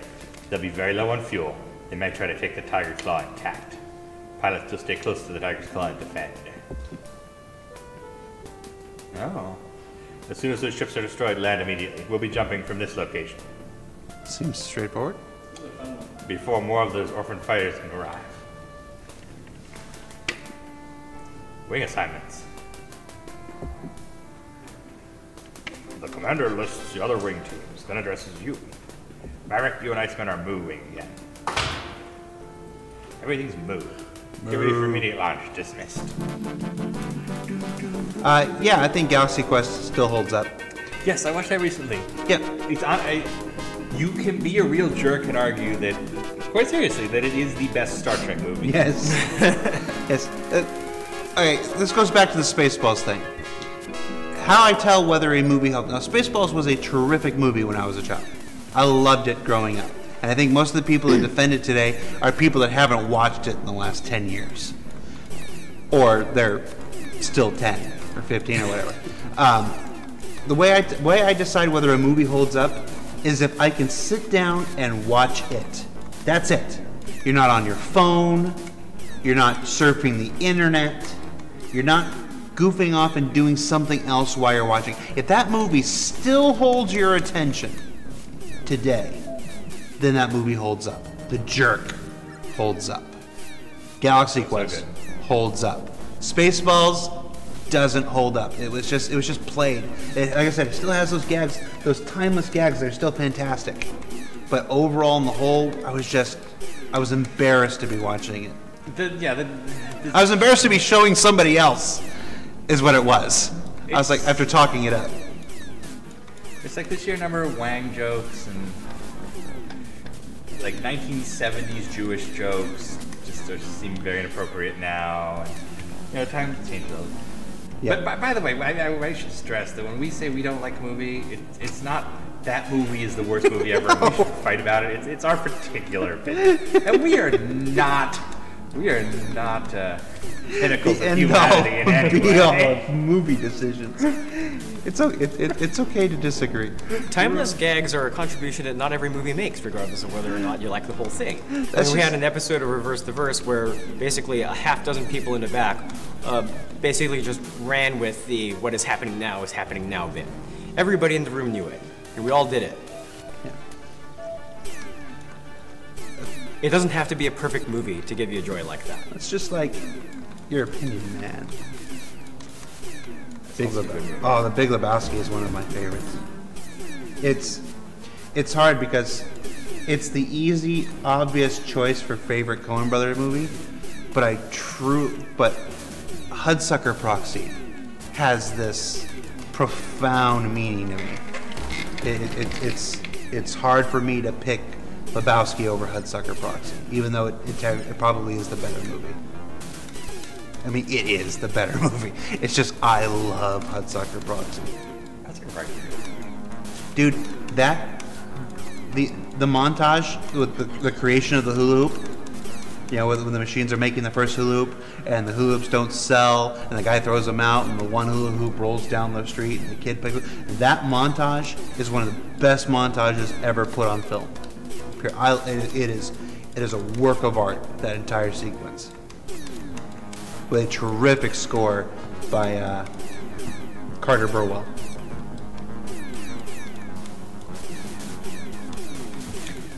Yes. See, for kids. I love that movie. Big Lebowski is a better movie. It's a better movie. It's a funnier movie. It's a better acted movie. It's better all around. It just Hudsucker Proxy, man. Sure. Paul Newman. Lando, which Star Trek movie did you not like out of all the Star Trek movies made? Into Darkness. No. I would watch Nemesis again before I'd watch Into Darkness. Oh, Nemesis is bad. But Insurrection was super boring. Insurrection is just Insurrection is a two-part episode. Yeah. It shouldn't even been 2 part episodes. Yeah, no, Insurrection is one of those two-part episodes, and not even a season finale two-part. One of those weird ones they do in the middle of the season. It's Gambit 1 and 2, although not as good as Gambit. Yeah, looking back at Star Trek Next Generation, knowing what I do now about the making of it, I can tell exactly when they were trying to just like, please, what's his name? Captain Picard, actor. Yeah, that's true. Like, oh no, you do Die Hard, I'll be fine. Yeah. Nemesis was one of the first movies where I got to like read the script ahead of time, and the script to Nemesis was much better than what they put on the screen. That's because they had Stuart Baird directing it, and he had no idea what Star Trek was. His commentary on the DVD is amazing. If you ever, do people listen to DVD commentaries anymore? I feel like I never do, but you should, and you should listen to that one because it's brilliant. Not Stuart Baird's brilliant, but just the things he says. He's obsessed with Shinzon. Yes, Tom Hardy. Tom Hardy. He's like, I think even Patrick would agree that this was Tom's picture. He's just so spectacular. There's a shot early on of the Enterprise flying through space. And he's like, I put this one in for the Star Trek fans. It's the famous Star Trek warp speed. It's just the Enterprise sitting there, establishing shot. Yeah, what's interesting, if you've seen Nemesis, I'm sorry, but if you've seen Nemesis, there's this scene where the Enterprise and the Scimitar are, they've damaged, they've shot each other, they're super damaged. They can't go to warp. Neither one of them can warp. Neither one of them have weapons.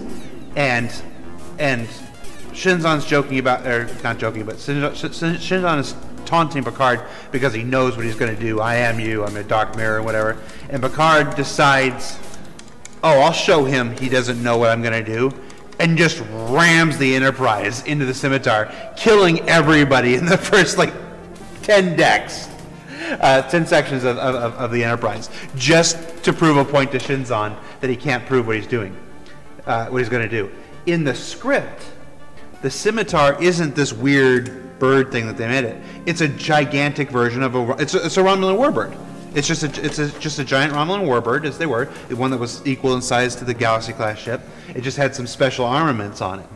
So what happens is the ships are disabled. They can't go anywhere. They can't shoot, and the Scimitar is slowly getting its cloak back. So the ship is starting to cloak. Pieces of it are starting to cloak. And once they get their cloak back, they can take off, and Picard can't stop them. So what Picard does is he does that thing that all kids do when they were playing with their toys.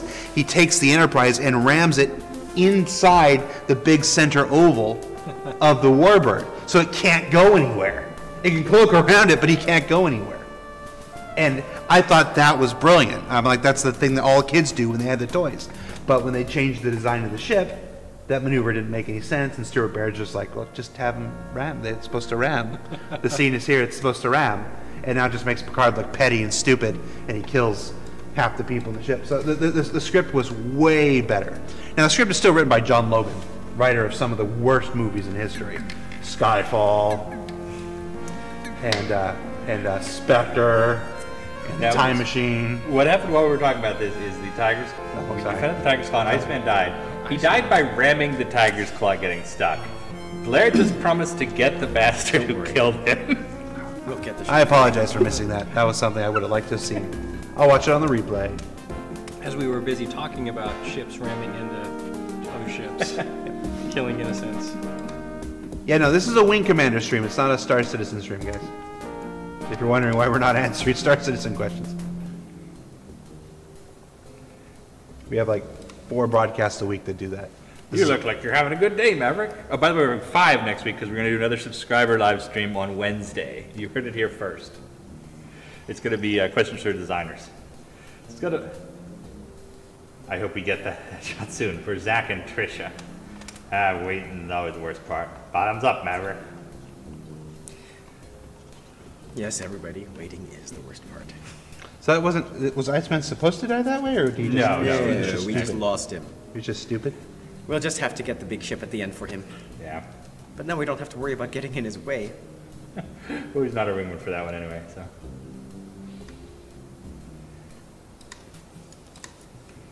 Yeah, look at our... You're running out of wings. Oh, that's an impressive kill Who was count. Casey? Paladin? Casey was Iceman. Iceman. Oh, Casey. Paladin ended up surviving. Wow. And, Which one's Hunter? Hunter died a long time ago. He's St. John at the bottom. Oh. But somehow Spirit came back to life, so. So it's time to do another raffle. What do you think we should give away? Another raffle? Another raffle. Well, I just talked about resupply. Starfarer? Well, that's a big one. Maybe give away a Starfarer, because we've been blowing up all these transports, or these tankers anyway. That's a big one. All right. Say thank you. This I just gave away a big ship with no authority to do so. This raffle will be for a Starfarer, and the raffle is open. You have to wait until I say it's open, guys. It doesn't count before then. In fact, it may disqualify you if you do it beforehand, so don't do that. I'm a harsh but not wholly benevolent dictator.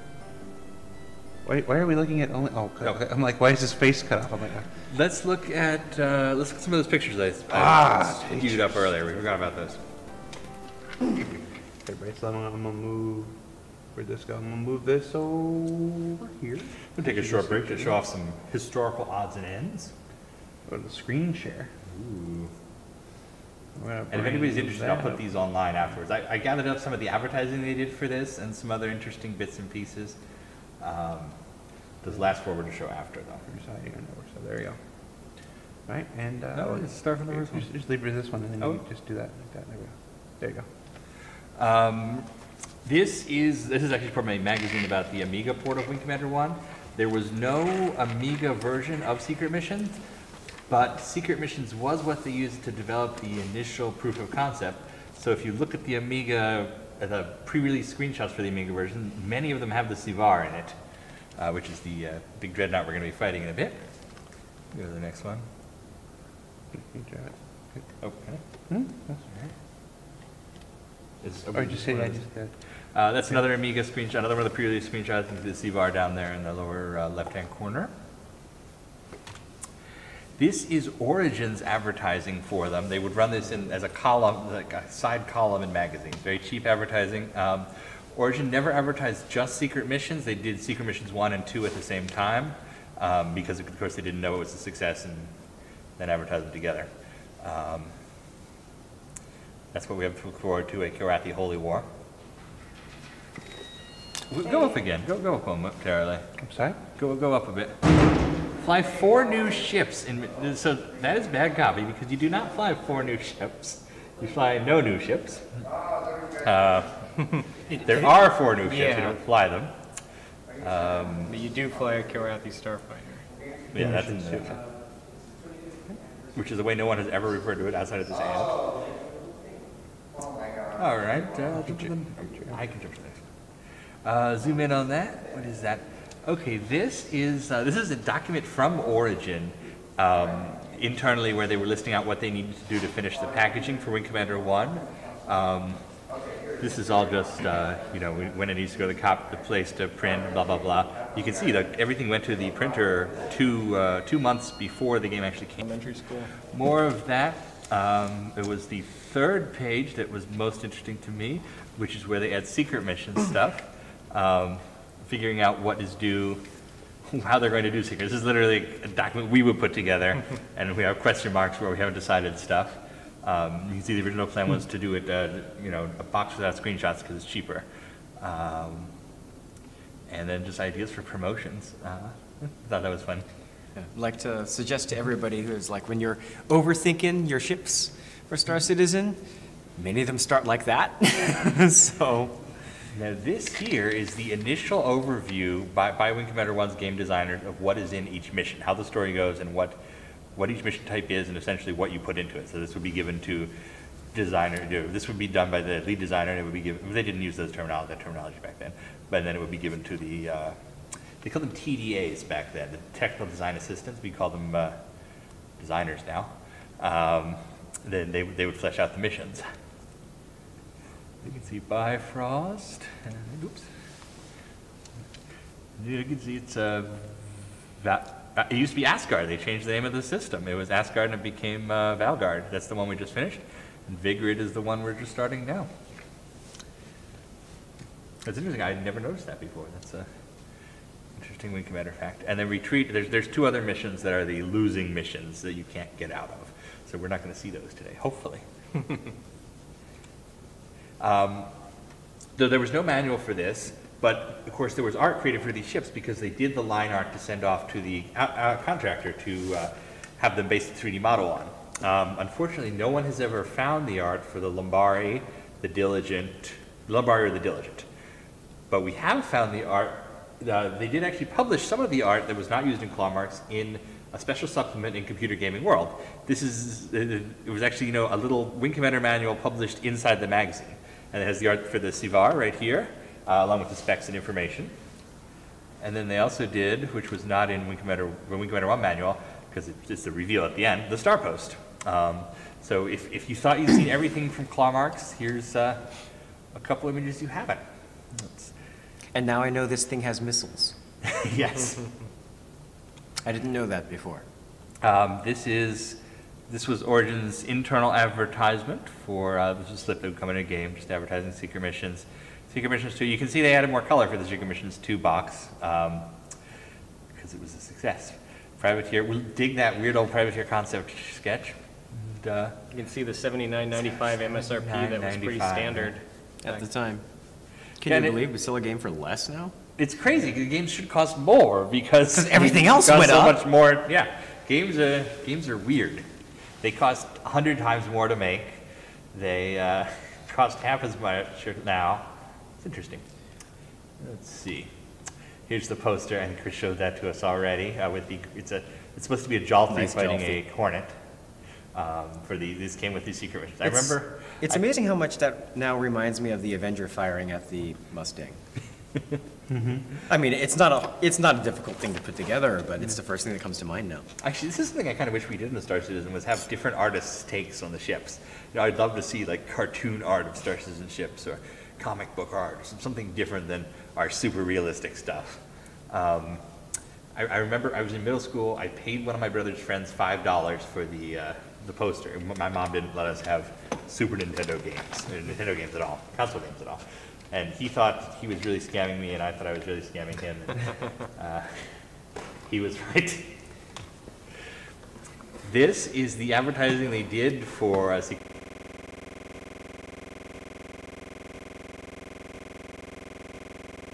Missions, SNES. Can you scream in space? We've been asking that question lately. Yeah, yes we can. I don't know who this pilot is, some kind of stock art with the box art reflected in his face. It's a weird, cool ad. We only discovered this recently because they advertised SNES games in places other than, CGW, PC Gamer. It was in like comic books but that's that. Here we have the back of the box. This is the advertising slick that Origin sent about the 2 games. They would send these to retailers. Back at this point in history, they had, I'm losing my voice, I'm sorry. They had essentially traveling salesmen who would go around the country. They would go to, headquarters of Walmart, headquarters of Target, headquarters of Babbage's, and they would have these full-color Origin folders, and inside the folders there'd be one of these ad slicks for every single game in development or close to coming out. The Secret Missions one, it rarely shows up in collections, but we have a nice scan here. And there's the back. I will stick all these online afterwards if folks are interested in the history. And a couple more images, but we're going to show you after. There's an alternate ending to the game in the Super Nintendo version, depending on which choice you take, which skill level, and we'll show you the one that's not in the PC game after this. Got screenshots of it. And, okay, and we have pizza. We have pizza. So. Oh, pizza's here. That's awesome. Yeah. So. That is so nice of you. Who sent us the pizza? Beauseant, so thank you, Beauseant. Thank you. You guys go ahead. I have to scrape, which is disgusting, and no one should see. So I will just save me a piece. Okay. Thank goodness we have off-camera space.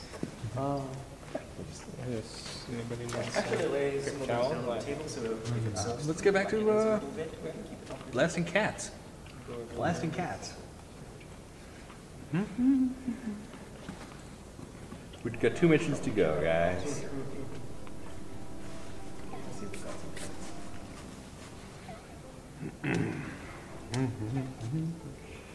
Did I save my game? Yes, I did. I hope I better do it. Better just do it again.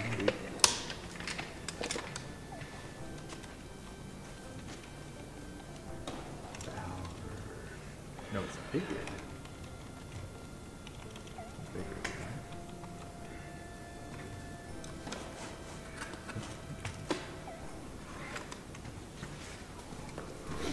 Mission briefing. Unknown sector named Vigrid.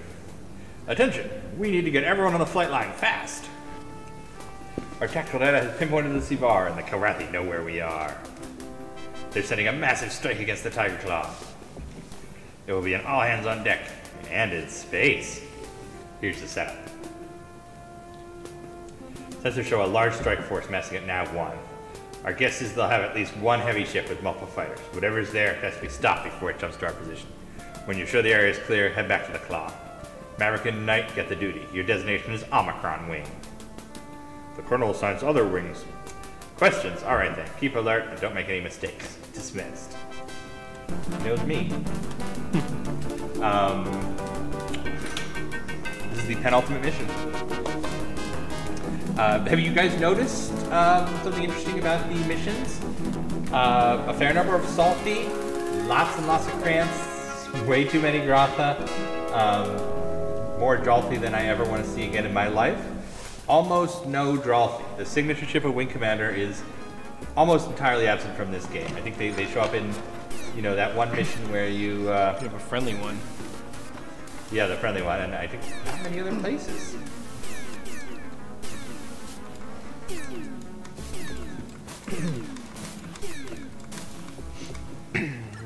And as soon as right after this, it gets upgraded to the Dralthi Mark II and Secret Missions 2.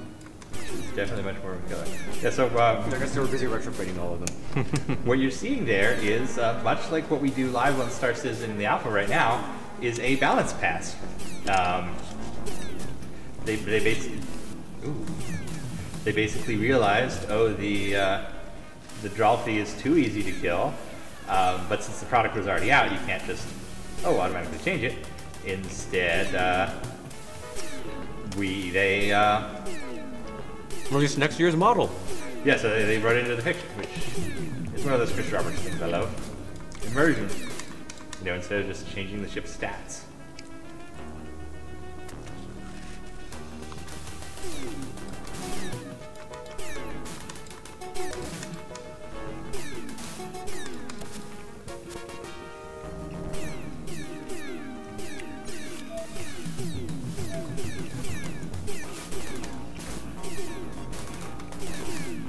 Best Karathi taunt? Privateer. I shall mount your bones in my hall.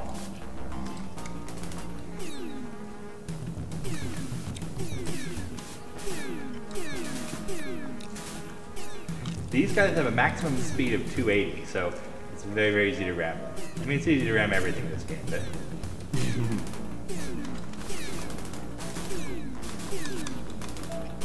Thanks, Knight.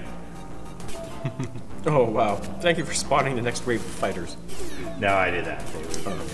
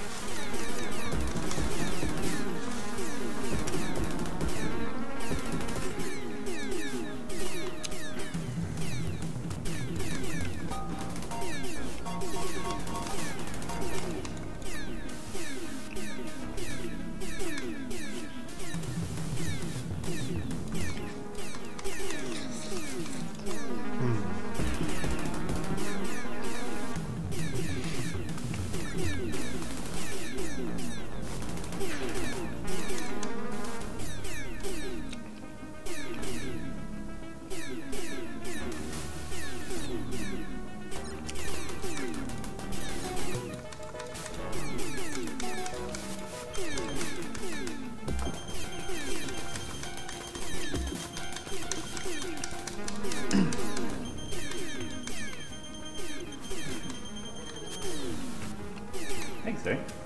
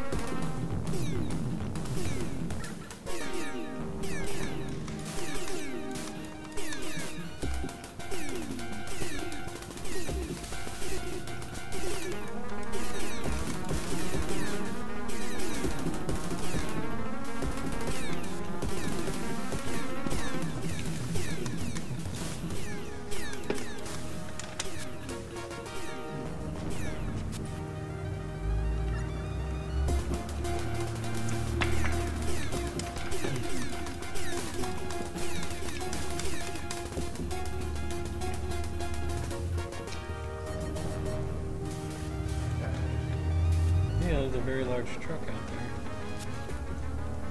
Probably the garbage truck. Ah, I thought that was too easy.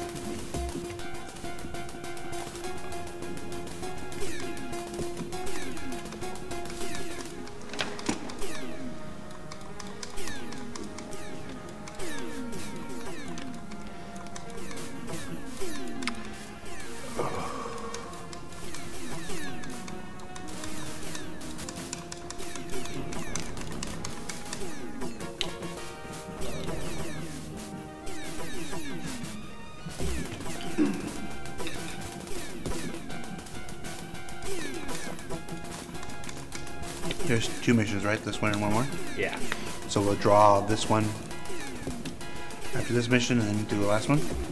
Yeah. We went 2 missions between the last couple. Sounds good.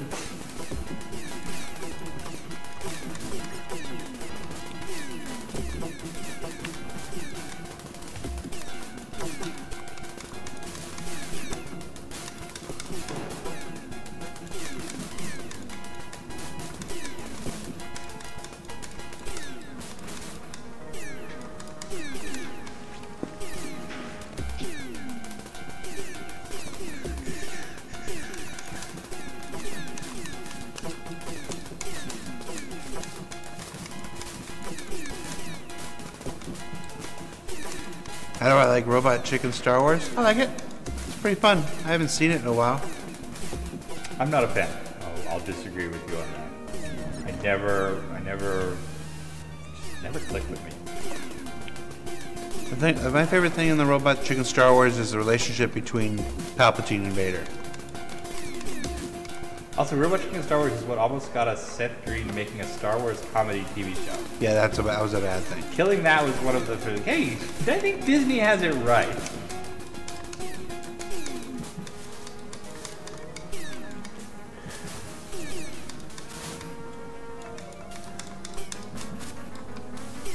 Night. Oh, whoa, what the? Night! Night. Bad night. Eekers. See what you did? You threw the raffle off, Night. I saw one of the Family Guy Star Wars. I've seen like maybe 3 episodes of Family Guy before. I liked the Family Guy Star Wars. There was a Blues Brothers riff where they were sneaking aboard the Death Star to Minnie the Moocher that I appreciated.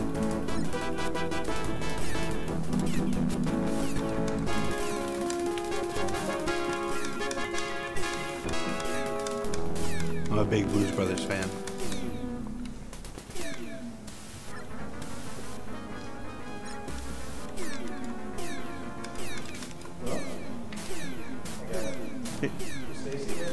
No.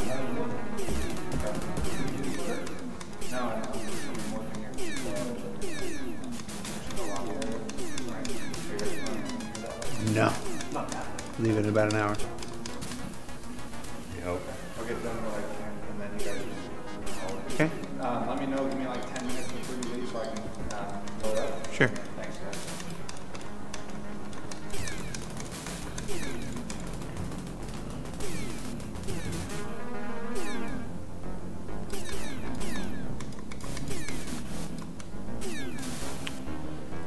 Blues Brothers 2000 isn't the best. It has a good soundtrack, though. The soundtrack of Blues Brothers 2000 is pretty awesome. But yeah, the movie itself was not good.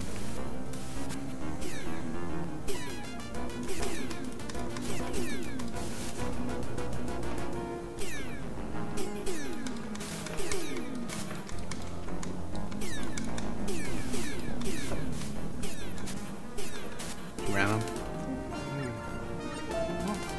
Yeah, you got hit pretty hard up front. I rammed a Jolty.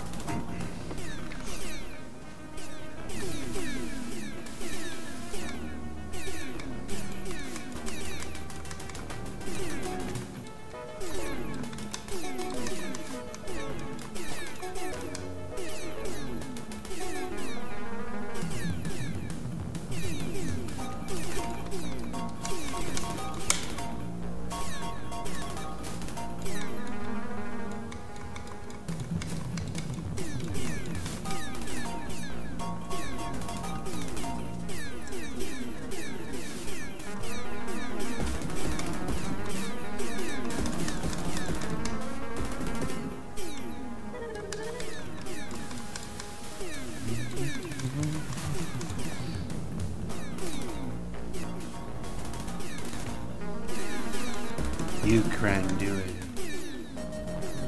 You can't do it. I said you can do it. You can't do this on television.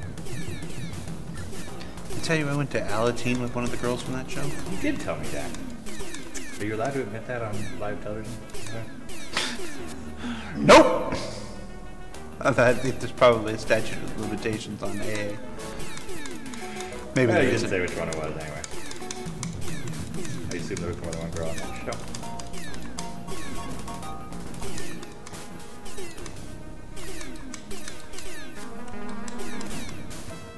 What? Again? Yeah, something behind me. Is it night again? Probably.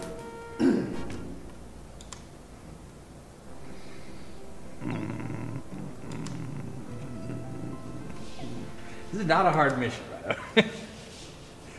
We're just gonna try it.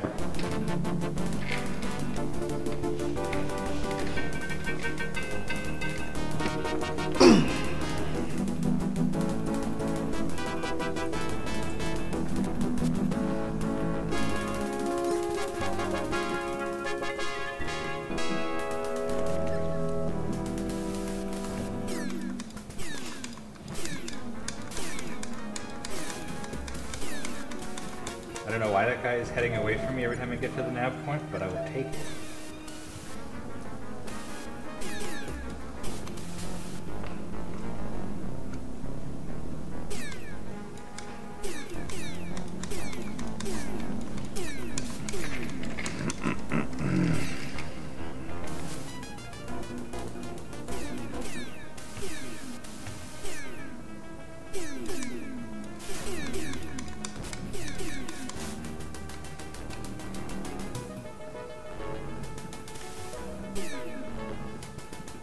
Yes, the Icarus 180 Avenger is very cool. That's, if I had the space, money, and resources, that's probably what I would pursue for my battle station.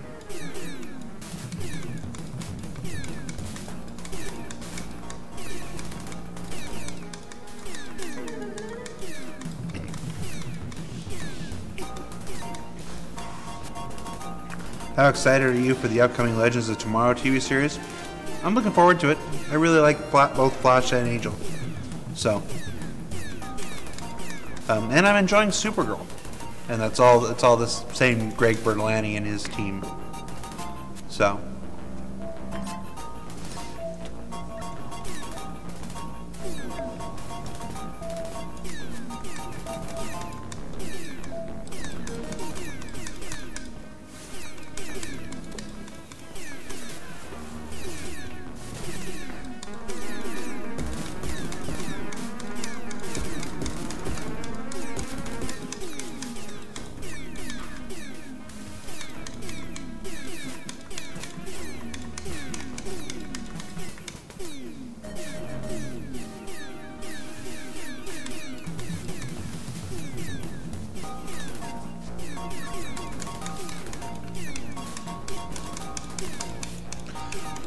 Disco and Ben, what are your home PCs like? Solid systems?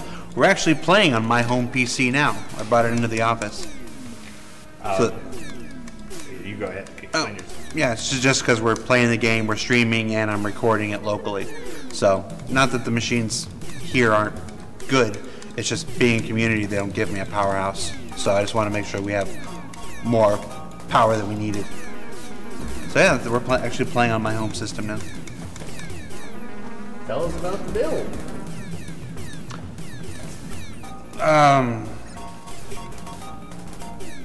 Dual 780 Ti, 32 gigs of RAM, Asus Rampage 4, and i7 Extreme something, I don't remember. I bought it a while back. 49 something or other. I'm not a... I do the research, I buy what I buy, and then I kind of forget about it. I'm not a stats hound, which you might have discovered if you watched any of my videos. Yep. So I do not have a fancy gaming PC at home at the moment. I do retro gaming in my spare time. So I have about half a dozen different machines now that are specifically built to play particular types of Wing Commander. We have pictures at WC News. The pictures at WC News. I think I have more since then. I can show you actually later. I picked up an FM Towns and a PC-98 that I'm trying to learn to figure out. Those are Japanese, weird Japanese computers. And I've got an Amiga 4000, Power Mac 7300. I've got a 486, a lower level Pentium that's great for everything except for like Wing Commander Prophecy. And what else? I've got a higher level Pentium for some of the later stuff. But I think I've got a Mac I work on at home, and I've got a Mac Mini that I do media server stuff and typical nerd stuff. But no powerhouse gaming PC. I do all my Star Citizening here when I get a chance. But I we were working anyway.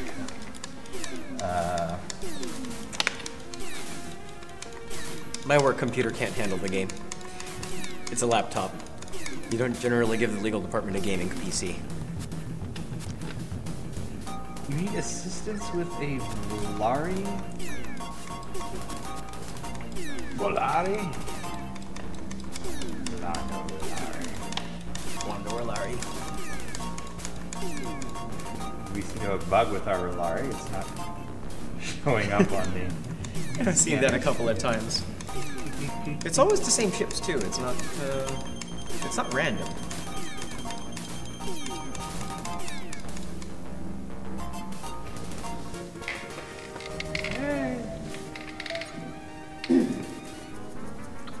Ben, what's your favorite Wing Commander game?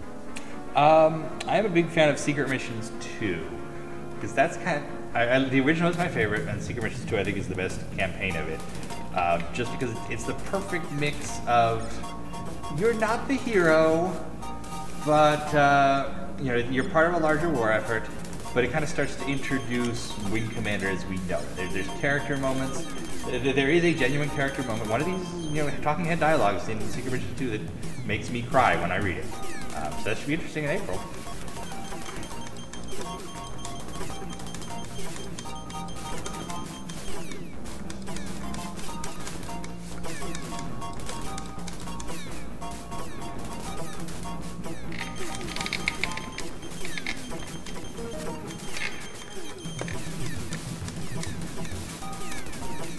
Someone just asked you what's your favorite Wing Commander ship, if that's even possible to answer. Good question. I always like the Orion and Privateer. I love the original Trolsey, the flying pancake. Jesus, We walk in front of your missile. Yes. The Claw got one though. I don't think the Claw has any flak, so every time it gets one, I think it's an enemy fighter ramming it. It's got doesn't it have turrets? Or do they not work? I don't know. There's just no flak near the claw. I also... Ooh, there's an interesting question, Ben. Are you going to drift through the void forever? Did the tiger spots explode? I heard something die. And I don't see the nice white or gray dot that would ordinarily be the claw. Yeah, where is it? Well, you know what? If you just kill that last Gratha or let it run, and there we are. An uncommon sight. You want to try to give this one a shot? You lost the tiger's claw? Yeah. I was destroyed by the Gratha. Oh, wait, we didn't get to see the message. Oh, sorry. It's okay. I don't think we can. It'd be a bit of trouble to get back there. But what does it say when the claw is destroyed? Your carrier destroyed, you drift endlessly through space. Something like that, yeah. The claw is very tough. You don't see that often. But then, in the secret missions, they have lots and lots and lots of enemy fighters. No, I'm surprised at that one, actually. There was just Gratha, and we just fought off a much worse attack of the claw previous mission. There's no accounting for it. It did just say it destroyed an enemy fighter, so maybe it just rammed it a bunch of times. You know, stacked collisions before it goes down. The more you play these old games, the more familiar you get with their bugs.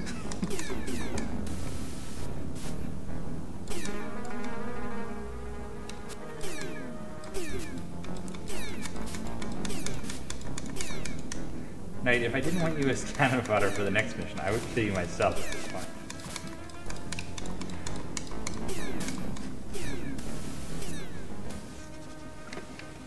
Poor Knight. Nobody likes Knight. Well, very few people like Knight. He's just not the cool pilot, and as kids, we just don't think about him much. They changed his Knight's backstory, right? Oh, they changed his Country his birthplace for this. origin. Yeah, I think it was like... It was originally South Africa? It was South Africa, and then they didn't want to have South Africa, and that's I guess one of the Nintendo rules is you can't mention...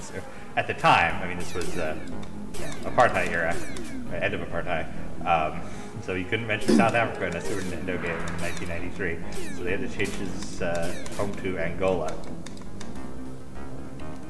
Someone was paying attention to him.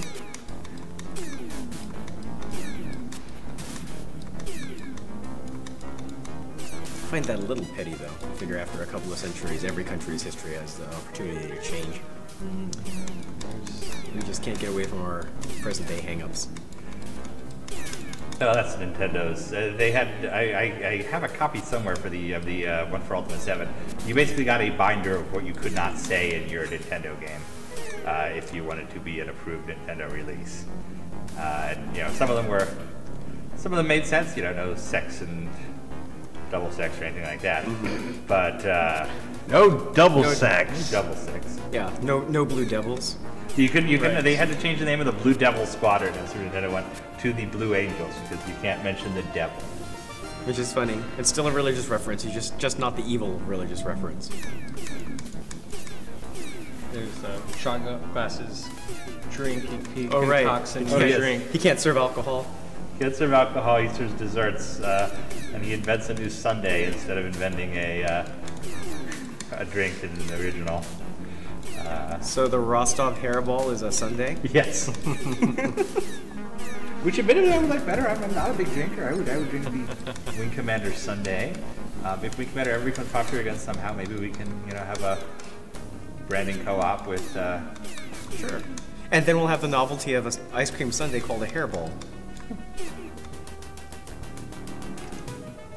For anybody who is a big drinker, there's a website, Alco Hollywood, and they came up with, they did like a podcast and a drinking game, an angel-themed drink, all this stuff for the Wing Commander movie.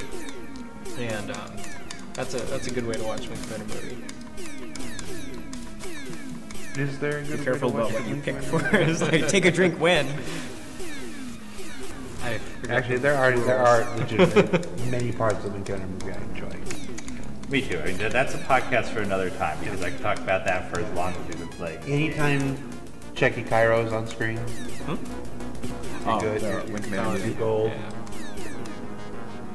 Anytime Matthew Lillard's on screen, you're the opposite of gold. A crazy thing happened though with it, Wing Commander going on Netflix this fall. People started to revisit it. Yeah, the WC News traffic like doubled overnight and consistently, even though it's not in the new movies thing. And I searched on Twitter, and hundreds of people tweeting, Wing Commander's on Netflix. A lot of people, crapping on it. A lot of people like CCing Matthew Lillard saying, I love all your movies. I just got Wing Commander. Awesome. Yeah. Well, I mean, as far as the movie goes, I like a lot of people. Why are I Fred did not. and Shaggy in space? What Scooby-Doo is this? There are plenty of movies that go to space. It's the best one. Seriously, I mean, like a lot of people, I didn't particularly enjoy the movie when it came out because it looked so different from the games, and it was the games that I was in love with. And if, I think we all know here that if you talk to Chris about it, he's not going to pretend that it was a perfect film either, especially after everything he went through while they were making it.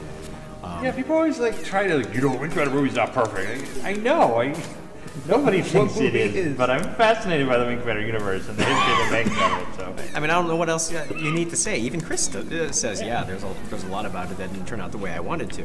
Chris is a lot more reasonable about the Wing Commander movie than I am. Yeah.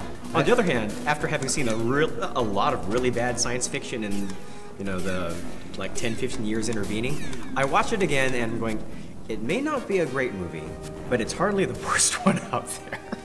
I was so desperate to say this earlier, but when Chris was here, I didn't want to. So nobody tell Chris this. I went to the premiere of the Wing Commander movie. John Gunsel, the designer of Wing Commander, lead designer of Wing Commander Secret Ops, designer of Wing Commander Prophecy, came up to me after the premiere, and he says, well, at least it was better than Ice Pirates. It's not better than Ice Pirates. Bring that full circle. We have a photograph of that moment. He wore a big tie-dye Wing Commander shirt. He did. Which I own now. I bought his old shirt on eBay. Every story, there's multiple layers. I'd actually never seen Wing Commander the movie until I worked here. I watched it after the first month. I'm like, it's probably, this might come up in conversation. I should see it. Well, everything has a history. Star Citizen didn't come from nothing. I mean, I think one thing that a lot of people express surprise about, yeah? I remember being the only one in the theater for Fletch Lives. Wow. Yeah. But I mean, some people ask, wow, this Star Citizen really came out of nowhere? It says, no, you have to bank an awful lot of goodwill from a long time ago to do anything like this. It's not like any idiot can just say, I'm going to crowdfund a game and raise $100 million. Fletch would be a good TV series. If they actually adapted the original books, the Chevy Chase movies were quite different than the books, but Fletch would make an excellent TV show. Isn't that one of those things Kevin Spindler was trying to make? Probably. Fletch would make an excellent TV show.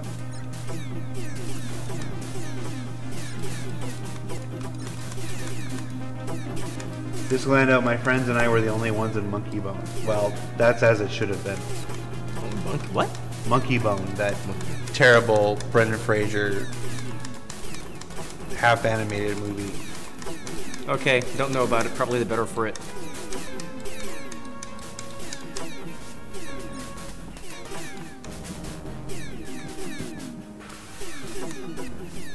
They're saying that you should not let the tiger's claw explode.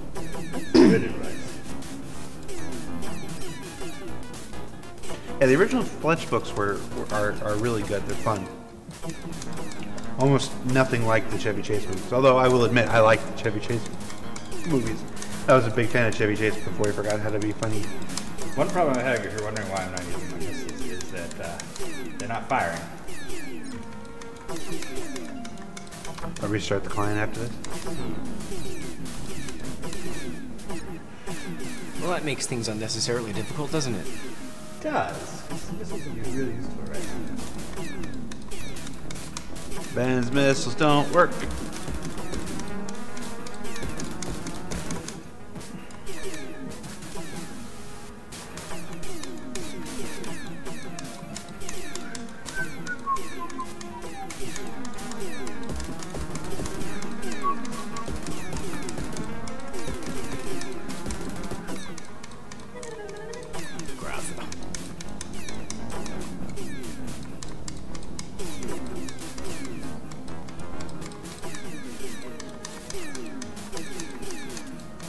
frame rate is most definitely not helping. No. It's a known issue when there are too many ships nearby. Sometimes guns or missiles won't fire. I know. That it is. There. What is the best gaming snack food? Meat sticks. Reese's chocolate and peanut butter spread right out of the jar.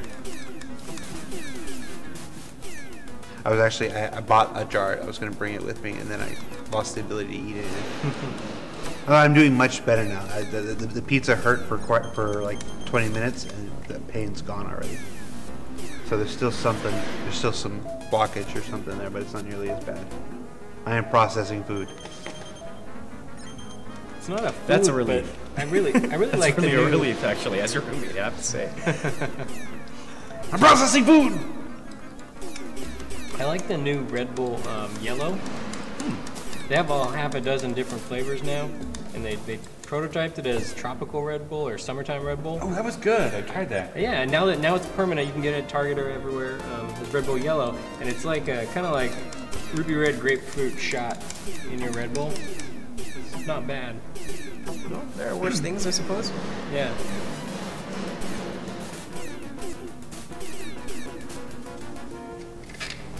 I ate plenty of fiber, and that was because I was in the emergency room this morning with a bleeding intestinal tract. Yeah, sometimes intestines bleed. Yeah, sometimes intestines bleed.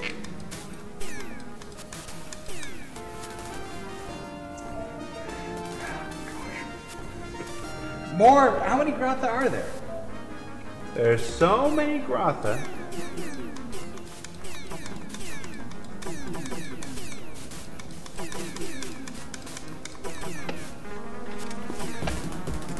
Ben helps those who help themselves. Yeah, that's my, this was my thing from the emergency room this morning.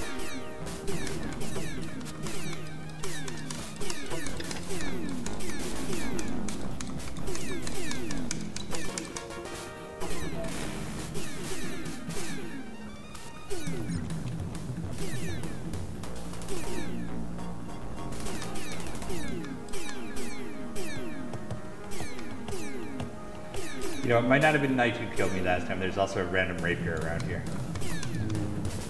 All those no-name escorts. Again, I love the game's dedication to making sure there's cap.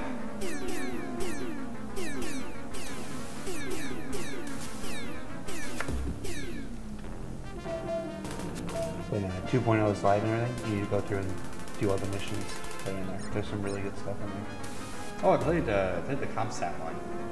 Well, it's a whole series. You go through and you pick up a bunch of these like data recordings and stuff. The audio team in Foundry they're really kicking ass. Lee is really good there. Yeah, he knows it. He knows it. And I'm okay with that. I'm okay when you have an ego and you can back it up with skills. And Lee Banyard has skills. He can have his ego. Yeah. No, it's that last one. Yeah. This. Also, I like to say Lee Banyard. Looks like it got a little hot out there, sir. Thanks. Oh, my throat hurts so bad. I'm really not enjoying that 2 Wave 3. I think you can run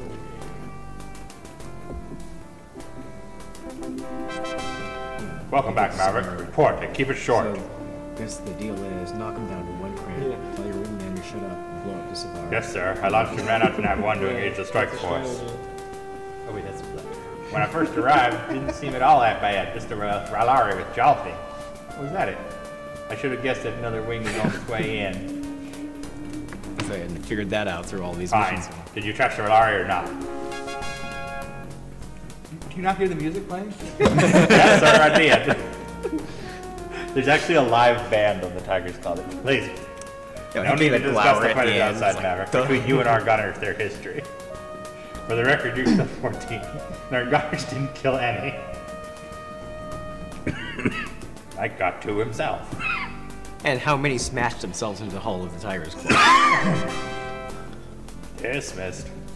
All right, we'll pull the drawing for the Starfarer. Raffle's already closed, guys.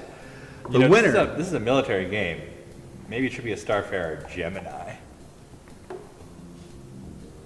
He's drunk with power. He's drunk with power. All right. The winner of a Starfarer Gemini is Toast. No. Gru45. Gru45. Joined Twitch 70 days ago. The winner of the Starfarer Gemini. Gru, good job. Excellent eye raffling. Send a private message to the CIG Community Twitch channel with the email of your Star Citizen account, and we'll attribute your Starfarer Gemini next week. If for any reason you don't have a Starfarer account or Star Citizen account, wow, I'm tired already. You can go to robertsspaceindustries.com, register for an account there, and then send us the email that you used to register your account, and we'll attribute your Starfarer Gemini next week. Then, the final raffle. We have one level left. One final raffle.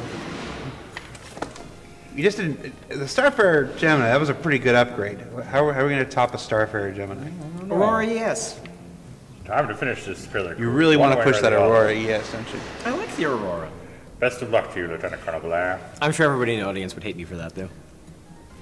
Aurora MR! Hey there, Maverick. I'm sure I'll be flying against the Seabar soon. In case you don't succeed, you have to take out that ship for me, butthead. I know that I'll be the one to do it, just like in my dream. But if I die too quickly, then it's up to you, Maverick. I mean, butthead. Use your missiles first, but if nothing else works, I want you to hit them at ramming speed. Just die. I seem to do that myself. Just in case, you know. Just die. Just go and die, butthead. Remember the description for Maniac in, like, what was it, the Wing Commander 3 strategy guide or something that said, use them like a grenade. Hold the pin, throw them at the enemy, stay away. That's sort of his attitude now. Oh, good day, Maverick. I'm glad to talk to someone besides our resident lunatic. I've been writing a letter home just in case we don't make it back. Have you seen the latest holopics of my family, Maverick? No, boss. Can't say that I have.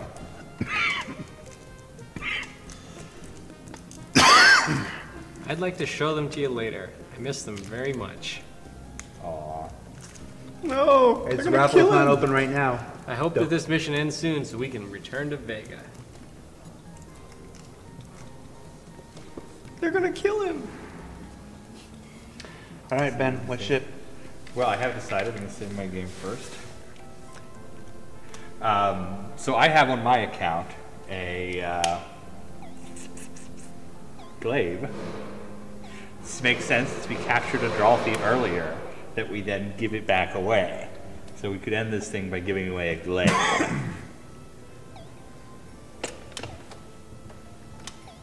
That's you, Ben. I didn't save that Drolphy.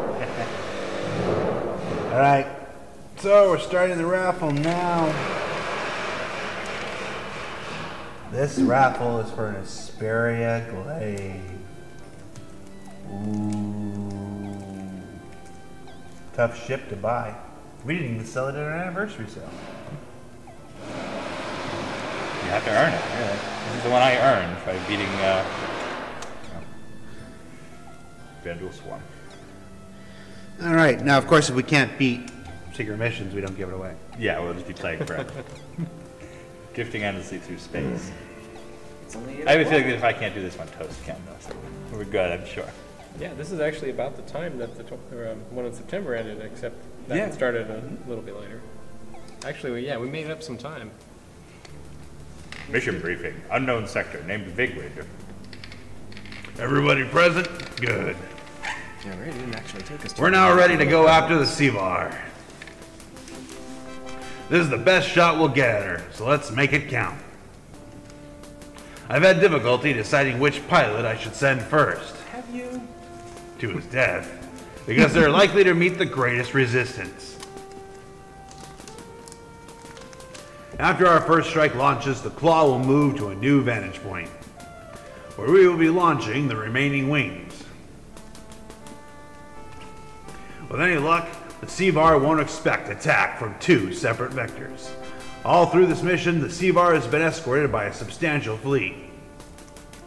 We've picked off that fleet ship by ship.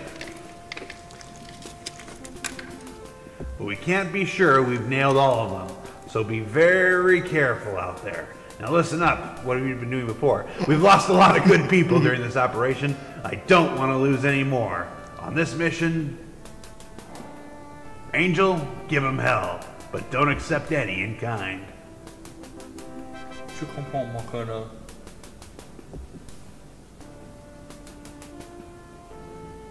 Maniac, I want you to stay alive during this one. I know about your nightmares. But sir... Butthead? But sir, I want to kill myself. They're just dreams, kid. This is what's real, and I need you alive. Yes, sir! Where's everybody else asleep? Boss man, stay cautious. Just don't be too cautious. Good job, boss man. Knight, you've always been a pro. Don't get sloppy now. What a dick thing to say. I'm online and up to speed, sir. You've never had a problem being sloppy, so don't get sloppy now. Spirit, if you harbor any romantic notions about self-sacrifice. Before the mission, I like to remind every pilot not to kill themselves. Glad to hear it. Paladin, flying a desk is better than breathing vacuum. Just trust me on that one, okay? Are you saying that so you can get drunk at my retirement party, sir? Maverick, I'm just gonna ignore Paladin. No astrobatics, nothing fancy, just do your job. Aye, aye, sir. You consider what the commander said. You will do your job. He said don't die. Maverick, your team with Knight again as Omega Wing. Here's the scenario. Head first to Nav 1. Try to destroy any of the remaining support fleet. They are not your main objective, though. That's the Seavar at Nav 2. If you're able to destroy the Seavar, hit your afterburners and come home. Rendezvous with the Tiger's Claw at Nav 3. Questions? No. Good luck. It's no. Nope. Dismissed. I slept 2 hours in the last 36 hours.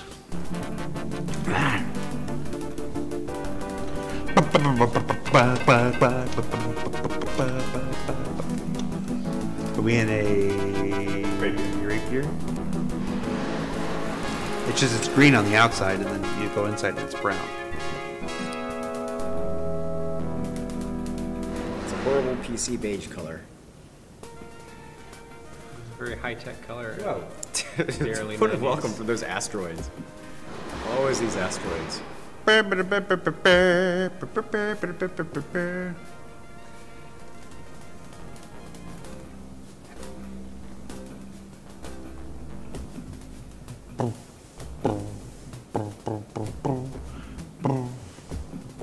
250 is the safe speed in asteroid fields. Recommended by the Federation Navy.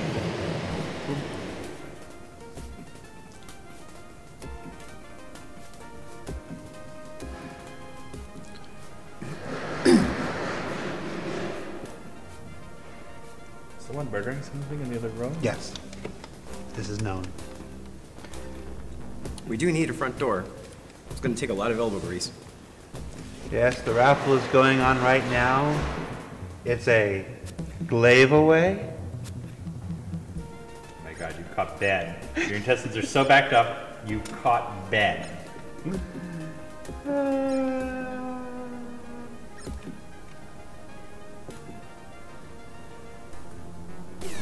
It's my neck doesn't hurt right now. Giveaway? Man, you have been awake for a long time.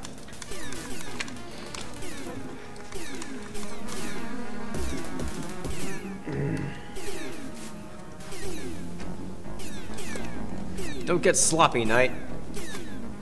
Like killing your wing leader. Yeah, thanks. You did a lot of work on that one. Ships won't be given out tomorrow. Tomorrow's Sunday. I ain't doing nothing Sunday. Actually, you agreed to take Sandy here.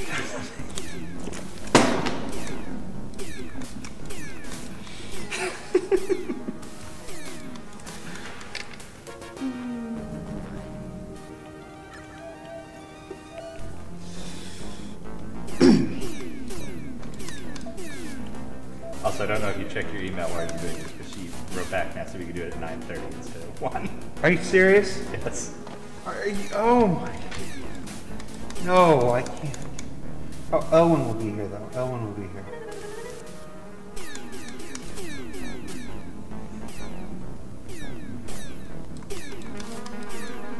That's good. That means they don't. Actually, that is a good thing. That means they don't have to come.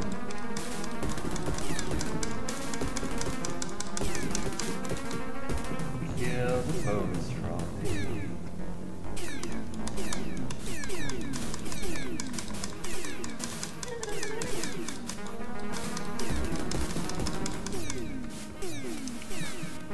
No, not less than armor, because I forgot about a cramp.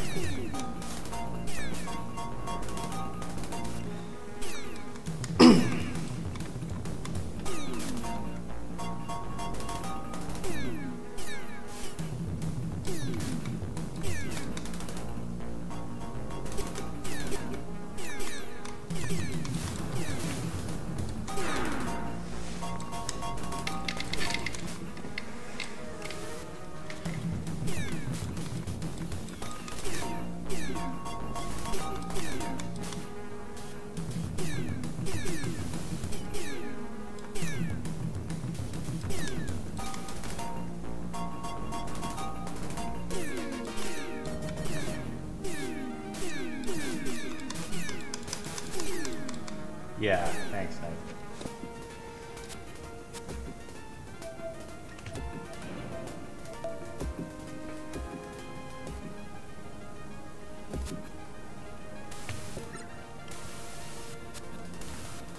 How long were you holding on to that? What?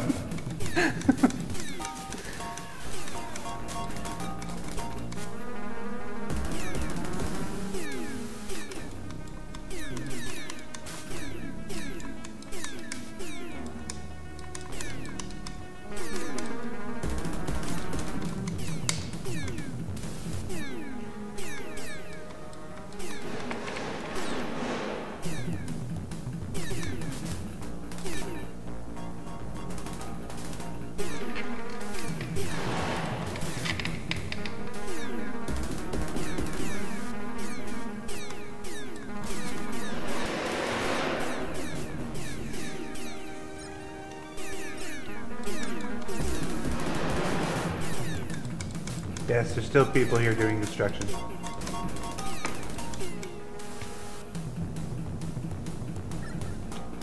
Yes, Disco toss is used.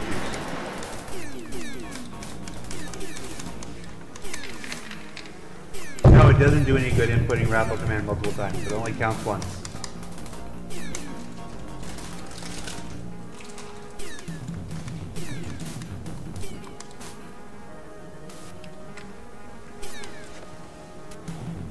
I was curious, does it, if I say raffle about commander more than once?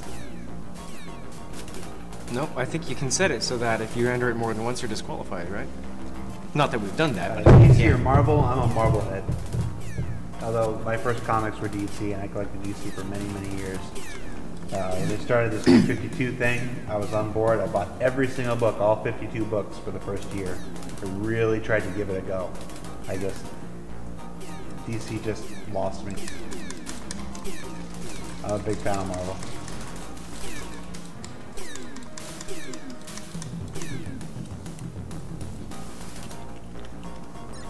By the way, I ran home.